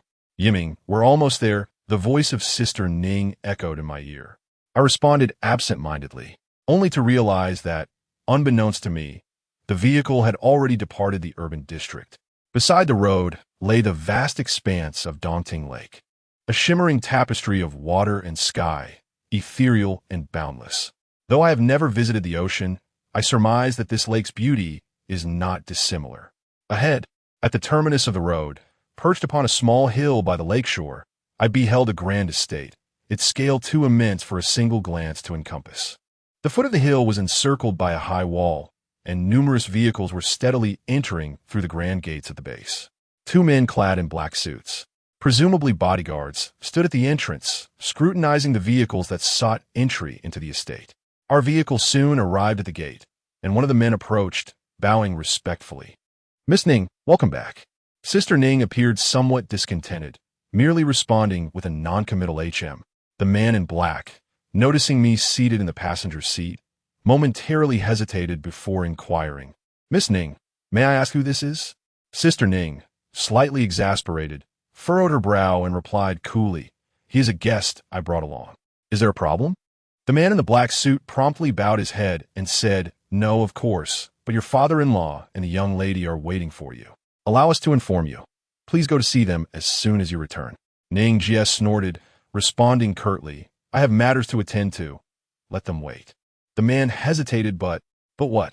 Ning Jie retorted coldly. Don't they merely wish for me to meet that person surnamed Huang? Whoever desires to go may do so. Today is my great-grandfather's funeral, not my wedding. The man in black dared not say more, merely bowed and retreated. It was only then that Ning Jie drove into the estate. Although my mind was a tumult of thoughts regarding Xiao Qian, I discerned something and ventured to ask. Ning Jie, the father-in-law and the young lady he mentioned must be. Before I could finish my sentence, Ning Jie interjected, Indeed, they're my parents. My mother is the eldest daughter of the Zhang family, and they wish for me to marry that man surnamed Huang. Surnamed Huang? Huang Hongtian, the young heir from Changsha. My father's business seeks to establish a foothold in Changsha, which is likely why they desire this marriage. A hint of derision flickered across Ning Jie's face. I was at a loss for words. Such business unions were something I had only heard of before. It struck me that the daughters of wealthy families often found themselves ensnared in circumstances beyond their control. However, I quickly regained my composure and asked, Then why are you bringing me along? Won't your parents be displeased if they find out? Sister Ning let out a dismissive hum, remarking that if they were unhappy, so be it. As an adult, did she need their approval for every action she took? This was a matter concerning their family, and she felt it was inappropriate to interject. Thus, she turned her gaze to the scenery outside. The estate was even grander than what I had perceived from the outside. It encompassed the entire mountain. Despite our lengthy drive, we had yet to reach the summit, where a few villa-style structures could be seen, likely the main buildings of the estate. I found myself enviously contemplating the lives of the truly affluent. Would I ever have the opportunity to secure an entire mountain by the shores of Dongting Lake to establish my own estate? Soon, we arrived at the mountaintop, parking in a small lot adjacent to the central villa. The parking area was already filled with vehicles, while the truck transporting the coffin was stationed directly in front of the villa, where numerous individuals were unloading the casket. Sister Ning and I exited the car, but despite scanning the surroundings, I could not locate Mr. Feng. Sister Ning speculated that he had entered the villa, prompting me to follow her towards it. However, after only a few paces, we were halted by a young man clad in a white suit, his hair slick and glossy.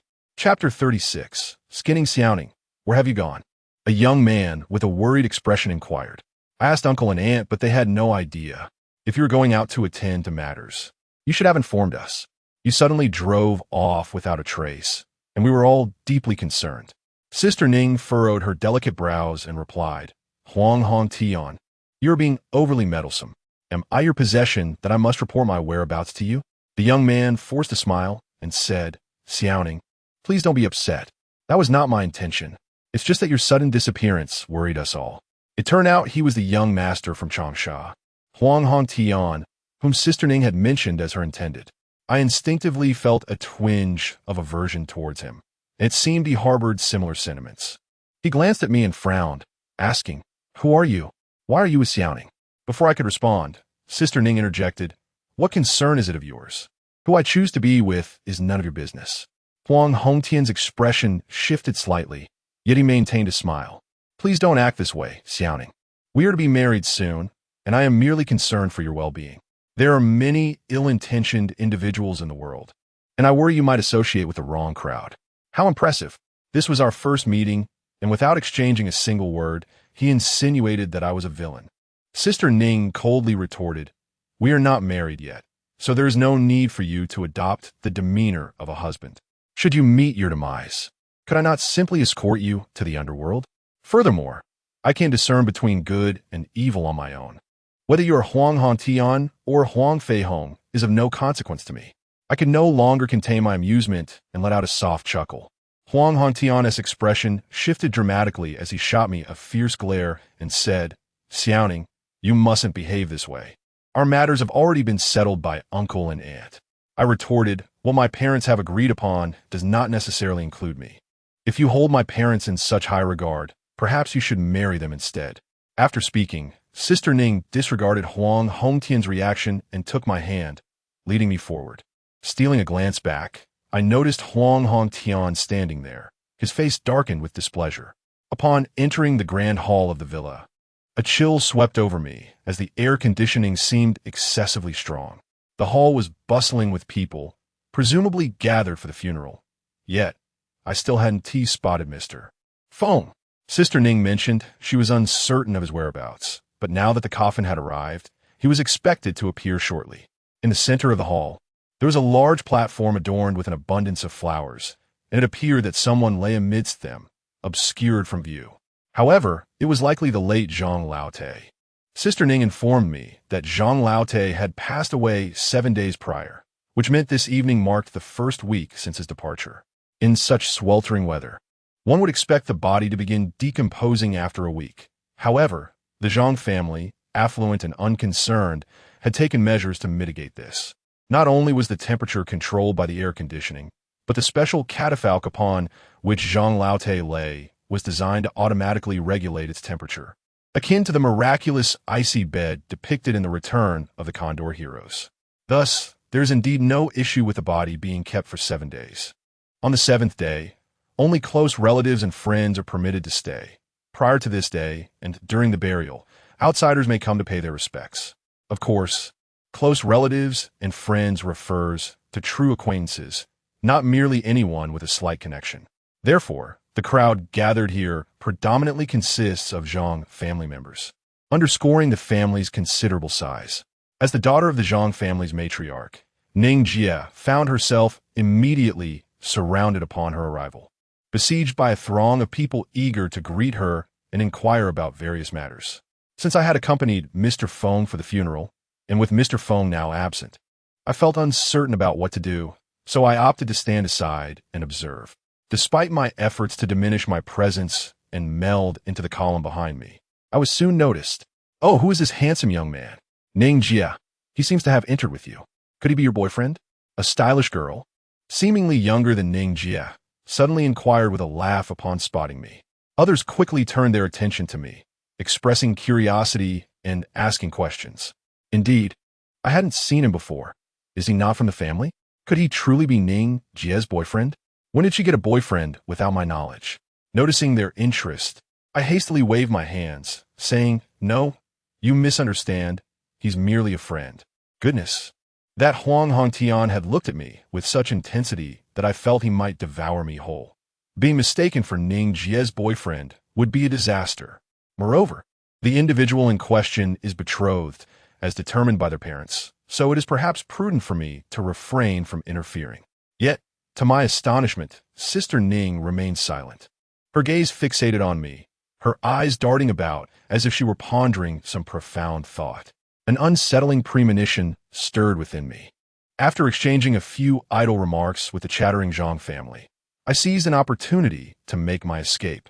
Outside, there were numerous people, and in a daze, I wandered aimlessly until I found myself at the rear of the villa. Behind the villa lay a small grove, and upon realizing it was deserted, I breathed a sigh of relief and leaned against a tree to rest. The grove was remarkably tranquil, with only faint voices from the front barely reaching my ears. At that moment, Mr. Feng's whereabouts were unknown to me, so I decided to take a moment to recuperate. As I contemplated my surroundings, an unusual sensation occurred above me, as if droplets of water were falling onto my head. Had it begun to rain? Just moments ago, the sky had been clear. I instinctively wiped the moisture from my head, only to find my hand stained crimson. What could this be?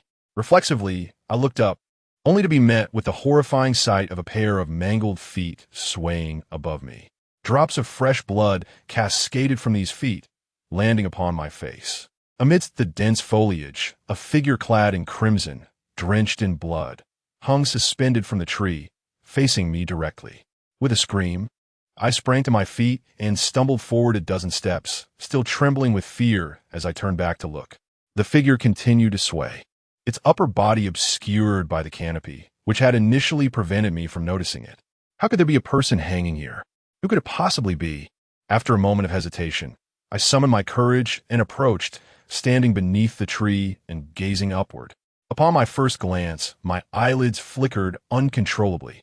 The figure before me was not clad in red attire, as I had initially thought. Instead, his skin had been gruesomely stripped away, exposing vibrant red muscle tissue to the open air, as if he were adorned in a garment of crimson. At that moment, his corpse swayed and turned towards me, revealing a grotesque visage, the flesh torn from his face contorted like that of a vengeful spirit. Unable to bear the sight, I instinctively closed my eyes and took a few steps back. Suddenly, a rustling sound erupted, prompting me to open my eyes. Before me, from within the woods, a shadow darted swiftly past. "Do not run," I shouted impulsively, then gave chase. The silhouette appeared to be that of a somewhat plump man. He was not particularly swift, and in this woodland his speed could hardly rival mine, cultivated from years of growing up in the mountains. Before long, I caught up to him, tackling him from behind and bringing him to the ground. He abruptly turned around, his strength formidable. I could not contain him as he flipped me over. I beheld his face, his clothing stained a deep crimson with blood, his expression fierce as he seized my throat with a tight grip. I struggled to pry his fingers away, but his grip was unexpectedly strong, rendering my efforts futile. Dizziness overcame me as he choked me, and in a moment of instinctive desperation, I flailed my arms, seeking something to strike him with. Amidst the chaos, my hand brushed against a slender, hard object. Without a second thought, I grasped it and swung it toward his face. I exerted little force in that moment, yet the outcome was astonishingly effective. The individual turned his face away from the blow, and soon after, his eyes rolled back, and he succumbed to unconsciousness. I gasped in relief, momentarily believing he might have perished. Rising abruptly from the ground, I rubbed my neck and inhaled deeply, experiencing a profound sense of having narrowly escaped death. However, I found it peculiar that someone of such considerable strength could be so easily subdued. A mere strike rendered him unconscious. It was only then that I noticed the object I had wielded against him. It was, to my astonishment, my grandfather's smoking pipe. Chapter 37. An encounter an hour later. In the hall of the villa, a table had been placed before the coffin of the late patriarch, Zhang. Upon the table lay a corpse shrouded in white cloth, now stained crimson, revealing a ghastly silhouette. A middle-aged woman, elegantly attired and seemingly in her 30s or 40s, wept inconsolably alongside a girl of approximately 13 or 14 years. I sat within the room, casting a glance at the scene outside, and sighed deeply. Opposite me sat an elderly gentleman with a grave expression, his hair a striking shade of white. He was Zhang Qi, the eldest son of the late patriarch and the current head of the Zhang family. Surrounding him were several middle-aged individuals, most of them of considerable age. Nearby, a somewhat portly man, his clothing soaked in blood, was bound to a stool, his head tilted as he lay in a state of unconsciousness. Zhang Qi was no longer the affable man I had encountered at the shop. His gaze was fixed on me with intensity. "Brother Ma, could you recount the events once more?" I shrugged nonchalantly. "Mr. Zhang, I've already narrated the tale several times. It is quite straightforward. I retired to rest and later discovered the body hanging from a tree. At that moment, this individual emerged from the woods, and I pursued and incapacitated him. I do not even know who they are, so what more can I possibly add?" I surveyed the individuals who were scrutinizing me, raising my hands in a gesture of innocence. "Surely, you do not suspect me of this heinous act?" Zhang Qi gently shook his head. "Brother Ma, do not be anxious. I am aware that you could not have committed this act. I have gathered sufficient information. You and Xiao Ning were apart for less than 10 minutes before the body was discovered. Such a brief interval makes it exceedingly difficult to commit murder and then suspend a body. Moreover," he glanced at the corpse draped in white cloth, his voice growing somber. "Moreover, to skin the body would require even more time." At that moment, a middle-aged man, appearing to be in his 40s or 50s, voiced his outrage from behind Zhang Qi. "Elder brother, what are you thinking? Fifth brother has been murdered. His skin was even removed, and you remain so composed." Zhang Qi did not lift his eyelids, but spoke with increased gravity. "Fourth brother? Step back. How can you expect to take over the family business with such a demeanor? What did father always say? We must remain calm at all times. Now, what do you wish for me to do?" He glanced at the plump man bound beside them. "Do you propose that I kill sixth brother to avenge fifth brother?" The fourth brother of the Zhang family retorted indignantly. Who says sixth brother is the murderer? He and fifth brother had such a good relationship. How could he possibly harm him? I believe this wretched lad is lying. Zhang Qi's expression turned cold, and he exclaimed sternly, "What nonsense are you spouting? He is a disciple of Master Feng, here to pay respects to father. How could he kill fifth brother?" The fourth brother gasped, stamped his foot in frustration, and stormed out. It was at this moment that I realized the unfortunate victim, whose skin had been flayed, was actually the fifth son of the Zhang family. What astonished me even more was that the bloodied figure, who appeared to be the assailant, was none other than Zhang's sixth son. What on earth was happening? Brotherly betrayal? Such cruelty is beyond comprehension. After all, they are kin. Even if disagreements arise, a mere scuffle would suffice. It is unfathomable to strip away a man's very skin. What profound enmity must exist to incite such barbarity? Yet, from what I witnessed, the corpulent man, drenched in blood, attempted to flee. When I pursued him, he sought to strangle me, insisting he was not the murderer. Who else could bear that title? At that moment, the bound figure nearby groaned softly and began to writhe, his eyes gradually opening. The others exchanged alarmed glances. Big brother, the sixth has awakened.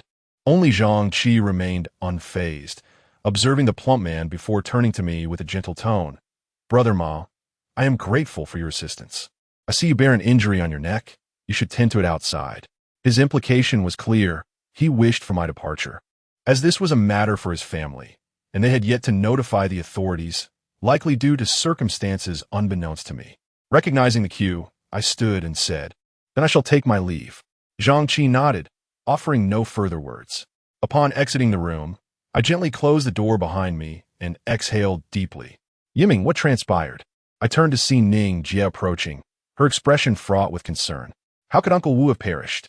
I heard it was Uncle Lu who killed him, and you were the one who apprehended Uncle Lu. The age disparity among the offspring of the Zhang family is quite notable. For instance, Ning Jie's maternal grandfather, Zhang Qi, has grandchildren of marrying age, while the fifth and sixth uncles are merely 2 or 3 decades older than Ning Jie, placing them in her grandfather's generation. Sigh, it is of no consequence. Your grandfather has already inquired. I exhaled deeply, stating, "This matter is of no concern to me. Perhaps you should consult your grandfather later." Sister Ning nodded in acknowledgement, observing, "You are covered in blood, and your neck appears to be injured. Are you all right? Allow me to tend to your wounds and help you change your clothes." The blood on my person was a result of the earlier confrontation with the sixth member of the Zhang family, and the marks on my neck were inflicted by his grip. Until now, I had not paid attention to the sticky, metallic scent of blood that clung to me. As I followed Sister Ning out of the hall, we were greeted by a throng of people outside, relatives of the Zhang family, those seemingly distant kin who were unaware of the circumstances. Upon spotting us, they regarded me with curious gazes. Just as we began to distance ourselves from the crowd, Xiao Ning tugged my arm and led me towards another villa to the east, but we were halted by a voice calling out, "Xiao Ning." We turned to see a middle-aged couple approaching us. The man, appearing to be in his 40s, wore gold-rimmed spectacles, while the woman bore a striking resemblance to Sister Ning, dressed elegantly. At first glance, one might mistake her for Sister Ning's elder sister, though the crow's feet at the corners of her eyes revealed her maturity. I deduced instantly that these two must be Sister Ning's parents. Indeed, upon their arrival, Sister Ning lowered her head, addressing them, "Father, Mother." Her father scrutinized the arm that Xiao Ning had grasped and furrowed his brow, inquiring, "Xiao Ning, where have you been? Who is this?" Before Sister Ning could respond, her mother, with a face full of concern, spoke up, "Xiao Ning, your fifth uncle has unexpectedly passed away, and the situation here is quite chaotic. It's likely that trouble will ensue, so you should refrain from wandering about." Then she turned her gaze towards me. And who might this be? In the presence of Sister Ning's parents, I felt compelled to exhibit proper decorum and promptly replied, "Hello, Uncle and Aunt. I am Ma Yiming, a friend of Xiao Ning." However, I couldn't help but find it peculiar that, despite being the eldest daughter of Zhang Qi, Sister Ning's mother displayed so little sorrow at the death of her fifth uncle, as if it were merely the passing of an unrelated individual. Furthermore, Sister Ning's earlier reaction suggested a lack of grief over the loss of a family member. Could it be that the familial bonds among the children of the late old Master Zhang were rather tenuous? This thought flickered briefly in my mind. After all, it was a matter of the Zhang family, and I had no place to comment. Sister Ning's father cast a glance in my direction and furrowed his brow. A friend? I was unaware that Xiao Ning had such a friend. I presume you are still a student?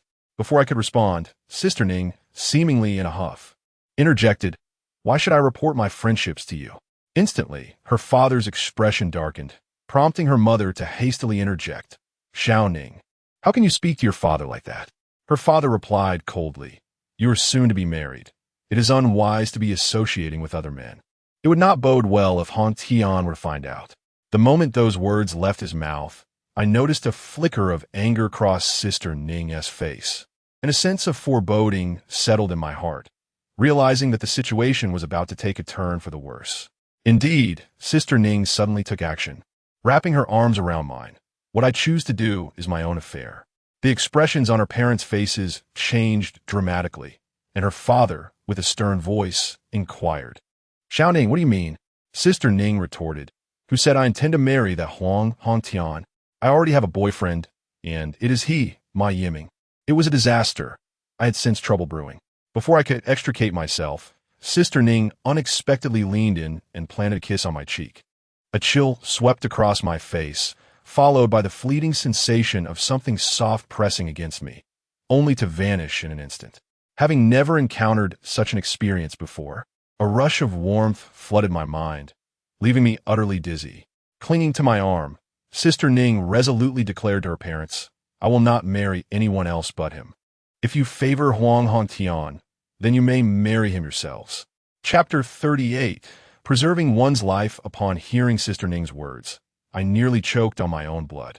"Dear sister, you cannot toy with me like this. Though I lack romantic experience, I am not naive.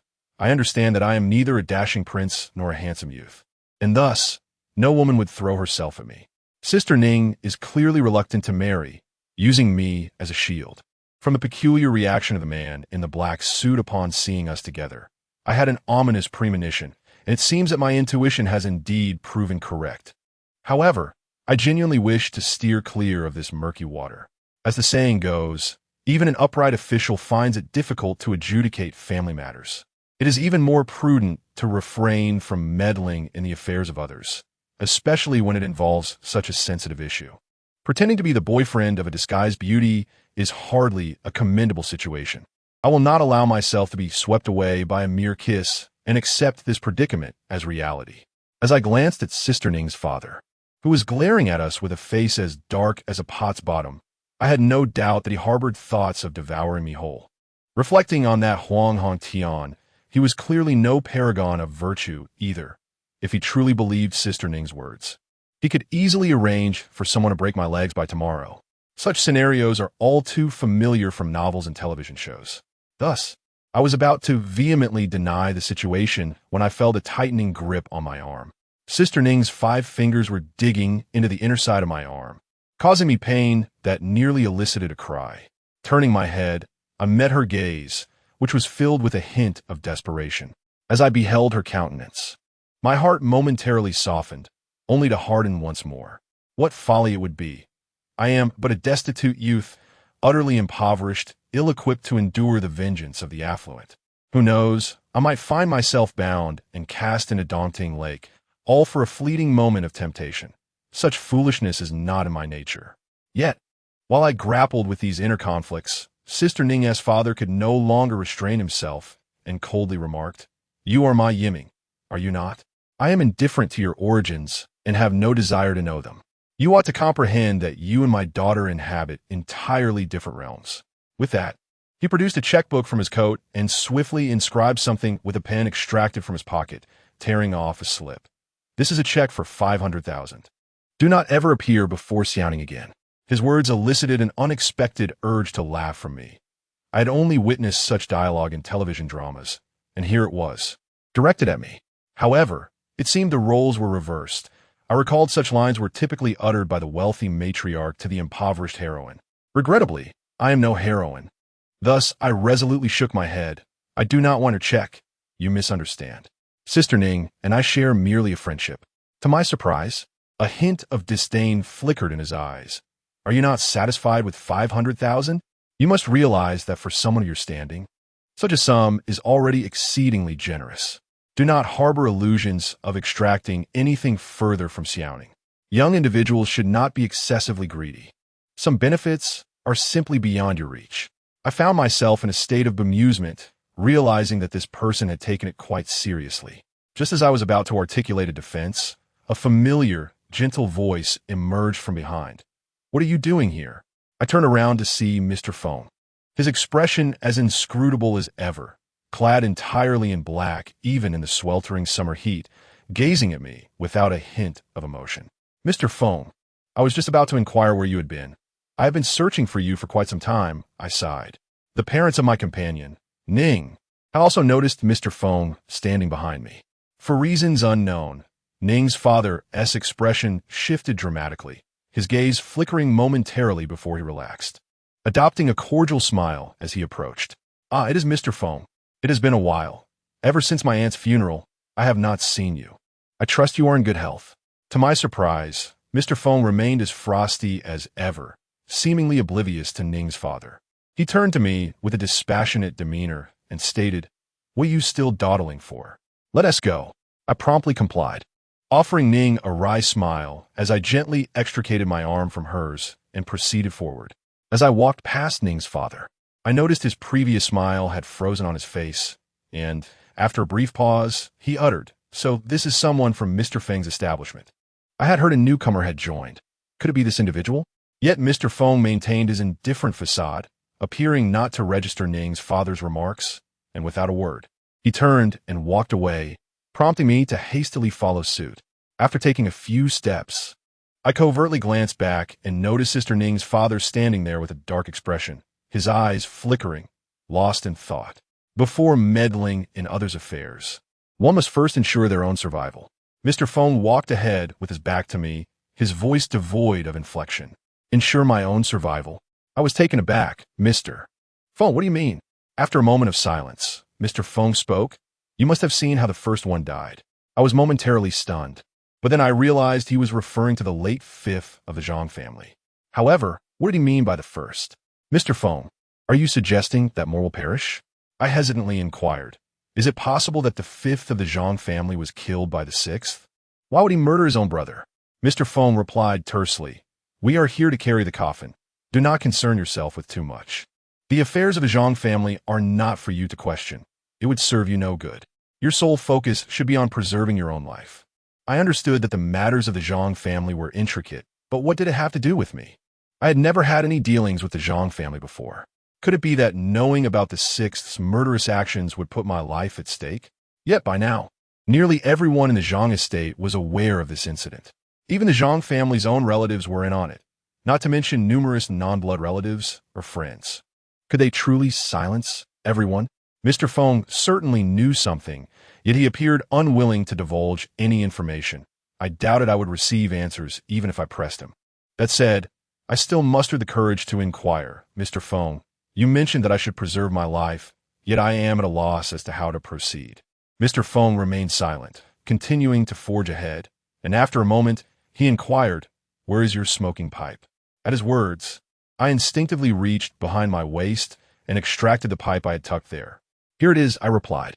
Remarkably, this pipe was far sturdier than I had anticipated. During a near-fatal encounter with Zhang's sixth son, I had wielded it in defense, and it had rendered the hefty man unconscious without so much as a bend or crack. Its material was a mystery to me. Mr. Feng did not turn back, but tossed something over his shoulder, which I instinctively caught, only to discover it was a palm-sized paper package, bulging with an unknown substance. "Mr. Feng, what is this?" I asked, bringing the package closer to my eyes, and was met with a familiar scent. This aroma had accompanied me since childhood, and I recognized it immediately. Tobacco? I looked up in confusion. "Mr. Feng, why are you giving me tobacco?" With a nonchalant tone, he replied, "Take it and smoke it, using the pipe." What? I was taken aback. "But I don't know how to smoke." "Then learn." Mr. Feng shot back without looking, offering me those few terse words. My frustration mounted. What did he mean? To learn to smoke, and with my grandfather's pipe at that? Noticing Mr. Feng's reluctance to elaborate, I ceased my inquiries and directed my gaze to the package of tobacco in my hands. Mr. Feng does not indulge in smoking himself. Naturally, he would not casually encourage me to take up the habit. Moreover, if he wished for me to smoke, it would be far more sensible to procure a pack of quality tobacco, such as Yushi, rather than offer me mere loose leaves. He suggested that I use my grandfather's smoking pipe. What could that imply? At that moment, we arrived in front of a quaint little building, seemingly situated at the northernmost point of the mountain summit. According to my observations from the foot of the hill, the back of this small edifice should overlook Daunting Lake. Mr. Feng informed me that we would be residing here for the night, as it marked the 7th day since the passing. Only after this evening could the burial occur, thus necessitating our overnight stay at Zhang's Manor. I held no objections. While it was referred to as a small building, it resembled more of a charming villa, with quite satisfactory amenities. Had it not been for the unfortunate circumstances surrounding the deceased, spending a day here would have felt akin to a delightful retreat. Mr. Feng ascended to the 2nd floor, secured himself in a room, and fell into silence, which I had grown accustomed to, given his reclusive demeanor. It was merely 2:30 in the afternoon, with daylight still abundant, leaving me with little to occupy my time. I glanced at the tobacco Mr. Feng had just given me, affirming the task I had set for myself this afternoon. I was to learn the art of smoking. Chapter 39. He is already deceased. I sat in the living room on the 1st floor, unwrapping the paper package that Mr. Feng had given me, revealing the withered tobacco leaves within. Throughout my childhood, I had assisted my grandfather countless times in packing tobacco and lighting cigarettes. It had become second nature to me. However, despite the years of helping him, I had never smoked myself. After a little over 10 minutes, I found myself engulfed in a fit of relentless coughing. My throat constricted as I gasped for air. The smoke-filled room was suffocating, and I cursed inwardly, bewildered by the potency of this tobacco. I had assumed that after years of inhaling my grandfather's secondhand smoke, I would be accustomed to the scent, and that transitioning to smoking would be a seamless endeavor. Little did I know that the experience of inhaling secondhand smoke was entirely different from smoking firsthand. It was overwhelmingly harsh. As I coughed violently, I poured myself a glass of water, feeling as though my throat might become irreparably hoarse. Upon glancing around, I noticed that the living room had become shrouded in a thick haze of smoke, resembling a scene from a fantastical tale, where one might mistakenly believe they had stumbled into a set of journey to the west. I recalled the earlier journey to Hunan, where I had carried the coffin for the Su family, igniting a cigarette with my grandfather's smoking pipe, the smoke swirling in the air, dense and unmoving. Yet, I distinctly remembered my grandfather smoking over the years without encountering such a phenomenon. Could it be that there was something amiss with the pipe? I glanced at the lit pipe in my hand, shook my head in frustration, and stepped outside to catch some fresh air. Behind this modest building lies a precipice, beneath which flows the waters of Daunting Lake. Adjacent to the cliff stands a fence. Though not particularly tall, it serves to prevent any unfortunate missteps. Above the cliff stretches a meticulously manicured lawn, where I sat, immersed in the picturesque view of the lake, savoring the fresh air. Although the temperature today is rather high, the peak heat of midday has passed, and with the cool breeze wafting from the lake, I find myself quite comfortable, even enjoying a sense of ease. As I sat there, I eventually reclined. Emulating my grandfather, I rested one hand beneath my head while the other held a smoking pipe against my chest, the mouthpiece gently clasped between my lips. However, I did not inhale the smoke. Rather, I merely pretended to savor it, allowing it to swirl within my mouth before exhaling. The smoke quickly dissipated in the breeze, sparing me from its acrid embrace. Since the troubles at home began, it has been a long time since I have experienced such tranquility. Lying on the grass, I contemplated how splendid it would be if this leisurely existence could persist indefinitely. Just as I took a deep breath of smoke, squinting my eyes in thought, I suddenly sensed a shadow darkening my vision, as if something had obscured the sunlight. Instinctively, I opened my eyes and looked up, only to behold a tall figure standing behind me, wielding what appeared to be a cue, poised to strike. The shock sent my heart racing. I swiftly rolled to the side as the cue crashed down with a dull thud against the ground. With a swift motion, I sprang to my feet, and upon glancing up, I saw that the assailant, a middle-aged man clad in a suit, was straightening his posture, the cue still in his grasp. I had only encountered this individual half an hour prior. He was none other than Zhang Qi's younger brother, the fourth son of the Zhang family. At this moment, his eyes were bloodshot, fixated upon me with an intensity that twisted his entire visage into a grimace. The moment I beheld his countenance, I sensed impending doom. Could he possibly still believe that I had slain his brother? Hastily, I exclaimed, "What are you doing? Did your elder brother not clarify? Your sibling's demise has nothing to do with me. I merely happened upon the scene." Yet, he seemed deaf to my words, brandishing a baseball bat as he charged toward me. The bat appeared to be of metal, and a blow from such an object would be unbearable. Moreover, it was evident that he had completely lost his reason. A wise man avoids immediate peril, and without a moment's hesitation, I turned on my heel and fled. However, this fellow was swifter than I anticipated. I had scarcely taken 2 steps when he was upon me. I heard the rush of wind behind my head, and instinctively, I dove to the side, executing a roll to evade the impending strike. He must have exerted an immense amount of force, for the bat struck the ground with a resounding thud, sending earth flying, and the recoil caused him to lose grip of the bat, which soared away. As I witnessed the bat slip from his grasp, I exhaled in relief, though cold sweat broke out upon my brow. Had I not evaded that blow, it was likely that my spine would have been shattered by his ferocity. It was as if he was intent on taking my life. His demeanor resembled that of a madman. Was the bond between the Zhang brothers truly so profound? Why did it seem as though he held a vendetta against me? As if I were responsible for the death of his father? Moreover, how could he think that I would be the one to harm his 5th brother? Zhang's 4th son, wielding a bat, lost his grip but did not bother to retrieve it. Instead, he lunged at me with a fierce snarl. At that moment, I had yet to rise from the ground and, unable to evade his assault, resorted to kicking.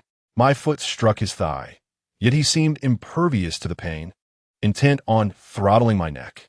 How is it that each of them seems determined to strangle me?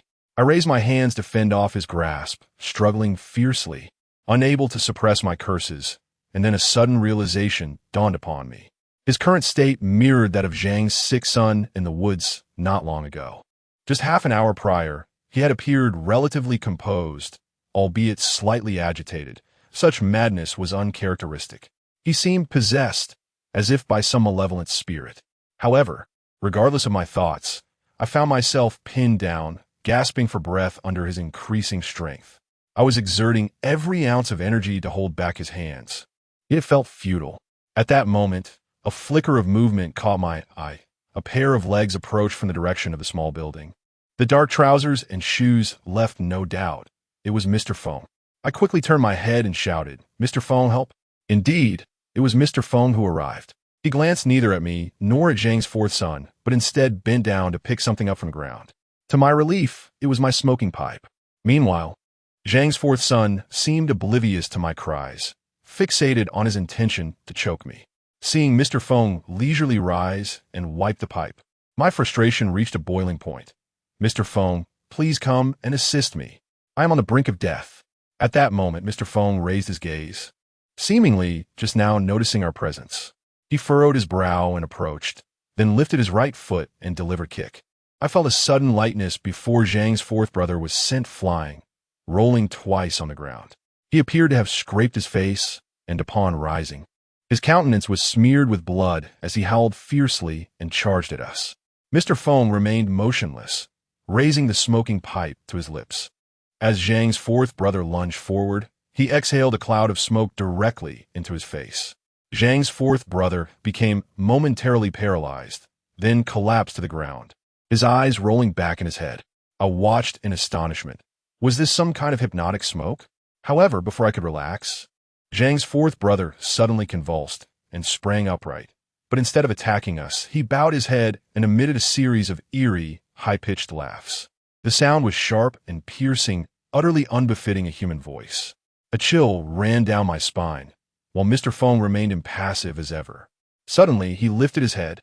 His eyes still rolled back, the corners of his mouth twisted into a grotesque grin, contorting his entire face into a bizarre expression. The third one he uttered Without warning, he turned and dashed forward, heading straight for the edge of the cliff. My heart sank, and I wanted to intervene, but it was too late. I watched as he reached the precipice and leaped off. Mr. Feng's expression cooled further as he witnessed this scene. I rushed forward, leaning over the railing to gaze down. Below, on the water's surface, which lay several meters beneath me, a splash erupted. I stood there in a daze at the edge of the cliff, transfixed by the sight. After a moment, it dawned on me, and I turned to run back. I needed to find someone to rescue him, but there was no need. Mr. Feng had arrived at the cliff's edge, his expression cold as he stared below. He was already gone. At his words, I instinctively looked down, and there, on the water's surface, a lifeless body slowly emerged, floating motionless, still wearing that peculiar grin. Chapter 40. The spirits return in just a few hours. It will be time for the 7th day soul return. Within the grand hall of the villa at the summit of Zhang family manor, Zhang Qi wore a grim expression as he surveyed yet another lifeless body that had appeared in the hall. First, let us move the bodies into the inner room. In preparation for Father S' return, he spoke somberly. Eldest brother, have you lost your senses? A middle-aged woman, appearing to be in her late 30s with fair skin and well-maintained features, stepped forward. What do you mean by soul return at this moment? Lao Wu is dead, and now Lao Si has met the same fate. Shouldn't we be calling the police instead of discussing soul returns? Eldest brother, are you confused? A slightly older man beside her chimed in. Indeed, eldest brother, what Xiao Yao said is correct. We must call the authorities at once. Zhang Qi cast a glance at the two, his voice growing increasingly grave. The 7th day is a crucial time. There can be no mistakes. Regardless of the circumstances, we must wait until tonight has passed. Xiao Jiao, Xiao Yao, father cherished both of you the most in his lifetime. Is it appropriate for you to speak in such a manner? The two speakers were the 3rd daughter and the 7th son of the late Zhang patriarch, ranking as the 9th and 10th among the siblings, thus the youngest two. The patriarch had lived beyond 90 years, losing his first wife in his 30s, and subsequently marrying twice more, resulting in a total of 7 sons and 3 daughters. It was said that the youngest was born when the patriarch was in his 60s. Truly, this venerable elder seemed to defy the passage of time. I silently criticized this situation from my corner in the hall, though I dared not voice my thoughts. Previously, the 4th son of the Zhang family leapt from the cliff. Although Mr. Feng proclaimed him dead, I still summoned others. The Zhang family, in a frenzy of activity and commotion, retrieved the body, confirming that he was indeed lifeless. In the morning, it was the 5th son, by afternoon, the 4th. Even before the mourning period for the elder was completed, 2 sons had already perished. The 6th son, suspected of having slain the 5th, remained conspicuously absent. It was unclear whether he had been confined or was otherwise occupied. Zhang Qi refrained from calling the authorities or permitting anyone else to do so. This decision, of course, sparked discontent among others. However, only Zhang Qi's immediate siblings dared to voice their concerns.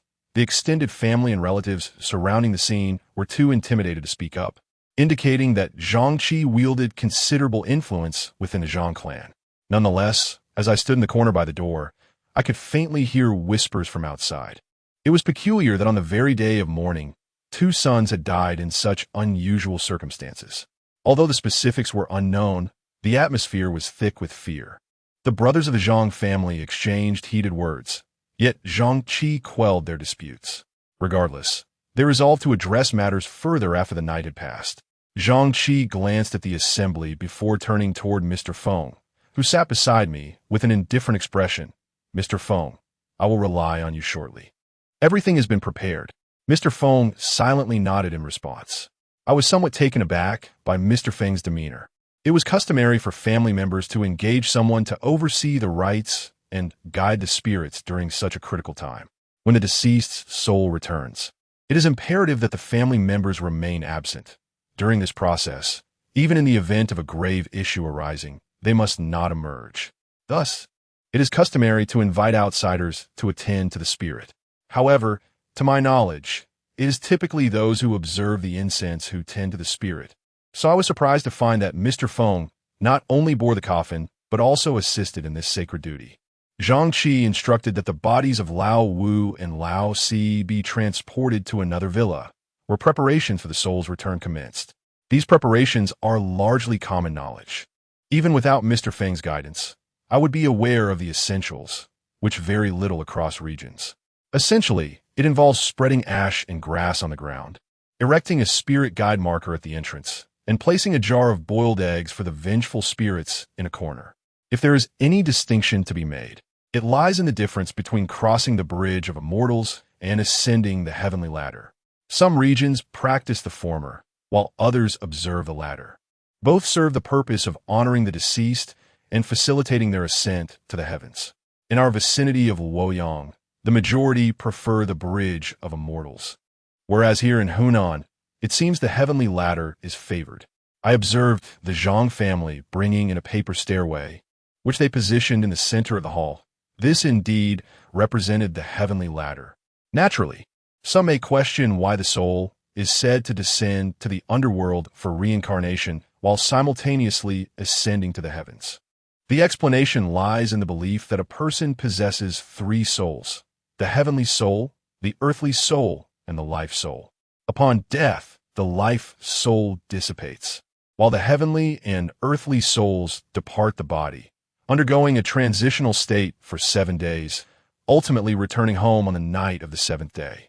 The heavenly soul traverses the bridge of immortals or ascends the heavenly ladder, while the earthly soul returns to the body, accompanying the coffin as it is interred and enters the cycle of reincarnation. In the span of these 7 days of mourning, the deceased remain devoid of spirit, and it is primarily during this phase that the phenomenon of reanimation, or more aptly, the notion of zombie-like resurrection occurs. Take, for instance, the tale of the cat-faced old lady from Harbin, who, it is said, was startled back to life by a cat during her period of repose. Undoubtedly, both the Zhang family and Mr. Feng are acutely aware of such occurrences. Since my ascent to the mountain, I have yet to encounter any creatures, be it cats or dogs, not even a single mouse, suggesting the precautions have long been taken. The hour of Z, which falls after 11 o'clock, is still some time away. The Zhang family has prepared a banquet. However, neither they nor we possess much appetite. During the meal, I caught sight of Sister Ning's mother. Yet neither her father nor Sister Ning herself was present. Her mother took notice of me and exchanged a few polite words, expressing that I should not take offense at her husband's earlier indiscretion, an attitude markedly softened, likely due to Mr. Feng's presence. After dinner, the Zhang family arranged a ceremonial meal for the deceased in the hall, then extinguished the lights and retreated to the 2 adjacent villas. Outside the hall, Zhang Qi, seeing that everything was prepared, turned to summon Mr. Feng. His expression was grave. "Mr. Feng, I beseech you, please ensure my father ascends safely to the heavens." Mr. Feng, ever inscrutable, shouldered his bag and nodded. "Having accepted payment, I shall do my utmost." Zhang Qi's demeanor eased somewhat as he turned to me. "Brother Ma, I implore you as well." I scratched my head, at a loss for words, and could only mumble a response. Zhang Qi turned to leave. As the eldest son, he had to avoid the situation. I gazed at his retreating figure, feeling a twinge of sentimentality.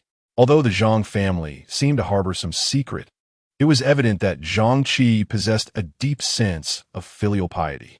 Despite the loss of his brothers, he insisted on waiting until the elder Zhang was laid to rest before taking any further action. "Do you not find him remarkably devoted?" As I pondered this, Mr. Feng unexpectedly spoke, startling me. Could it be that he reads minds? "Oh, indeed. What is the matter?" I inquired, sensing that Mr. Feng suggested there might be more to this than meets the eye. A glint of mockery flickered in Mr. Feng's eyes as he fell silent and turned towards the hall. Reluctantly, I followed, sidestepping the scattered ash and foliage on the floor, making my way to the rear of the spirit bed. Though somewhat unwilling, I had no choice but to accompany Mr. Feng, who wished to pay his respects. If I were to lift the coffin now, I would feel more at ease. Having recently delved into the contents of several burial texts, which provided me with some insights. Yet, these texts did not elaborate on the proper rituals for observing the spirit during the first 7 days, as this was beyond the purview of a coffin bearer. Mr. Feng, despite being a coffin shop owner, surprisingly possessed a diverse skill set. He could craft coffins, carry them, fashion paper effigies, and wreaths, and now observe the spirit. No wonder old Jean Diao had previously advised me to learn from Mr. Feng. There was indeed much to glean from his presence. It was only 8 o'clock, with over 3 hours remaining until midnight, so Mr. Feng and I waited in the hall. He sat in quiet contemplation, while I found myself lost in thought. The hall was enveloped in silence, punctuated only by the distant chirping of cicadas. As I succumbed to my wandering thoughts, time slipped by second. I was unaware of how long had passed when Mr. Feng suddenly opened his eyes and exclaimed, "They have arrived." My drowsiness dissipated instantly, and I heard the soul-calling bell outside, clanging melodiously. I widened my eyes, fixated on the ground covered with a layer of ash and grass. However, Mr. Feng admonished softly, "Do not look." I hastily turned my head and whispered, "Mr. Feng, have they come?" Yet, I noticed an unusual gravity in Mr. Feng's expression. Yes, not just one. Chapter 41. Footprints. More than one? I was momentarily bewildered. Was this not the night of Zhang's ancestral spirit? How could there be more than one? Did the old gentleman Zhang possess multiple souls? Mr. Feng, his gaze icy as it bore into my back, spoke with a commanding tone, "Stop dawdling. Light the tobacco leaves I provided you." Regaining my composure, I hastily retrieved the tobacco leaves I had packed into a metal case earlier that afternoon, beginning to fill the smoking pipe. At that moment, a rustling noise emerged from behind me, reminiscent of someone treading upon ash-covered foliage. Was this sound emanating from the spirit of Zhang? Yet in the next instant, another identical sound echoed, intertwining with the first, creating a cacophony of indistinct noises. What was happening? Were there others walking as well? Before I could fully grasp the situation, new sounds erupted, as if 2 or more individuals were traversing the hall. The commotion intensifying. Mr. Feng furrowed his brows but suddenly relaxed, a cold smile creeping upon his lips. "So that is it," he remarked. As I listened to the sounds, an icy chill coursed through me, and I found myself yearning to turn around. However, Mr. Feng's expression shifted, and he commanded fiercely, "Do not look back. Smoke your tobacco." I restrained my impulse, forcing myself to remain still. I lit the filled pipe and took a deep drag, only to cough violently as the acrid smoke escaped my lips, bringing tears to my eyes. No matter how many times I encountered it, the harshness of this dry tobacco was unbearable. I feared I would never acclimatize to it in this lifetime. Amidst the swirling smoke, I observed Mr. Feng reach into his satchel and extract a paper-folded tiger. He ignited it over the fire pit by the spirit bed and then hurled it into the hall behind me. In that fleeting moment, I seemed to hear the cry of something, and the footsteps behind me became chaotic. Mr. Feng then produced a small paper umbrella, set it ablaze, and cast it forth. Shouting, "Zhang Yinyao, ascend the heavenly ladder." A flurry of rustling sounds ensued, followed by the unmistakable sound of someone ascending the staircase. In the next instant, Mr. Feng grasped a pair of fire tongs and retrieved something from the fire pit, flinging it forward. A crackling noise erupted from behind me, and I felt a sudden surge of light and warmth, only for the rustling to abruptly cease. I could no longer contain myself. The urge to turn around was maddening. I abruptly twisted my head back, only to behold the paper ladder in the hall ablaze, transforming into a roaring inferno that illuminated the entire space. In the glow of the flames, the scene before me became starkly clear, sending a chilling sensation deep within my bones. The ash-laden floor of the hall was now marked with countless footprints, both large and small. "Mr. Feng," I stammered, unable to articulate my thoughts as I gazed at the tracks. Mr. Feng replied coldly, "It is of no consequence. Hence, I mentioned that we are not alone here." I swallowed hard. If we were not alone, then aside from old Master Zhang, who else could it be? Half an hour later, a sudden barrage of firecrackers was hurled into the hall from outside, erupting in a cacophony of sound. Fortunately, I had anticipated this and swiftly covered my ears upon witnessing the projectile's entry. Once the firecrackers ceased their tumult, the lights in the hall illuminated, and a throng of individuals surged toward the entrance, led by none other than Zhang Qi. Upon noticing the array of footprints scattered across the floor, gasps of astonishment erupted from the crowd. Zhang Qi's expression turned grave as he lifted his gaze toward Mr. Feng. Mr. Feng, what is the situation? At that moment, Mr. Feng reverted to his characteristic poker face and nodded slightly. The individuals have been sent up, but what? Zhang Qi inquired, his brow furrowing as Mr. Feng's cold stare met his. Your esteemed elder, Zhang, has played a rather perilous game. Zhang Qi's countenance shifted momentarily, though he quickly masked it with a semblance of a smile. Mr. Feng, what are you insinuating? The important thing is that the individuals have been dispatched. Good? What is good about this? A shrill voice suddenly pierced through the air, prompting my attention toward the third Miss Zhang, who had previously threatened to contact the authorities. Her face was ashen, and with trembling fingers, she pointed at the myriad of footprints covering the ground. Look at this. And you dare say is good? Where's the good in this? Zhang Qi's expression darkened as he retorted sternly. Xiao Qi, what nonsense are you spouting? Father has ascended the heavenly ladder. It is all fine. He'll be laid to rest tomorrow, without issue. The third Miss Zhang, her trembling finger now directed toward Zhang Qi, replied with a quiver in her voice. You still think you could deceive us? Do you believe I am unaware? It was you who caused the demise of the fourth and fifth. With that, she turned on her heel and stormed toward the exit. Do not think you can fool me. Continue your charade. I shall not partake in your games any longer. As the sound gradually diminished, the third young lady of the Zhang family seemed to have vanished. The members of the Zhang family remained silent, each bearing a countenance tinged with distress. Zhang Qi sighed and addressed Mr. Feng. Boss Feng, please do not take offense. Xiao Qi has been profoundly affected by the deaths of the fourth and fifth. Since father is already passed, we shall await tomorrow's burial.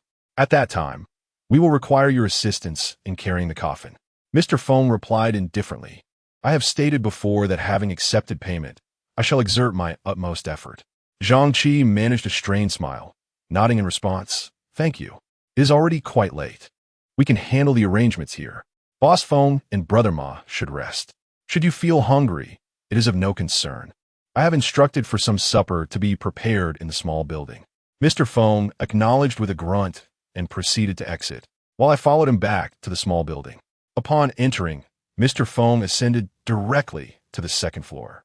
I, feeling a bit hungry, noticed an array of delicacies and fruits laid out on the table in the hall, and decided to indulge in a light supper before heading upstairs. Just as I sat down and brought a piece of dragon fruit to my mouth, a knock echoed through the air. Rolling my eyes, I set the fruit down and rose to answer the door. To my surprise, standing outside was none other than the third young lady of the Zhang family, who had just moments ago fled. Her complexion was pale, and a hint of terror lingered in her eyes.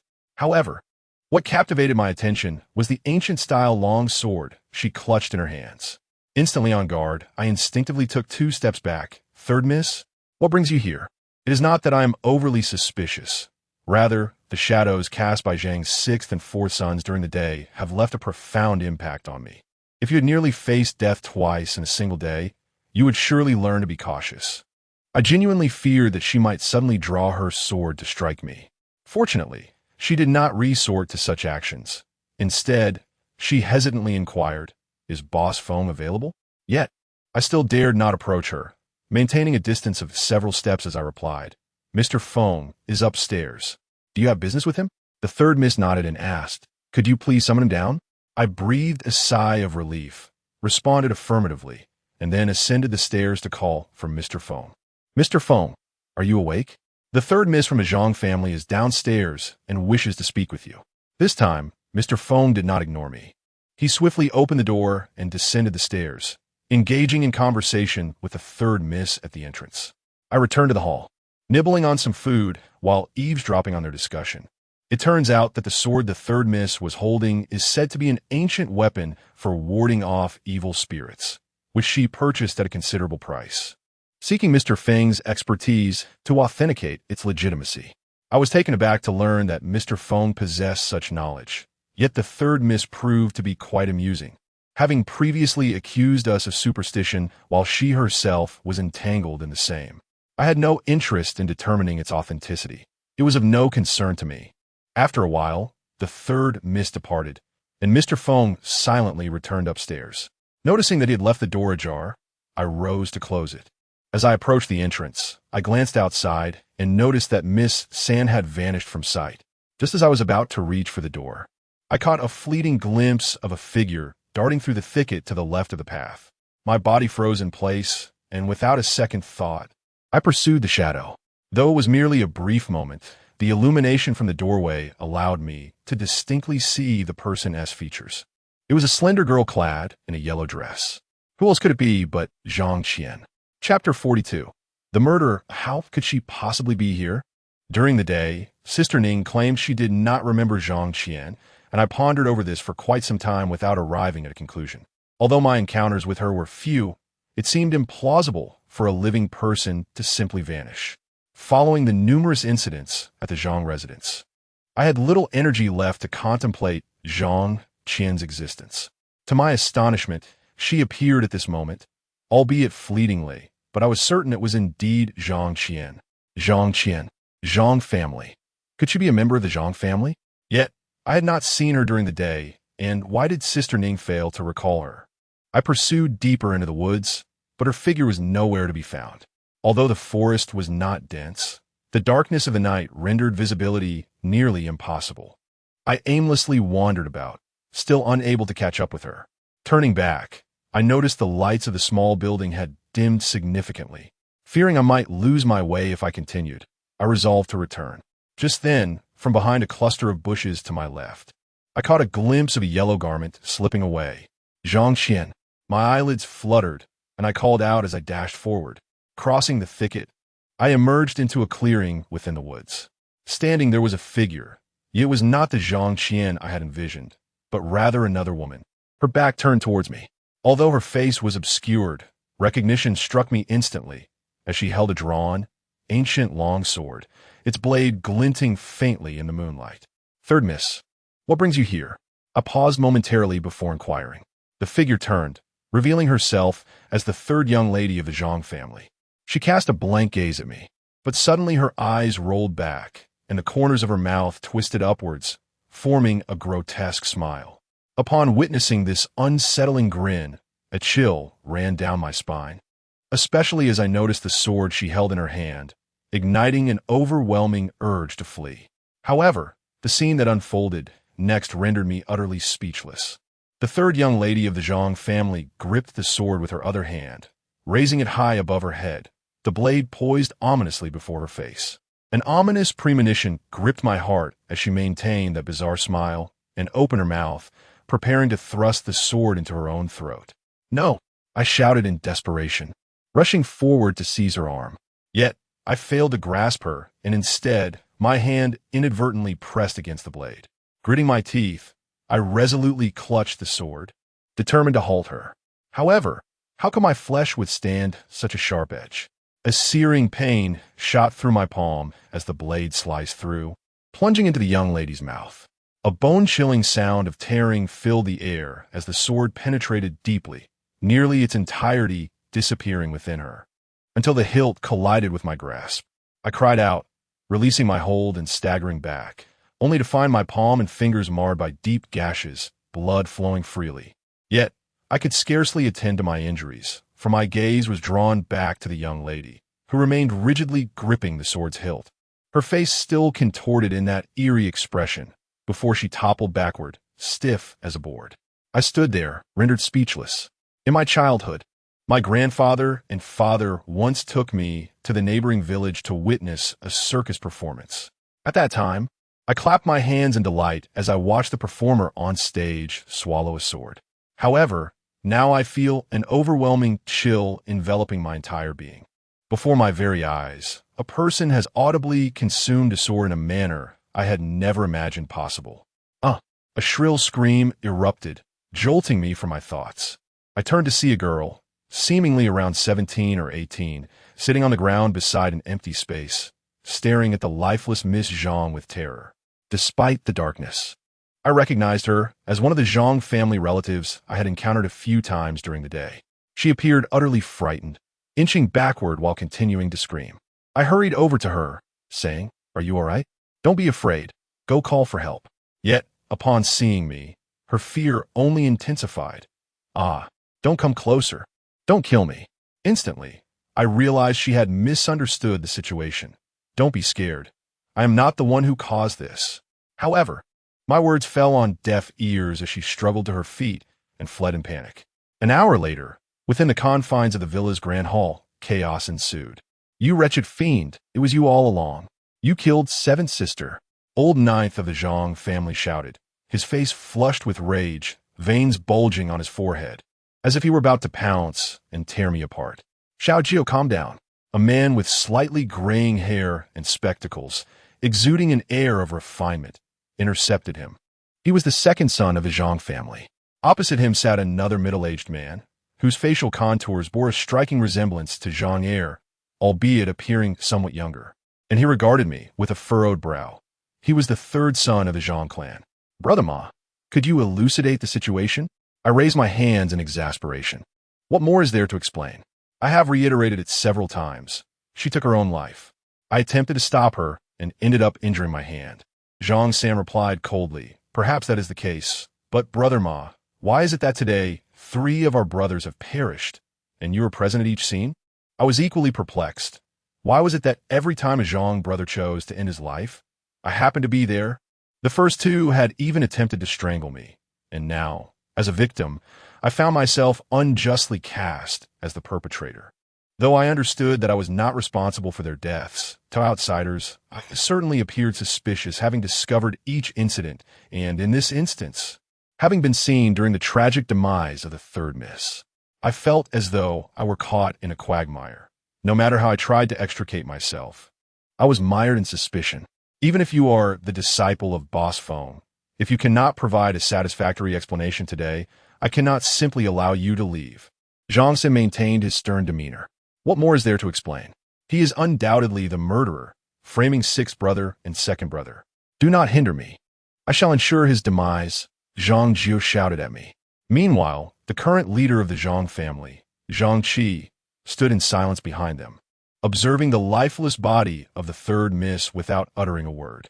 After a while, he turned back and spoke. Young Master Ma, although I do not believe you are the murderer, the events of today are indeed rather coincidental. The deaths of Lao Wu and Lao Si can be somewhat explained. Moreover, Boss Phone was present at Lao Si's demise, so I have no reason to suspect you. However, why were you at the scene of Qi Mei's death? If my memory serves me right, the place where she perished is quite a distance from your residence. At such a late hour, what were you doing in that forest?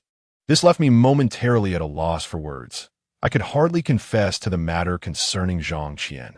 The Zhang family had thoroughly searched the woods earlier and found no one else. If I were to speak up, they would likely dismiss me as a fool. Yet, remaining silent was not an option. After some contemplation, I finally replied, I stepped out for some fresh air. Fresh air? Zhang Qi regarded me with suspicion. Is that truly the case? I shrugged. You might as well ask why the third miss ventured out there. How dare you? You murderous fiend. I will end you. The agitated 9th Master Zhang had pushed aside Zhang Er and was charging towards me, throwing a punch aimed at my face. I cursed under my breath and quickly dodged. But in my haste, the smoking rod I had tucked into my waistband fell to the ground. Xiao Jiao, Zhang Er, and Zhang San rushed to restrain the 9th Master. I shot him a glare and bent down to retrieve my smoking rod. Young Master Ma, what is this? I looked up to see Zhang Qi staring at the smoking rod in my hand, his expression one of utter astonishment. It is indeed the first time I have witnessed the ever-composed elder brother of the Zhang family displaying such an expression. I was momentarily taken aback. This is my smoking pipe. What is the matter? Zhang Qi fixed his gaze intently on the pipe, his complexion shifting dramatically. After a brief pause, he declared in a somber tone, Everyone disperse. Brother Ma Xiao is not the culprit. Upon hearing this, the members of the Zhang family present in the hall were taken aback, their expressions reflecting disbelief. Elder brother, what do you mean? Zhang Qi withdrew his gaze, his eyes now imbued with depth. I said Brother Ma Xiao is not the culprit. Disperse, please. Elder brother, are you mistaken? How can you be certain it is not him? Zhang Jiao retorted angrily. Zhang Qi shot a cold glance at Zhang Jiao. When I say he is not, he is not. Did you not hear me? Chapter 43. The burial gate. At this moment, not only were the Zhang family members bewildered, but I too found myself in a state of confusion. What had befallen Zhang Qi? Just moments ago, he had remarked on the sheer coincidence. Yet now he was adamantly asserting that I was not the murderer. I glanced at the smoking rod in my hand. Could this be the reason? After enduring so many events, I had come to realize that this smoking rod was indeed extraordinary. However, even so, it seemed improbable that a mere glance at it would lead Zhang Qi to conclude my innocence, even if it were the Empress Dowager Cixi's smoking rod. Of course, I was unaware if the Empress Dowager even indulged in such tobacco. Despite Zhang Qi's assertion, the Zhang family appeared reluctant. After all, I was indeed under considerable suspicion of being the culprit. Thus, no one dispersed. They remained clustered in the hall. I observed that Zhang San and Zhang Jiao were deliberately blocking the entrance, evidently not wishing to let me leave. A wave of frustration washed over me. I never anticipated encountering such misfortune. The Zhang family was undeniably a prestigious clan, and should I offend them, this impoverished lad would surely meet a dire fate. At that moment, a stir arose among the Zhang family members gathered outside, as the crowd parted to reveal Mr. Feng, his expression inscrutable, walking in from outside. Previously, when the Zhang family had come to retrieve the body, I had followed them. They seemingly had not informed Mr. Feng of the situation, leaving me to ponder how he had arrived here. My keen eyes caught sight of a striking figure at the edge of the crowd, dressed in red. A beautiful woman stood there, her face etched with concern as she gazed in our direction. It was none other than Sister Ning. I suddenly realized that it was Sister Ning who had summoned Mr. Feng. Upon seeing Mr. Feng, the Zhang family members' expressions subtly shifted, and Zhang San, standing at the entrance, instinctively stepped aside, seemingly harboring a degree of trepidation towards Mr. Feng. I observed that Mr. Feng appeared elated, though I could not fathom the reason. Nonetheless, the Zhang family seemed to hold him in considerable esteem. "What are you doing here?" Mr. Feng inquired of me with a nonchalant tone. "I am returning. We must carry the coffin tomorrow." I cheerfully responded, intending to approach. However, Zhang Jiao, standing by the door, could not contain himself and abruptly blocked my path, exclaiming, "Who gave you permission to leave?"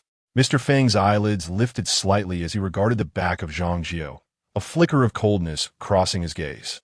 Zhang Qi, maintaining a composed demeanor, bellowed, "Xiao Jiao, what are you doing? Step aside. I have already stated that Brother Ma is not the murderer." Zhang Jiao retorted indignantly, "Elder brother, how can you so readily trust this fellow? Is it merely because he is a disciple of the Feng clan? What is he but a mortuary practitioner? Surely, the Zhang family is not intimidated by him." Though his words bore little substance, the term mortuary practitioner caught my attention. From Zhang Jiao's tone, it seemed that Mr.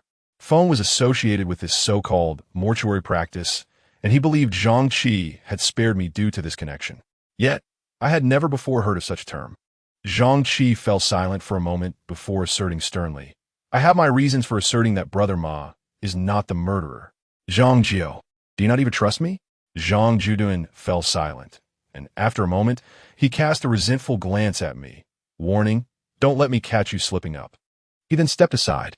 I shrugged nonchalantly, "Do as you wish," and proceeded onward.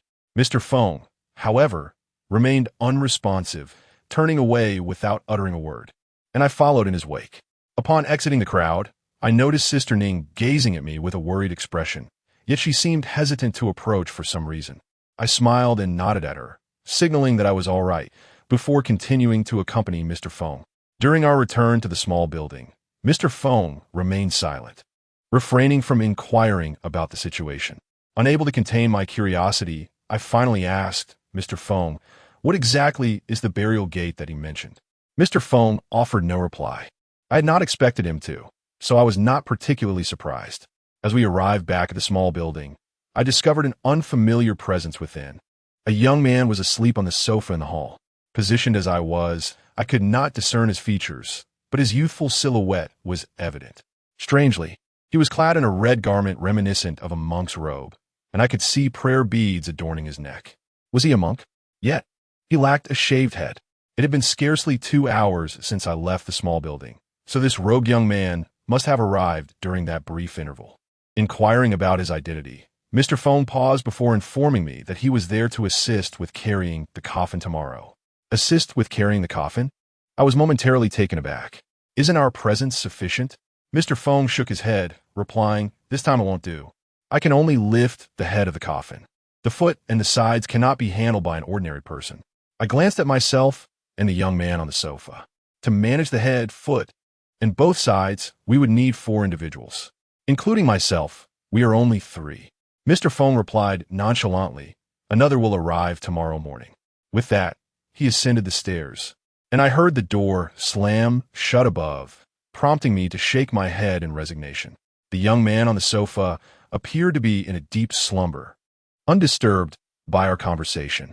However, given the numerous rooms in this small building, it seemed unnecessary for him to sleep on the sofa. I approached him, intending to rouse him. Hey, wake up! I bent down to tap his shoulder, but suddenly he turned his face towards me, and my gaze met his wide-open eyes. In that fleeting moment, it felt as though 2 golden lights flickered in his eyes. Before I could process this, he sprang from the sofa, seizing my outstretched wrist with his hand, twisting and pulling it. I felt a sharp pain in my shoulder, and I collapsed onto the sofa. Almost immediately, I sensed a constriction around my neck, as if something were tightening its grip. Who are you? A cold voice emerged from behind me. I raised my hand and shouted, calm down. I merely wanted to wake you. I am Mr. Feng's assistant. What? A sound of surprise emanated from behind me, and I felt the constriction around my neck dissipate, while the grip on my restrained arms loosened. I turned around to see the young man taking 2 steps back, revealing an apologetic smile. Oh, so you're Ma Yiming. My apologies, I just woke up and my mind is still a bit dazed. I lifted my gaze and noticed that he was holding a long string of prayer beads, which had been the very item that had tightened around my neck moments ago. Rubbing my sore neck, I felt a wave of despair wash over me. What calamity had befallen me today? One after another, they seemed intent on targeting my neck. The medication I had previously applied had already been rubbed off twice, and I feared that I might be left with scars. If others were to see this, they might mistakenly think I had attempted to hang myself. Are you all right? The young man inquired. Though I harbored complaints within, I shook my head and replied, I'm fine. By the way, how do you know me? He nodded, yes. I heard Boss Feng mention you before. It was then that I truly observed the young man's visage. To my surprise, he was quite handsome, fair-skinned, with hair neatly parted to the sides. A small red dot, resembling cinnabar, adorned his forehead, complementing his crimson monk's robe and the beads in his hand, giving him the appearance of an unshorn monk. I settled onto the sofa, and it was at this moment that the young man introduced himself as Chu Silly. Chu Silly? Are you a monk? But I see you have hair as well, I inquired curiously. The young man appeared somewhat bashful and gentle at that moment, scratching the back of his head as he replied, I suppose so. My master shares a close friendship with Boss Feng, so he occasionally calls upon me for assistance. As for why I have not shaved my head, my master stated that the time has not yet come, hence he refrains from doing so. The Buddhist path involves numerous rules, many of which I do not fully comprehend. Moreover, there are practitioners who retain their hair. Therefore, I did not pay much heed to this matter, nor did I inquire about the identity of my master, assuming he was likely a monk from some temple. Instead, I curiously asked, do you also carry coffins? Chu Silly shook his head, replying, no, I do not. I am not part of the funeral trade, so how could I carry a coffin? However, since Boss Feng asked for my help, my master permitted me to come. He said, as long as I follow Boss Feng's instructions, it will suffice. The mention of the funeral trade piqued my interest immediately, prompting me to ask, do you know what the funeral trade entails? Chapter 44. The funeral. Are you unfamiliar with the concept of the funeral gate? Chu Silly appeared somewhat astonished. Aren't you the apprentice of Boss Feng? How could you not know of the funeral gate? I shook my head, indicating my genuine ignorance. I have only been in Dongting Xiang for a few days and have never heard of such a thing as the funeral gate. Scratching his head, Chu Silly replied, I see. To be honest, my knowledge of the funeral gate is quite limited as well. I've only heard a few things from my master. He said that the funeral gate pertains to the character burial, signifying that when a person passes away, they must be interred. The funeral gate refers to those who earn their livelihood from funerals. Those who earn their livelihood from funerals? I inquired. What does that encompass? Chu Silly pondered for a moment. It seems to include funeral ceremonies, crafting coffins, and the creation of paper effigies and burial garments. Anyone engaged in these professions would be considered part of the funeral gate. So, this is the essence of the funeral gate. By this definition, I suppose I could also be considered part of it. I contemplated this notion, yet a sense of unease lingered. If the funeral gate merely signifies this, then why did Zhang Jiao's earlier words suggest it was something of great significance? Chu Sili confessed that he knew little more on the subject. As I found myself unable to extract further information, we engaged in light conversation before ascending the stairs together. I guided him to a room while I sought another for myself to rest.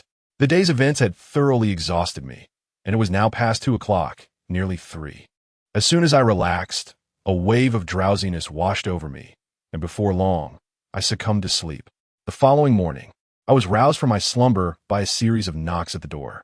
Upon opening it, I found Mr. Feng, who informed me that I was to descend the mountain to receive some visitors. It turned out that the individuals Mr. Feng had mentioned the previous night, who were to assist with the coffin, had arrived.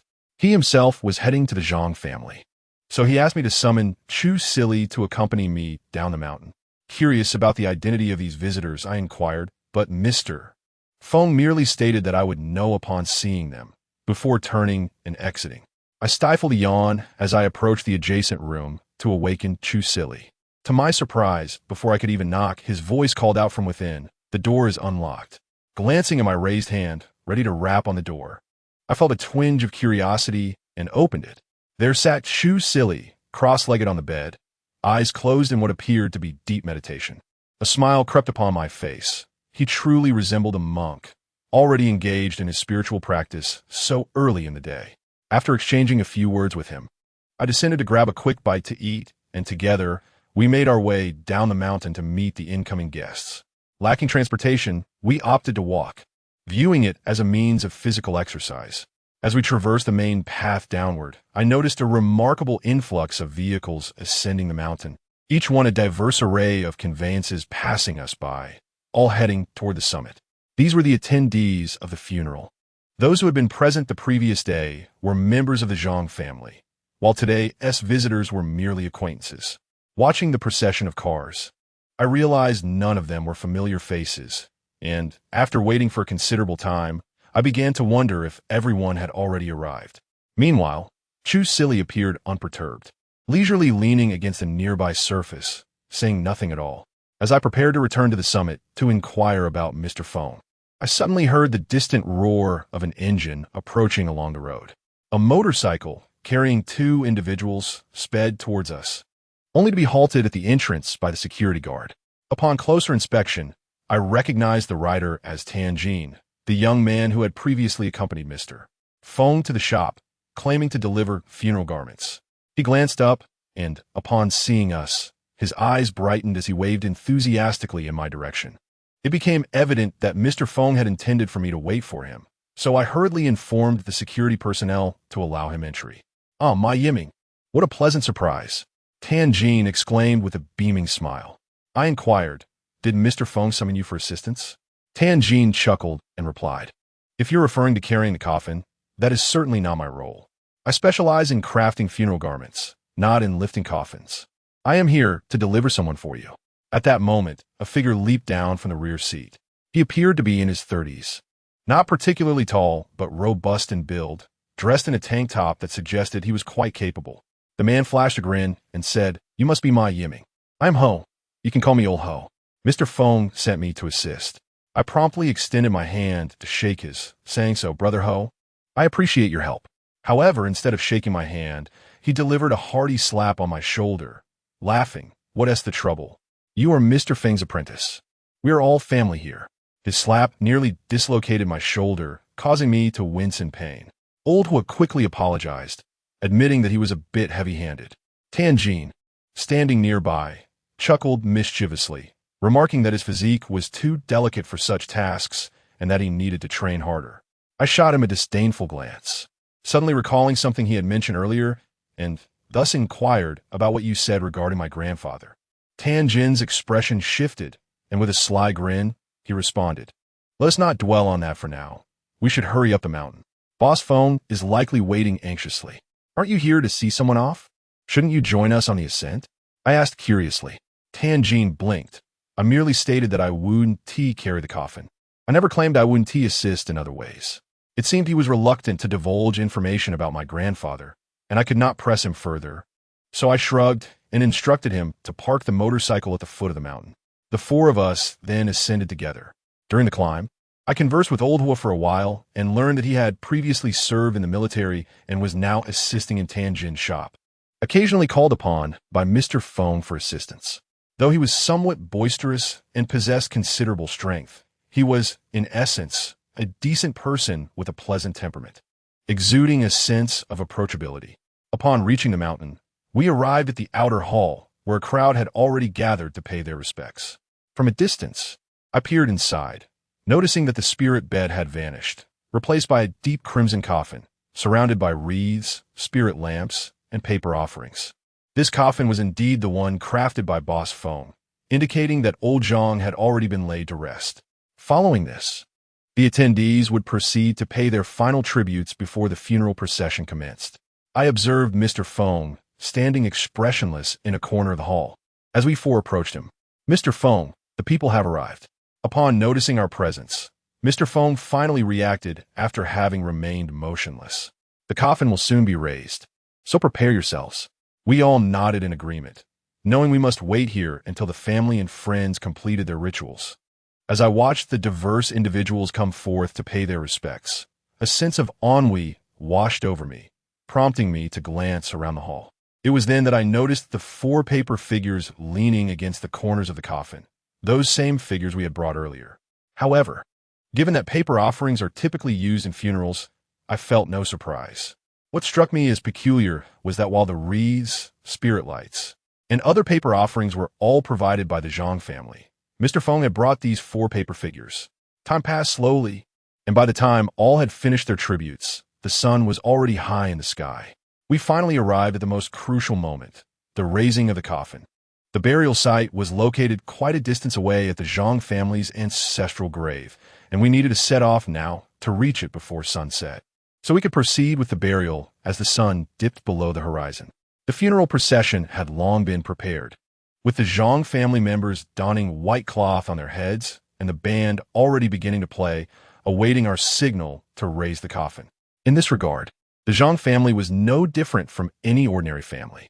Among the 8 individuals tasked with carrying the coffin, 4 naturally from our group, while the other 4 were hired by the Zhang family. I took my position at the head of the coffin, with Huo Wu at the tail, while you stood to the left and right. Mr. Feng succinctly assigned us our positions. I found myself on the left, while Chu Sili occupied the right. The remaining 4 were positioned at the corners. To my surprise, it was Tianjin who was tasked with overseeing the incense. I was taken aback, not expecting him to ascend the mountain merely to tend to the incense. In that moment, Tianjin shed his usual playful demeanor, adopting a serious expression as he lit a stick of incense. He then called out to the outside in Hunan dialect, though I could not catch all the words. However, as soon as he shouted, the air was filled with the crackling sound of firecrackers. Amidst the din, Tianjin shouted again, and this time, I understood clearly. "Raise the coffin." Chapter 45. The fragrance of 3 incense sticks with Tianjin's shouts resonating in the air. We exerted our strength simultaneously to lift the coffin. Initially, I harbored some trepidation about our ability to raise it. Yet, contrary to my worries, we managed to elevate it despite its considerable weight. The heft was attributable to the coffin itself, constructed from high-density timber of exceptional quality. As we hoisted the coffin, I raised my foot and inadvertently kicked over the stand that had just held the coffin. This act, steeped in tradition, is said to sever the deceased's lingering attachments, urging them to decisively embark on their journey. At Tianjin's next command, we proceeded with the coffin, stepping towards the entrance. Outside, the band commenced their performance, while the funeral procession, adorned with flower wreaths and guiding lanterns, accompanied the coffin down the mountainside. I observed Mr. Feng's 4 paper effigies, held aloft by 4 individuals stationed at the corners of the coffin. These 4 were none other than the 4 children of old Master Zhang: Zhang San, Zhang Er, Zhang Jiao, and the previously unseen 8th daughter of the Zhang family, who is also the 2nd daughter of old Master Zhang. It appeared she had only just returned today.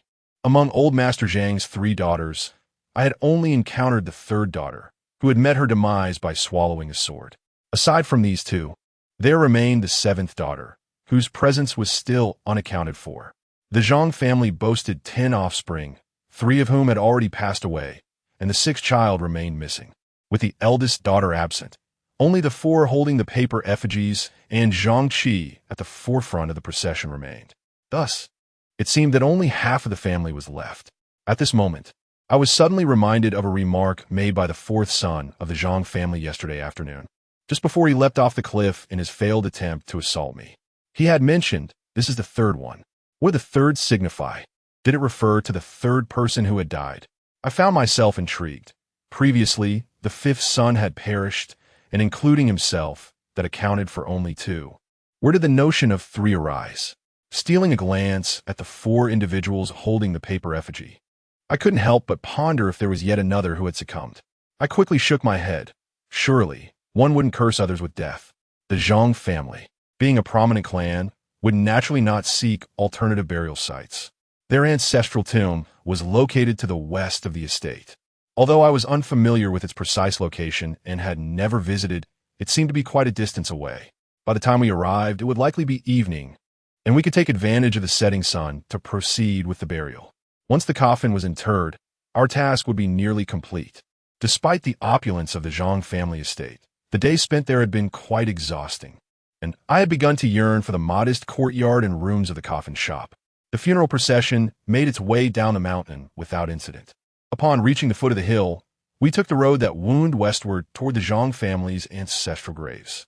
This area remained undeveloped, resembling a semi-scenic locale with little construction. Fortunately, the road had long been established, and we continued along the path beside Dongting Lake, heading westward. After traveling a considerable distance without any issues concerning the coffin, I felt somewhat relieved. However, at that moment, a sudden commotion erupted in the front of the procession. I heard a commotion ahead, yet being in the midst of the crowd, I could not discern the situation. However, it was not long before I realized the cause of their unrest. From the right side, the Dongting Lake, countless serpents of various sizes wriggled their way out of the water, and in the blink of an eye, the entire lakeshore was teeming with snakes. These serpents did not linger at the water's edge, but began to slither onto the road. It was my first encounter with such a multitude of snakes, sending shivers down my spine. Throughout my life, I have harbored an intense fear of these writhing creatures, and the sight of them crawling everywhere made my skin crawl. Had I not been carrying a coffin, I would have surely turned and fled. The entire procession became agitated due to the presence of these snakes. Yet Mr. Feng remained remarkably composed, as if he had anticipated this event. Meanwhile, Tianjin, shedding his previous frivolity, spoke in a firm voice, "Do not be afraid. These are water snakes and are non-venomous." Nevertheless, despite his reassurances, the sight of the serpents was enough to instill fear, even if they were harmless. A swarm of snakes could still inflict harm. Tianjin turned to the Zhang family quartet and nodded. Zhang heir seemed prepared for this encounter, calling out loudly, "Yellow smoke." At that moment, a group of individuals emerged from the rear of the procession, wielding devices resembling fire extinguishers with nozzles. In the next instant, a plume of black smoke erupted from them, quickly enveloping the entire crowd, accompanied by a cacophony of coughing. Cough, cough, cough. What is this? A pungent odor of smoke wafted into my nostrils, prompting an involuntary cough as I instinctively covered my mouth with my free hand and inquired. From the distance, Chu Silly's voice reached me. "Do not worry. This should be realgar smoke." A sudden realization dawned upon me. Snakes are most averse to realgar, and utilizing realgar smoke to drive them away is indeed the most effective method. Shortly thereafter, the thick black smoke dissipated, revealing that the multitude of snakes that once littered the ground had vanished without a trace, leaving only a few lethargically slithering about. Relieved by the retreat of the serpents, I exhaled deeply, for the sheer number of them had weighed heavily on my psyche. The group began to reorganize and press onward. Yet my mind was still engulfed in confusion. Where had all these snakes come from? Moreover, it appeared that Mr. Feng and the Zhang family had been aware of this situation long before, having even prepared the realgar smoke. "Mr. Feng, what is the meaning of these snakes?" I asked. Mr. Feng, holding the coffin lid aloft, remained silent, while Tanjin, who was carrying the incense burner ahead, chuckled softly. These snakes are here to obstruct our path. Obstruct our path? Why? At that moment, Mr. Feng turned his gaze back to the coffin and remarked nonchalantly, because he does not wish to leave. A shiver ran down my spine at his words.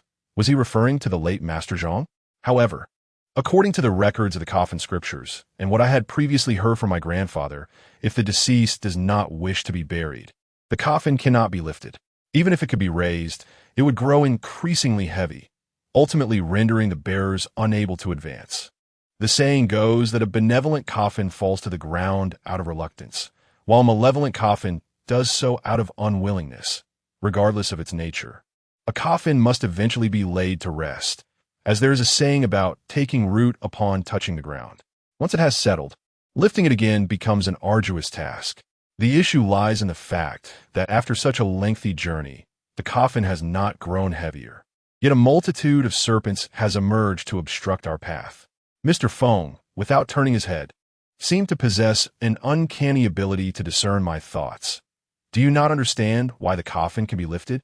Startled, I pondered whether this proprietor possessed the art of telepathy. Nonetheless, I nodded earnestly and replied, Indeed, I have lifted it twice before. If it were unwilling to move, it should remain immobile. Mr. Feng shook his head. Have you not studied the coffin scriptures? Noticing my continued confusion, he maintained his impassive demeanor and remarked, If it were so simple to let it descend, would I not have wasted my efforts crafting this coffin? It suddenly dawned on me. The coffin's significance was paramount. I had nearly forgotten that this exquisite casket was commissioned by the Zhang family at a cost of 700,000, utilizing rare woods worth over $1 million. Crafted personally by Mr. Feng. Without glancing back, he continued in his unvarying tone.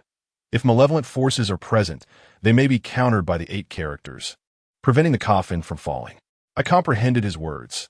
The 8 characters of the coffin could either harmonize with or counteract those of the deceased. Should the deceased be restless, a counteracting 8 character would be employed to subdue them, ensuring the coffin remained secure. Such teachings are documented within the coffin scriptures, yet I merely grasped the theoretical aspects. I remain only partially enlightened regarding how to manipulate the formation of differing 8 characters and the interplay between the coffins and the deceased characters. These matters cannot be grasped merely through reading. They require practical experience. It is likely that only someone like Mr. Feng, who possesses a profound understanding of the intricacies of coffin selection and has dedicated over a decade to this craft, can wield such expertise with ease. During my contemplative moments, we arrived at the foot of a hillside, needing to traverse the road that wound up the slope. Although a path was laid before us, the ascent proved to be quite arduous. Upon reaching the summit, I and several individuals from the Zhang family, who had been summoned to assist in the coffin bearing, were left breathless. In contrast, Mr. Feng, who carried the head of the coffin, remained unfazed. I turned back to see old Hua, one hand supporting the ceremonial pole, his face devoid of any perspiration.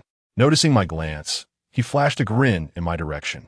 At the peak, preparations had already been made. The Zhang family provided us with 2 long benches to rest the coffin upon. However, at that moment, Tanjin, who held the incense burner, suddenly changed countenance. We cannot pause. We must proceed. I observed that the 3 sticks of incense within the burner were visibly diminishing in length at an alarming rate. Chapter 46. The fiery incense. Upon witnessing the rapidly diminishing incense within the burner, the expressions of those present shifted dramatically. The act of holding the incense carries profound significance. Traditionally, 3 sticks are ignited upon the casket's departure, and then, before the first set of incense is entirely consumed, another trio is lit, followed by a final set of 3. A total of 3 offerings is permitted, with the casket required to reach the burial site before the last of the incense extinguishes. Should all 3 sets of incense burn out before the arrival, interment cannot proceed. Legend has it that these 3 sticks are lit as a signal for the spectral emissaries of the underworld. Once the deceased is interred, the soul departs the body and enters the earth. The grave acts as a conduit for the departed to traverse into the afterlife. Each year, during the Ghost Festival, the souls return to the mortal realm via this passage. Lighting these 3 sticks serves as a reminder for the ghostly guides. When the incense fully burns, it opens the gateway to the netherworld for the deceased. If the departed fail to reach the burial site by that time, they are unable to reincarnate.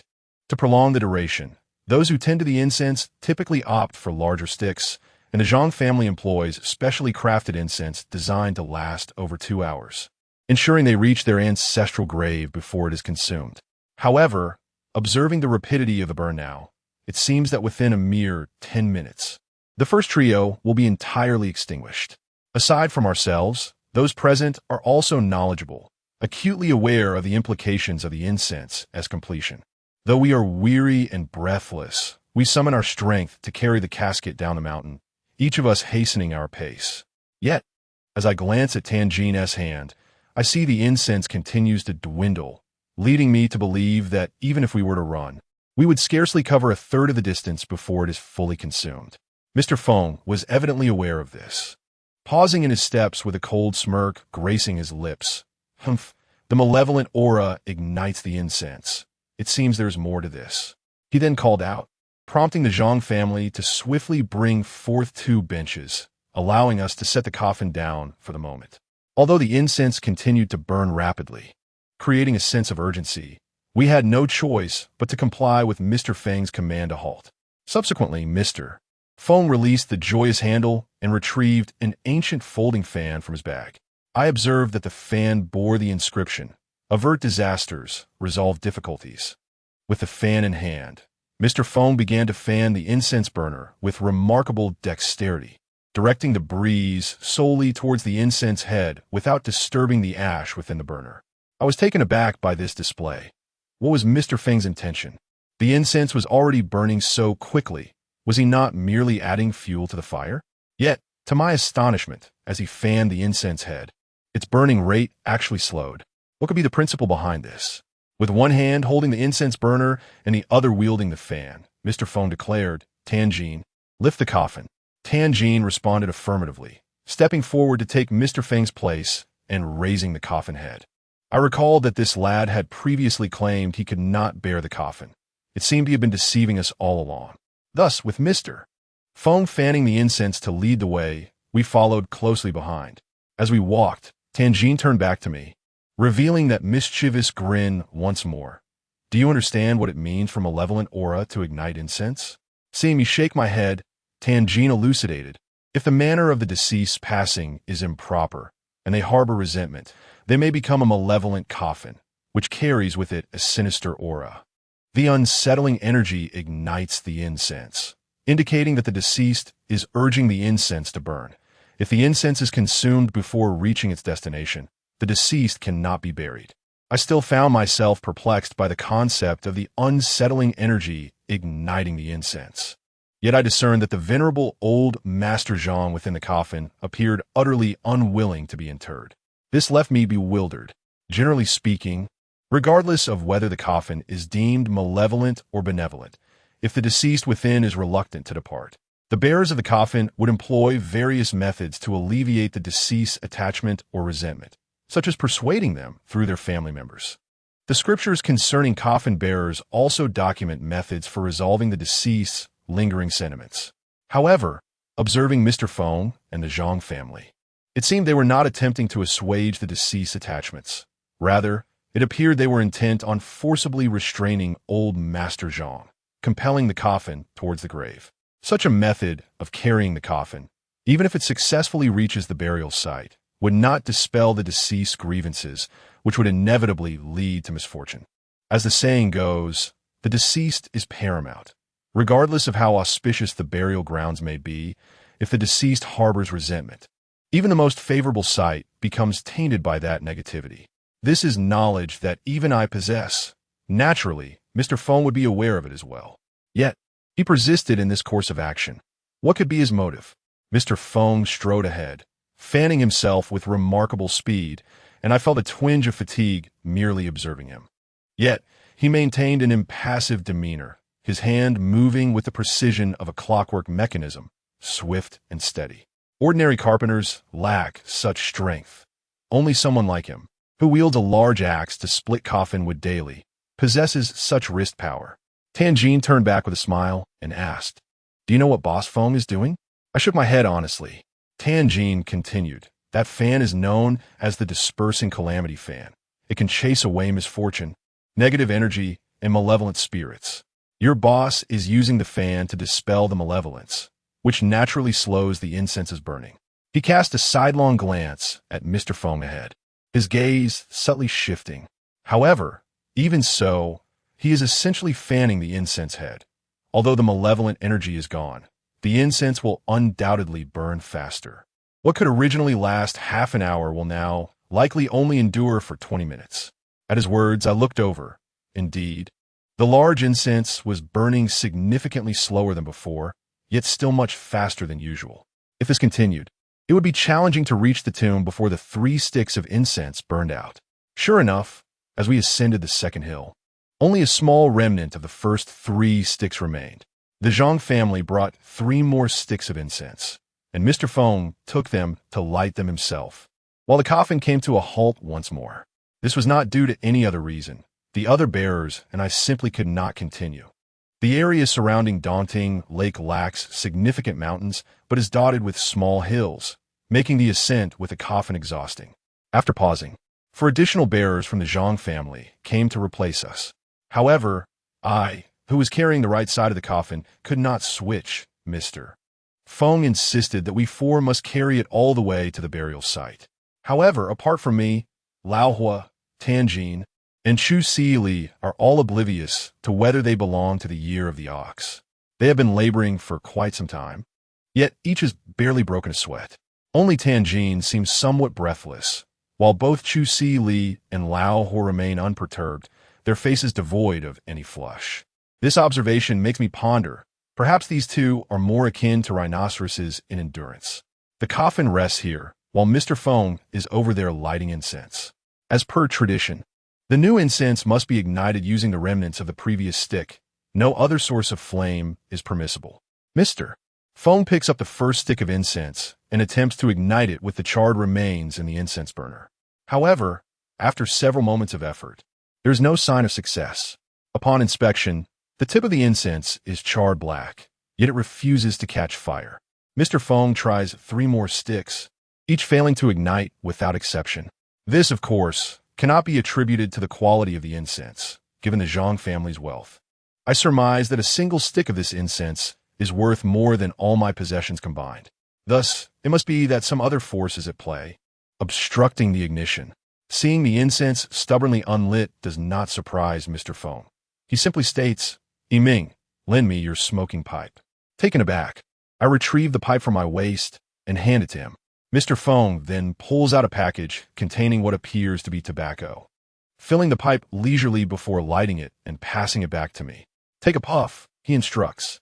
I comply, inhaling deeply, and find the taste sharp and distinct. This tobacco seems quite different from what Mr. Feng had offered me previously. Then, with 3 sticks of incense in his left hand and pointing to the remnants in the burner with his right, Mr. Feng instructs, "Blow smoke towards the incense tip." I remain silent, nodding in acknowledgement, and then, directing my breath towards the incense burner, I exhale a plume of smoke. Who knows, at the moment of that spray, it felt akin to the antics of a juggler. I merely sensed a rush of warmth before my face, followed by a sudden eruption of flames from the incense burner that nearly singed my skin. The shock caused me to stumble back a couple of steps, yet the blaze flickered only for a brief moment before vanishing. However, Mr. Feng, with remarkable speed and agility, swiftly maneuvered the 3 large incense sticks in his left hand at the instant the fire burst forth. When I glanced again, all 3 sticks were ablaze, and wisps of smoke began to drift languidly into the air. At that very moment, the 3 remnants of incense in the burner extinguished abruptly, and in the next instant, Mr. Feng plunged the 3 burning sticks into the incense burner. In that fleeting moment, it seemed as if I heard a wail emanating from within the coffin. Chapter 47. The funeral on a sweltering summer day. The funeral procession meandered along the road beside Daunting Lake. Over an hour had elapsed since the incense was last replaced, and we had traversed more than half the distance without further incident. Upon cresting the 3rd hill, the second set of 3 incense sticks had burned to their end. prompting Mr. Feng to replace them once more. This time, the incense ignited with ease. After a brief respite atop the hill, we resumed our journey. The sun above us gradually journeyed westward, and as it descended upon the peaks in the west, we finally arrived at the Zhang family ancestral grave. In the distance, I noticed figures awaiting us by the freshly dug grave. I thought to myself that we had finally reached our destination. Tianjin, who was carrying the head of the coffin, turned back with a smile and asked, "Ma Yiming, do you perceive the feng shui of this location?" I shook my head, admitting my ignorance of such matters. Tianjin gestured towards the hillside. "What does this mountain resemble to you?" I gazed at the mountain for a moment, observing how it stood solitary by the shores of Dongting Lake, surrounded by a vast expanse of flat land. The mountain's midsection was circular, while its summit bore an unusual shape, appearing as though a portion had been excavated, resulting in a depression. This mountain resembles a basin, and its peak seems to resemble perhaps an inverted ingot? Danhin Chekiv. His words enlightened me. Indeed, the mountain's summit did resemble an inverted ingot. Danhin Chekiv softly, remarking, "Is this not the legendary treasure basin? A symbol of wealth and fortune. The treasure basin is indeed the epitome of prosperity. Those interred here are destined for great affluence." The ability to discern such auspicious feng shui explains the Zhang family's current prosperity. "Yiming, are you familiar with Xin Zhongrong?" "Xin Zhongrong? What about him?" I replied. As a student majoring in Chinese literature, I was well aware of him. His birth name was Shun Fu, and his courtesy name was Zhongrong. While some might not recognize these names, his alias is universally known. He is none other than Shen Wansan, the immensely wealthy merchant for the late Yuan and early Ming dynasties. Tianjin squinted towards Yuanbao Mountain and continued, "It is said that Shen Wansan possessed a treasure basin, but in truth, no such basin exists. What he referred to as his treasure basin is, in fact, this very Yuanbao Mountain. His father, Shun Yu, discovered a similar Yuanbao Mountain near Zhouzhuang and relocated the ancestral grave here. And then, as you can imagine, the rest is history. One must understand that the feng shui of a treasure basin is far more elusive than that of many dragon lairs." I was taken aback, glancing at Yuanbao Mountain. Did this imply that the Zhang family's ancestral grave shared the same type of feng shui as Shun Wansan's? Was the Zhang family's rise to prominence truly attributed to this so-called Yuanbao Mountain?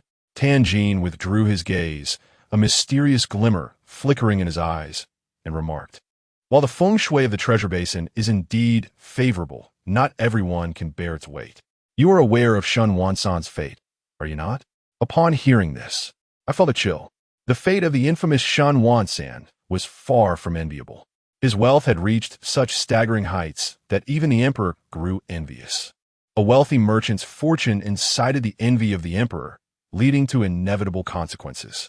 Ultimately, the once prosperous Shun family found themselves embroiled in ruin, as Zhu Yuanzhang concocted a pretext to confiscate their estate.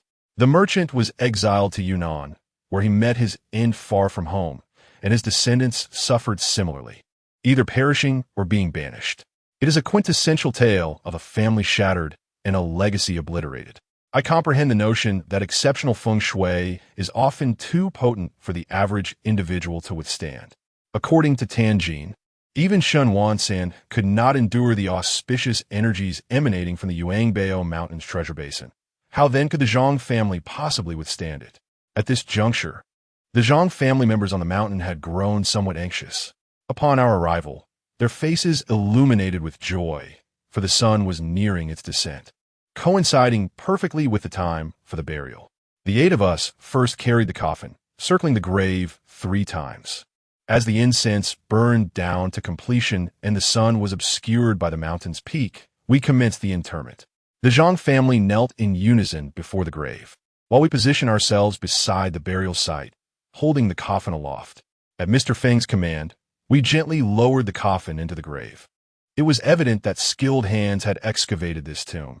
The bottom was remarkably level and precisely suited to the dimensions of the coffin, ensuring a snug fit without any voids.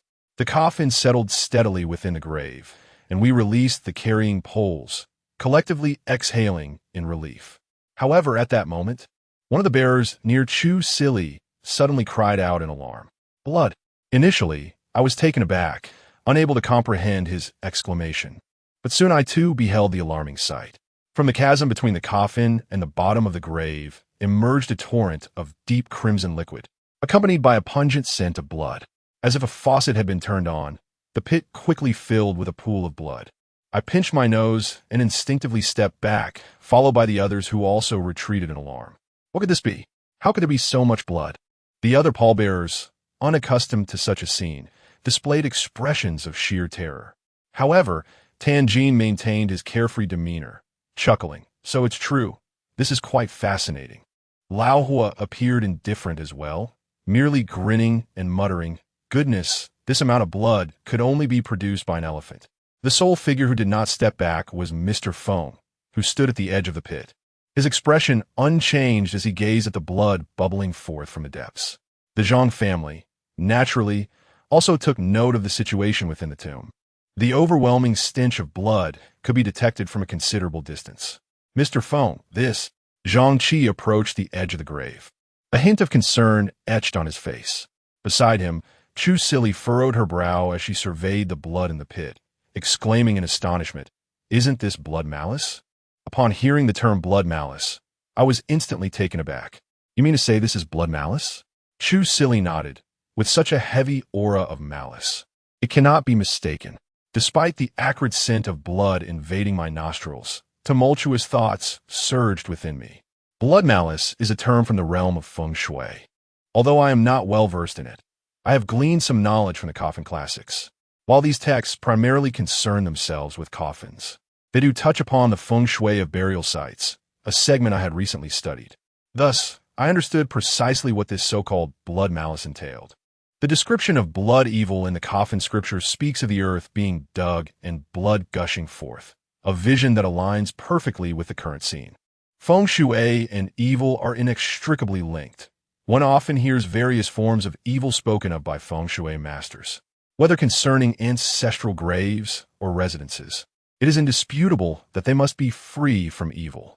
In the realm of feng shui, the concept of evil is akin to that of cancer in medicine. Among the various manifestations of feng shui evil, blood evil is one of the most severe, regardless of whether it pertains to ancestral graves or residences. Any location tainted by blood evil is absolutely unsuitable for habitation or burial. Should the living reside in a blood evil residence, they are certain to meet an untimely demise within 3 months, with their relatives inevitably suffering as well. Conversely, if an ancestral grave bears blood evil, it may bring calamity upon descendants, leading to familial ruin or, in the worst cases, the extinction of lineage. Yet, how could this family's ancestral grave be afflicted by such blood evil? Even an ordinary individual would not choose to be buried in a place where blood is unearthed. Moreover, according to Tanjin, the feng shui of this treasure basin surpasses that of many dragon veins, representing a rare and auspicious fortune that should not harbor any form of blood evil. I glanced at Mr. Feng and Zhang Qi, standing solemnly at the edge of the grave. Although their expressions were grave, they showed no signs of surprise. Did they already know of the blood evil here? If so, why bring the coffin here? Before I could ponder further, Mr. Feng spoke. "Let us perform the ritual." Zhang Qi nodded in agreement, and the Zhang family quickly procured a large rooster to prepare for the sacrifice. The ritual of sacrificing a rooster is a customary step before sealing the grave. It involves cutting the rooster's throat to let it bleed, allowing it to flail within the grave until it perishes. It is said that the part of the body that lies within the grave will determine the prosperity of its descendants. After the ritual sacrifice of a chicken, the offerings of grains and eternal lamps, along with the sealing of the earth, follow. Zhang Xin took it upon himself to sever the chicken's throat with a knife and then cast it into the grave. The chicken thrashed in the pool of blood at the bottom of the grave, splattering blood everywhere, making it difficult to distinguish whether it was the chicken's blood or that of the grave itself. Observing Mr. Feng and Zhang Qi, they seemed entirely unfazed by the sanguinary presence within the grave, continuing the burial as if it were of no consequence. I found it hard to comprehend, with such bloodshed, How could one still proceed with interment in this place? Chapter 48. The descent into the earth beneath the setting sun on the hillside of Yuanbao Mountain. Only we, the bearers of the coffin, remained near the grave, alongside the offspring of old Master Zhang. In accordance with tradition, the other distant relatives had already descended the mountain to await our return. The children of the Zhang family encircled the grave. Zhang Jiao, cradling a container of grains, approached slowly. Casting a glance at Zhang Qi, he hesitated, his throat tightening. Elder brother, must we truly descend? Zhang Qi nodded affirmatively. It is necessary, old Jiao. Let us see father on his final journey. Zhang Jiao surveyed the pool of congealed blood at the pit's bottom, uncertainty clouding his expression. But the blood, it fills the pit. Zhang Qi replied with an air of calm. Worry not. It is merely blood. Are you truly afraid of it? Place the grains within, and Xiao Ba, you shall light the eternal lamp, then cover the grave, and it will all be over. The eighth-born, second miss, displayed a hint of fear as she interjected. Elder brother, are you certain this is safe? Zhang Qi furrowed his brow and reassured them. Do you think I would lead you astray? Proceed, for now that Xiao Yao has passed, you too are the youngest. Only you can place the grains and the lamp. Once the earth is sealed, all shall be complete. No more shall perish, and we will survive. As I observed the exchange among the Zhang family, an unsettling sensation enveloped me. What was truly transpiring here? While the feeling had not been as pronounced the previous day, it now intensified as I scrutinized their demeanor. This entire affair exuded an aura of peculiarity. Yesterday, old Master Zhang lost 3 of his children in a single day. However, the reactions of Zhang Qi, the eldest son, and the others were far from what one would expect in such a tragic circumstance. Particularly Zhang Qi, who, despite being the head of the family, remained inexplicably composed. Did he truly not contemplate the causes behind the deaths of those 3 individuals? Having witnessed the demise of the 4th son and the 3rd miss of the Zhang family, I am certain that they were not slain by another, but seemed rather to have fallen victim to some malevolent force. Though I did not witness the gruesome scene of Zhang Wu being flayed and hanged, the reaction of the 6th brother, whom I had captured at that moment, suggested he too was under some sinister influence. Surely, Zhang Qi must be aware of this. Does he not fear that he might share the same fate as his brothers? Zhang Qi's recent words left me further perplexed. Once the earth is sealed, no one else will perish?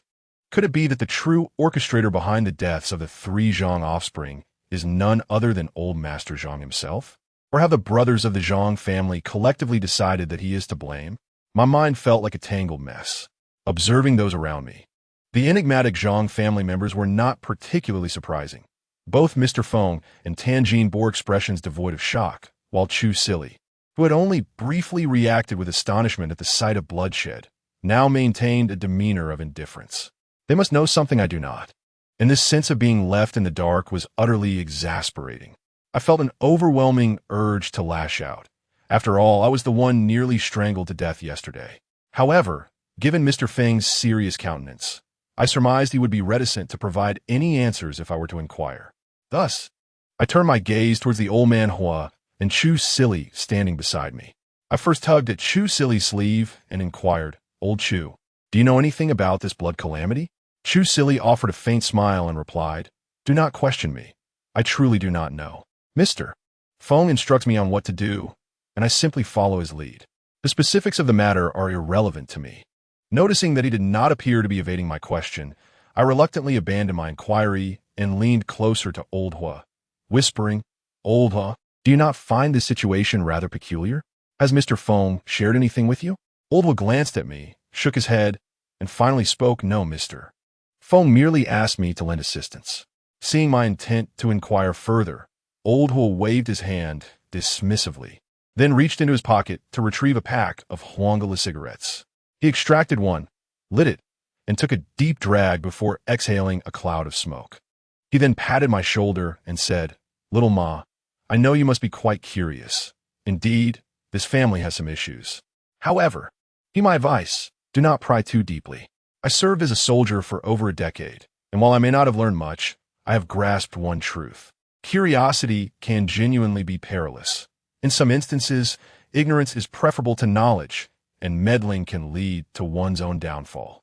Preserving your life is of utmost importance. He then broke into a grin and added, "Little Ma, although we have only just met, I have a knack for reading people. You possess a good heart and a promising future. Let the murky affairs be." He had expressed his thoughts, leaving me with no choice but to respond with a wry smile. "Thank you for your kindness, but I find myself perplexed by certain matters. Moreover, please refrain from calling me little brother Ma. It sounds rather odd, as I am not Chow Yun Fat." Old Wood chuckled. "It's perfectly fitting to call you that."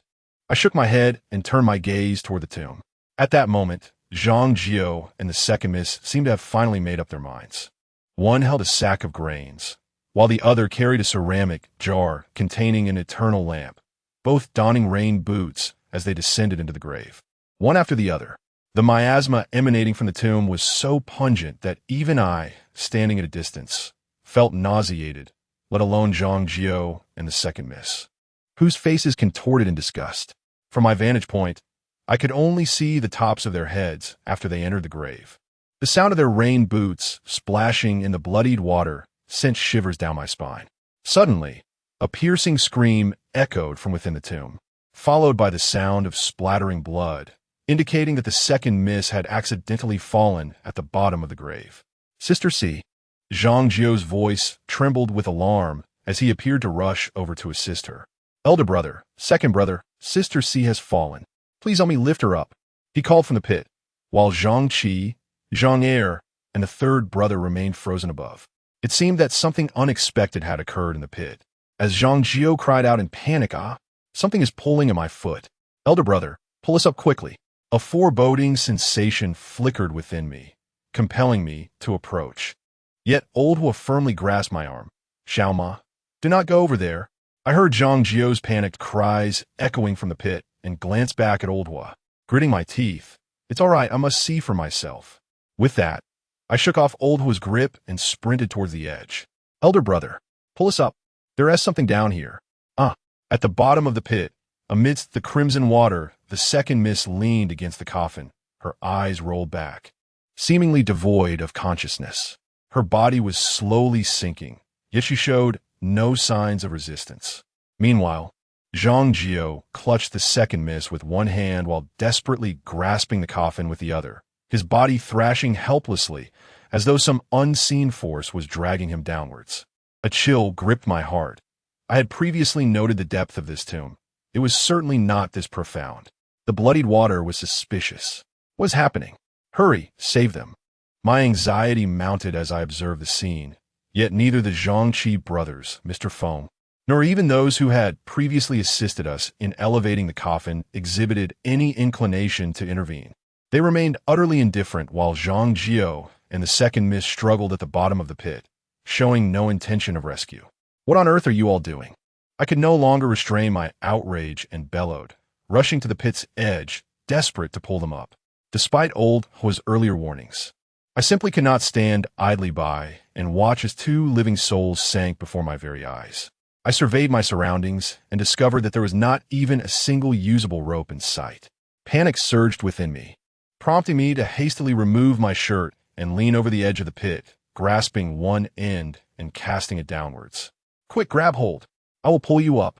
Zhang Jiru, in a state of desperation, cried out for help while reaching for my garment. Yet at that moment, he was already clutching the second miss with one hand and clinging to the coffin with the other. Releasing his grip on the coffin to seize my shirt caused him to lose his support, and his body plummeted suddenly, grasping at nothingness. He and the second miss plunged directly into the pool of blood at the bottom of the grave. Two living souls vanished before my very eyes into the sanguine depths of the tomb. I remained frozen at the edge of the pit, dazed and unable to comprehend what had transpired.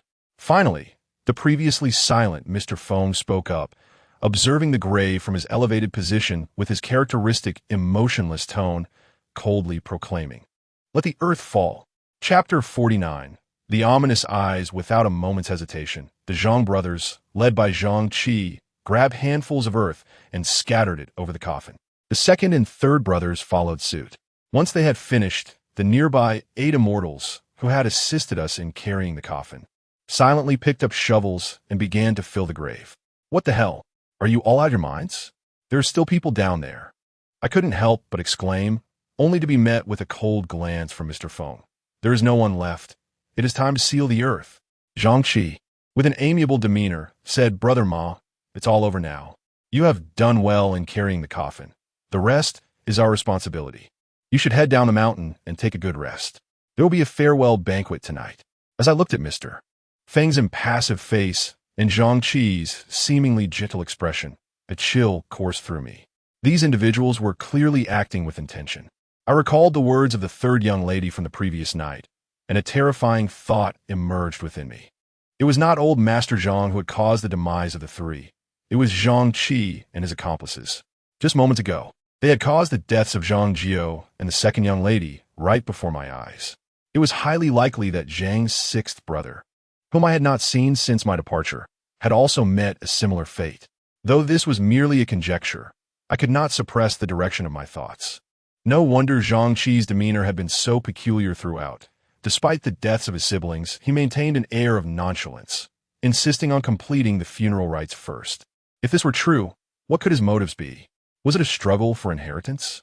Yet, he had already presided over the Zhang family business for 20 years. Was it necessary for him to contest the inheritance at this juncture? What could possibly be the cause? Fraternal discord? What kind of rift could incite one to harm his own brothers? As the saying goes, blood is thicker than water. Even if bones are broken, the sinews remain connected. I simply cannot fathom what could drive someone to take the life of his own flesh and blood. My gaze wandered vacantly to the grave at my feet. Where the four pallbearers moved swiftly, the earth already half filled. The mixture of blood and soil at the pit's bottom resembled the mangled remnants of flesh. Someone patted my shoulder from behind, and I turned to see it was Chu Silly. He offered me a faint smile. Let us descend the mountain, he suggested. At a loss for words, I merely nodded in response. Just as I turned to leave, the pool of blood at the pit's base suddenly erupted, and a figure, drenched in blood and mud, sprang forth with a ghastly laugh. Before I could react, he lunged at me, seizing my ankle and dragging me toward the pit. Caught off guard, I was pulled down, sliding towards the bottom. In that critical moment, a large hand grasped the collar of my shirt, halting my descent. Another hand seized my right hand, pulling me back up. The blood-soaked figure lost its grip, but in the process, yanked my shoe down into the abyss. Vanishing into the depths, I was dragged several meters backward before finally coming to a stop, shaken and collapsing onto the ground. Was that Zhang Jiao? A cold, indifferent voice echoed from behind. He is no longer that. I turned back, only to realize that the person who had just dragged me up was none other than Mr. Feng. He cast a glance at me, his head bowed, and spoke, It is time to descend. Your presence is no longer required here. With that, he turned and walked towards the edge of the grave, where Chu Silly and Old Hua approached to assist me in standing. Are you all right? They inquired. I shook my head in silence, and Old Hua sighed, Let us depart. I nodded, and the three of us made our way down the mountain together. Upon reaching the base, the Zhang family members, upon seeing us, hurried over with smiles, offering water and towels. Yet, to me, their gestures felt steeped in an icy chill. Did these Zhang family members truly remain oblivious to the situation concerning Zhang Qi? Even I, an outsider, could sense the peculiar behavior of the Zhang brothers. Was it conceivable that they, as members of the Zhang family, were even more oblivious than I? At that moment, I comprehended Old Hua's words. Some matters are indeed better left unexamined. I glanced back and could still faintly see the smoke rising from the mountainside, likely from their paper offerings. We waited at the foot of the mountain for an indeterminate amount of time until Mr. Feng and his companions finally descended. Upon reaching the foot of the mountain, Mr. Feng exchanged a few words with Zhang Qi, nodding before making his way towards us. All is well. We should return now, he stated. Following closely behind him, Tan Jin exclaimed in astonishment, Are we leaving now? Are we not attending the spirit banquet? Mr. Feng shot him a sidelong glance and continued on his way. Tan Jin chuckled, Ah, what a pity to miss a meal. Speaking of which, I came to assist with the coffin and have barely had the chance to eat. What a loss indeed. Old Hua lit another cigarette and shot him a glance, saying, How can you still have the audacity to speak? You've already taken 50,000 from Boss Feng, and in the end, all you did was lift a corner of it. Tianjin, unperturbed, chuckled. Money is money. They are two different matters. Brother Hua, didn't you also receive your share? It was then I realized that Mr. Feng had indeed compensated them for their assistance. However, I felt a wave of frustration wash over me. What? You all got paid? Why is it that I received not a single cent? Tianjin and old Hua exchanged glances and burst into laughter, leaving me bewildered. What are you laughing about? I genuinely didn't receive a penny. Moreover, not only did I carry the coffin, but I also attended the vigil last night. Old Hua patted my shoulder with a grin. Little Ma, you should count your blessings. You're learning a skill from Mr. Feng. Will you really miss this 50,000 in the future? If it were anyone else, even 5 million Wu Ti earned them the privilege of his tutelage. Truth be told, I'm not exactly young anymore. If I had encountered Mr. Feng at your age, I wouldn't have settled for being some petty soldier. I would have begged him to take me on as an apprentice. I rolled my eyes in disbelief. Is it really that exaggerated? Besides, when is in the future? I've only been working at Dongting Xiang for less than a week. As of now, I haven't earned a single cent, and if this continues, I'll surely be left to starve. I declared, no way, you two should at least spare me 1 or 2,000. The two immediately turned away, bursting into laughter, which only infuriated me further, prompting me to consider giving them a piece of my mind. At that moment, Chu Silai patted me, reassuringly saying, don't worry, I didn't receive any payment either. I was taken aback. Why not? Chu Silly shrugged, remarking that he had directly given me to my master, much like you, a mere pauper. I turned back and retorted, isn't that still the same? Joking with the three of them lightened my previously somber mood considerably. Over there, Zhang Qi had already dispatched a vehicle to escort us back. The four of us, along with Mr. Feng, boarded the car, which first took us to the Zhang family estate. Tianjin and old Hua disembarked, having arrived on their motorcycles parked at the foot of the hill.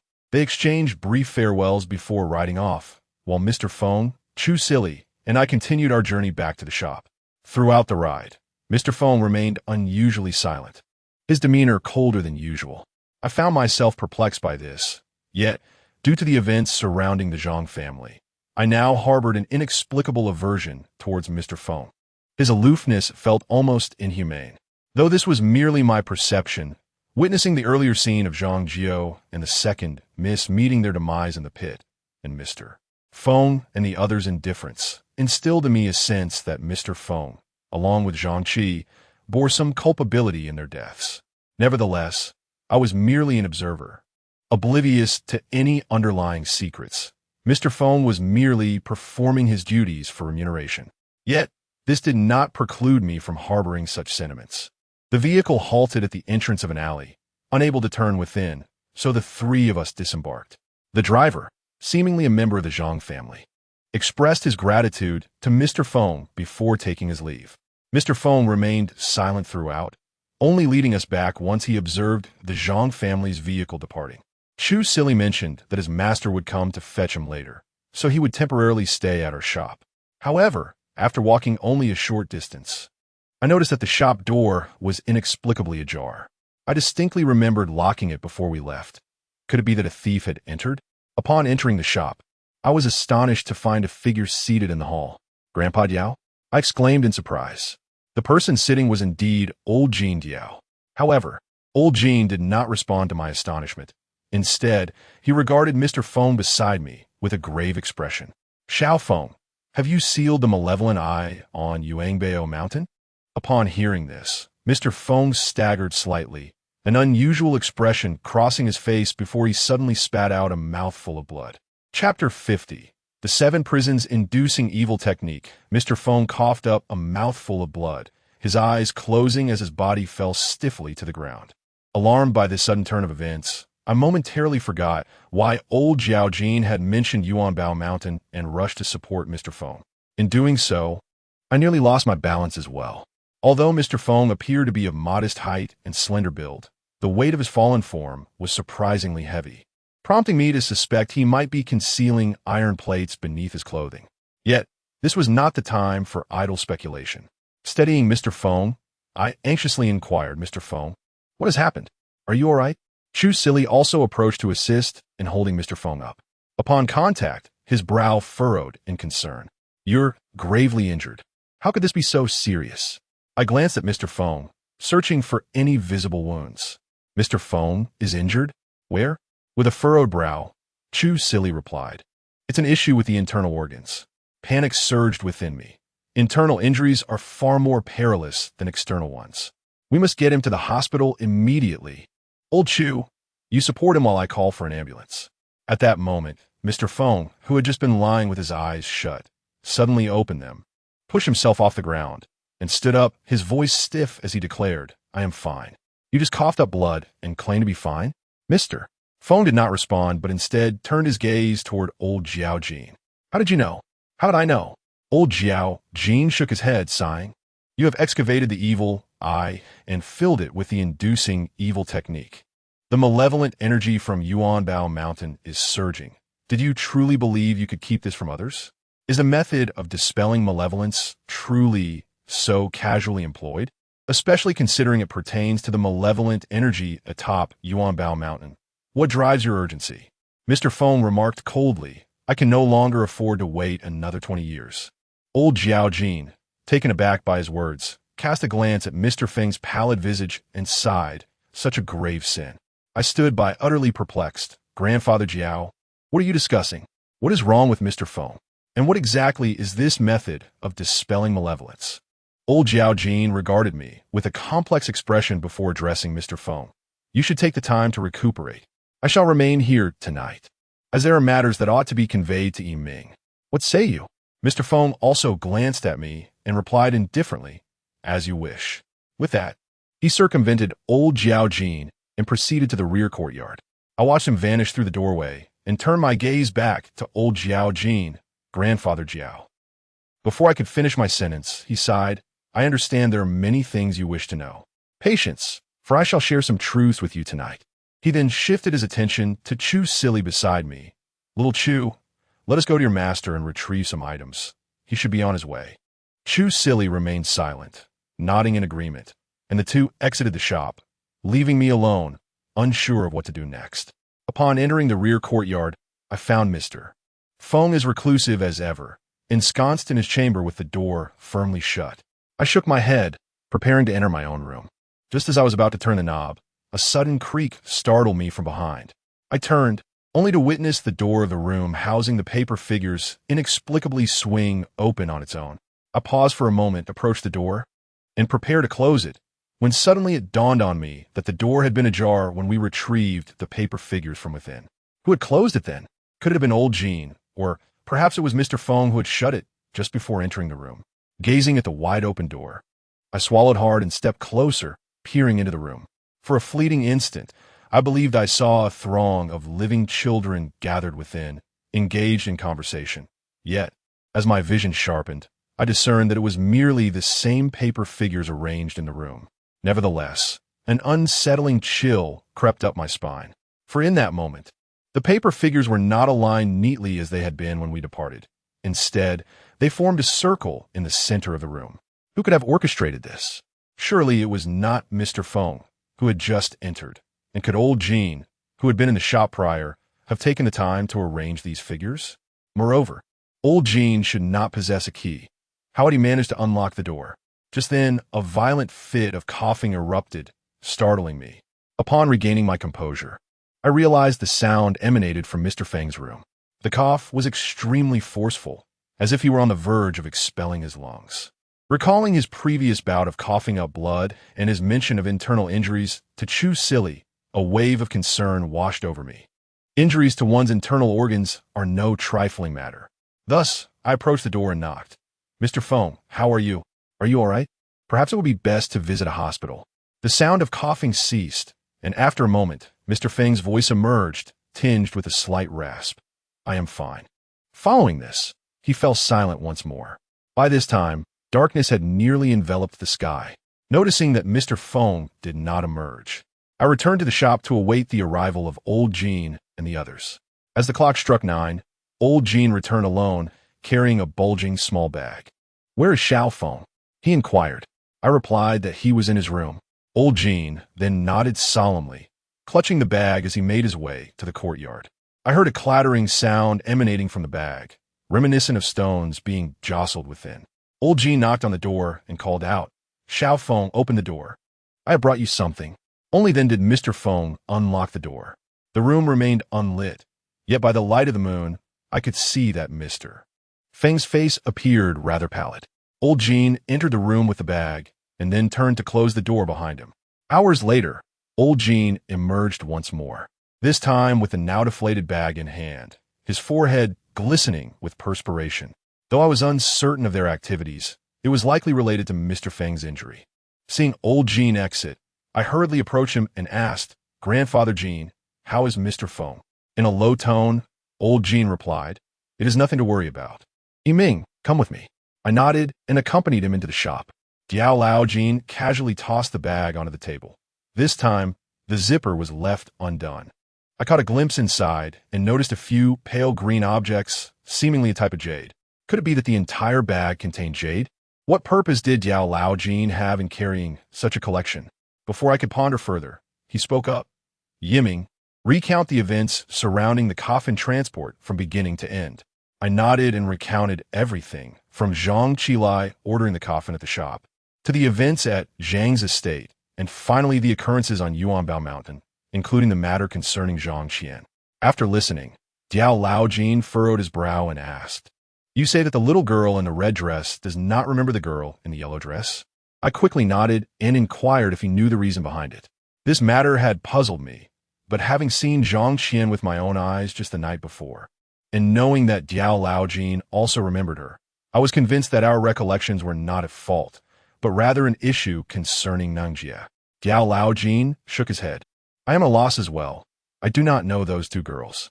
However, this situation appears quite complex, so refrain from getting too involved.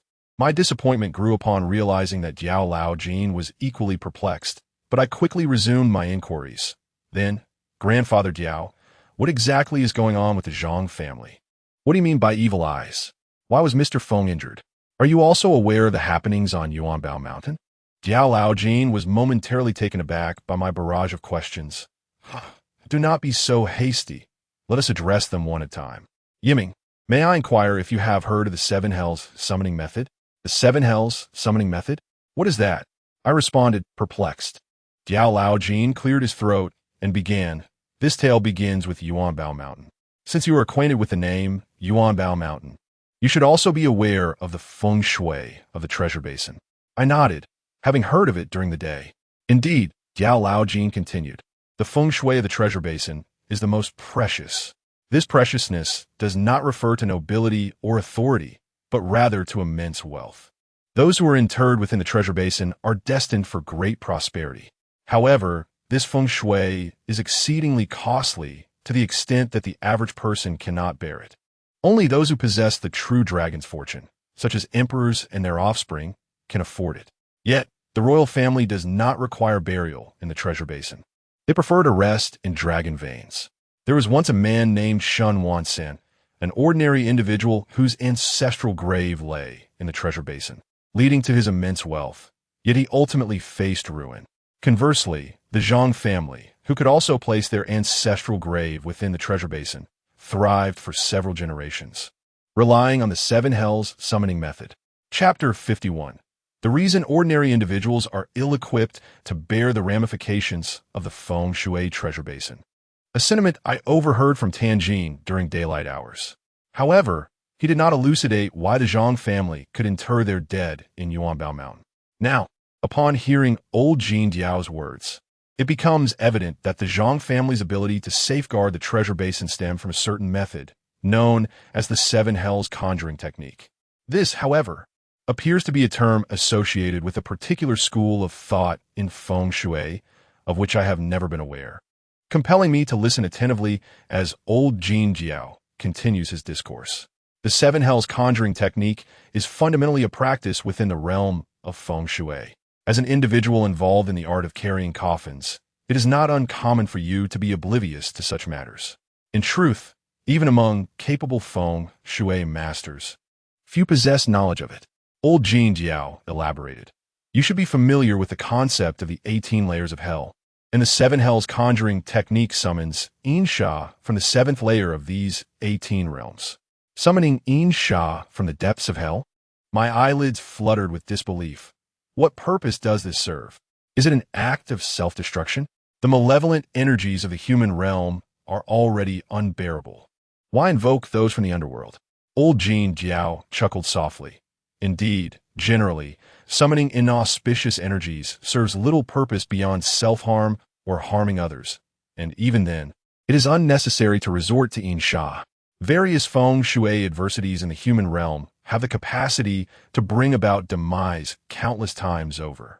Why complicate matters by summoning from the depths of hell to inflict harm upon oneself and others? Nonetheless, the most significant utility of the 7 hells conjuring technique lies in its capacity to dismantle adverse feng shui formations. Old Jin Jiao continued. Throughout history, every nascent dynasty has been associated with a dragon vein. When a dragon vein wanes, the dynasty inevitably follows suit into oblivion. Of course, whether it is the decline of the dragon vein that leads to the fall of a nation, or the fall of a nation that precipitates the decline of the dragon vein, remains a matter of speculation. The dragon vein possesses its own lifespan. If one forcibly severs it before its natural decline, it will inevitably rebound upon oneself. As he spoke, old Jiao Jin cast a glance at me, implying that I should grasp this concept. I remained silent, recalling what old Jiao Jin had previously recounted about my ancestors.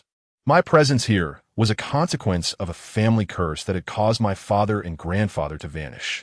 This curse stemmed from the fact that my forebear had slain Emperor Qin Shi Huang and severed the dragon vein's auspicious energy of the great Qin. Old Jiao Jin continued, stating that there had been studies on how to sever the dragon vein without incurring self-harm, leading to the creation of the 7 hells Qi manipulation method. Suddenly, it dawned on me. Are you suggesting that one can invoke malevolent energies to disrupt the dragon vein's feng shui? Old Jiao Jin nodded affirmatively, confirming that malevolent energy is indeed fatal to any favorable feng shui arrangement. It appeared that the Zhang family had employed the 7 hells Qi manipulation method, directing this negative energy onto their living kin, thereby utilizing it to counterbalance the overwhelming auspicious energy of Yuanbao Mountain. In doing so, they could reap the benefits of Yuanbao Mountain's wealth-attracting feng shui without being overwhelmed by its potency. I marveled at the existence of such a method. Indeed, the realm of feng shui is wondrous and intricately linked to the practice of coffin lifting. It seems I should seek opportunities to study it further.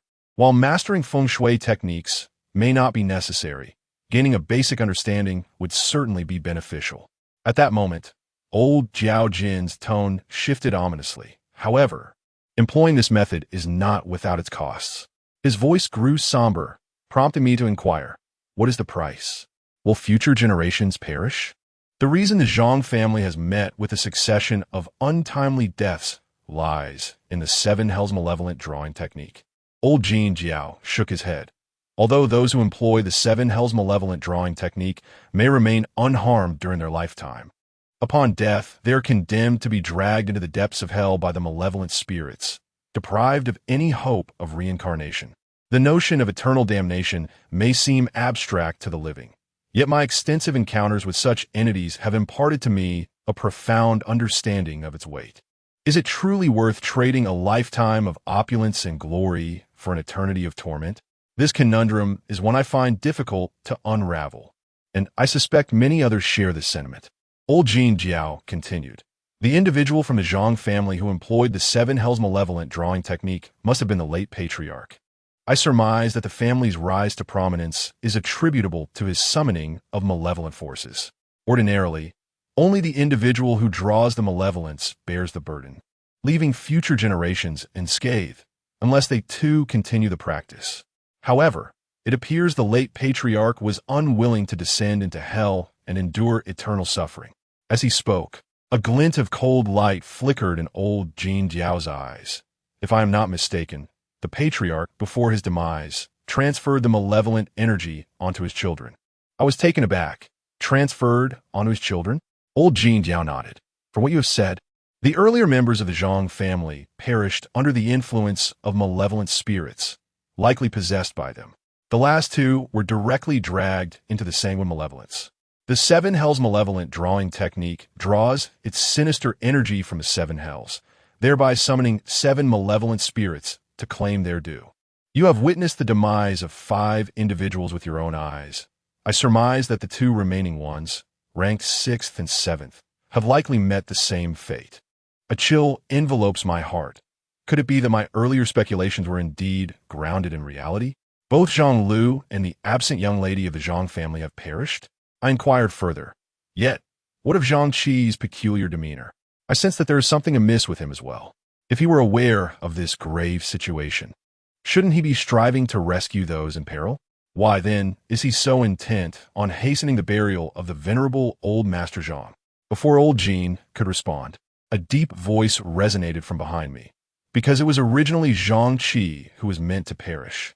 I turned to behold Mr. Feng, pallid and expressionless, standing at the threshold. Mr. Feng, are you well? I hastily rose to my feet. Mr. Feng remained silent, stepping inside and uttering in a tone devoid of warmth. Uncle Jiao's conjecture holds true. It is indeed the 7 hells malevolent invocation. Had Zhang Yinyao willingly embraced suffering, the Zhang family would not have faced such loss.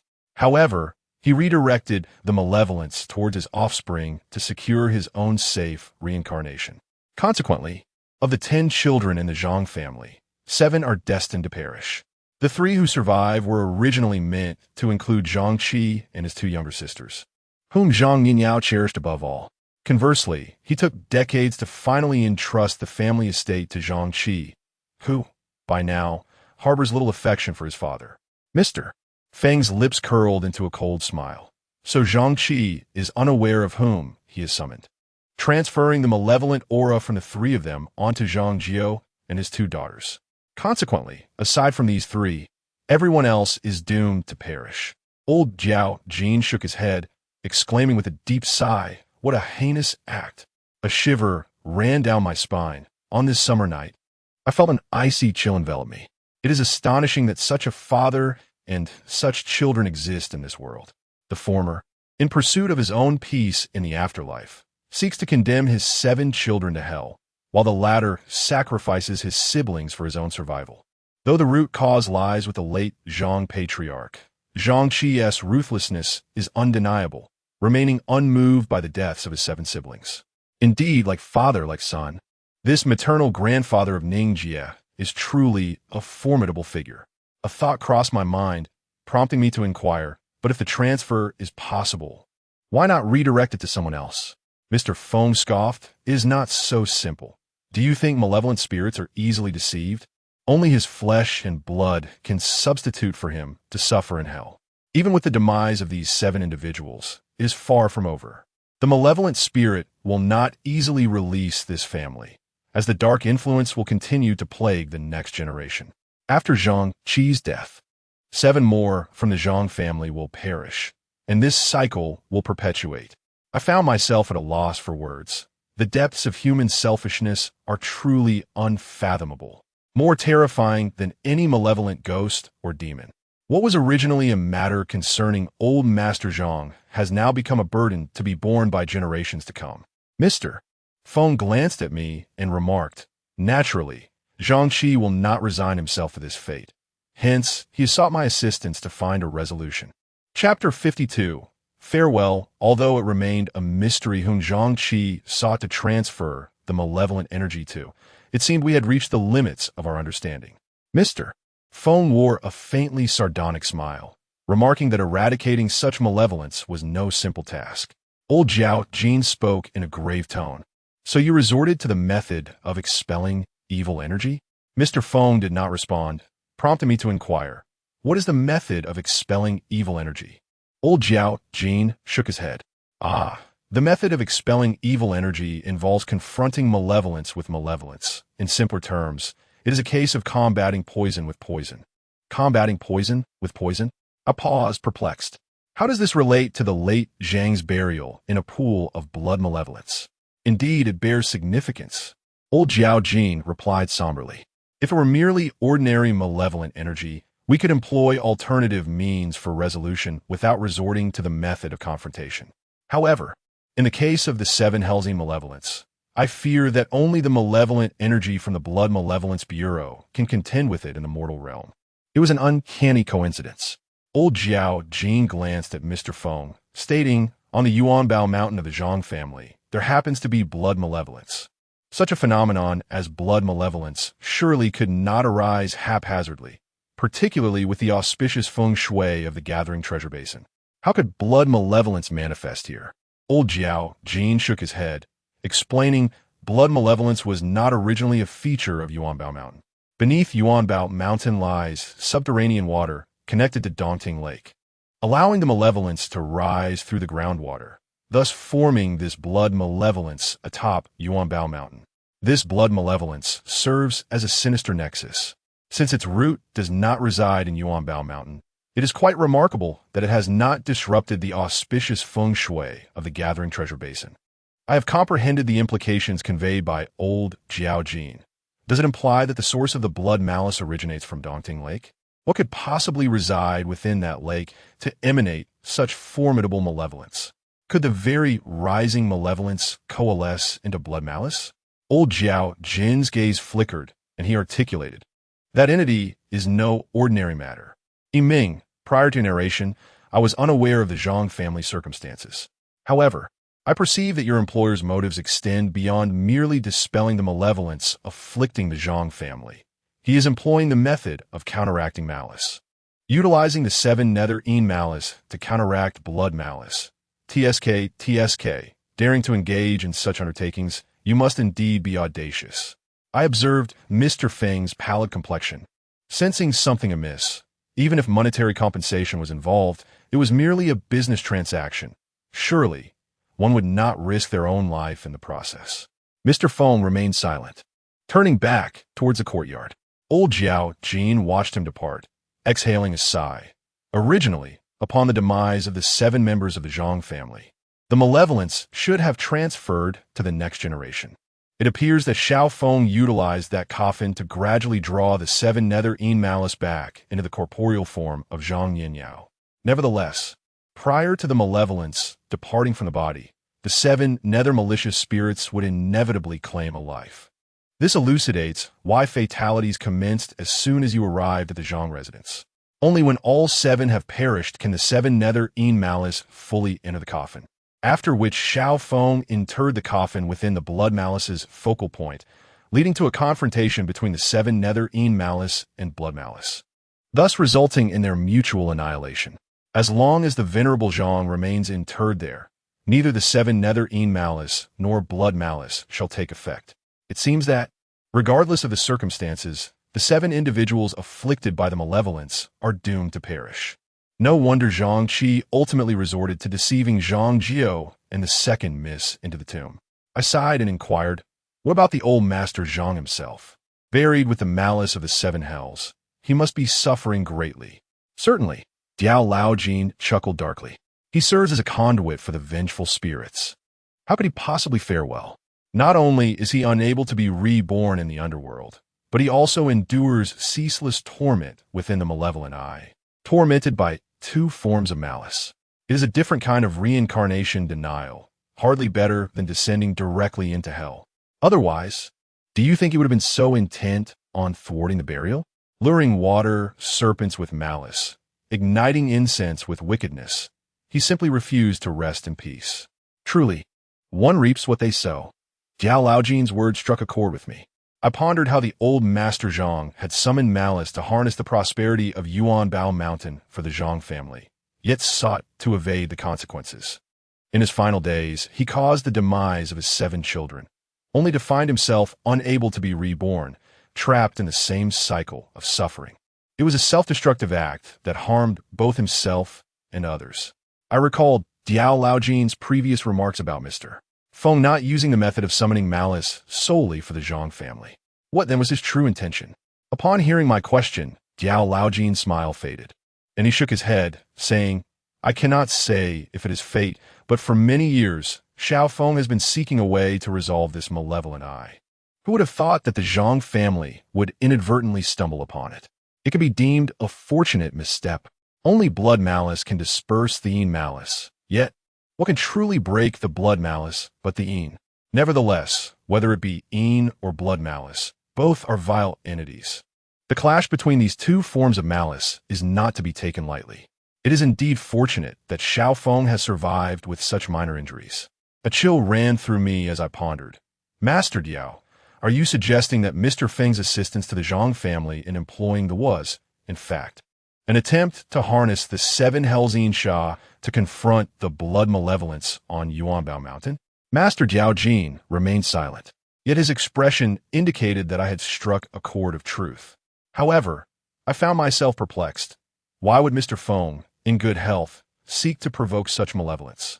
Yuanbao Mountain lies several dozen miles from the city. Any potential threat from that blood malevolence should not concern Mr. Feng. After a moment of contemplation, Master Jiao spoke, Yiming. Regarding the matter of this malevolent eye, it is best that you refrain from further inquiries. I speak thus for your own sake. This matter involves far too many complications. I can only reveal that there is not just one malevolent eye, but it pertains to something exceedingly perilous. That object is so dangerous that none who have encountered it have lived to tell the tale. With a heavy sigh, he continued, previously, someone spent 2 decades resolving just one of these malevolent eyes. This is not a matter to be trifled with. You are not yet in a position to handle such affairs. Xiaofeng has suffered greatly this time, and it will take at least 2 years for him to recover. For now, focus on learning your craft alongside Xiaofeng and refrain from concerning yourself with other matters. Seeing the seriousness in Master Jiao Jin's demeanor, I understood the gravity of his words. I am not one to pry excessively. In truth, it was only after hearing Master Diao's account of the Zhang family that I realized old Ho's earlier observations were indeed accurate. In this matter, I find that ignorance would have been preferable to knowledge. Having learned the truth, I am left with nothing but melancholy. After all, anyone witnessing the tragic discord among kin would be similarly affected. Thus, I nodded and said, I understand. I shall not inquire further. Only then did old Jiao Jin express his satisfaction with a nod and rise from his seat. I am utterly exhausted. Yiming, please arrange a room for me to rest for the night. I shall depart in the morning. I also stood up and replied, very well, but there is only one vacant room, which is yet to be tidied. You may stay in my room. I can sleep on the floor, and there is air conditioning. The following morning, I accompanied old Jiao Jin to the mouth of the alley. He turned back and said, that is enough. You need not escort me further. I am more familiar with this place than you are. Return home, and I shall visit you again in due time. I nodded and was about to bid farewell when a thought struck me, prompting me to speak once more. Grandfather Jiao, I have one more question.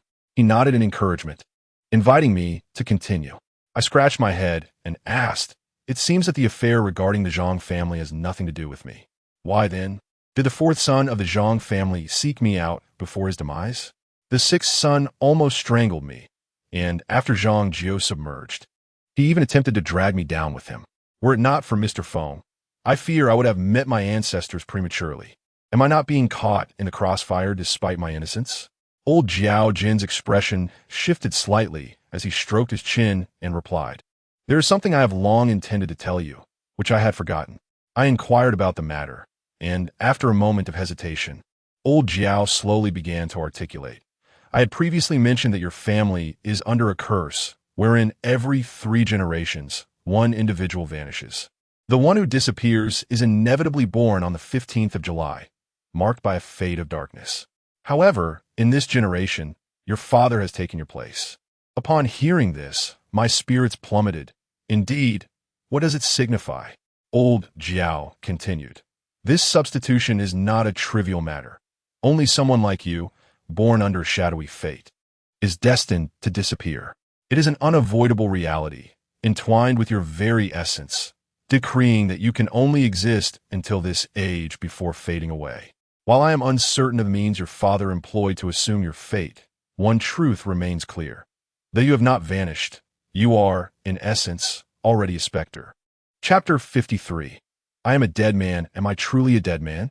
Upon hearing this, I instinctively touched my chest, Everything seemed fine, my heart still beating, and I was living quite well, wasn't I? Diao Laojin shook his head, stating, I do not mean that you are literally dead, but rather, in terms of fate. You are a dead man. I was somewhat perplexed, listening as Diao Laojin continued. Your fate is one of shadowed existence, destined to perish by the age of 20. However, your father has taken your place and vanished, allowing you to survive. Yet, according to fate, you should have perished. Thus, though you live, you are in essence already dead. I still felt bewildered, but I am living just fine. What significance does being dead in terms of fate hold? Indeed, it holds great significance. Diao Laojin paused momentarily. Every individual is born with their unique fate. While fate is not always absolute and can be altered, it will never disappear entirely. Only the dead are devoid of fate, and you currently possess none. This means that your future remains inscrutable, even to the most exalted deities. Without fate, you exist as a dead man, rendering your birth chart utterly meaningless.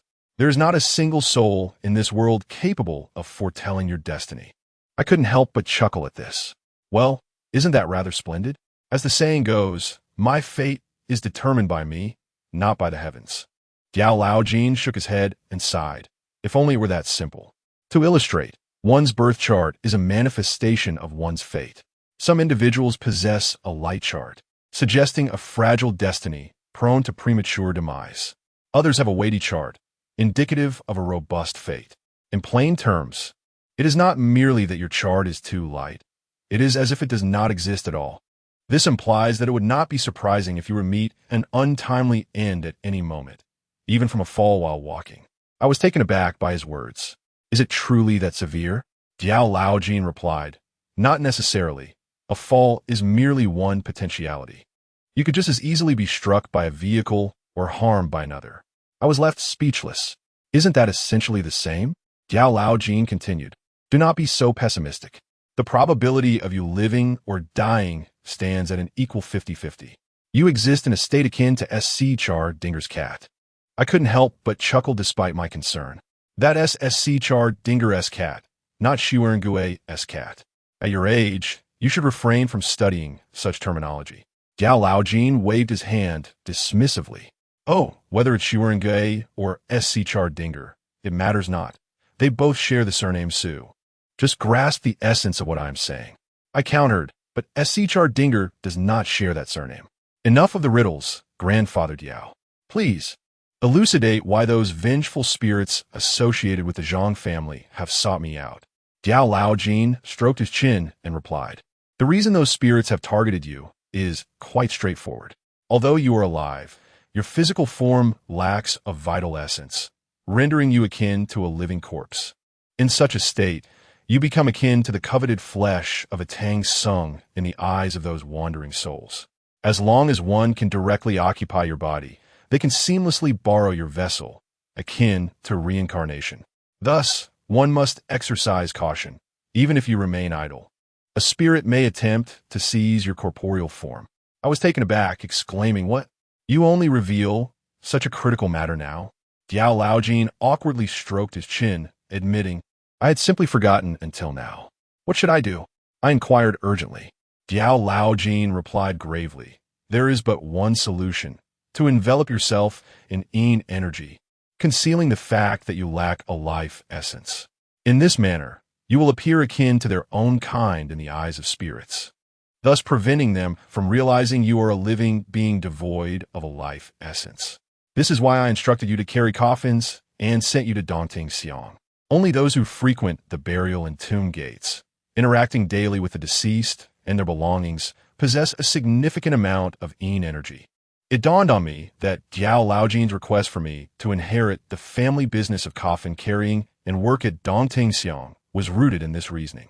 I noted another term in Diao Laojin's explanation. I understood what the burial gate was, but what was the tomb gate? Diao Laojin paused briefly. It seems you're already familiar with the burial gate, so I need not elaborate. The concept of the tomb gate is quite straightforward. I belong to the tomb gate, engaging in grave excavation and tomb raiding. Those of us who specialize in dealings with graves are categorized as tomb gate practitioners. However, given that your family has been coffin bearers for over a millennium, I cannot take you to excavate graves, and you likely wouldn't wish to partake in tomb raiding. Therefore, I can only guide you into your family's traditional domain, the burial gate. There is no need for you to concern yourself with the matter of the tomb gate. For inquiries regarding the burial gate, I suggest you speak with Xiaofeng. Having said all this, it is time for me to take my leave. I nodded, bidding farewell to old Jean, and accompanied him to the street, where I watched him board a taxi and vanish into the bustling thoroughfare. After seeing old Jean off, I purchased a few steam buns for breakfast, nibbling on them as I walked, my mind occupied with the fate-related matters he had just mentioned, until I returned to the shop. Upon entering, before I could settle down, I heard some commotion coming from the backyard. Rising, I made my way to the courtyard, only to find Mr. Feng burning joss paper. Mr. Feng, why aren't you resting? Who are you burning paper for at this hour? Upon noticing my presence, Mr. Feng handed me a stack of yellow paper, then retreated to his room, leaving me with just a few words, "Finish burning it for me." I accepted the yellow paper, speechless. Had I known, I would have refrained from asking. Engaging in the act of burning paper in this scorching heat of 37 degrees Celsius was hardly a task for the faint-hearted. By the time I completed the ritual, I was drenched through and through, akin to having been doused in water. Standing up, I prepared to return to my room for a proper shower, only to hear Mr. Feng's voice from within. "Today, make another stool. The materials are for your own use." I shrugged, realizing that my woodworking endeavors were about to commence once more. Nevertheless, let me indulge in a bath first. As I emerged from my room, droplets of water clinging to my hair, I discovered Mr. Feng once again seated in the courtyard, meticulously working on a piece of sandalwood. I can still recognize the sandalwood. It was among the 8 types of timber that the Zhang family gifted for crafting coffins. The pieces they delivered were substantial enough to yield 2 coffins with plenty to spare. There was no need for such excess when constructing a single coffin, so naturally, the surplus was piled in the courtyard. Now, I comprehend why there is such an abundance of fine timber in the yard. "Mr. Feng, what are you planning to carve?" I approached and noticed that Mr. Feng was cutting 4 planks of arm length from a larger piece, skillfully using a small knife for some intricate work.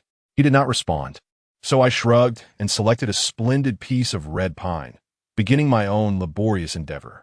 Having practiced for 2 days, I had not yet reached proficiency, but I was certainly better than when I first began. By midday, I had managed to craft a relatively well-formed stool. I gazed at my creation and thought that with the money from this piece of wood, I could fill the entire shop with similar stools. While the quality was adequate for sitting, it evidently did not meet Mr. Feng's standards. He merely glanced at it and suggested I discard it and start anew. As I commenced my second stool, I realized the purpose of the 4 planks. They were intended for crafting spirit tablets. Mr. Feng's hands were remarkably skilled. He could wield a large axe to split timber for coffins and delicately carve with a small knife. The spirit tablets were beautifully crafted, with intricate patterns intricately layered, though they remained uninscribed. I was intrigued, wondering for whom these 4 tablets were being made. Could it be that there are guests requesting something? However, I have been with Mr. Feng these past few days and have not seen anyone express a desire for a memorial tablet. Mr. Feng carves with exquisite detail, meticulously refining each tablet, laboring until dusk. At this moment, I have finally managed to fashion a second stool, crafted from rosewood.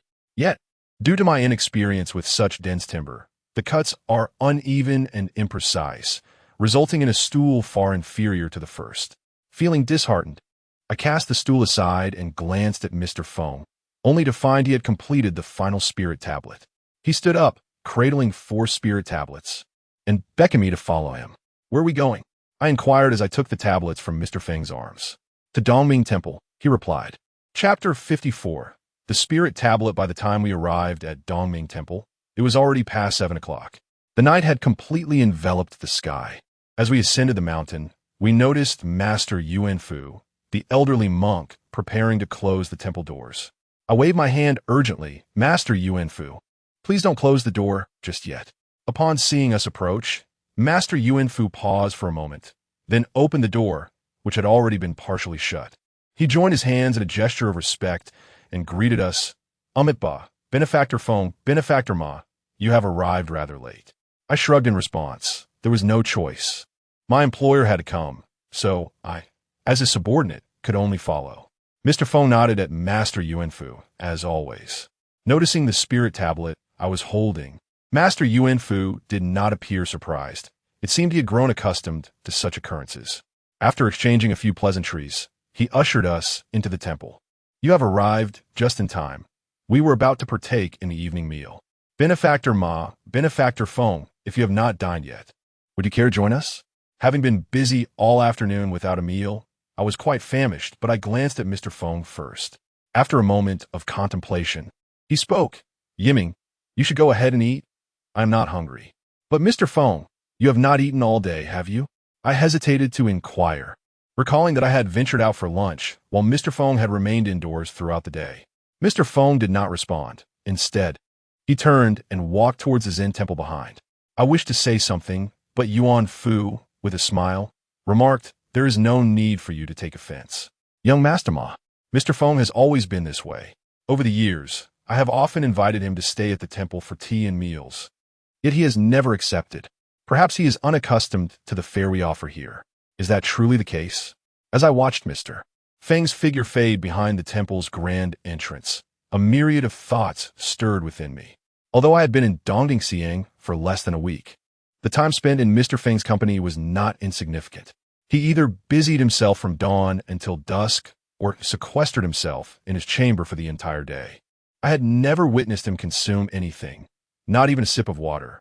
Could it be that Mr. Feng is a Taoist, practicing alchemy and subsisting on the essence of nature? I couldn't help but chuckle at my own musings. If there truly existed someone capable of living on mere gusts of wind, I would certainly seek his counsel. After all, such wisdom would ensure I would never go hungry, even in times of poverty. Following the old monk, we arrived at a side hall. Upon entering the main hall, I was taken aback. There were over a dozen tables of various sizes arranged in concentric circles, surrounded by a throng of young monks.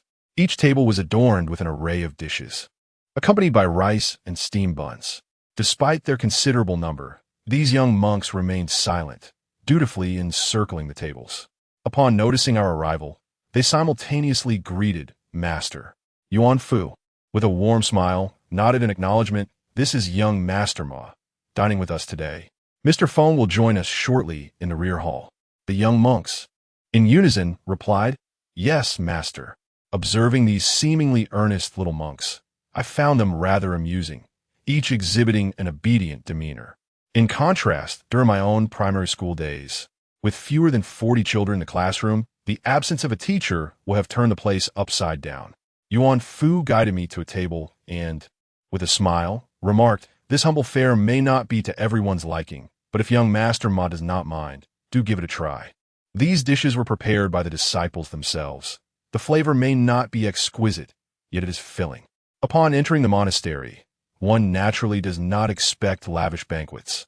Being a child from the countryside, I had never been particularly finicky about food, so I joined them in their meal.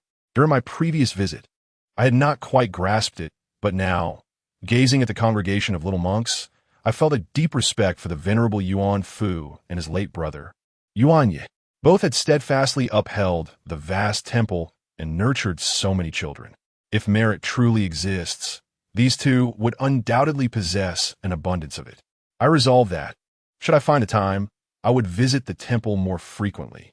Although I find myself in modest circumstances, extending a helping hand would be a noble endeavor, akin to accumulating virtue for myself. However, I recalled the words of the old man Diao Lao Jin, pondering whether, as someone devoid of fate, my efforts in accumulating merit would bear any fruit. After the meal, the little monks diligently began to tidy up the dishes and the table, while Master Yuan Fu led me to the rear hall, where Mr. Feng had previously entered. Upon opening the grand doors of the rear hall, I was instantly taken aback by the scene before me. This chamber, neither overly spacious nor too confined, housed a shrine adorned with a statue of a deity, neither Guanyin nor Shakyamuni, but rather a golden effigy resembling Tang Sung, draped in a cassock and crowned with jewels. My familiarity with Buddhism is limited, thus I could not identify the figure, yet it was not the statue that captivated my attention. Rather, it was the array of spirit tablets meticulously arranged beneath the shrine. Mr. Feng sat with his back to us, motionless upon the meditation cushion before the incense altar, cradling the spirit tablets we had brought. There were numerous tablets, and I inquired softly, "Mr. Feng, did you craft these?" Although today was my first encounter with Mr. Feng's artistry, I recognized at a glance that the spirit tablets before the shrine were identical to those he held, their exquisite craftsmanship unmistakably bearing his signature. Mr. Feng did not respond, but instead sat up and directed his gaze towards Elder Yuanfu. Understanding his silent plea, Elder Yuanfu spoke. "There is no need for haste, Benefactor Feng. The disciples have already begun their preparations." Mr. Feng nodded and resumed his seated position. I leaned closer and whispered to Elder Yuanfu, "What is happening here? Are all these spirit tablets crafted by Mr. Feng?"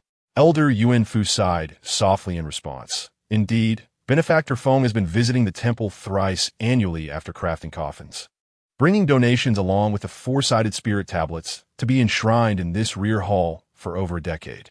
This practice was established long before, during the lifetime of my elder brother, Yuan Yi. After his passing, it has been entrusted to me. Only last time did Master Ma Shao come to donate, and he did not bring any memorial tablets. I had speculated that you would return in the following days, and indeed, here you are. However, these memorial tablets are. The tablets we brought this time were cradled in cloth throughout my journey, and I only unveiled them shortly before ascending the mountain. After all, it would not be quite seemly to carry several memorial tablets through the streets. Thus, I had not paid attention to the inscriptions until I approached them closely. The words read, "Blessings conferred by the Buddha for the cumulative lives of this present existence, the spirit of Huang's child, Dongyu." The adjacent tablet bore the same inscription, only differing in name. Yuan Fu remarked, "These are all tablets for the deceased, and moreover, they belong to children." I was taken aback. All of them are children's tablets? I had heard of memorial tablets being erected in temples for children who passed away prematurely, but the sheer number is astonishing. According to Yuan Fu, every time Mr. Feng prepared a coffin over the past decade, he would bring 4 memorial tablets, 3 times a year, adding up to no less than 100 in total over the years. A full 100 memorial tablets for children. Whose children could they possibly be? If these were tablets commissioned by guests, it would not align to have exactly 12 each year. Moreover, one would naturally wish to personally erect a tablet for their own child. I have never heard of anyone entrusting such a task to another. I examined several tablets, noting the different surnames and names, yet there seemed to be no discernible connection, nor any relation to Mr. Feng. At that moment, the young monks seemed to have tidied the dining table, each one flowing into the rear hall. Subsequently, they instinctively formed a line and seated themselves in a meditative posture. I retreated to the side, observing as the venerable master Yuanfu donned a crimson robe. He first lit 3 incense sticks in the censer, then reverently lifted a tablet from Mr. Feng's hands, placing it gently in a vacant space before the altar, his expression radiating both compassion and solemnity. Meanwhile, the young monks began to recite the sutras with a sense of purpose. Although I could not comprehend the verses, they bore a striking resemblance to the chants I had heard at funerals uttered by monks and priests performing rites for the deceased. Thus, the tablets were offered to the spirits, and the recitation continued for over an hour. During this time, Mr. Feng remained expressionless, kneeling quietly on the meditation cushion, gazing at the tablets. As I watched beside him, a sense of speculation began to stir within me. Once the ceremony concluded, I bid farewell to Master Yuanfu and descended the mountain. As we walked along the path, I could no longer suppress my curiosity. "Mr. Feng," I inquired, "are the 4 tablets you brought today the very same paper effigies we took to the Zhang family previously?" Chapter 55, Illness and Truth. I had harbored such a suspicion ever since I witnessed Mr. Feng creating 4 spirit tablets. However, it was merely a fleeting association until I beheld the hundreds of spirit tablets at Dongming Temple, which solidified my convictions. When we carried the coffin for the Zhang family, Mr. Feng deliberately brought along 4 paper figures, all resembling children. These 4 figures were incinerated alongside the late Elder Zhang during the burial, after which Mr. Feng fashioned 4 tablets for veneration. To assert that there is no connection between these events would be a fallacy in my belief. Furthermore, from the very first day of my arrival at Dongtingxiang, I sensed that those paper figures bore some peculiar significance, though I could not precisely articulate the nature of my unease. I trailed behind Mr. Feng, awaiting his response. He walked in silence for a while, before finally uttering a single word, "Yes." After that, he offered no further replies. I inquired again if there was an issue with the paper figures, but he remained equally reticent. Although our time together was brief, I discerned that Mr. Feng was the sort of individual who would withhold information unless he chose to disclose it himself. No amount of questioning would yield results. Thus, I fell silent, refraining from further inquiries, as it was already quite late when we descended the mountain. The last bus returning from Junshan to the Yang Tower district had long since departed, leaving us no choice but to take a taxi. Given the remote location of daunting Xiang, I had to navigate the route for the driver, and, at last, we managed to locate the nearby street.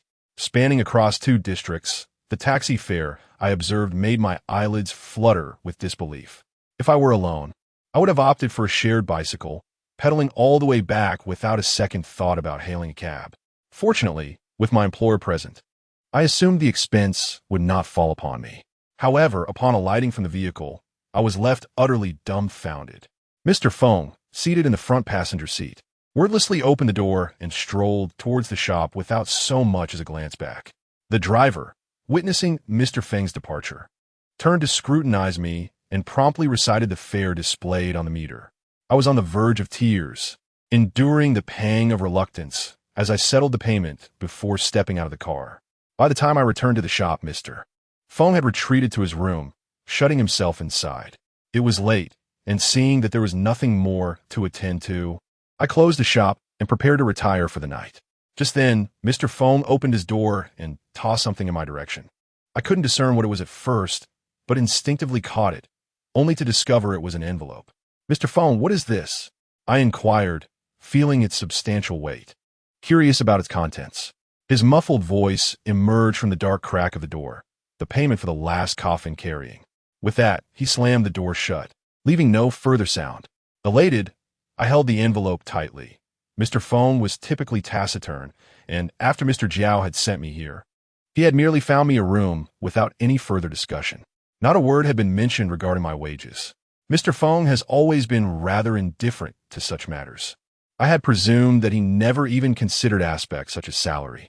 It was only the prior incident with Tanjin and a few others, when they collectively garnered 50,000 while I was left feeling somewhat disgruntled.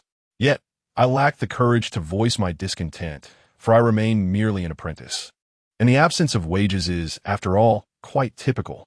Not to mention, the exquisite timber I have inadvertently squandered during this brief period would likely amount to far more than 50,000 yuan. To my astonishment, Mr. Feng has now bestowed upon me a reward, an unexpected delight indeed. It seems my near brushes with death at the hands of malevolent spirits were not in vain. As I opened the envelope and gauged its contents, a grin spread across my face, and I joyfully tucked the envelope into my pocket before returning to my chamber. With money in my pocket, my demeanor shifted.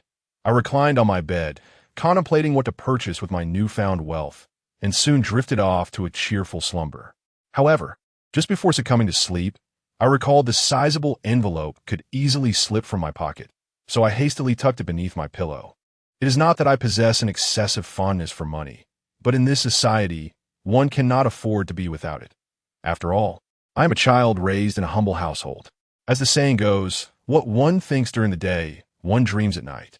That evening, I dreamt of the following day, envisioning myself with money in hand, intent on making purchases, when suddenly an individual snatched the envelope from my grasp. This startling incident jolted me awake, and the first thing I did was reach beneath my pillow to ensure the envelope was still there. Upon discovering it intact, I exhaled in relief, wiped the sweat from my brow, and prepared to rise for a glass of water. As I lifted my gaze, I was confronted by a pallid, expressionless visage. My scream nearly shattered the ceiling as I sprang upright, causing that face to tumble backward. It was then that I discerned it was merely a paper effigy of a child, most likely originating from the room diagonally across. But who had placed it there? After a moment's hesitation, I reached for the paper figure, simultaneously glancing toward the door to see if it had been ajar. However, just as my hand extended halfway, I halted. It became apparent that I was not alone. A complete row of paper figures lay beside my bed, their ink-drawn eyes fixed intently upon me. My neck stiffened as I turned to the other side, and indeed there was another row. At some point, my entire bed had become encircled by these paper beings. Resisting the impulse to leap from the bed, I swallowed hard and inquired, "Can you understand my words?" In the next instant, the paper figure before me slowly nodded, the crumpled paper emitting a creaking sound that sent a chill down my spine. Goosebumps erupted across my body, yet I mustered the courage to ask, "You are all alive?" "No, you are, capable of movement?" The paper figures surrounding my bed all nodded in unison. This scene was utterly chilling. Had my heart not been tempered by numerous experiences during this time, I might have fainted from fright. I pose another question. Are you spirits or merely paper figures? They shook their heads once more, leaving me perplexed. Were they indicating that neither option was correct, or did it imply something else entirely? I wanted to inquire further when suddenly a paper figure resembling a little girl at the edge of the bed spoke. "Fool, why not simply ask us if we can talk?" The abruptness of her voice nearly caused me to choke on my own saliva, and it took me a moment to regain my composure. "You can speak?" I asked. A chorus of youthful voices chimed in unison. Indeed, I was momentarily at a loss for words. "Then why didn't you speak earlier? I thought you were mute." "You didn't ask." At that moment, clarity washed over me. These paper figures were conscious beings. The sounds I had heard in the yard upon my arrival must have originated from them. Yet, what exactly were these paper figures? Were they spirits or some form of sorcery? So when I earlier questioned whether they were ghosts or merely paper figures, what did their head shaking signify? The little girl paper figure who had first spoken responded again. "We do not know."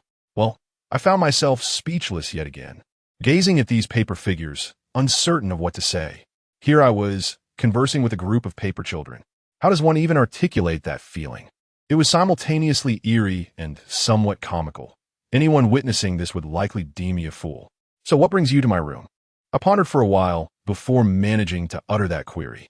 A little boy paper figure on my right replied, "Uncle is unwell, and we are very concerned." "Uncle?" I was taken aback for a moment, but then it dawned on me that they were referring to Mr. Feng. "You are speaking of Mr. Feng, aren't you? How did you come to know that he was unwell?" The little boy sitting opposite me replied, "Mr. Feng coughed up blood. I saw it that day in the courtyard. Moreover, he has been coughing quite severely in his room these past few nights. So that is what it was." I glanced up in the direction of Mr. Feng's room, a frown creasing my brow. Is Mr. Feng still coughing? He was fine during the day, but at night, I couldn't hear anything from my room. Perhaps the little paper figures heard it since they were next door. Yet, I was astonished that these little paper children were genuinely concerned for Mr. Feng and had specifically come to inquire about him. What exactly is their relationship with Mr. Feng?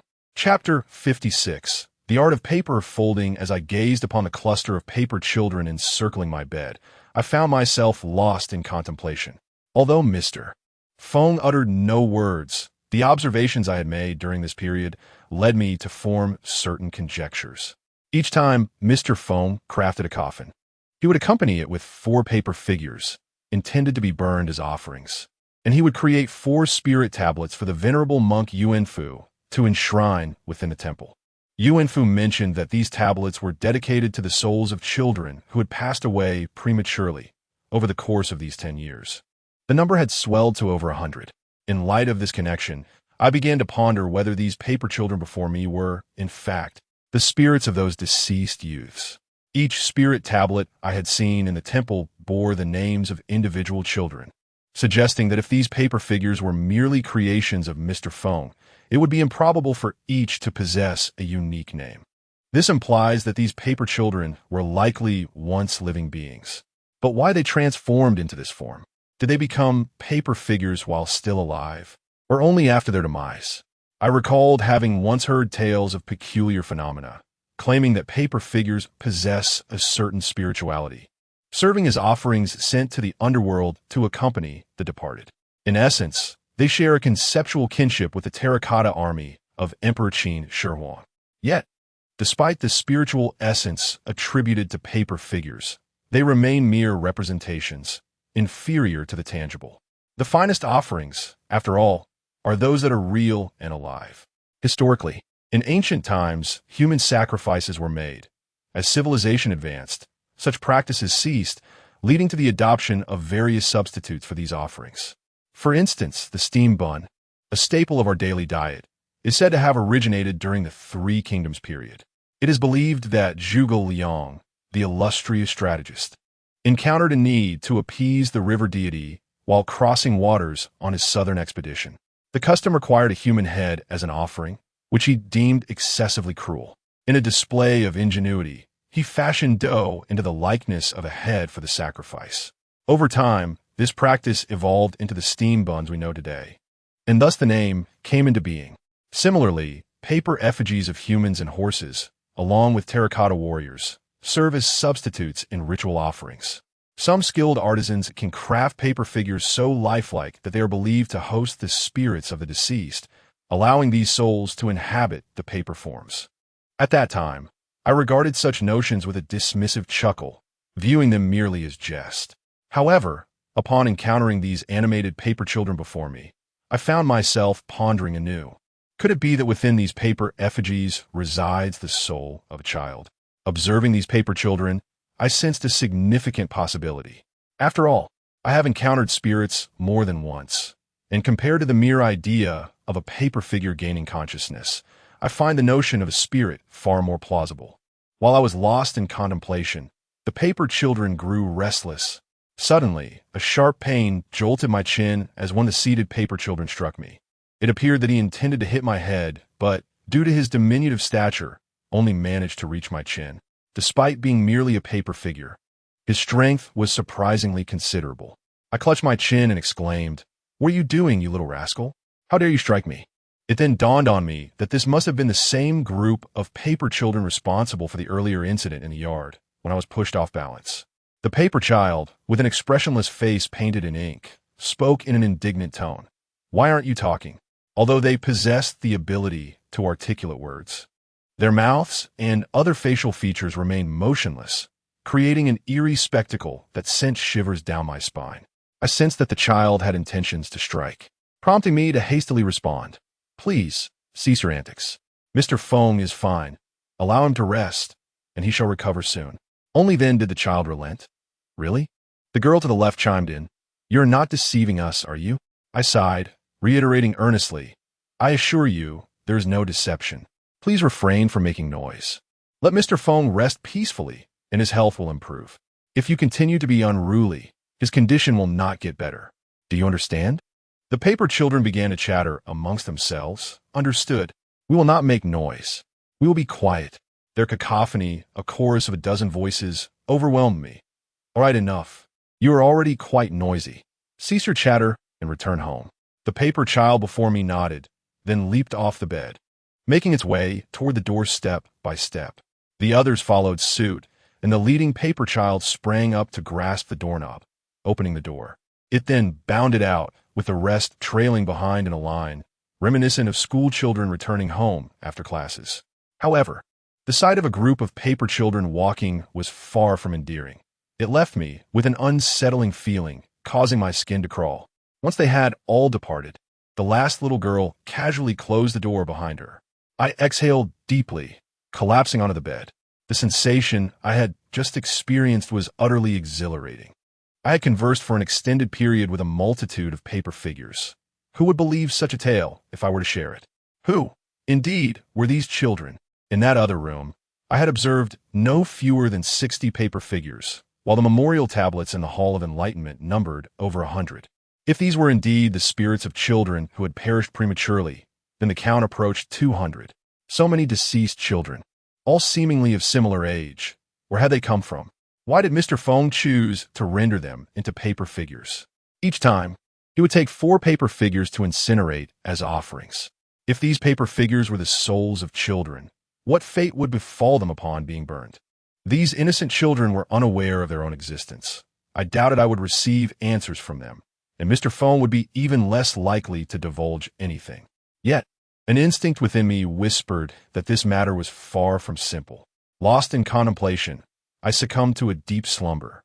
Upon awakening the following morning, I gazed at the empty room and the sunlight streaming through the window, feeling as though the events of the previous night had been naught but a dream. I rose from the bed, neglecting to wash my face, and stepped outside, making my way to the room where the paper figures were kept. Hesitating momentarily, I reached out and opened the door. Inside, the paper figures remained just as I'd left them, gathered together, motionless. Could it be that the previous night had truly been a figment of my imagination? I entered the room, determined to examine them more closely. At the very moment I lifted my foot, the paper figures in the room simultaneously turned their heads, dozens of ink-drawn eyes fixated upon me. My breath caught in my throat, and without a moment's hesitation, I closed the door behind me and turned to flee. It was better to believe I was merely dreaming. Time passed swiftly. It had been over a month since the incident with the Zhang family. Meanwhile, Yang had entered its hottest season. With the sky perpetually clear and the sun blazing down, almost melting the asphalt on the roads. During this period, tranquility reigned, and nothing noteworthy occurred.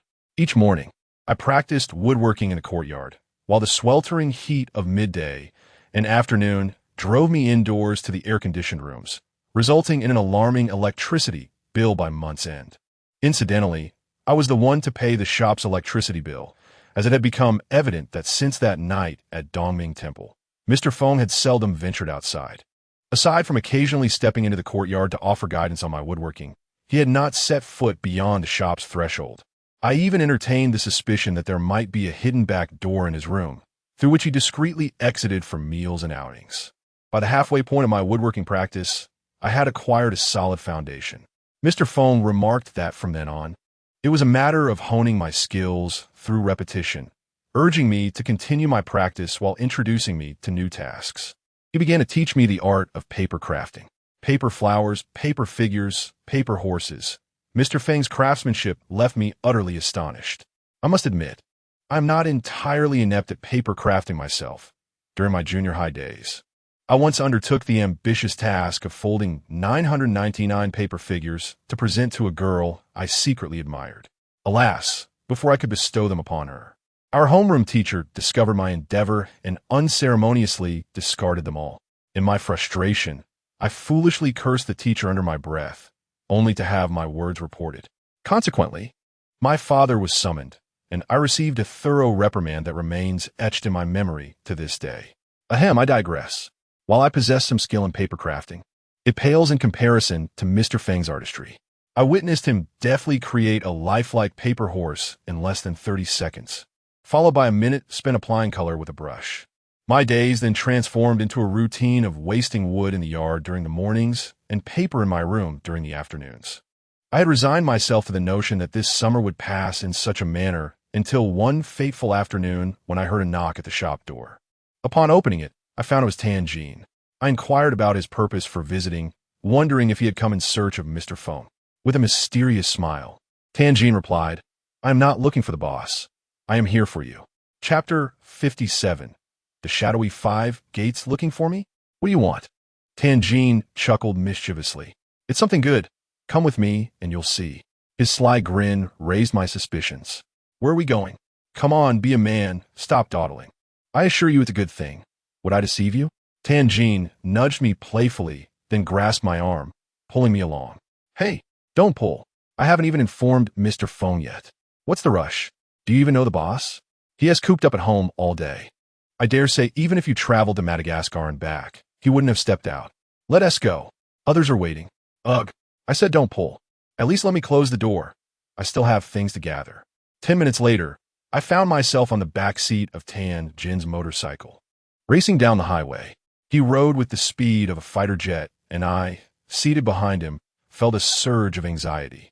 Had the roads not been sparsely populated due to the weather, I would have hesitated to ride with him at all. Dongting lies to the northeast of the Yang Tower area. Tianjin navigated us through much of the city, finally halting on a street by the wheat port, south of the South Lake. Here we are, this is my shop. Tianjin dismounted and gestured toward the storefront.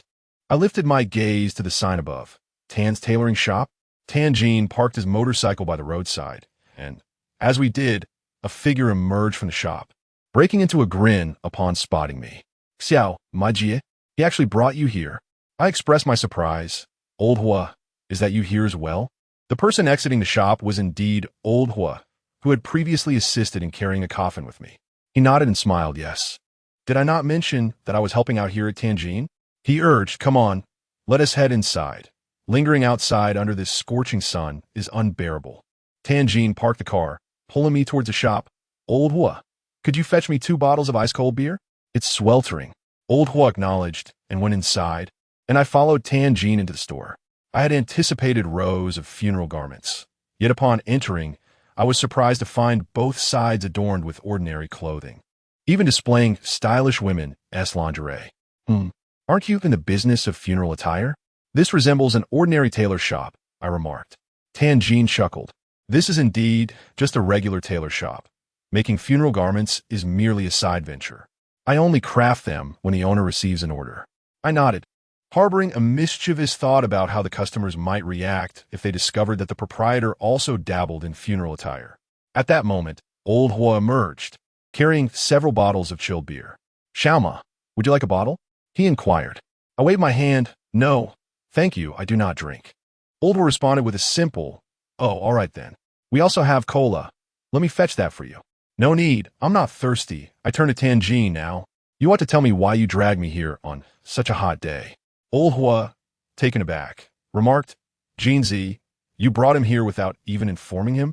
Upon observing Old Hua's demeanor, a sudden pang of unease gripped my heart, stirring an ominous premonition within me. Indeed, Tianjin chuckled mischievously and said, it's nothing serious. I merely wish for your assistance in a tomb robbery. Without a moment's hesitation, I turned on my heel to exit. Tianjin hurriedly stepped in my way. Hey, don't leave. I shot him an irritated glare. Have you lost your mind? If you wish to engage in such folly, do it alone. Do not drag me into it. As I attempted to push past him once more, Tianjin seized my arm. Oh, it was merely a jest, not a tomb robbery. It's archaeology. I halted, casting a skeptical glance over my shoulder. Archaeology? Tianjin nodded vigorously. Indeed, if I deceive you, may I be cursed like a pup. Rolling my eyes, I waved his hand away and continued my exit. Enough. Old Hua approached and grasped my arm, glaring at Tianjin. You never take anything seriously. He then turned to me and said, Brother Xiaoma, do not take him seriously. He is merely jesting. It is not a tomb robbery, but rather an archaeological endeavor. Only then did I pause and turn back. What is the situation? Please, elaborate. After hearing Old Hua's explanation, clarity dawned upon me. It turned out that during his military service, Old Hua had a comrade who, after serving in the special forces and specializing in technical fields, was subsequently hired by an archaeological team. Recently, they had discovered a purportedly Ming Dynasty tomb in Matong Town, located several dozen miles south of Yang City, within the same jurisdiction of Yeyang County. The scale is neither too large nor too small, yet it is commendable for its complete preservation.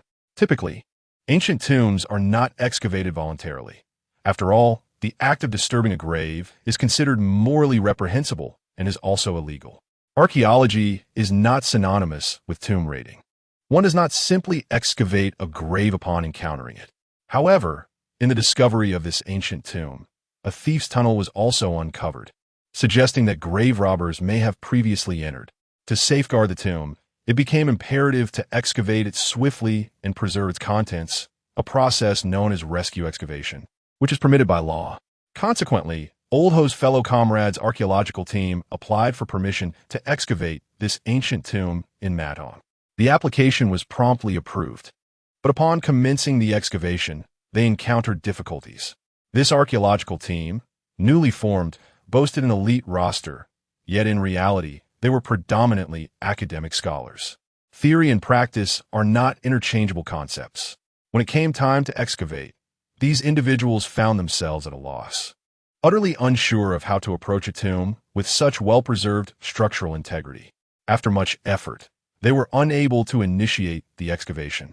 There were attempts to enter through the previously discovered thief's tunnel, only to discover that it had collapsed. After another fortnight of futile attempts, the archaeological team still had not commenced their work. At this juncture, Old Hua fortuitously re-established contact with his comrade and, upon learning of their predicament, resolved to offer assistance. Assistance? I was taken aback. So you came to seek my help? I am no tomb raider. Certainly not, Old Ho replied. Whether it be the excavation or the plundering of graves, those matters pertain to the tomb's entrance. You and gold are associated with the burial chamber, and thus, it does not concern you. I uttered a sound of realization. I was well acquainted with the concepts of the burial gate and the tomb gate, as Elder Jiao Jin had previously mentioned his affiliation with the latter.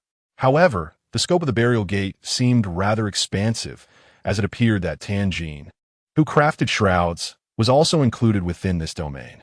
Old Ho remarked, during my time with Jin's grandfather and my frequent assistance at Boss Feng's establishment, I became acquainted with several grave diggers and tomb raiders, which led me to enlist 2 of them for assistance. Yet, halfway through the excavation, they claimed there was malevolent energy below and refused to continue. Tan Jin interjected, if the tomb contains rice dumplings, it would emit the essence of the deceased rather than malevolent energy. Such a site would possess good feng shui, incapable of harboring malevolence. The presence of malevolent energy indicates that a sinister coffin lies within. Old One nodded in agreement and continued, this is an urgent excavation. Everything within must be unearthed, meaning that coffin must be extracted. However, if it is indeed a sinister coffin, then not only the extraction, but even the safety of those who enter could be in jeopardy. It finally dawned on me what Old Ho implied. Were they suggesting that I should lift that coffin? Tan Jin, with a cheerful demeanor, assured me, do not worry. The archaeological team is financially secure. The most crucial item within the tomb is the coffin. As long as you can resolve the issue of the sinister coffin, you will not be without your rewards. Upon hearing this, I stood up without a second thought and began to exit. This time, both Tan Jin and Old Ho panicked, rushing to restrain me. Hey, we've clarified everything. Why are you attempting to leave? I rolled my eyes and replied, I've only been in this profession for less than 2 months, and you expect me to lift a sinister coffin, especially from an ancient tomb? What a farce. Dan Qin, with a forced smile, reassured, rest assured, if it were truly perilous, we would not have sought your assistance. The fact that we have yet to unearth a corpse suggests that this ominous coffin may not be as malevolent as it seems. As the disciple of Boss Feng, you are undoubtedly capable. Furthermore, we are not alone in this endeavor. Others from the Yinwu sect will also lend their aid. The Yinwu sect? My curiosity was piqued by Tan Jin's mention of it. What is the Yinwu sect? Chapter 58. The Taoist temple. Tan Jin was momentarily taken aback, then smirked derisively. You are aware of the burial gate and the tomb gate, yet you remain oblivious to the 5 Yin gates? I glared at him, irritated by his smug expression, and retorted, enough with the suspense, just tell me what the 5 Yin gates are. Old Ho interjected to clarify. Both the burial gate and the tomb gate are among the 5 Yin gates. In total, there are 5 gates: the burial gate, the tomb gate, the feng shui gate, the corpse gate, and the soul-claiming gate. I am familiar with the burial and tomb gates. Does the feng shui gate pertain to geomancers? I inquired. Old One nodded. However, the feng shui gate of the 5 Yin gates specifically refers to those geomancers who specialize in the feng shui of ancestral graves. I see, I acknowledged. No wonder it is the feng shui gate of the 5 Yin gates. But what are the purposes of the corpse gate and the soul-claiming gate? Tan Jin chimed in to explain. The corpse gate pertains to those who handle corpses, such as corpse drivers, corpse manipulators, corpse nurturers, and corpse bearers. Essentially, anyone dealing with the dead. He then added with a chuckle, as for the soul-claiming gate, to put it plainly, it refers to those mercenaries for hire, assassins, if you will. Although they are categorized under the 5 Yin gates, they are fundamentally at odds with the other 4, and we seldom have any dealings with them. Old Ho nodded in agreement. Indeed, the 5 Yin gates may sound appealing, but in reality, they rely on the dead for their livelihood, hence the name. The burial gate is relatively benign. However, those involved in tomb raiding and the practitioners of the corpse gate can be quite formidable. However, the most formidable individuals are those from the soul-claiming sect. Many of them are desperate and reckless. Little brother Ma, should you encounter them in the future, it would be wise to limit your interactions, as there is little to gain. Generally, without monetary incentive, they tend not to provoke others. I nodded in acknowledgement. As the saying goes, there are 360 professions, and throughout history, China has witnessed a vast array of vocations. Some categorize occupations into upper, middle, and lower tiers. Yet such classifications rarely encompass all. This notion of a Shadow 5 sects is, to my knowledge, a novel concept. However, I seem to recall hearing of the soul-claiming sect, which is indeed considered one of the outer 8 trades, as the profession of assassin has existed since time immemorial. How does that phrase from Gu Long's novels go? There are 2 ancient professions, that of the courtesan and the assassin. Among those who share the same livelihood, competition often coexists with camaraderie. Taxi drivers form gangs. And it is not difficult to understand how this group of individuals who thrive on death can be associated with the 5 sects. Tianjin chuckled this time. Aside from you and some of Old Hua's associates from the Tomb sect, there is also someone from the Corpse sect hailing from Xiangxi. Though he was not summoned by Old Hua, it seems he was procured through connections by an archaeological team, so you need not worry. If it concerns coffins, you handle it. Should the corpses undergo transformation, leave it to the experts. Each has their own specialty. I nodded again and inquired, since this pertains to coffins, why not consult Mr. Feng? He is far more skilled than I. Tianjin and Old Hua exchanged glances, then burst into laughter. Yiming, we cannot afford your employer. Nor can we persuade him. He only deals with coffins now and has never accepted the task of carrying coffins alone. There is no need to seek me out, for I am but a novice, a mere 24K beginner. If those from the burial gate can be found, how could the 8 immortals who bear the coffin be unable to locate me? Tianjin remarked nonchalantly, Yiming, there is no need for excessive modesty. Though there are many in the burial profession, truly skilled 8 immortals are few and far between.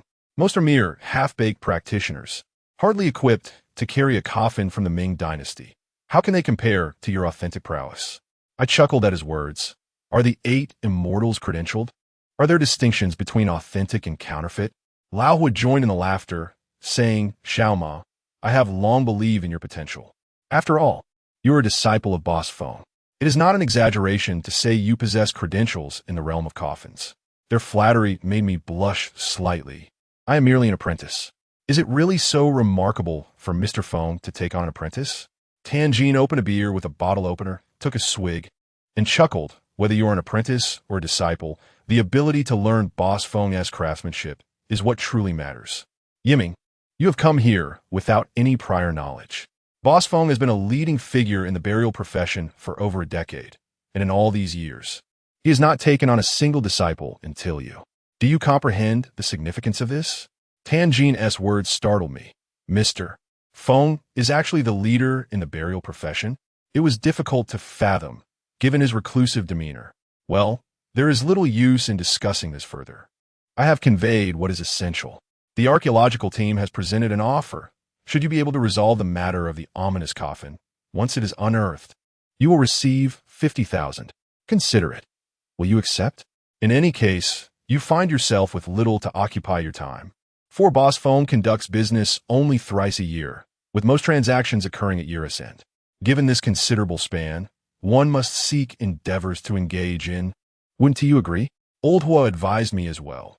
Indeed, Brother Xiao Ma, as you embark upon this profession, it is imperative to secure a few commendable deals to establish your reputation, ensuring you are not looked down upon by your peers in the future. Reflecting upon this, I acknowledge the wisdom in both Tianjin and Old Hua's words. Presently, aside from honing my carpentry skills and learning the art of paper crafting at Dongting Xiang, I find myself at a loss for meaningful activities. It is essential to find something to immerse myself in. I cannot merely rely on Mr. Feng's sparse openings throughout the year to refine my craft. Old Zhao Jin remarked that I currently lack a favorable destiny.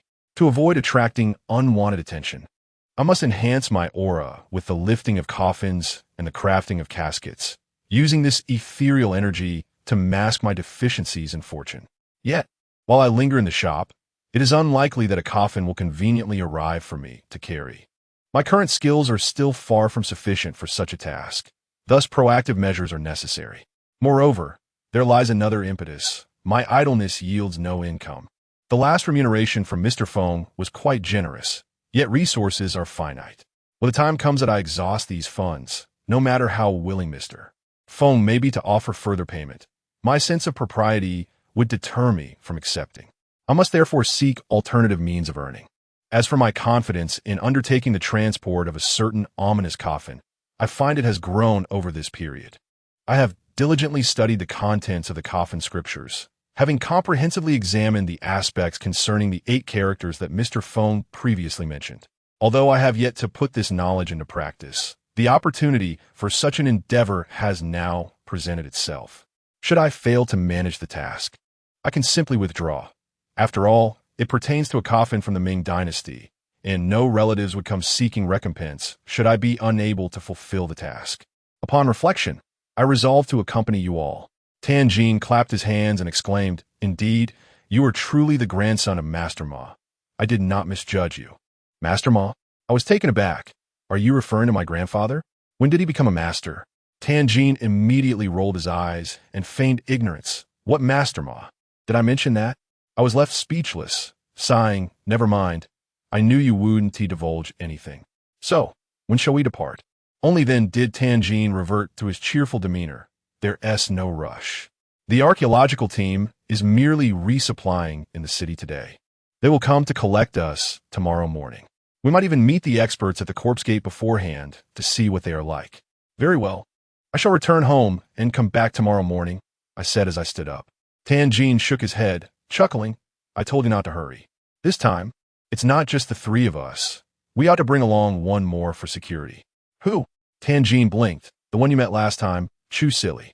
I immediately recalled the young man I had encountered at the Zhang family's, clad in monk-esque robes and carrying prayer beads. Although gentle in temperament, he had nearly twisted my arm off due to his sensitivity. Him? What purpose does he serve? Is he also from the Yinwu Gate? He is not from the Yinwu Gate, but he is far more competent than any of us. Tianjin smiled mysteriously and said, "You will understand in due time. But you must accompany me to rescue him. Without your presence, we may not succeed in bringing him back from his master." "Oh, but I'm not acquainted with his master," I replied, puzzled. Tianjin seized my arm and urged, "Let us go. We shall discuss it further once we arrive." Half an hour later, the motorcycle halted before a dilapidated ancient edifice. "We have arrived. Chu Silly and his master reside here," he informed me.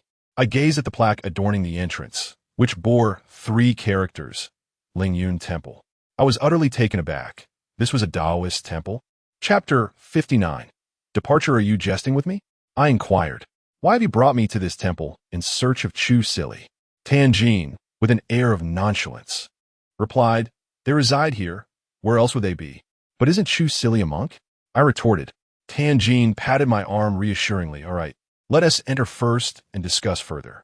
The temple was modest in size. Upon entering the courtyard, we immediately spotted Chu Silly sitting on a small stool, engaged in laundry. "Little Chu," Tianjin called out with a wave.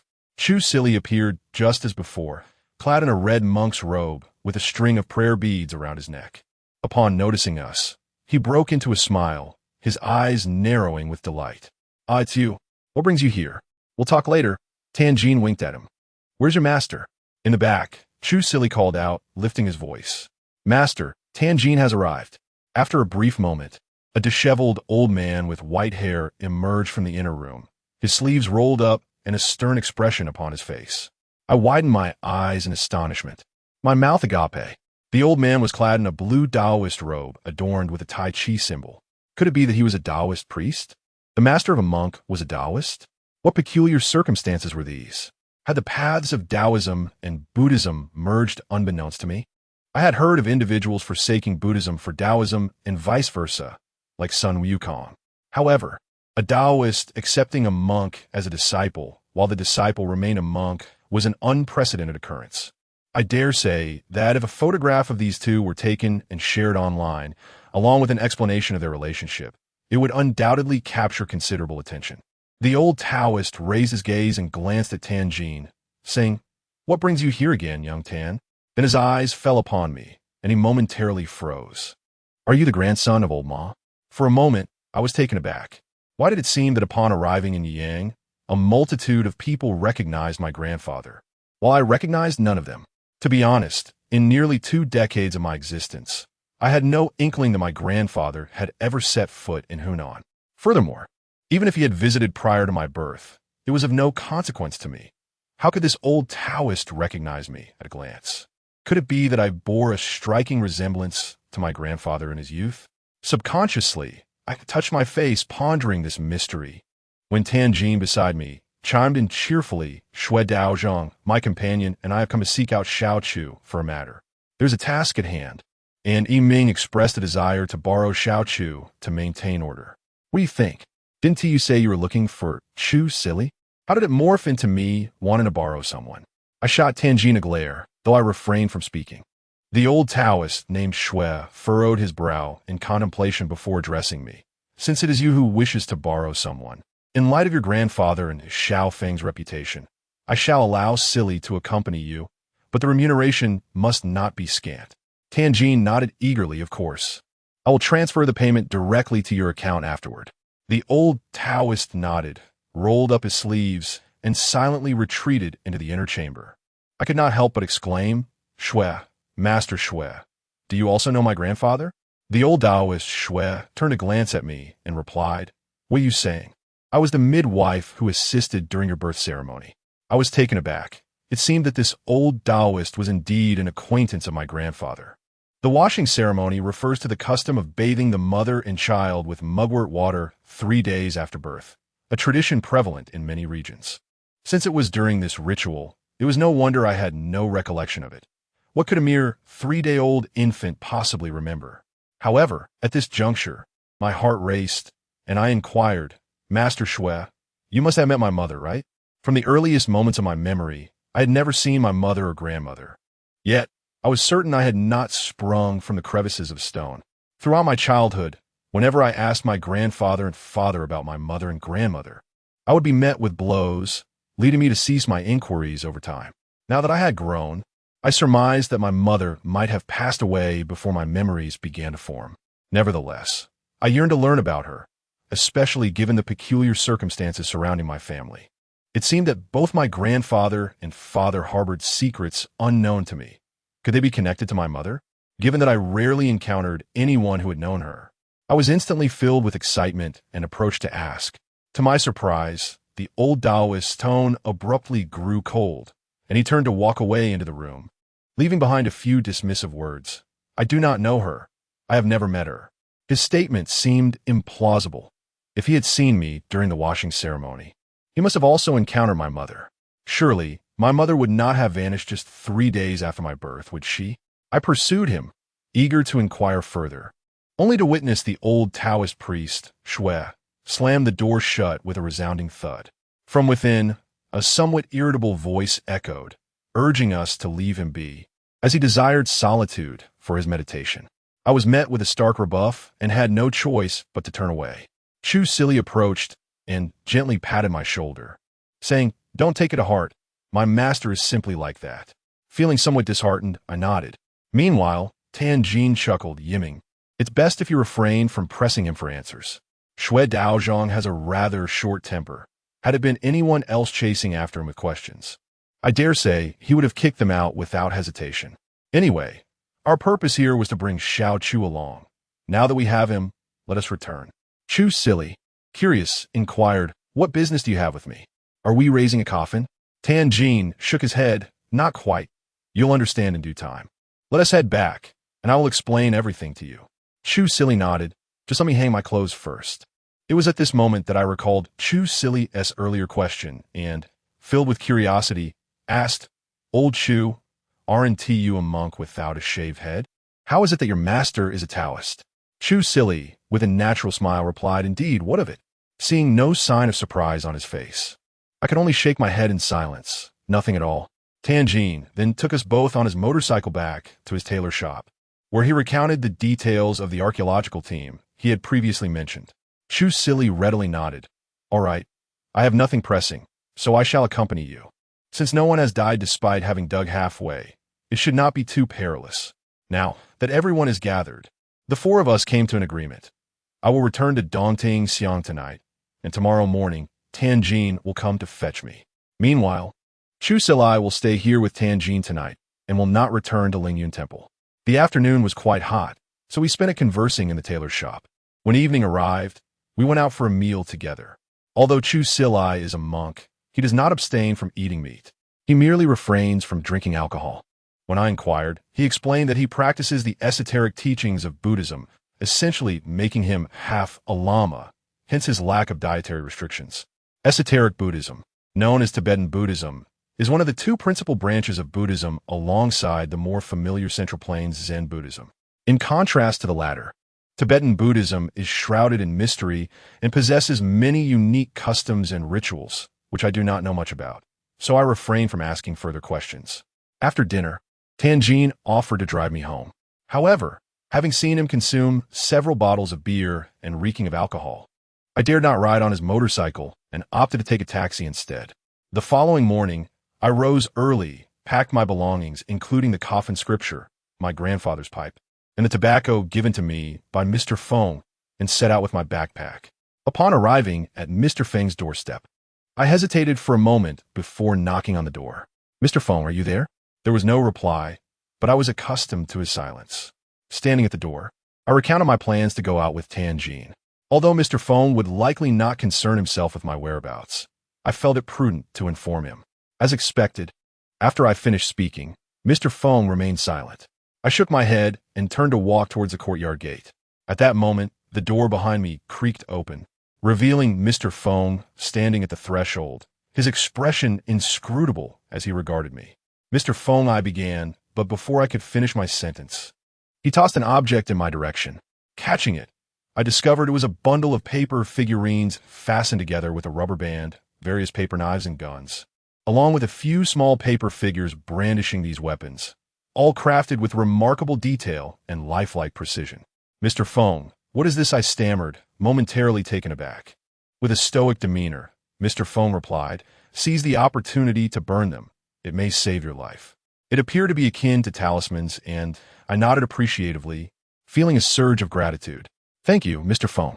He maintained his aloof expression and, after a brief silence, spoke again. "Keep your smoking pipe out of sight, if you wish to avoid death." Chapter 60. A Life Lost. What has become of my smoking pipe? Instinctively, I reached for the pipe lodged in the small of my back and withdrew it. What is amiss with this smoking pipe? Although I am aware of its peculiar properties, Mr. Feng cautioned that if one wishes to evade death, it is imperative to keep it hidden from others. What could that imply? Yet, Mr. Feng offered no further explanation. Instead, he turned and strode into the room, slamming the door with a resounding thud.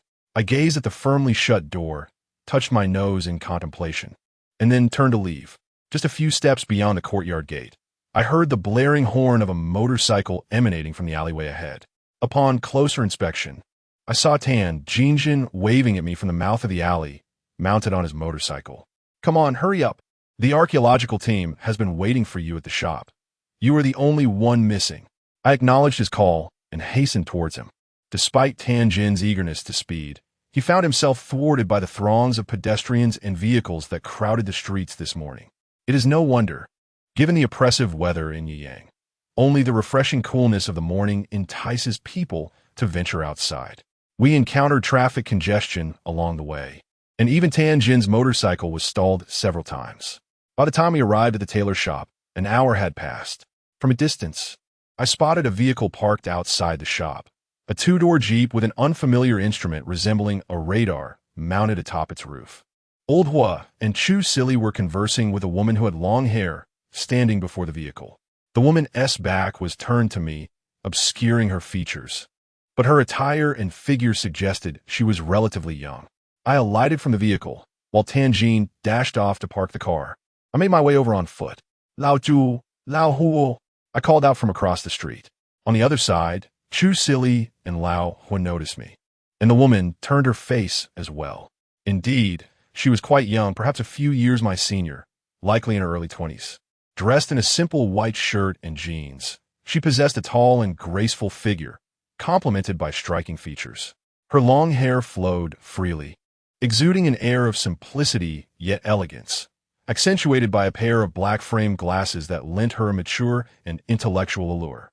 Upon catching sight of her, I felt an unexpected jolt in my heart. Although she was undeniably beautiful, even rivaling the likes of Ning Jie, I had never encountered her before, nor had I seen anyone resembling her. Yet, inexplicably, the moment I laid eyes on her, a sense of familiarity washed over me. At that moment, she approached me alongside Chu Sili and Lao Hua. The young woman extended her hand, greeting me warmly. "Hello, you must be Mr. Ma, as mentioned by Mr. Hua. I am Lu Yinxiao from the Archaeology Department of Nanjing University, and I am also the deputy leader of this archaeological team." Her voice was melodious, carrying an inexplicable sense of familiarity. I stood there momentarily dazed, extending my hand to shake hers. I am Yiming from Luoyang. Have we met before?" Just then, Tianjin, who had parked the car and caught up, burst into laughter. "Yiming, what era are you living in? You're still employing such antiquated methods of flirting." My face flushed with embarrassment. Although I genuinely felt that way, uttering such words to her seemed inexplicably flirtatious. Lu Yinxiao offered a faint smile and replied, "Is that so? I believe it must be someone you haven't encountered before. However, the purpose of inviting you this time pertains to the ancient tomb. We seek to draw upon your expertise regarding coffins. If you wish to engage in personal conversation, I kindly ask that we postpone it until after this excavation is concluded, as I currently lack the time." Indeed, she had interpreted my words as flirtation, which left me utterly mortified.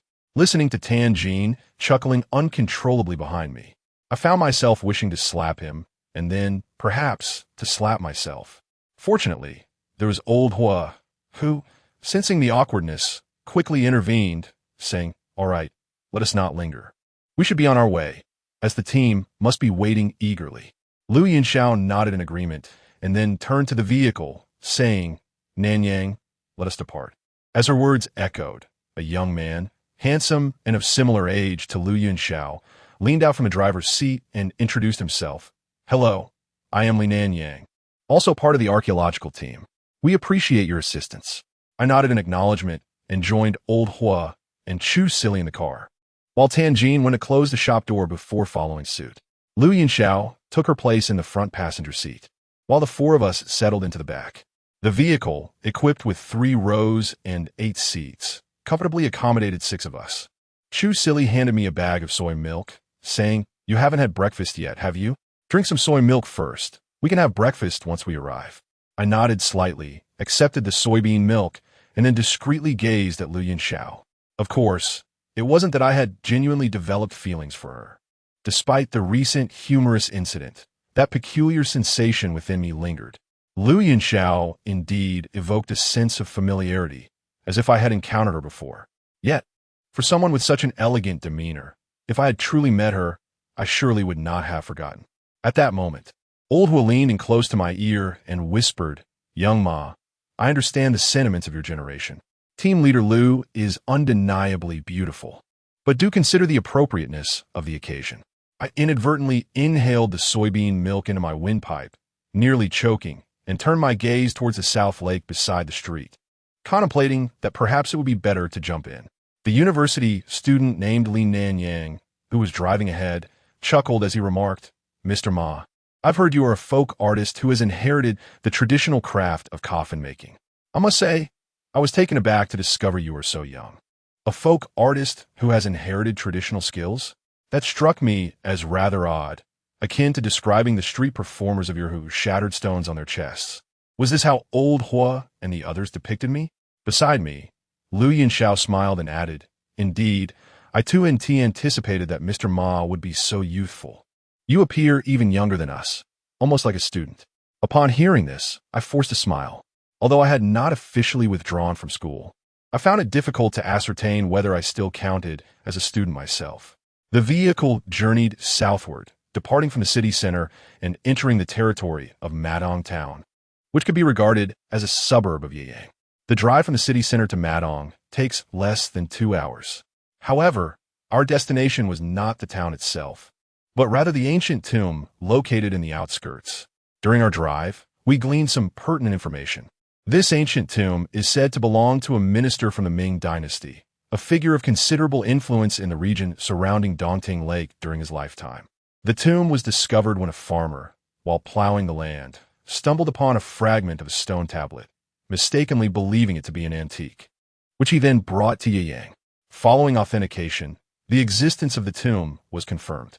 After several explorations, They discovered a looter's tunnel, but also pinpointed the location of the tomb, making preparations for a rescue excavation. The archaeological team led by Lu Yunxiao is a collaborative effort between the archaeology departments of Nanjing University and Fudan University, helmed by two esteemed professors, one of whom is quite renowned within the country, while the rest are primarily students. Although they lacked prior experience, both universities boast highly regarded archaeology programs. And since the tomb is not one of the grand mausoleums of royalty, their team successfully secured permission for excavation. Given the tomb's well-preserved state, accessing it proved challenging, and they were reluctant to employ destructive methods. Therefore, they had previously enlisted the help of individuals experienced in tomb exploration.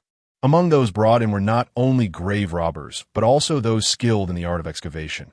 However, during such times, only they possessed the necessary capabilities to enter the tomb.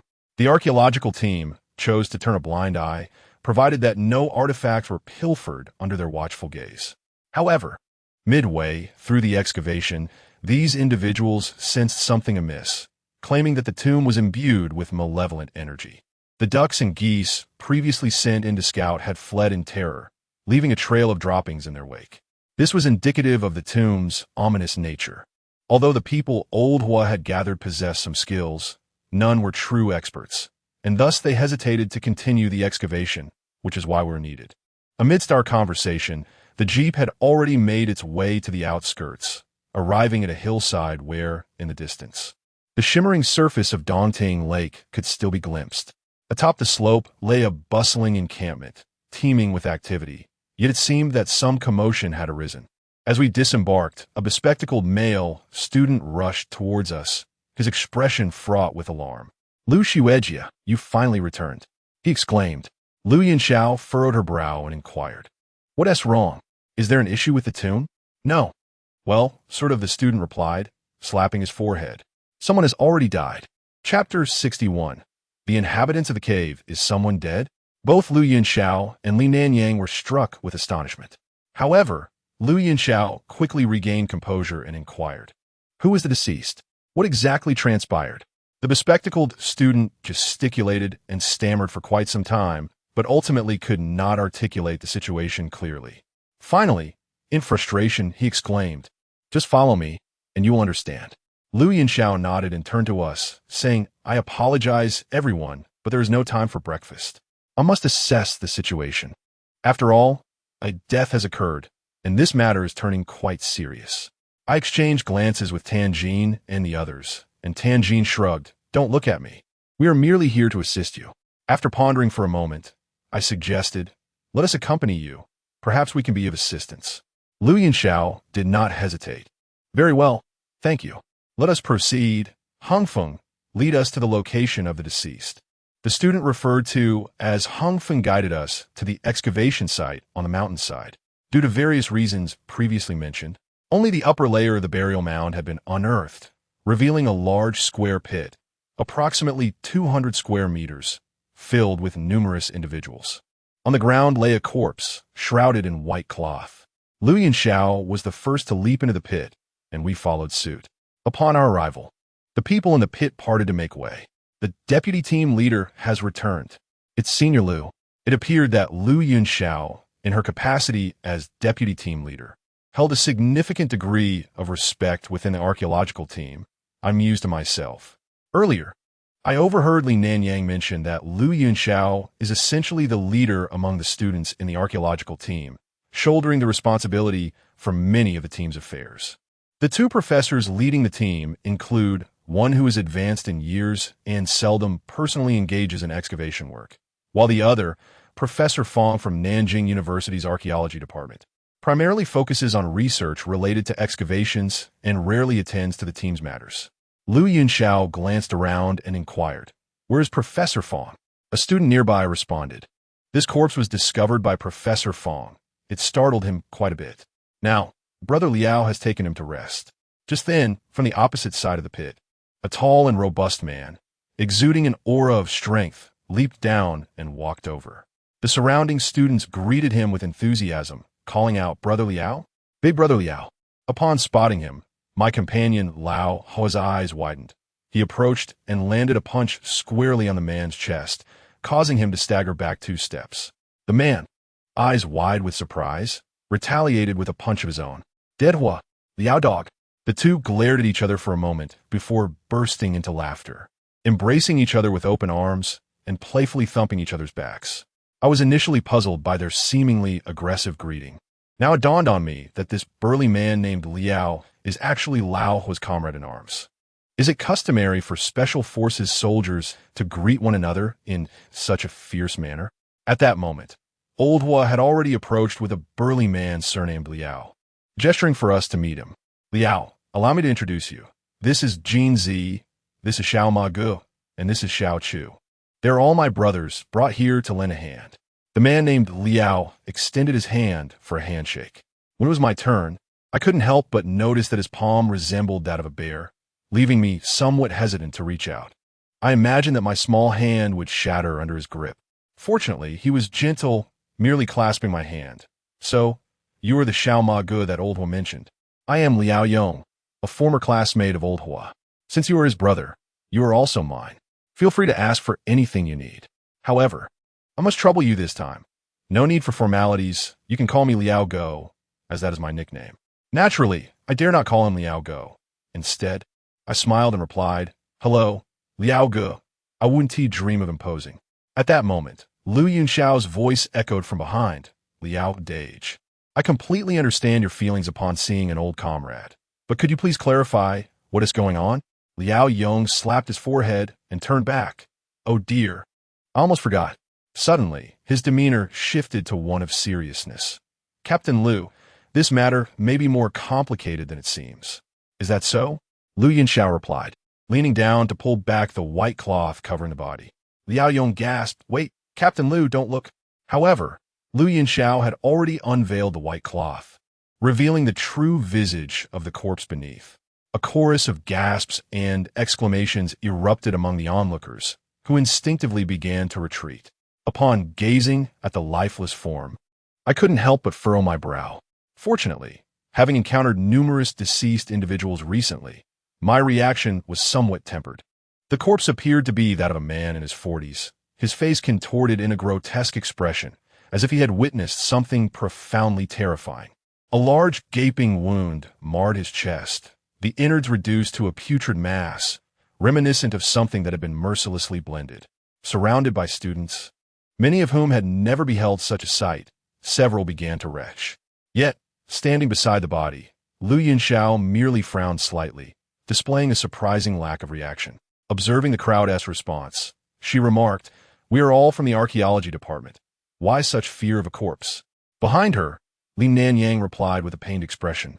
But those were ancient remains, hundreds or even thousands of years old. How can they be compared to this? We are archaeologists, not medical students. Lu Yunxiao shook her head and inquired, Brother Liao, what exactly is going on? Liao Yong sighed, glancing back at Old Hua. Old Hua, you know this man, don't you? I turned to see that Old Hua was indeed fixated on the corpse, his expression grave. This is Zhou Hu. How could he end up like this? I instinctively asked, Who is Zhou Hu? Zhou Hu was one of the grave diggers whom Old Hua had previously summoned for assistance. Beside him, Tianjin answered on his behalf.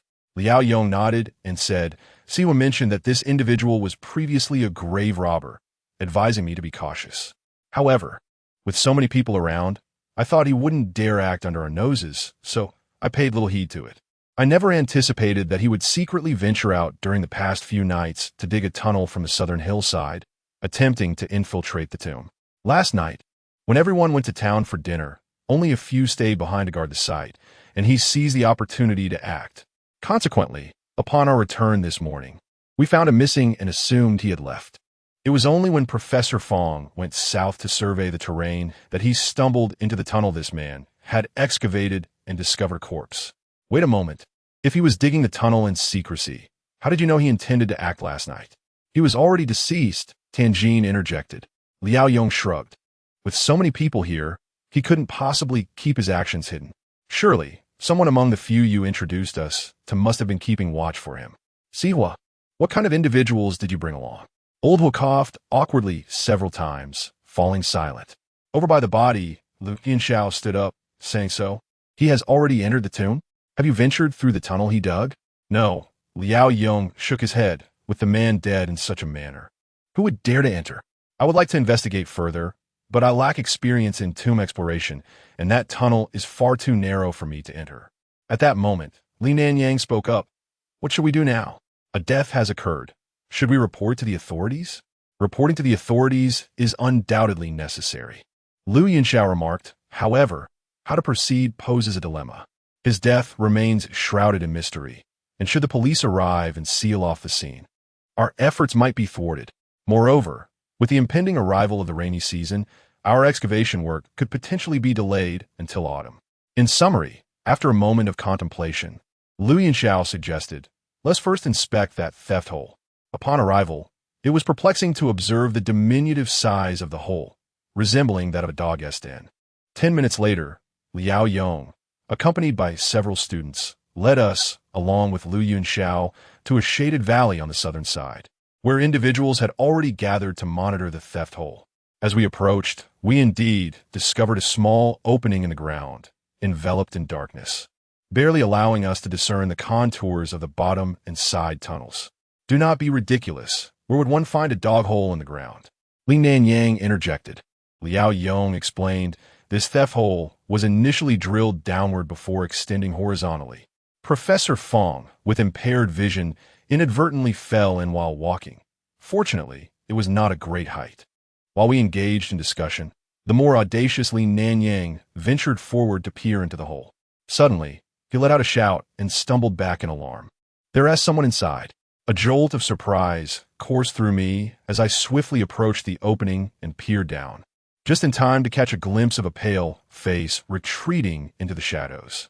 Chapter 62. Strange Noises by Heavens. There truly is someone down there. I was taken aback, retreating a step. What could it be? The others gathered around, shining their flashlights into the depths, yet nothing was visible. What happened? Nanyang, Xiaoma. What did you just see? Liao Yong inquired hastily. I shook my head and replied in a low voice. I am uncertain if I misperceived, but it seemed as though a figure emerged from the side entrance, only to withdraw swiftly. Li Nanyang nodded vigorously. Yes, I saw it too. How could there be someone inside? Lu Yinxiao frowned. Could it be another group of tomb raiders?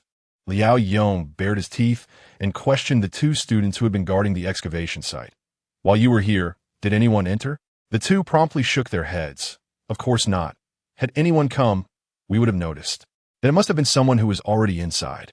Could it be that they are tomb raiders who entered alongside Zhou Hu, and perhaps a dispute arose that led to his demise?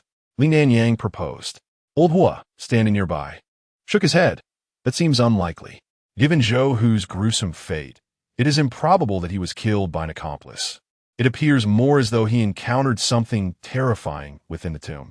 As he spoke, he turned to the silent Chu Silly, who had remained quiet since we discovered the body. Little Chu, what is your perspective? I found it peculiar that he would ask Chu Silly, for he had not witnessed the figure's face either. Chu Silly slowly shook his head, stating, what we just encountered was likely not human. Upon hearing these words, a chill ran through all of us. Not human. What could that possibly imply?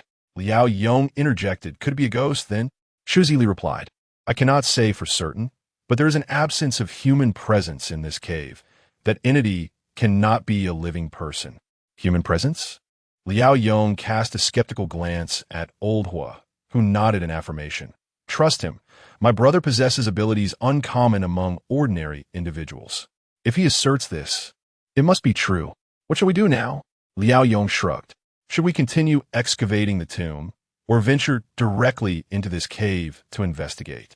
He then turned to Old Hua, saying, we brought you along to resolve the issues surrounding this tomb. You ought to offer some guidance. Old Hua, however, turned to me and asked, Brother Ma, what do you think? I was momentarily taken aback. Me? In such a situation, how could I possibly know what to do? I had assumed we would simply wait for them to open the tomb and then carry the coffin out, never anticipating such occurrences. At that moment, Lu Yinxiao suddenly spoke up. I wish to descend. This revelation astonished us all. Liao Yong exclaimed, Team Leader Lu, are you joking? How can you go down there? We have no idea what lurks below. Adjusting her glasses, Lu Yinxiao responded, that is precisely why I must go down. I need to ascertain what lies beneath. Otherwise, our excavation efforts cannot proceed. Moreover, if we can ascertain that this tunnel leads to the burial chamber, we shall gain entry and ascertain the conditions within, thereby preparing for the subsequent excavation. Her resolve was unwavering, and Liao Yong, witnessing this, could only sigh in resignation before turning to me. I was momentarily taken aback. Glancing over, I found Lao Hua and Tanjin regarding me with bemused expressions, while only Chu Si Li remained contemplative, gazing at the tunnel entrance. For heaven's sake, why are you looking at me? Although Lao Hua had previously claimed that I would take charge, surely you do not take that to heart. 10 minutes later. Hey, Lao Hua, slow down. Don't climb so hastily. In the narrow tunnel, Lao Hua and I crawled forward in tandem, with Lu Yunxiao following closely behind me, and Chu Si Li bringing up the rear. Though I was reluctant to descend into the tunnel, I could not allow Lu Yunxiao, a girl, to venture down alone. The other university students, having witnessed Zhou Hu's grim fate, were utterly cowed, let alone descending themselves. Zhou Hu's demise could not be concealed. The local armed police had already been notified to retrieve the body and assist the archaeological team, though they would not arrive promptly. Thus, the three of us had no choice but to accompany Lu Yunxiao down, while Yao Yong, Tanjin, and the others remained above to provide support. All four of us donned gas masks to protect against any toxic gases that might have leaked from the burial chamber. Naturally, the battle-hardened Lao Hua took the lead, a sharp military dagger clenched between his teeth and a searchlight affixed to his helmet as he crawled ahead.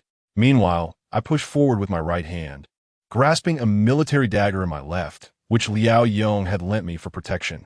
After only a few steps, Old Hua abruptly halted. His somber voice echoed from the front. There is blood on the ground. As he turned his body to show me, I lowered my head and shone my flashlight, revealing a large expanse of dried bloodstains on the floor, trailing along the passage as if something had been dragged along. A chill ran down my spine as I recalled the gruesome words of Zhou Hu about a mutilated corpse. Could this blood be his? Old Hua then resumed his crawl forward, and after a brief pause, I followed suit. Crawling in such a cramped space was quite exhausting.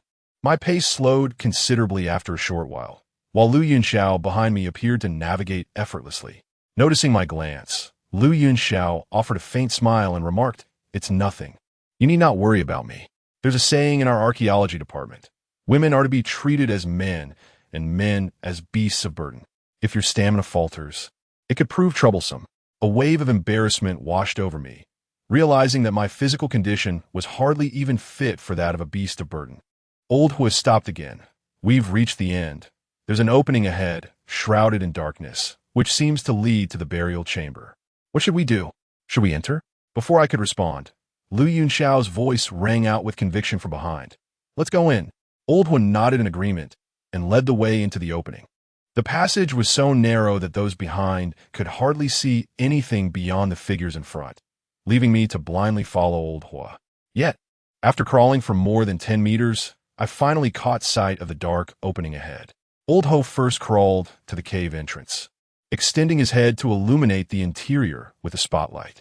After surveying the surroundings, he turned back and declared, "Indeed, it is a tomb chamber, and there lies a coffin. But I did not see the individuals you mentioned, little ma."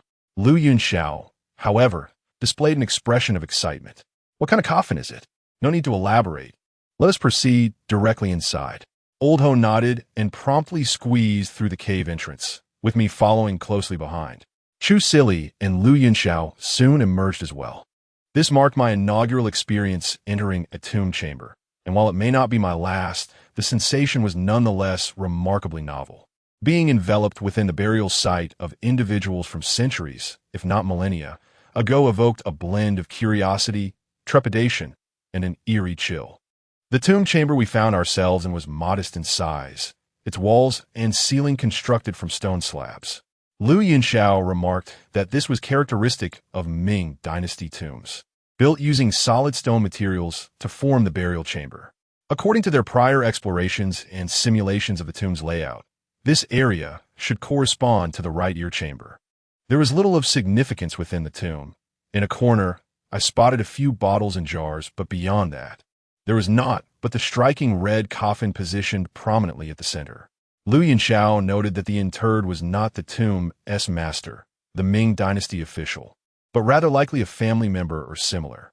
As she spoke, she retrieved a radio to establish contact with the individuals above.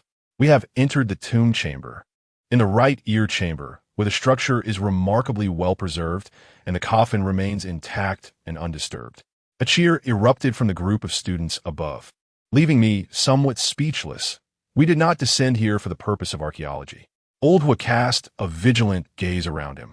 The tomb chamber contained but a single stone door, which stood resolutely closed, bearing no signs of having been opened.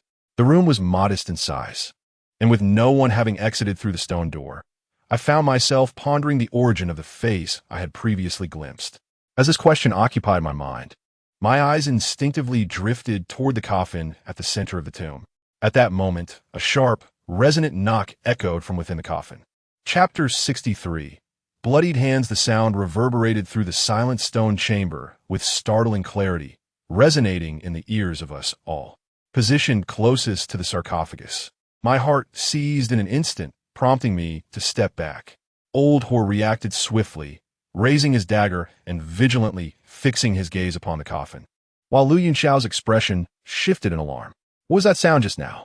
It emanated from within the sarcophagus, I observed, glancing at the crimson coffin.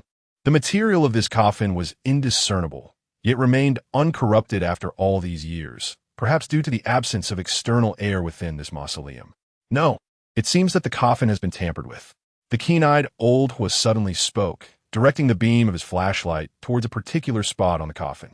What do you make of this? As my gaze followed the light, my eyelids fluttered. Dust covered along the edge of the coffin lid were unmistakable handprints, and a slight gap had formed, indicative of prior disturbance. A coffin must be sealed without any crevice. It must be utterly airtight. With his military dagger in hand, Old Hua approached cautiously, his gloved fingers brushing over the handprints. I noticed a hint of red staining the white glove, causing me to freeze in astonishment. Is that paint? Old Hua spoke in a hushed tone. It is blood. Xiao Chu. He suddenly turned his attention towards Chu Sili. Chu Sili examined the crimson coffin, furrowing her brow, before abruptly removing her prayer beads from around her neck and stepping closer to the sarcophagus. What are you doing? This is an artifact. It should not be carelessly touched. On one side, Lu Yunxiao spoke up, leaving me momentarily speechless. I replied, Captain Lu, did you not hear that sound just now? This tomb chamber contains only this coffin, the object that killed Zhou, who is likely within it. How could a normal person possibly fit inside a coffin? Mr. Ma, are you suggesting that something like a zombie killed Zhou Hu? Lu Yunxiao looked at me with skepticism, stating, I am an atheist. I nearly spat out blood in exasperation. While Lu Yunxiao was undeniably beautiful, her words were somewhat excessive. I never claimed it was a zombie, but could a normal person have reduced Zhou Hu to such a state? I retorted, furthermore, if you do not believe in the supernatural, why did you invite us here? Lu Yunxiao adjusted her glasses and replied, I invited you to properly transport the coffin from the tomb chamber, not to open it and examine the body. Before I could respond, Chu Sili interjected, we cannot open the coffin. I was taken aback. Why can't we? Chu Sili replied calmly, the malevolent energy inside is quite strong. I have nothing with me. If we open the coffin, I will not be able to handle whatever lies within. As he spoke, he placed his prayer beads on the coffin lid, adding, this will help to stabilize things for a while. Yiming, it's up to you now. Up to me? I exclaimed in bewilderment, noticing that both Old Hua and Lu Yunxiao were now looking at me. Can you handle this, little Ma? I was utterly confused. How is that possible? I have no idea what is happening. As remarked, are you not a pallbearer? The miasma within this outer coffin is potent, indicative of a malevolent burial. Surely, you possess the knowledge to quell such ominous energy. Upon hearing this, a realization dawned. Though considerably larger than a mere coffin, the outer coffin, in essence, serves as an encasement, a larger coffin enveloping another. Fundamentally, it bears little distinction from a common coffin, save for the augmentation of pallbearers from 8 to 16. The prospect of confronting a malevolent outer coffin so soon after arrival induced a sense of trepidation. Vaguely, I recalled corresponding entries within the Coffin Sutra. After all, my progenitors, as pallbearers, had borne the remains of countless dignitaries and nobles, individuals far removed from commoners and invariably interred within outer coffins. The coffin sutra, meticulously compiled and refined by generations of my ancestors, would undoubtedly address such contingencies. When confronting a miasma-laden outer coffin, the approach diverges from that employed with typical malevolent coffins. Fundamentally, the source of the ominous energy lies not within the coffin itself, but within its contents. Measures effective in suppressing the miasma of a coffin prove ineffectual when confronted with the intervening layer of an outer coffin, necessitating alternative strategies. The solution, in essence, proves remarkably straightforward. Just as the outer coffin shields the inner coffin, so too can the pallbearer harness it to suppress the entities within. Analogously, the deceased's birth date, traditionally employed to ensure peaceful interment, can, as demonstrated by foam, be utilized to bind the departed, preventing their descent into the abyss. However, when I descended, I brought nothing with me, arriving almost empty-handed, save for the smoking pipe I carried and the military dagger I had just acquired. Even the coffin scriptures and the stack of paper offerings given to me by Mr. Foam remained in the satchel on the ground, which posed a bit of a dilemma. I glanced at my hands, gritted my teeth, and pierced my fingertip with the dagger, blood oozing forth almost immediately. Approaching the coffin, I bent down to wipe away the layer of dust resting upon it, preparing to inscribe with my blood. Yet before I could proceed, I was halted by Lu Yunxiao. "What are you doing? Such a precious artifact. How can you deface it, especially with blood?" I found myself both bemused and exasperated. "Do you believe my blood to be unclean?" I didn't voice that thought, but your actions could ruin this relic. Lu Yunxiao frowned in disapproval. "Are you forbidding me from drawing?" "Very well," I replied, raising my hands in resignation. "Then let old Chu take your prayer beads. I guarantee that anyone who approaches this coffin afterwards shall meet their demise. Do you believe that?" Chu Silly, ever compliant, removed the prayer beads, and the moment they left the coffin lid, a thunderous roar erupted from within the coffin, causing the entire lid to tremble. Lu Yunxiao recoiled in fright, taking several steps back, gazing at the coffin in bewilderment. What was that?" I too was taken aback by the unexpected intensity of the reaction and promptly gestured for Chu Silly to return the beads. It seems my prayer beads had momentarily subdued it, but it likely grew somewhat irked, Chu Silly remarked nonchalantly. I turned to Lu Yunxiao. "So can I draw now?" Lu Yunxiao shot me a glance filled with mild indignation before turning away, choosing silence. Witnessing this rare display of emotion from the typically composed and serene Lu Yunxiao filled me with an inexplicable sense of satisfaction. With a chuckle, I turned my attention to my task at hand, fearing the potential presence of pathogens on the sarcophagus, which had lain undisturbed for centuries. I hesitated to use my bleeding fingers directly. Instead, I utilized other fingers, dipping them in blood to create my marks, changing fingers with each stroke. Fortunately, I still recalled the talismans from the coffin scriptures, managing to depict them with some semblance of accuracy. I adorned the four sides and the lid of the coffin with the sealing talismans. However, I soon ran out of fingers and had to borrow one from Old Hua to complete the task. Finally, I wiped the sweat from my brow and spoke at last. "It is done. Old Chu, what do you think of the results?" Chu Silly observed the coffin for a moment before nodding. "The malevolent energy has been subdued. Whatever resides within should remain contained for now, though it won't last long, perhaps until tomorrow at most. It seems that discerning malevolent energy requires a specific method. Although the coffin scriptures contain the necessary knowledge, I have yet to master it." I pondered why Chu Silly could perceive the malevolent energy without effort. It appears that Tan Jin's claim of bringing him to quell the disturbance was indeed true. I nodded in agreement. "That is sufficient. We have no tools at our disposal, so we must proceed as we are. Let us ascend for now and return when we are better prepared." "Are we going up now?" Lu Yunxiao inquired, momentarily taken aback as she turned to question. "Of course. Do you expect us to lift this coffin out with just the four of us? Do you think this excavation can accommodate us?" I remarked, rolling my eyes. Lu Yunxiao reluctantly nodded in agreement. "You make a valid point. We must ascend first." Thus, one by one, we crawled back into the tunnel, with Lu Yunxiao leading, myself second, Chu Silly following closely behind, and Old Hua bringing up the rear. Although Zhou, who had met an unfortunate end, his skill in tunneling was commendable. The passage we traversed showed no signs of collapse. Before long, Liu Yanxiao was the first to emerge from the side tunnel. We had already alerted those above, and Liao Yong and the others hoisted her up. Next came Chu Sili and myself. The vertical shaft was not particularly high, reaching only to my eyes. Standing at the bottom, I could easily see the outside, and I was capable of climbing up on my own. After all, Zhou who had descended alone. It would indeed be a farce if he were unable to ascend from a vertical tunnel. Finally, old Hua emerged from the side tunnel. I reached out to assist him, but he waved his hand in dismissal, indicating he could manage on his own, gripping the edge with both hands to leap up.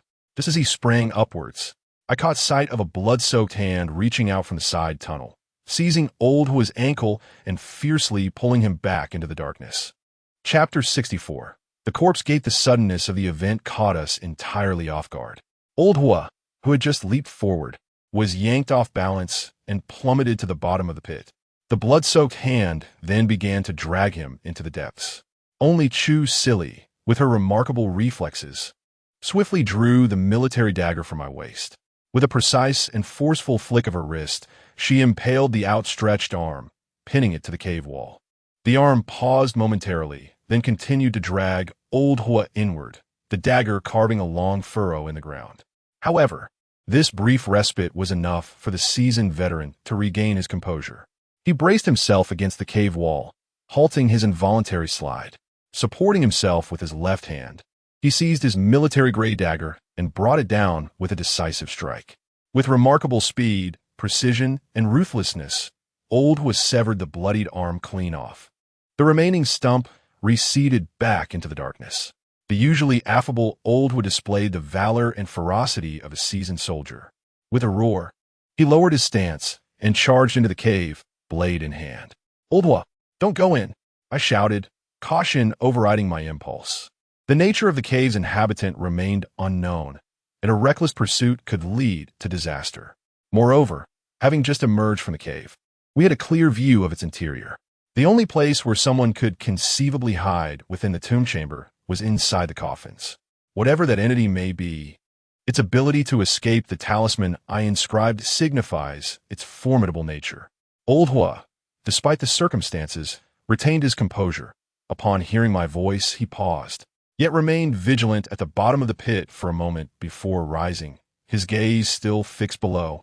It seemed the creature had retreated, presumably returning to its tomb. Tianjin and Li Nanyang hastily pulled him up. At that moment, the others gathered around the pit began to react, exclaiming in astonishment, "What was that thing?" Liu Yanxiao turned to me, inquiring, "Did that creature emerge from the coffin? Did you not assert that it had been subdued?"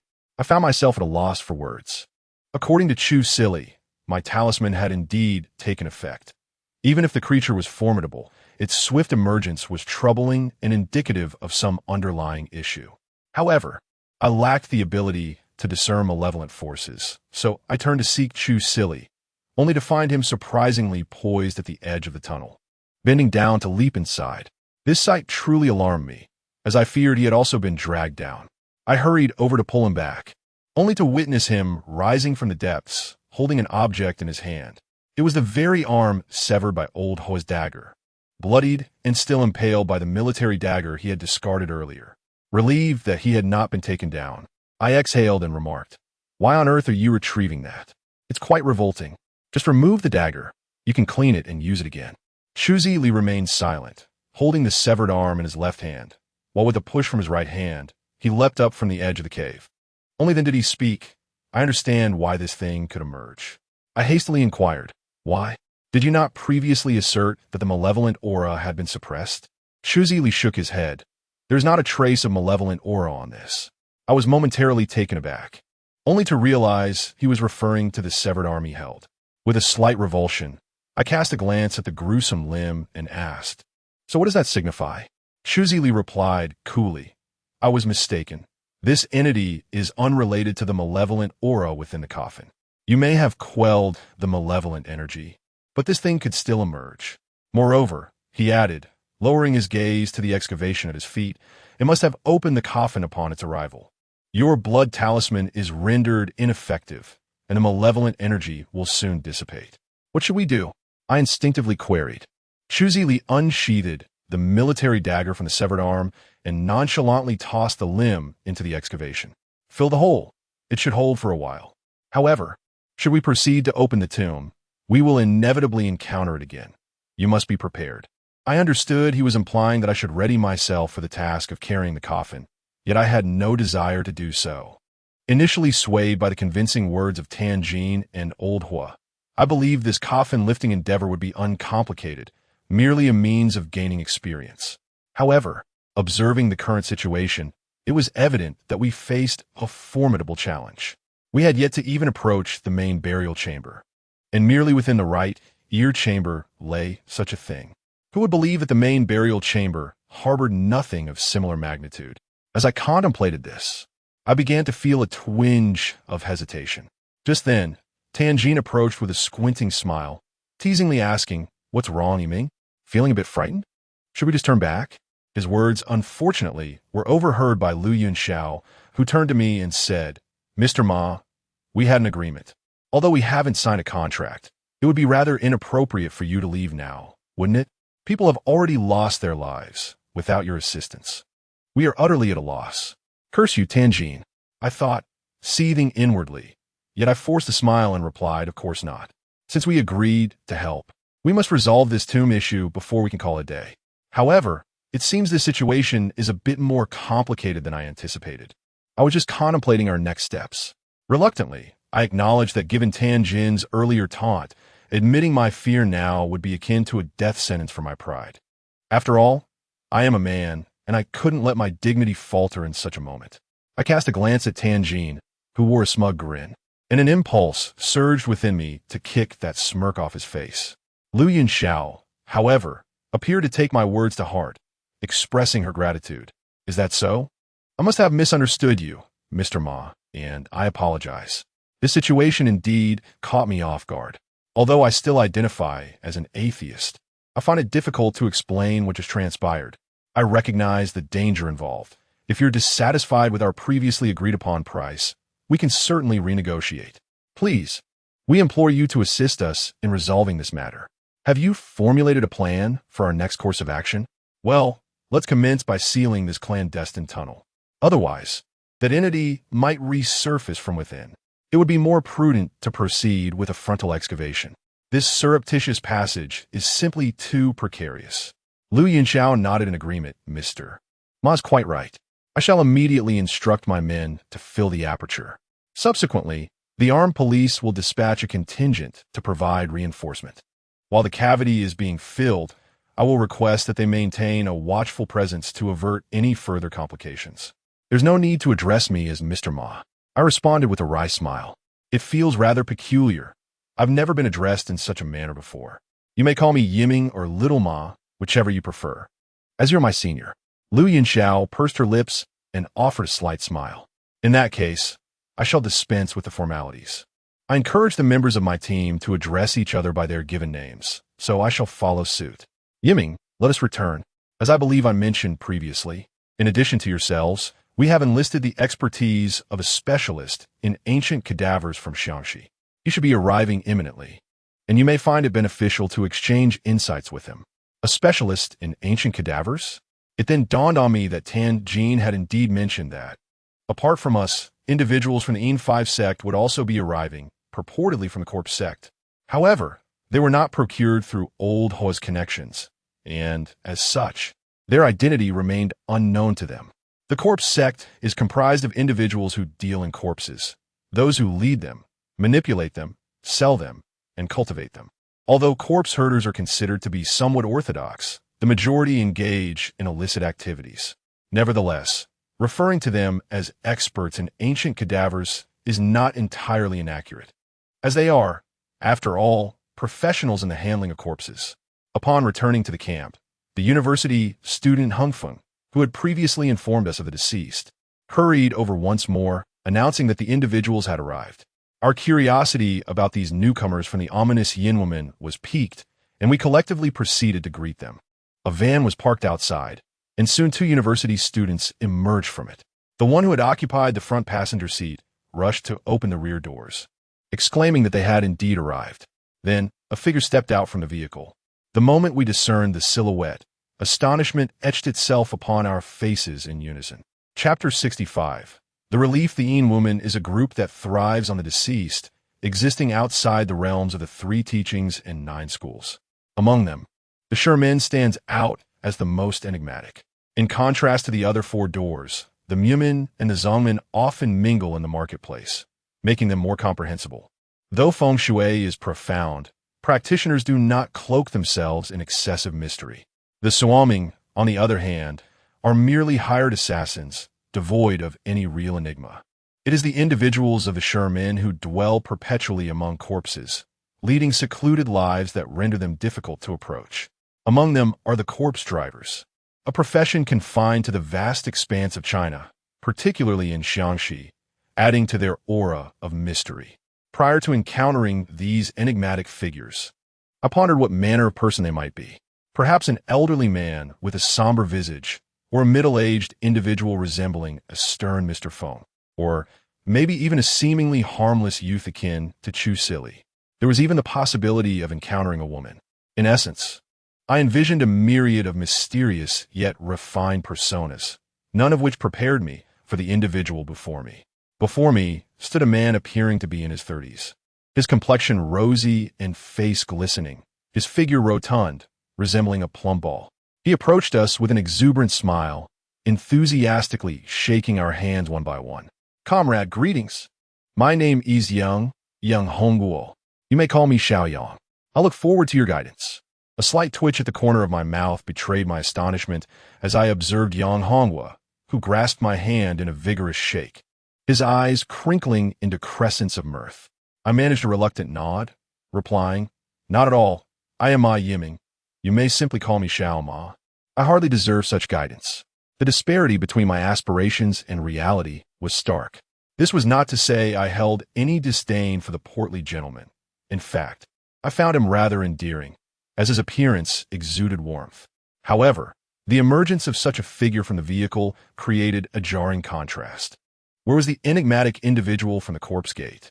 Even an unkempt, jovial elder like Diao Laojin would have sufficed. The amiable demeanor of this rotund fellow left no trace of mystery. While I could not fathom the inner thoughts of the others, their expressions mirrored my own sentiments. Yet, imagination aside, reality prevailed. Our prior conjectures about these individuals were merely speculative. No one had decreed that the denizens of the corpse gate must possess an inscrutable aura. Perhaps it was we who had erred in our assumptions. Thus, I swiftly adjusted my demeanor and greeted Yang Hongguo with sincerity. "Hello, Brother Yang. They should have informed you that we are here to assist, tasked with carrying the coffin."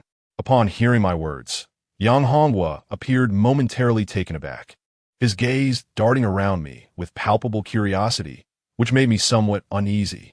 However, he leaned in closer and whispered, "Are you from the Yin Woman?" I, too, was momentarily startled. "Indeed, we belong to the burial gate." "Brother Yang, are you not from the corpse gate?" Yang Hongguo's expression shifted, and he turned away, mumbling something indistinct before immediately facing the group with a forced smile. Indeed, of course, we are all comrades of the Yinwu Gate. Let's get along well, shall we? Come, I shall treat you all to a meal." He then turned to the student who had driven him earlier, inquiring, "Young brother, if I recall correctly, your surname is Sui?" The student nodded, replying, "My name is Sui Yuheng." Yes, Sui Yuheng, young brother. Are there any good restaurants nearby? I would like to treat a few fellow disciples to a meal." The student named Sui Yuheng hesitated. In this desolate countryside, where could one find a restaurant? The nearest one is in town, over 10 miles away. "No worries, we can drive there. Come, let's go." Yang Hongguo waved his hand and turned to head towards the car, only to be stopped by someone. The person who halted him was Lu Yinxiao, who with a serious expression remarked, "Mr. Yang, thank you for coming all this way to assist us. However, this is not the time for dining. An incident occurred at the camp before your arrival, and we need your insights." Yang Hongguo slapped his forehead and burst into laughter. How could I forget? I'm here to help. You must be team leader Lu, correct? Please, feel free to ask me anything. Lu Yinxiao nodded. "That's good. It is not convenient to discuss it here. Let's talk inside." Yang Hongwa's expression grew peculiarly subtle, yet he still smiled. Very well, let us proceed inside. We entered one of the tents in the camp, where a rectangular table awaited us. We gathered around the table, and a rather pleasant-looking female student approached, pouring each of us a cup of beverage. I apologize for the limited conditions here. We currently lack air conditioning, so please enjoy this drink for now. I accepted the drink with a grateful nod, while Lu Yunxiao clapped his hands and addressed everyone. All right, everyone, we need to thoroughly discuss the events that transpired earlier and how we shall commence our excavation work moving forward. Present, apart from the four of us, were several members of the archaeological team and the newly arrived Yang Hongwa, as well as two older middle-aged men who resembled seasoned farmers. It was only upon introduction that I learned their surnames. One was Gan, and the other Huang, the very individuals whom Old Hua had enlisted from among the Tomb Raiders. Among the four individuals Old Hua had brought, Zhou Hu had already met his demise, while another, reputed to be the lookout for Zhou Hu, was currently under surveillance, awaiting the arrival of the armed police for further action. Lu Yunxiao recounted the incidents we encountered in the burial pit and tomb chamber, eliciting expressions of disbelief from a few students of the archaeological team and Liao Yong. Although the two tomb raiders bore somewhat grim expressions, they did not exhibit overt surprise. After all, they were the ones who had initially discovered the issues within the tomb. The fact that Old Hua had summoned them for assistance suggested that, if not experts, they certainly possessed some level of expertise. Only Yang Hongwa, who had maintained a cheerful demeanor, appeared somewhat off, sweating profusely and repeatedly wiping his face with a towel. Having articulated his piece, Lu Yunxiao then inquired, in accordance with Yiming's prior counsel, I have instructed that the looters' tunnel be sealed. What course of action shall we undertake henceforth? I am keen to hear everyone's perspective. The grave robber, surnamed Gan, demurred, this tomb is inauspicious, is inadvisable to descend. His words were couched in the vernacular of Yiyang, and I struggled to grasp his meaning. Old Hua, standing nearby, clarified, Old Gan is of the opinion that this tomb is formidable and should not be entered. I offered a sound of acknowledgement. Lu Yunxiao, however, furrowed her brow and asserted, at this juncture, even if it necessitates compromising the tomb's structural integrity, we must proceed with the excavation. We cannot afford further delays. With the advent of the rainy season imminent, we would be compelled to defer the excavation until autumn, a contingency our financial resources cannot sustain. Mr. Gan, Mr. Huang, I am cognizant of your apprehension regarding potential perils. However, we have enlisted individuals to address such concerns. Both Mr. Ma Yiming and Mr. Yang are of your ilk and should be capable of managing any challenges. Your sole responsibility is to facilitate the opening of the entrance. Upon hearing her pronouncements, a sense of apprehension washed over me. Her confidence in my abilities seemed to surpass my own. I harbored grave reservations about confronting the entities within. Were it not for the support of Chu Sili and Old Hua, I would have swallowed my pride and declined to descend. Regardless of the origins of Lu Yunxiao's inexplicable faith in us, the matter was settled. The task of breaching the entrance would commence this very evening. Of course, the nocturnal excavation was a matter of necessity. In the current climate, an afternoon dig would invariably result in a procession of heat-stricken students. By the time discussions concluded, it was already noon. Lu Yunxiao graciously took us to a restaurant in Matong Town for lunch. In the afternoon, we remained at the campsite, preparing for the task ahead. As dusk approached, we hastily resolved our dinner, and the excavation commenced. The two seasoned grave diggers led a group of students in their descent, for only those with such vast experience knew how to accurately strike the tomb's entrance. Given that a layer had already been excavated prior to sealing, the process was significantly easier now. By around 9 in the evening, the stone door of the tomb unveiled itself before our eyes. This door, constructed from the same material as the burial chamber, appeared immensely solid, adorned with intricate carvings. The relief depicted a dignitary clad in ceremonial garb, standing by the water's edge, while in the distance, a half-submerged object resembling a coffin emerged from the water surface. Upon seeing the relief, Lu Yunxiao's face illuminated with joy. This is it. The tomb of Zhang Yuezhi, the left minister of the Huguang province during the Ming dynasty. Simultaneously, the two grave diggers, upon recognizing the relief, displayed expressions of sheer terror. Chapter 66. The Dragon King's Coffin. This is the Dragon King's coffin. The two elderly grave diggers turned pale, retreating repeatedly and even abandoning their shovels. It is indeed the Dragon King's coffin. We must not disturb this tomb. What exactly is the Dragon King's coffin? I inquired with curiosity.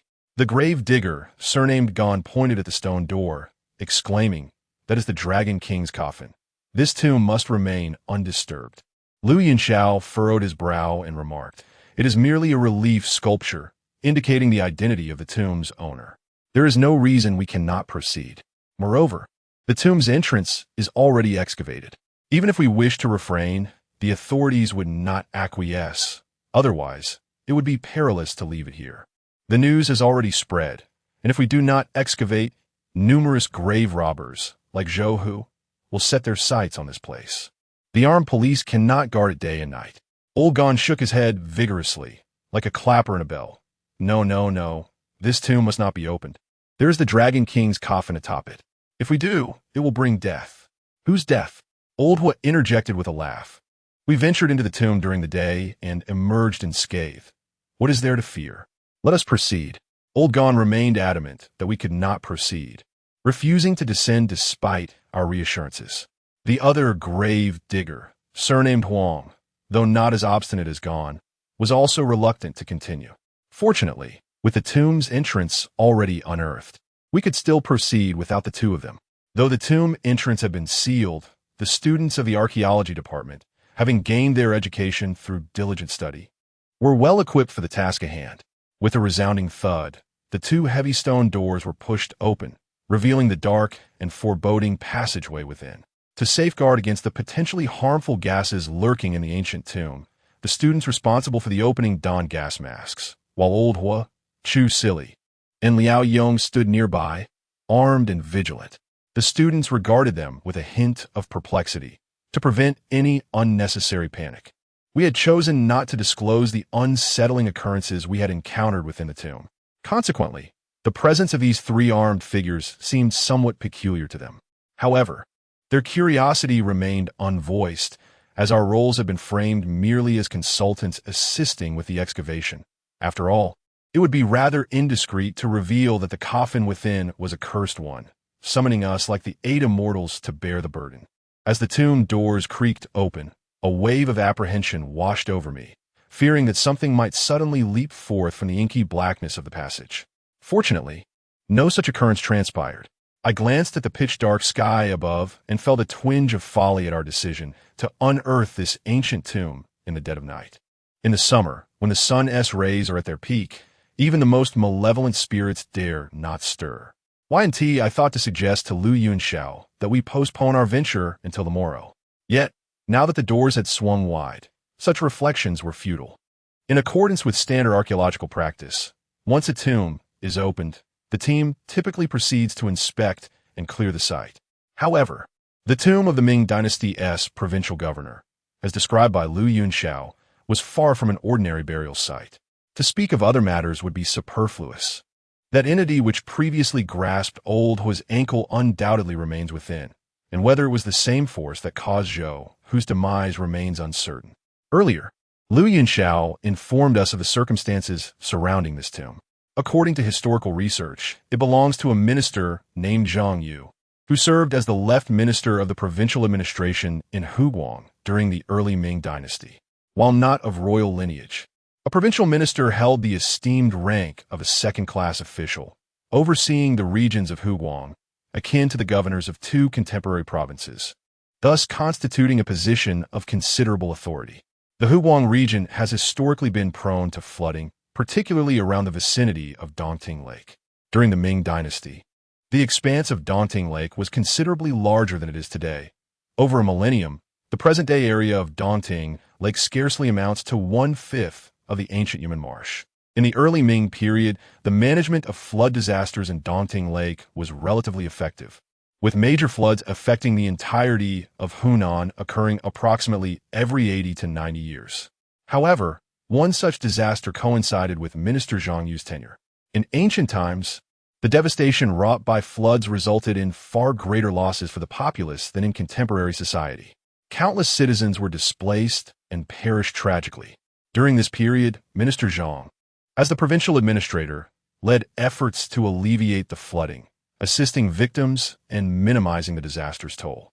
Fortunately, although the flood scope was extensive, its duration was brief, swiftly subsiding. Consequently, Minister Zhang was elevated in rank due to his commendable efforts during this calamity and was reassigned to the capital. Alas, he had not yet embarked on this new journey when he succumbed to illness brought on by overwork. The emperor issued a decree for his grand burial, and further posthumous honors need not be elaborated upon. The local populace expressed their gratitude by erecting monuments and temples in his honor, all of which are documented in the local state and county annals. However, as the years have passed, Daunting Lake has suffered numerous floods, and by the mid to late Ming dynasty, due to the corruption of officials and their negligence in managing the water disasters, what had once been a major flood every 80 years gradually transformed into one every 20 years. The monuments and temples established in his memory have long since been destroyed. Even the hill where this tomb is situated has been submerged multiple times, erasing all traces of the burial site. Had it not been for the accidental discovery of a fragment of steel, this ancient tomb might have remained undiscovered for many more years. According to historical records, this governor was known for his integrity during his lifetime. Thus, the scale of his tomb is not particularly grand. He did not take concubines, remarrying only after the death of his first wife, and his second wife succumbed to pulmonary tuberculosis shortly after his demise, being interred within this tomb. This implies that the coffin we encountered in the right chamber likely belonged to Zhang Yu's second wife. However, where there is a right chamber, there must also be a left chamber, which cannot be empty, the contents of which remain difficult to ascertain. It is clearly recorded that only his second wife was interred in this tomb. Given the uncertain conditions inside, we decided that a few of us would enter first to investigate the situation and find a way to address the matter at hand. Initially, I was reluctant to allow Lu Yunxiao to accompany us, but she insisted on entering, leaving us with no choice. This time, I dragged Tianjin to the entrance of the tomb. He was adept at both incense offerings and coffin lifting, undoubtedly possessing a few hidden skills. Bringing him along would be a wise decision. Liao Yong wished to enter as well, but the previous opening was too small for his towering frame to fit through. However, that concern was no longer an issue. Yet, considering other matters, I resolved to keep him outside as a lookout. Apart from us, only the plump Yang Hongwu remained. Brother Yang, I must trouble you to join us inside. As a member of the Corpse Gate, your presence in the ancient tomb is indispensable. Me too? Yang Hongwu responded. Astonished. I was taken aback. Why? Shouldn't you go in? Well, of course I should, since we are all hired to assist, Yang Hongwu replied, wiping the sweat from his brow with the back of his hand. His smile appeared somewhat peculiar. However, I believe it is rather late. We shouldn't rush. It would be wiser to prepare and discuss thoroughly tonight and venture in tomorrow. I regarded Yang Hongwu with a hint of suspicion. Why did he seem reluctant to enter? After all, the tomb merely contained ancient corpses. As a member of the Corpse Gate, was he truly afraid of the dead? They were merely centuries-old remains. Nevertheless, his suggestion aligned with my own thoughts. I, too, preferred not to enter at such an hour. Even in summer, the night air was laden with malevolence, and anything sinister would only become more ferocious. I turned my gaze towards Lu Yunxiao, and before I could utter a word, he resolutely declared, Now is the best time to enter. After all, the tomb entrance has already been opened. Who knows what complications may arise if we leave it for another night? With a sense of helplessness, I shrugged my shoulders. Yang Hongwu wiped the sweat from his brow and added, well, Team leader Lu has a point. Shall we proceed inside? Enough of this dithering. Let's enter. Old Hua tossed his dagger into the air and took the lead into the tomb. Chu Silly nodded and followed suit, still clutching the military dagger that Liao Yong had given me. He seemed rather fond of it. I, on the other hand, had no use for it and had declined to take it. The six of us ventured into the main passage of the tomb. But scarcely had we taken a few steps when I felt something beneath my feet that emitted a crisp sound. Brother Ma, look at the ground. Old Hua called out. Without his prompting, I had already noticed the scattered remains. A multitude of human bones lay strewn along the sides of the tomb passage, as if to welcome our arrival. Chapter 67. Old Chu in peril, alas. So many bones scattered about. It seems the master of this tomb was not a benevolent soul.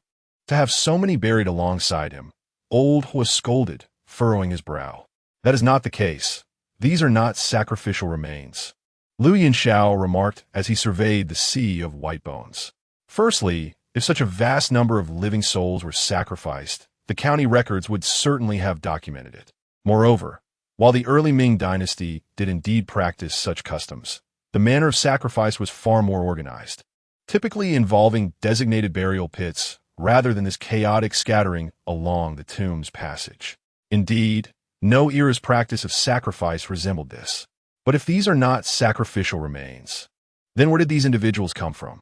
Surely they didn't wander in from outside and perish here in the tomb, I inquired. Liu Yinshao shook his head. I cannot provide an answer at this moment. We shall conduct further investigations later. For now, let us proceed with caution and avoid injuring ourselves on the bones underfoot. Thus, we tread upon the ground littered with skeletal remains and ventured deeper into the tomb. As Liu Yinshao had previously indicated, the scale of the burial site was not particularly grand, for it belonged to a minister rather than a royal mausoleum. Before long, we beheld two stone doors flanking the walls of the burial chamber. Not far ahead, our searchlight illuminated the outline of a grand door at the end of the passage. The stone doors on either side likely led to the lateral chambers, while directly ahead lay the main burial chamber, the resting place of the tomb's master, Zhang Yu. However, our purpose for entering this time was not to access the main burial chamber, but rather to address the enigmatic object within the right ear chamber. Yet, as our lights illuminated the door to the right ear chamber, we were astonished to discover a narrow opening in the stone door. Though small, it was sufficient for a humanoid figure to pass through. We exchanged incredulous glances. Earlier, when we entered the right ear chamber through the theft tunnel, the stone door had indeed been securely closed, and now it stood ajar. The theft tunnel had been filled in, so it could not have been anyone else who opened the door. This led us to ponder. Had that entity emerged from the right ear chamber? What should we do? Should we still venture inside? Old Hua inquired. It seemed that the entity had indeed exited, and given that there were only these 3 burial chambers, it could not be elsewhere. We should proceed inside, I said through gritted teeth. Old Hua nodded, and the 6 of us gathered before the partially open stone door. I gestured to Old Hua to remain at the entrance and keep watch, while Tianjin and I pulled the door open from either side. The stone door was exceedingly heavy. Even with the gap that had formed, it required all my strength to pry it open, while Tianjin exerted equal effort from the other side. With a deep, resonant thud, the stone door swung wide, and Old Hua, brandishing his dagger, charged inside. Chu Sili followed closely behind with a military knife in hand. I turned to Liu Yinshao and instructed him to wait outside before I too dashed in. However, the scene we had imagined of something leaping out did not materialize. The tomb chamber lay desolate, with nothing present aside from the coffin that remained. A large, dark hole in the wall marked the entrance we had previously crawled through, although the exit was now blocked. We exhaled in relief, yet remained vigilant. Inside the coffin, Old Hua turned to inquire of Chu Sili. Chu Sili fixed his gaze upon the coffin, and after a moment, shook his head. I cannot discern anything. That entity lacks malevolence, yet the malevolent aura emanating from the coffin is still quite potent. We must open it. You see, the blood symbols that Xiaoma had drawn earlier. Old Hua illuminated the coffin with his light, revealing that the protective symbols I had inscribed in blood were now smeared into a chaotic mess, seemingly erased with blood. Instantly, I recalled the bloodied, grotesque hand that had seized Old Hua. It must have been that entity that obliterated them. Chu Sili stated that the entity bore no malevolent energy, and thus was distinct from whatever lay within the coffin, meaning my protective symbols were ineffective in restraining it. Had it emerged to erase my talismans for the sake of what resided within the coffin? I posed a question. Old Chu, is the malevolent aura inside the coffin still the same as before? Chu Sili shook his head. It has intensified. It seems that whatever is inside has become agitated. Upon hearing this, we felt a collective jolt of apprehension. Yang Hong's voice quivered slightly. What does agitated imply? Is there a zombie inside? I cast him a puzzled glance. Brother Yang, are you not from the corpse gate? Are there any signs of transformation among those within? Can you not discern it? Yang Hong was stammered, perhaps. I had no time to attend to his reaction. Instead, I fixed my gaze upon the coffin and resolutely declared, regardless, I shall redraw the exorcism talisman and see if it can quell whatever malevolence resides within. Its current whereabouts remain unknown, so do keep a vigilant watch. Old Huan nodded in agreement. Very well. Proceed with your drawing. We shall stand guard. I acknowledged with a slight hum and retrieved my tools from the bag. Previously, I had resorted to painting the talisman with blood due to a lack of proper instruments. To unleash the talisman's full potential, the optimal method involved inscribing the runes directly onto the coffin lid using tools dipped in cinnabar or black dog blood. This would render the symbols indelible and effective, impervious to erasure unless the entire coffin lid were to be leveled. While I was unable to procure black dog blood, obtaining cinnabar proved to be rather simple. I had prepared some in advance, meticulously ground, and stored in my bag for this very occasion. Now I took it out and began to carve, dipping my chisel into the cinnabar. The month I spent learning woodworking was not in vain, although I was still a novice at carving. The exorcism runes were relatively straightforward and did not demand intricate craftsmanship. Despite Lu Yunshao's subtle discontent, he refrained from voicing any objections, which relieved me. I swiftly inscribed a talisman on the left side of the coffin lid, then stood to continue my work on the opposite side. However, at the very moment I rose, the coffin lid emitted a thunderous crash as it was forcefully displaced, and a bloodied arm reached out from within, grasping towards me. For a moment, I found myself at a loss, standing there in a daze. In the blink of an eye, a shadow darted silently past me, colliding with me forcefully. I staggered forward a few steps, nearly losing my balance. Upon turning back, I realized it was Chu Silly. That hand, which had not grasped me, reached forward and seized Chu Silly's arm, pulling him into the coffin. With a sudden tilt of his body, he was yanked into the crevice of the coffin, which then slammed shut with a resounding thud. All of this transpired in an instant, and by the time we comprehended the situation, Chu Silly had already been drawn into the coffin. We were all struck with shock. Old Hua sprang forward to push the coffin lid, and I regained my senses, shouting, "Old Chu!" Lu Yunxiao exclaimed in astonishment. What happened? He was pulled in. Yang Honghua, terrified, collapsed to the ground, exclaiming, "Goodness! There truly are zombies." Even Tanjin, who had been smiling all along, turned pale. The three of us rushed to the coffin lid. However, the lid, previously opened, now seemed as though it had been sealed shut. Despite our combined efforts to push, it did not budge an inch. I pressed my hands against the edge of the coffin lid, straining to push it open, but it felt as though it were rooted in place. As I pushed, I called out, "Old Chu! Old Chu! Are you all right?" Suddenly, a cacophony erupted from within the coffin, as if something were thrashing about inside. My urgency heightened, and I turned to shout, "Yang, come on, push." Yang Hong's face turned ashen. "Push? Are you out of your mind? There are zombies in there." "What nonsense about zombies? Didn't you see that someone was dragged in? Come over and help," I shouted. Before Yang Honghua could arrive, Lu Yunxiao rushed over first to assist. However, the four of us still struggled to budge the coffin. Something felt amiss. This coffin was peculiar. It wasn't even nailed shut. How could it be so immovable? I voiced my concern. "It seems this thing can't be pushed. Let's try lifting it." Lao Huan nodded and inserted a dagger into the crack of the coffin lid, prying it upwards. The dagger, indeed a military-grade weapon of commendable quality, effortlessly pried the lid open. As the three of us lifted the lid, we sensed an unseen force within the coffin pressing down upon it. In the next moment, a muffled groan emanated from inside, followed by a bloody object being flung out from a gap. Chapter 68. The coffin's 8 characters. I turned around and beheld a severed arm lying on the ground. The sight startled me profoundly. I initially feared it belonged to Chu Silly. "Old Chu, are you all right?" I shouted, turning back to lift the coffin lid once more. However, before I could exert any force, a flash of golden light seemed to emerge from the crevice. Suddenly, a deafening roar erupted as the coffin lid was propelled skyward, spinning twice in the air before soaring several meters and crashing against the opposite wall. With a resounding thud, it then fell heavily onto the ground. We who had been standing beside the coffin, were compelled to retreat hastily. I stood there dumbfounded. What on earth was this? The force was astonishing. This was a coffin, not merely a casket. Even a coffin lid would weigh at least 100 pounds, and this crimson coffin, nearly 2.5 meters in length, must weigh several hundred pounds. How could it fly like that? If it was indeed the entity that had just pulled Qin Shi inside, its strength was unfathomable. Old Hua was quick to react. Before we could regain our balance, he lunged forward again. I watched as a figure abruptly rose from within the coffin. Old Hua bellowed in fury, brandishing his dagger, ready to strike. The figure evaded his thrust and grasped Old Hua's wrist with surprising agility. A jolt of alarm surged through me. How could it be so adept?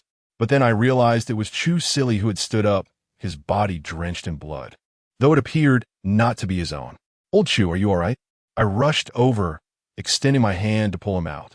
Qin Shi shook his head, looking down into the coffin, murmuring, "It is this thing." As I leaned forward, I beheld a purple coffin nestled within a sarcophagus, and beside it lay a grotesquely disfigured figure. This person's face was a mask of fury, drenched in blood, with a gaping wound across half of their neck, a military dagger embedded in their skull, and both arms severed. It dawned on me that the severed arms belonged to this individual, and it was this very entity that had grasped Old Hua when we ventured outside. The evidence of these dismembered limbs was irrefutable.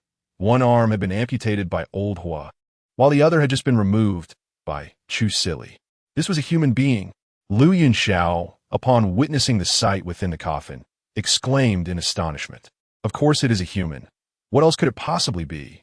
I rolled my eyes in response. No, look at his clothing, Lu Yunxiao insisted. Upon hearing this, I turned my gaze and was momentarily taken aback. Despite being soaked in blood, it was evident that the individual wore a jacket, tattered and torn, yet unmistakably not a relic of this ancient tomb, which had been sealed for centuries. This person must have come from outside, Tan Jin mused, stroking his chin. As of now, aside from us, the only other individual who has entered this tomb is the deceased Zhou Hu. Who could this person be, and how did they end up in such a state? Have they perhaps lost their sanity? Lu Yunxiao quickly regained her composure. It's not only us. Let us not forget that prior to Zhou Hu, there were others who had already breached the tomb, and it was precisely because of that breach that we decided to undertake a salvage excavation of this ancient site. The discovery of the tunnel occurred 2 months ago. Although it has since been filled in, it had existed for some time before our encounter. Observing the individual clad in a jacket, it was evident that he had not entered recently. He was likely the grave robber who had previously breached the tomb. Lu Yunxiao's analysis was quite astute. Aside from the prior grave robbers, I could conceive of no other possibilities. A voice emerged from behind, belonging to Yang Honghua, who I turned to see seated on the ground, his complexion ashen as he remarked, "So this occurred several months ago? Has this person been dwelling within the tomb all this time? What has sustained him?" Qin Shi replied coolly, "He was already deceased. What we just witnessed was merely a corpse. A case of resurrection." Old Hua furrowed his brow at the body within the coffin. But they previously stated there was no presence of corpse energy, did they not? Indeed, there was no trace of corpse energy, nor any malevolent aura. Qin Shi asserted thus. This entity is neither a zombie nor a corpse spirit, but rather something that has been controlled. Controlled? Upon hearing this, I cast my gaze towards the violet coffin. Qin Shi nodded, propelling himself in the coffin with agility and turning to face the inner casket. It must be the rightful occupant within.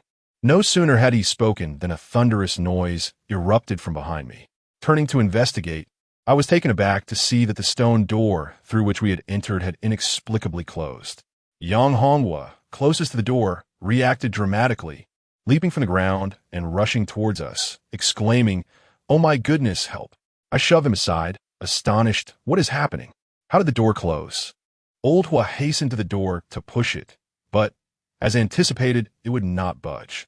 Lu Yunxiao seized the intercom and called out, "Comrade Liao Yong, Comrade Liao Yong, we are encountering a situation inside. Please provide swift assistance."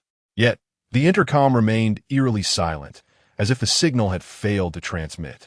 For a moment, we gazed at the quiet, purple coffin lying still within its sarcophagus, an unsettling chill creeping over us. It appeared that we had intruded upon someone's domain and inadvertently met with the demise of their associate. Naturally, they were displeased and reluctant to allow our exit. Tianjin's eyes flickered with a glint of coldness as he remarked nonchalantly, "What shall we do? Perhaps we should simply set this coffin ablaze?" Lao Hua, baring his teeth, countered, "That seems rather troublesome." "Absolutely not." Lu Yinxiao reacted vehemently. "This is a precious cultural relic. How could we possibly burn it? Danhin Chakildarkli, a relic capable of taking lives, and you wish to return it to the museum for display? What if a tourist meets their end? What then for the museum? Moreover, can you even manage to get out? At present, we cannot even exit ourselves. Shall we dig a tunnel to transport this thing?" Ignoring Tianjin, Lu Yinxiao turned to me. "Yiming, do you have a solution?" I hesitated as I regarded the coffin. I had never heard of a cursed coffin that could control the dead. With my limited abilities, could I truly quell it? Furthermore, as we had previously considered, this was merely the right chamber. Who could fathom what lay within the left chamber or the main burial chamber? This Ming Dynasty governor's tomb was not a place to be entered lightly. Chu Sili also turned to me. "The entities contained within are formidable. Can you pacify them?" I found them all gazing at me, especially Lu Yunxiao, whose eyes were filled with a glimmer of hope. After a moment's hesitation, I finally gritted my teeth and said, "Regardless of the outcome, I shall give it a try. After all, the door is closed now. Should we merely wait idly for someone outside to come and open it?" Chu Sili nodded in agreement. "I will assist you." Tianjin chuckled. "Ah, Yiming has made progress. Just a month ago, he was utterly clueless." I shot him an annoyed glance and began to ponder. The potency of this ominous coffin exceeded my expectations. Now that it has been opened, even if we manage to close it again and inscribe a calming talisman, its efficacy would be significantly diminished, likely insufficient to contain it. We would need to employ alternative methods. After a moment's reflection, I suggested, "Let us first remove the corpse from within." Old One nodded. "All right, I'll handle it." With that, he climbed into the coffin, undeterred by the gruesome state of the body, and seized the clothing to drag it out. Watching the pitiable sight, I couldn't help but reflect. As the saying goes, a greedy heart leads to downfall. Both this unfortunate individual and Zhou, who met their grim fates due to their avarice for wealth and their desire to plunder tombs. However, considering that I too sought compensation for assisting in lifting the coffin, could I be deemed greedy as well? Yet, this was not the time for such thoughts. I surveyed the violet coffin and, steeling my resolve, climbed in to begin feeling along its surface. "What are you doing?" Lu Yinxiao inquired curiously from beside the coffin. "I am in the process of ascertaining the material of this coffin," I casually replied. The fate of a coffin is initially determined by its materials. To subdue this ominous casket, one must first clarify its essence. Fortunately, this coffin is crafted from wood. Although there are references in the coffin scriptures to other materials such as bronze and stone, I have yet to learn about them. Soon, I concluded that this coffin is entirely constructed from rosewood, and it appears to be fashioned from the same tree, as the texture is consistent throughout. However, I also discovered that what lies within this coffin is not a human being. Chapter 69. The decisive choice whether a person truly resides within this coffin of precious Zetan wood is, of course, beyond my immediate perception. However, my deductions, based on the coffin's inferred astrological attributes, have led me to such a conjecture. As Master Feng once elucidated, disparate destinies require diverse materials, and varying perfections necessitate distinct components. This Zetan coffin is crafted entirely from the timber of a single tree, seemingly of considerable age. After estimating the coffin's dimensions and thickness, and consulting the calculation methods within the funerary texts, I arrived at its astrological signature. The weight of this Zetan coffin's destiny is immense, far too burdensome for any mortal. Irrespective of one's own astrological weight, it could not withstand such a burden. To be interred within this coffin would not only deny the deceased transcendence, but also bring misfortune upon their descendants, potentially leading to the extinction of the entire family. This coffin is simply not intended for human use. Despite the value of Zetan wood, few dignitaries throughout history have commissioned entire coffins from it. Compared to sandalwood, which differs by a single character. Zeton is inherently unsuitable for crafting complete coffins. If a person lies within this Zeton coffin, then the coffin's maker must harbor an irreconcilable vendetta against the deceased, deliberately crafting such a vessel. Moreover, the creator must possess knowledge of funerary astrology, as the mere use of entire Zeton wood alone would not produce such a potent astrological signature. However, this method of creating an exceedingly malevolent destiny was originally not intended for malevolent purposes. Conversely, this particular hexagram, when applied to a person, signifies ruin and devastation. However, it can effectively be employed to subdue malevolent entities and ominous forces. The underlying principle remains unchanged, akin to a steel blade, wielded against a person. It becomes a weapon of murder. Utilized to vanquish demons, it transforms into a treasured sword for exorcism. Consequently, upon deducing the hexagram associated with this Zeton wood coffin, my immediate intuition was that it housed no human remains. This was not merely conjecture, considering that this was inherently a cursed coffin. The contents within could potentially exert control over the deceased. I could readily believe that what lay inside was indeed a sinister entity. Yet, this realization presented a conundrum. My initial intent was to unravel the hexagram of this coffin and explore whether I could employ the methods documented in the coffin scriptures to amend it, thereby pacifying the malevolent presence contained within. However, it appeared that the hexagram of this coffin was profoundly weighted to the extent that it could not be further burdened. While the scriptures do mention several hexagrams that are typically prohibited for use on coffins, these methods are severely limited, and I presently lack the capability to effect such alterations. Thus, the route of the hexagram proved to be impassable, compelling me to seek alternative solutions. I had not yet perused the entirety of the coffin scriptures, and, in my moment of urgency, I found myself aimlessly pacing within the tomb. Old Hua approached and placed a reassuring hand on my shoulder, saying, "Xiaoma, do not fret. Take a moment to calm your thoughts and reflect." I nodded, feeling a tumult of confusion. By chance, I noticed Yang Hong was squatting in a corner, idly engaged in some unknown task. From the moment he arrived at the camp this morning, I sensed that something was amiss. Old Hua claimed he was a member of the Corpse Gate, brought in through connections by the archaeological team. Yet, aside from the two professors and Liao Yong, the majority of the team comprised students. Where could they possibly find connections to the enigmatic Corpse Gate? Even Old Hua, who is well acquainted with many in the Yinwu Gate, admitted he did not recognize anyone from the Corpse Gate. This could be dismissed, as it is conceivable that someone might know a person associated with such connections. However, this individual hardly appeared to be one of them. Firstly, his timidity was rather excessive.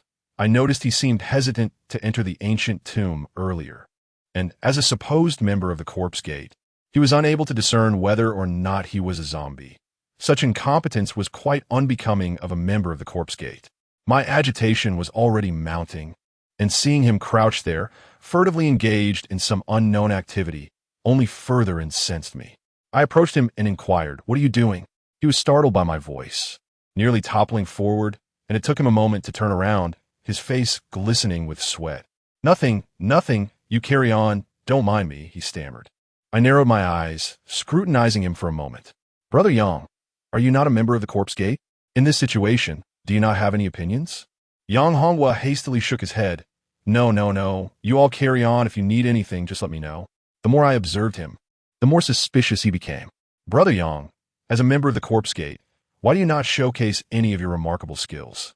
We find ourselves trapped within this sepulchre, sealed off from the outside world. If they do not arrive soon to unlock the door, we may succumb to asphyxiation in this confined space. After all, they have invested in your presence here.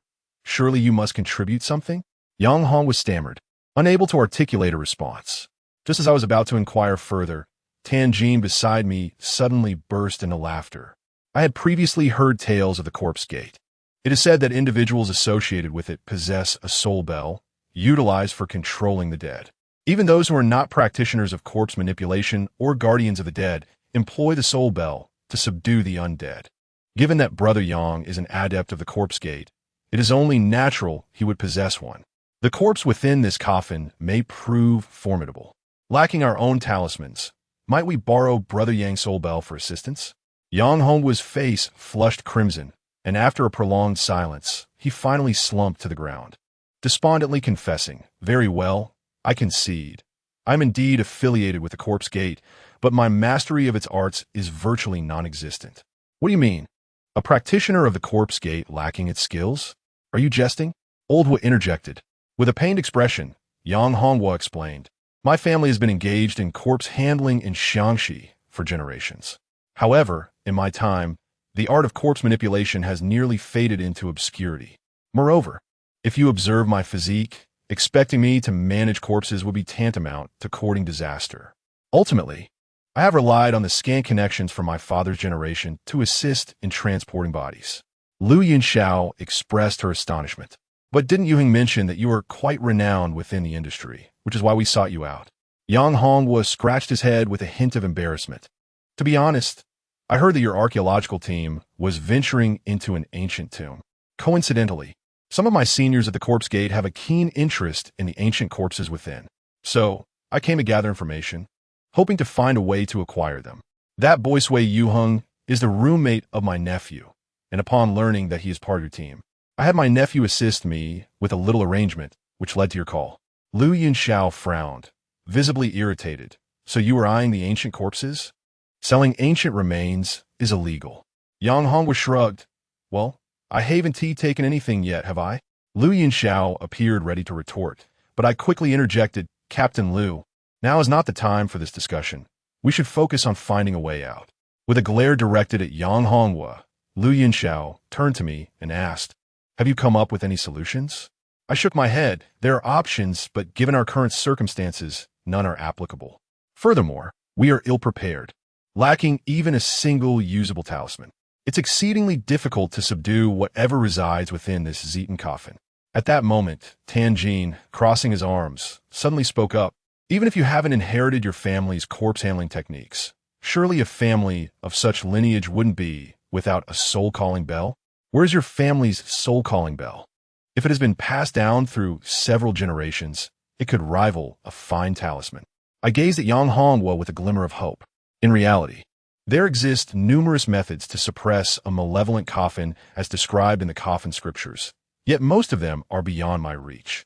If only I possessed an item like the soul-capturing bell, I would be confident in subduing this ominous coffin.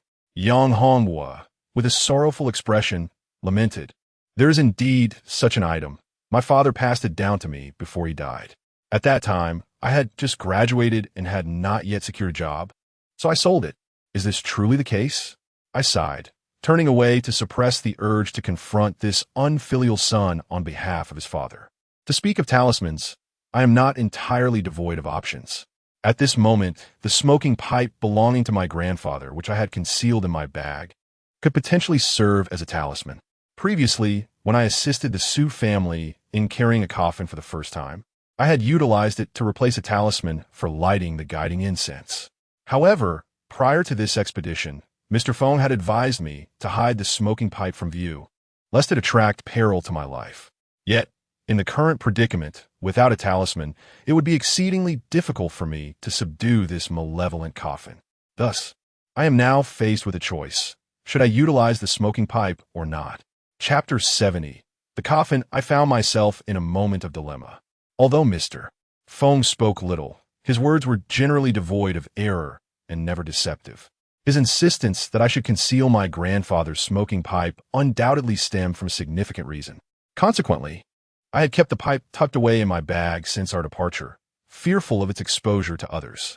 This pipe, bequeathed by my grandfather, was remarkable in both design and essence, seemingly intertwined with matters unbeknownst to me. Initially, at the Zhang household, I was accused as the perpetrator. However, upon sighting this pipe, Zhang Qi was convinced of my innocence. Though Mr. Feng and the elderly Mr. Diao later revealed the truth, that it was indeed Zhang Qi and his two brothers who had caused the demise of several of his siblings.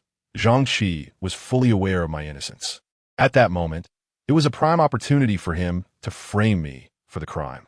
With the influence of the Zhang family, it would have been a mere trifle to label me, who had been present at the scenes of death, as the culprit and imprison me. These events led me to recognize the profound significance of my grandfather's smoking pipe, thereby lending some credence to Mr. Feng's words. However, at present, without a magical artifact or its equivalent, I found myself bereft of means to subdue this malevolent coffin. Perhaps Mr. Feng, from dozens of kilometers away in Yiyang, might devise an alternative solution, but for now, I was left to rely solely on myself. I glanced around at the assemblage in the tomb chamber, my mind beginning to strategize. Among the 5 individuals present here, aside from myself, Tianjin, Laohua, and Chu Xili have all beheld my smoking pipe. Notably, Tianjin appears to possess knowledge concerning my grandfather's affairs, so revealing the pipe in their presence poses no concern. The remaining 2 are Lu Yunxiao and Yang Honghua. Although Lu Yunxiao is exceptionally knowledgeable and astute, she remains merely a student, entirely unaware of what the Yinwu sect entails. Thus, her seeing the pipe should not be an issue. Previously, I harbored apprehensions that Yang Honghua might recognize my smoking pipe, given his enigmatic association with the corpse sect. However, it seems he can only be regarded as an ordinary individual bearing the name of the sect, so there should be no problem with him observing the pipe. With this thought, I concluded that the individuals here would not raise any concerns upon seeing the pipe. Moreover, it is merely a smoking pipe. Even if Lu Yunxiao and Yang Honghua were to see it, there would be no compelling reason for them to divulge this to others, relieving me of numerous worries. Thus, I resolved to speak. Wait a moment, I have a solution. Lu Yunxiao inquired excitedly, "What is your solution?" I did not respond, but instead retrieved the pipe and the tobacco Mr. Feng had given me from my bag. "Oh," Tianjin raised an eyebrow and smiled. "I thought you hadn't brought it this time." Chu Xili also regarded the smoking pipe in my hand with a contemplative expression. "What a beautiful smoking pipe!" Lu Yunxiao exclaimed upon seeing it. The style and sheen suggest it might be an antique. "How did you come by this?"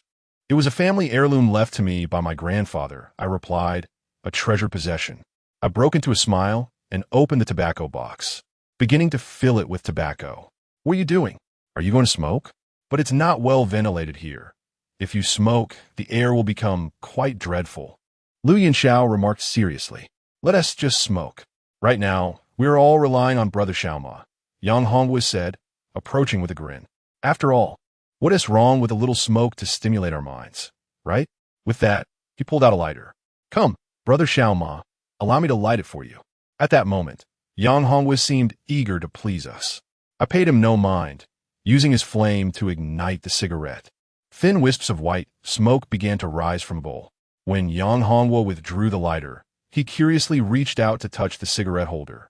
"Wow, the texture is exquisite. Brother Xiaoma, this heirloom of yours is far more beautiful than the soul-capturing bell I once had. If I hadn't sold it, I would have certainly traded it for this." "No need for that," I replied with a slight smile, lifting the mouthpiece to take a puff. "I would never exchange something my grandfather left me." Yang Honghua chuckled awkwardly and turned away, while I exhaled a plume of white smoke. It had been over a month since Mr. Feng had given me tobacco, and this box was no longer the same as the one he initially provided. After I finished, he had supplied me with 2 new packets. I was well aware that this tobacco was not ordinary.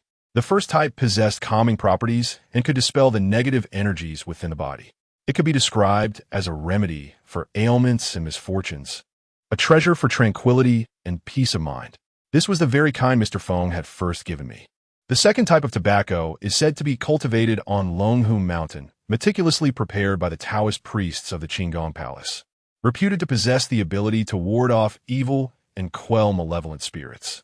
Although a month has passed, I still refrain from smoking.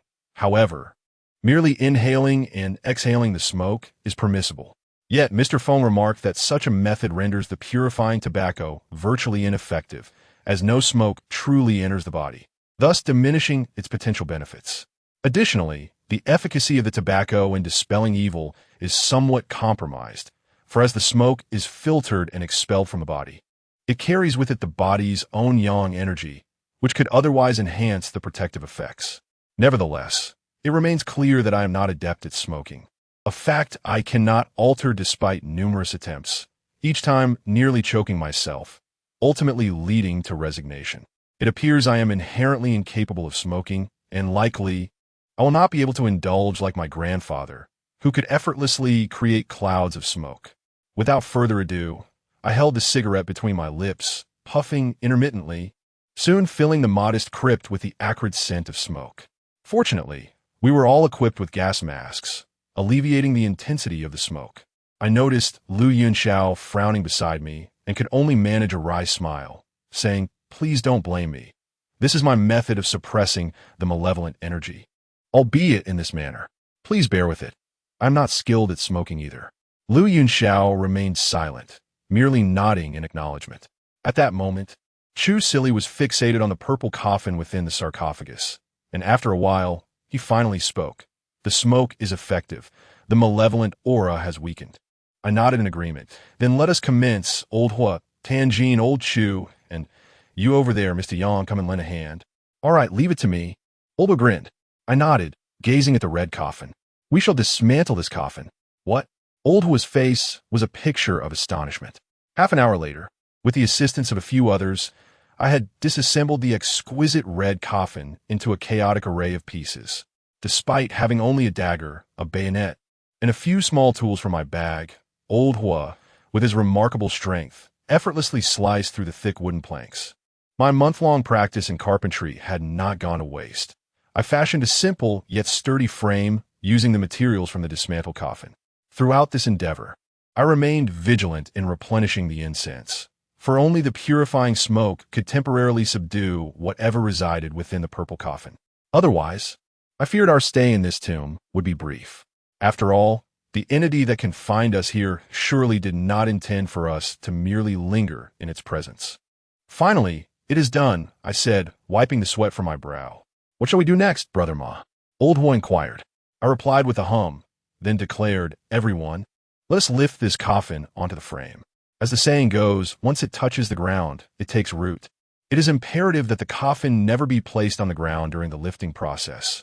Otherwise, it becomes intertwined with the earth's essence, making it exceedingly difficult to raise again. Now, in order to subdue this ominous coffin, the first step I must undertake is to lift it off the ground, thereby distancing it from the earthly energies that empower its malevolence. Only then can I employ other methods to pacify it. However, as I mentioned, once the coffin has touched the ground, lifting it again is no trivial task. Yet I have my means. I have procured the dagger from Old Hua. After meticulously cleaning it, I grasped the blade firmly, inhaled deeply a few times, and then, with a sudden pull, I inflicted a wound upon myself. Blood splattered, and both Old Hua and Lu Yunxiao were taken aback in shock. "Yiming, what are you doing?" exclaimed one. "Come on, little Ma, don't do this," another urged. "Rest assured, I am fine," I replied, grimacing in pain, yet I raised my hand to halt the advance of the two. "Let us not concern ourselves with my condition for now. Gather around. We must lift the coffin." Chapter 71. Lu from the Ma clan, I stifled the excruciating pain in my palm and then bent down to insert the bloody dagger into the crevice between the purple coffin and the ground. I called out, "Everyone, come over and prepare to lift the coffin." Although Lu Yunxiao still wore a look of concern, he joined the others at the coffin's side. Only Yang Hongwu lingered, seemingly reluctant to approach. I glared at him and said, "What are you waiting for? If you wish to live, hurry up and help." At my shout, Yang Hongwu reluctantly drew closer, muttering, "I am, after all, a member of the corpse sect." I never expected to assist the burial sect in lifting a coffin. I couldn't help but chuckle. "So it's only at this moment that you dare to claim your affiliation with the corpse sect? Perhaps you should handle whatever is inside this coffin, and we shall observe how you manage it. After all, every profession has its specialties." Yang Hongwu quickly shook his head. Forget it, forget it. I will help." There were only 6 of us in total. I instructed Tanjin to lift the rear of the coffin, while Chu Silly took the front. Yang Hongwu and Lu Yunxiao positioned themselves on the left side, and Old Hua alone supported the right. This ancient coffin, a millennium old, was no lightweight for us to hoist. Thus, I salvaged several segments from the previously dismantled coffin and used the lengths of rope I had brought for emergencies to fashion makeshift supports. Though they would not endure for long, they should suffice for the time being. To be prudent, I suggested we attempt to lift it once. As expected, the purple coffin remained as immovable as if it were anchored to the ground. With my right hand grasping the bloodied dagger wedged in the crevice, I called out, This time we are prepared. 3, 2, 1. Upon reaching the count of 1, I fiercely pried the dagger, exerting all my strength, and to my astonishment, a slight lift was achieved on one side of the violet coffin. In that fleeting moment, I shouted, "Lift!" The 5 of us exerted our strength in unison. And amidst the excruciating creaking sounds, the purple coffin emitted a dull thud as it was raised. Typically, 8 individuals are required to carry a coffin of such heft. Yet here were only 5 attempting to hoist this substantial sarcophagus, which was evidently burdensome.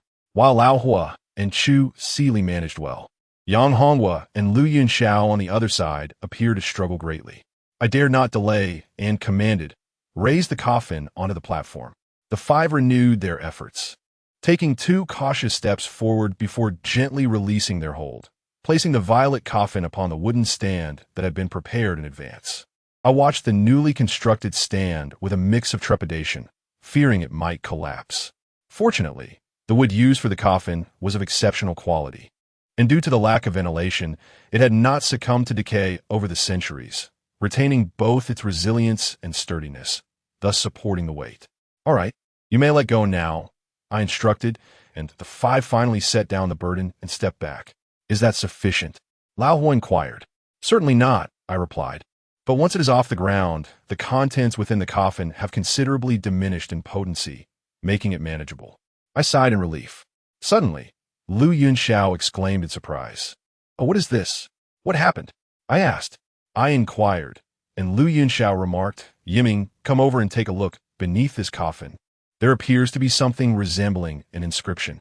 Upon hearing this, I approached and discovered at the lower side of the coffin's end an engraved square pattern that resembled a seal.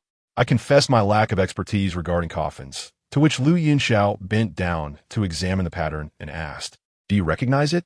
I replied, "I do recognize it, though I did not pay it much mind.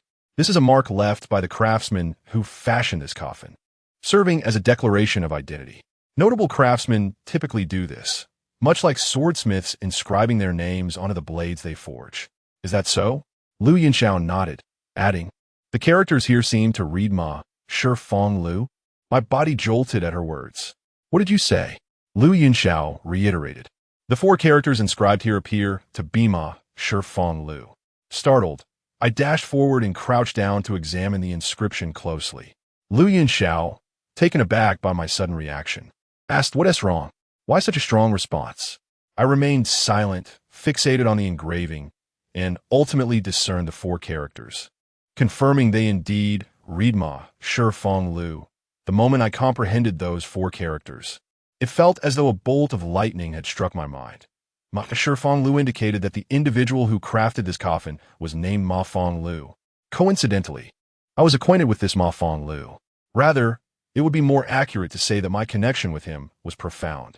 The coffin scripture currently nestled within my bag is a cherished heirloom passed down through generations of my ancestors, meticulously revised and refined over time. Some of these individuals inscribed their names upon its pages. Among those whose names I have scrutinized in my recent studies concerning the 8 characters of the coffin, one stands out, Ma Fong Lu. The individuals who have contributed to the revision of this coffin scripture are none other than my forebears, and Ma Fong Lu is one among them. While countless individuals bear the surname Ma, it is likely that throughout a millennium, only a few hundred have been named Ma Fong Lu. However, the ability to craft a coffin, particularly one imbued with profound understanding of the 8 characters, and thus capable of producing such a suppressive coffin, points exclusively to my ancestor inscribed in the scripture. This implies that the exquisite Zetan wood coffin, designed to quell malevolent spirits, was indeed crafted by my ancestor, Ma Fong Lu, during the early Ming dynasty several centuries ago. A buzzing sensation envelopes my mind as I struggle to process this revelation. Prior to my arrival here, I had assumed this was merely a routine coffin-lifting endeavor, albeit one involving an aged casket. Even moments ago, I believed my misfortune had led me to a particularly ill-fated ancient tomb. Yet, I could never have fathomed that this ancient sepulchre would be intertwined with my family lineage, nor that I would encounter a coffin forged by my ancestor within a tomb dating back to the Ming dynasty. Could this be mere coincidence? Or is there a deeper significance at play? I have spent my entire life growing up in Luoyang, never once contemplating any connection between my family and Hunan.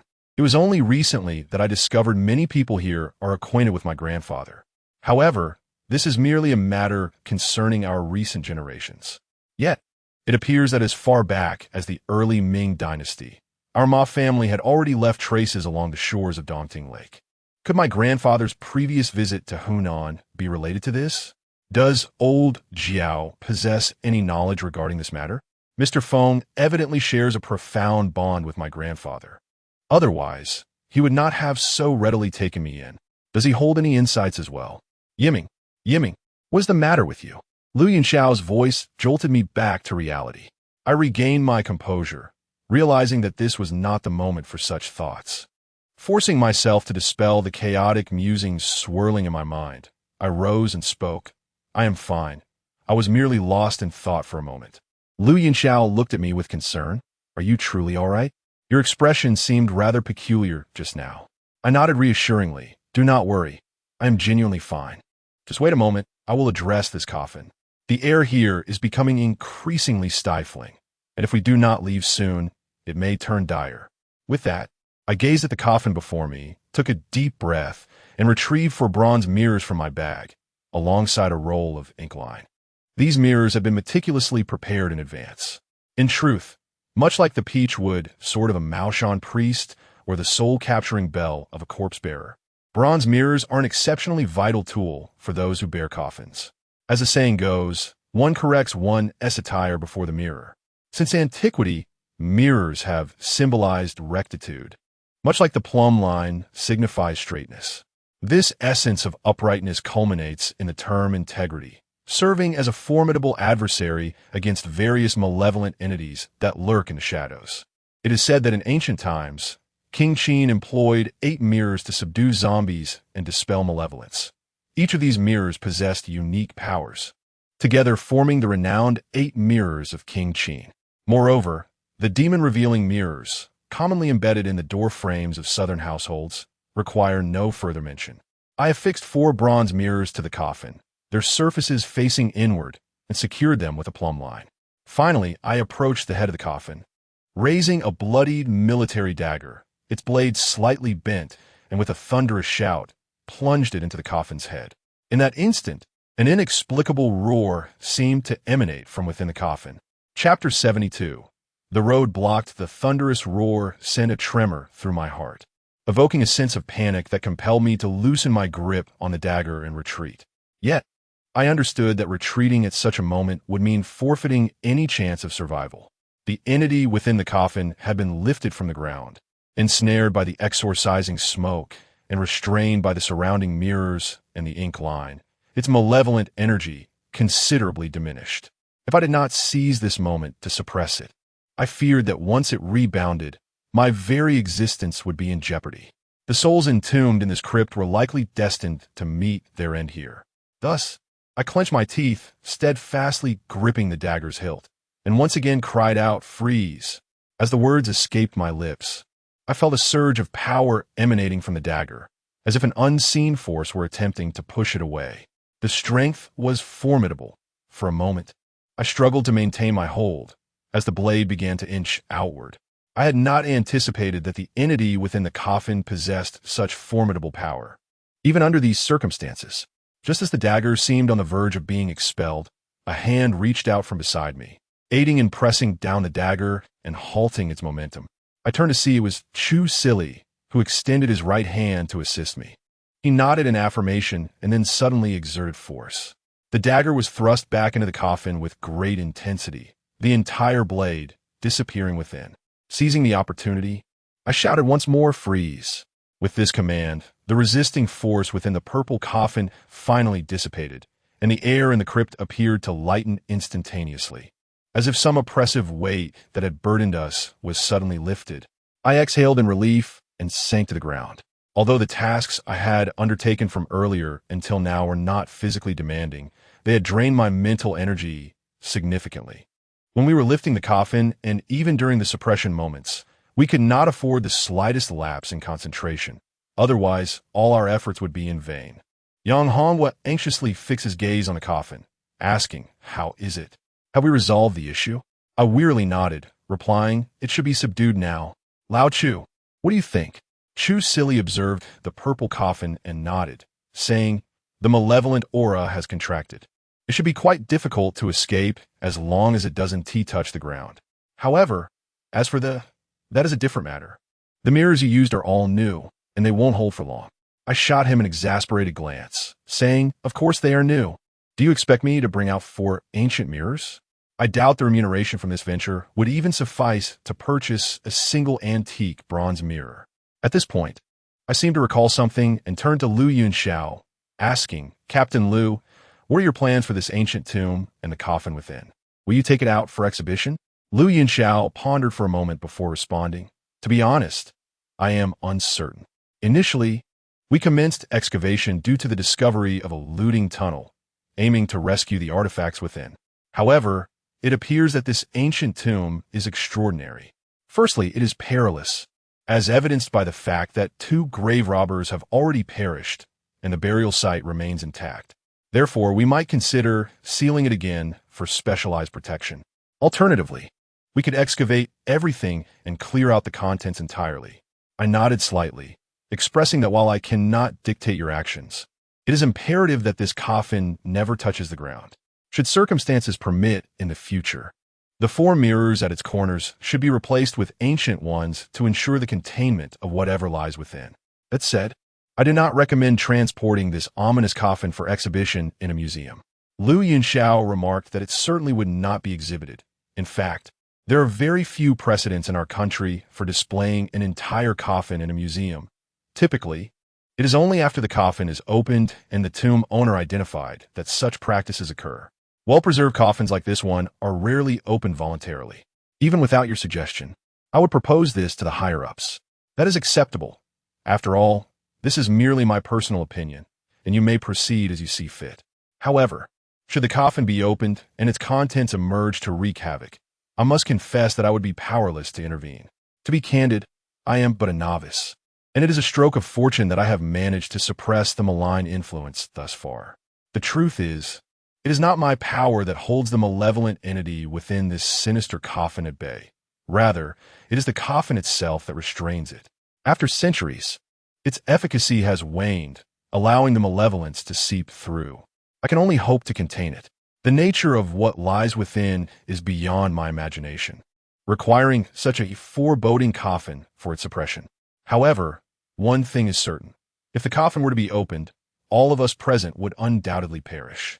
So now, may we leave? Yang Hongwa quietly inquired from the side. It was only then that we recalled the matter at hand. Chu Silly extended a hand to assist me in standing up, while Lao Hua hurried over to the stone door to begin pushing it. Amidst the muffled sounds, the stone door gradually creaked open, and we exchanged glances of joy. "Oh my goodness, we can finally escape." "I was nearly frightened to death," Yang Hongwa exclaimed, patting his chest. "Frightened to death? Why not lend a hand in opening the door?"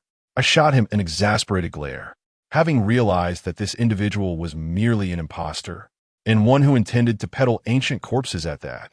I felt no obligation to show him any courtesy.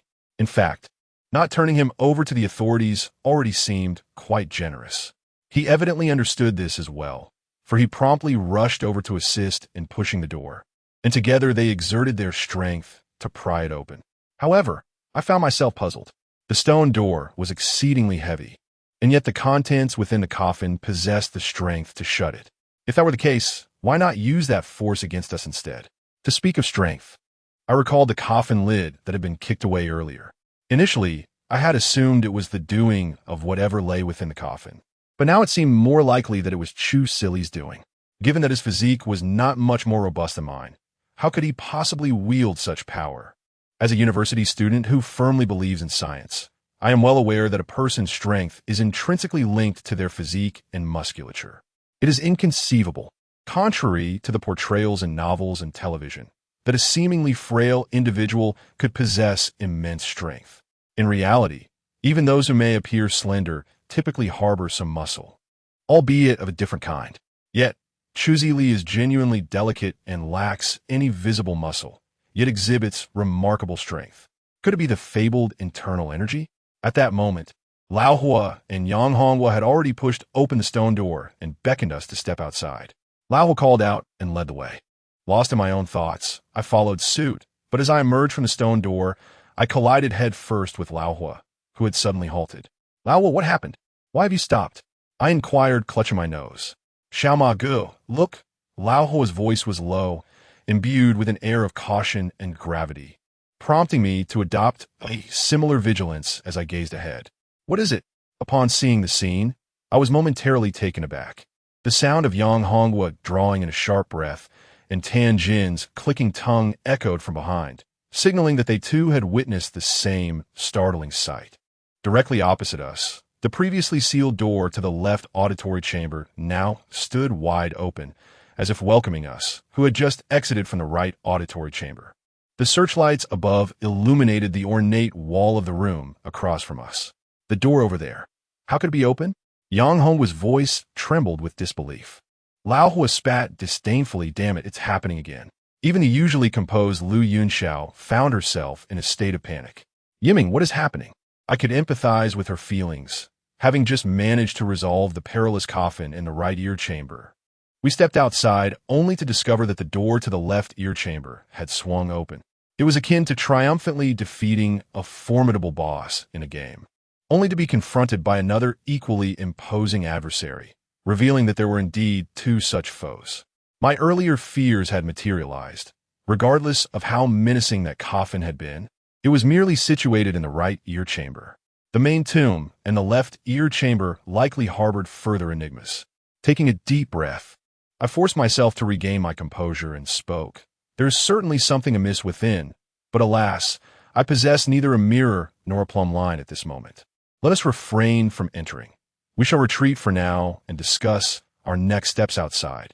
Regardless of what lurks within, it cannot compel us to remain here. Yang Honghua nodded fervently beside me. Brother Xiaoma is right. We shall not indulge it. This tomb is no place for us. Lingering here could lead to dire consequences. Our group of 6 fell silent, turning on our heels to retrace our steps. Before long, we reached the entrance of the tomb, only to find ourselves unable to exit. Yang Honghua was on the verge of tears. It truly can force us to stay. Before us stood the tomb's great door, firmly shut. Chapter 73. The Black Fog. How could this happen? How could the door close?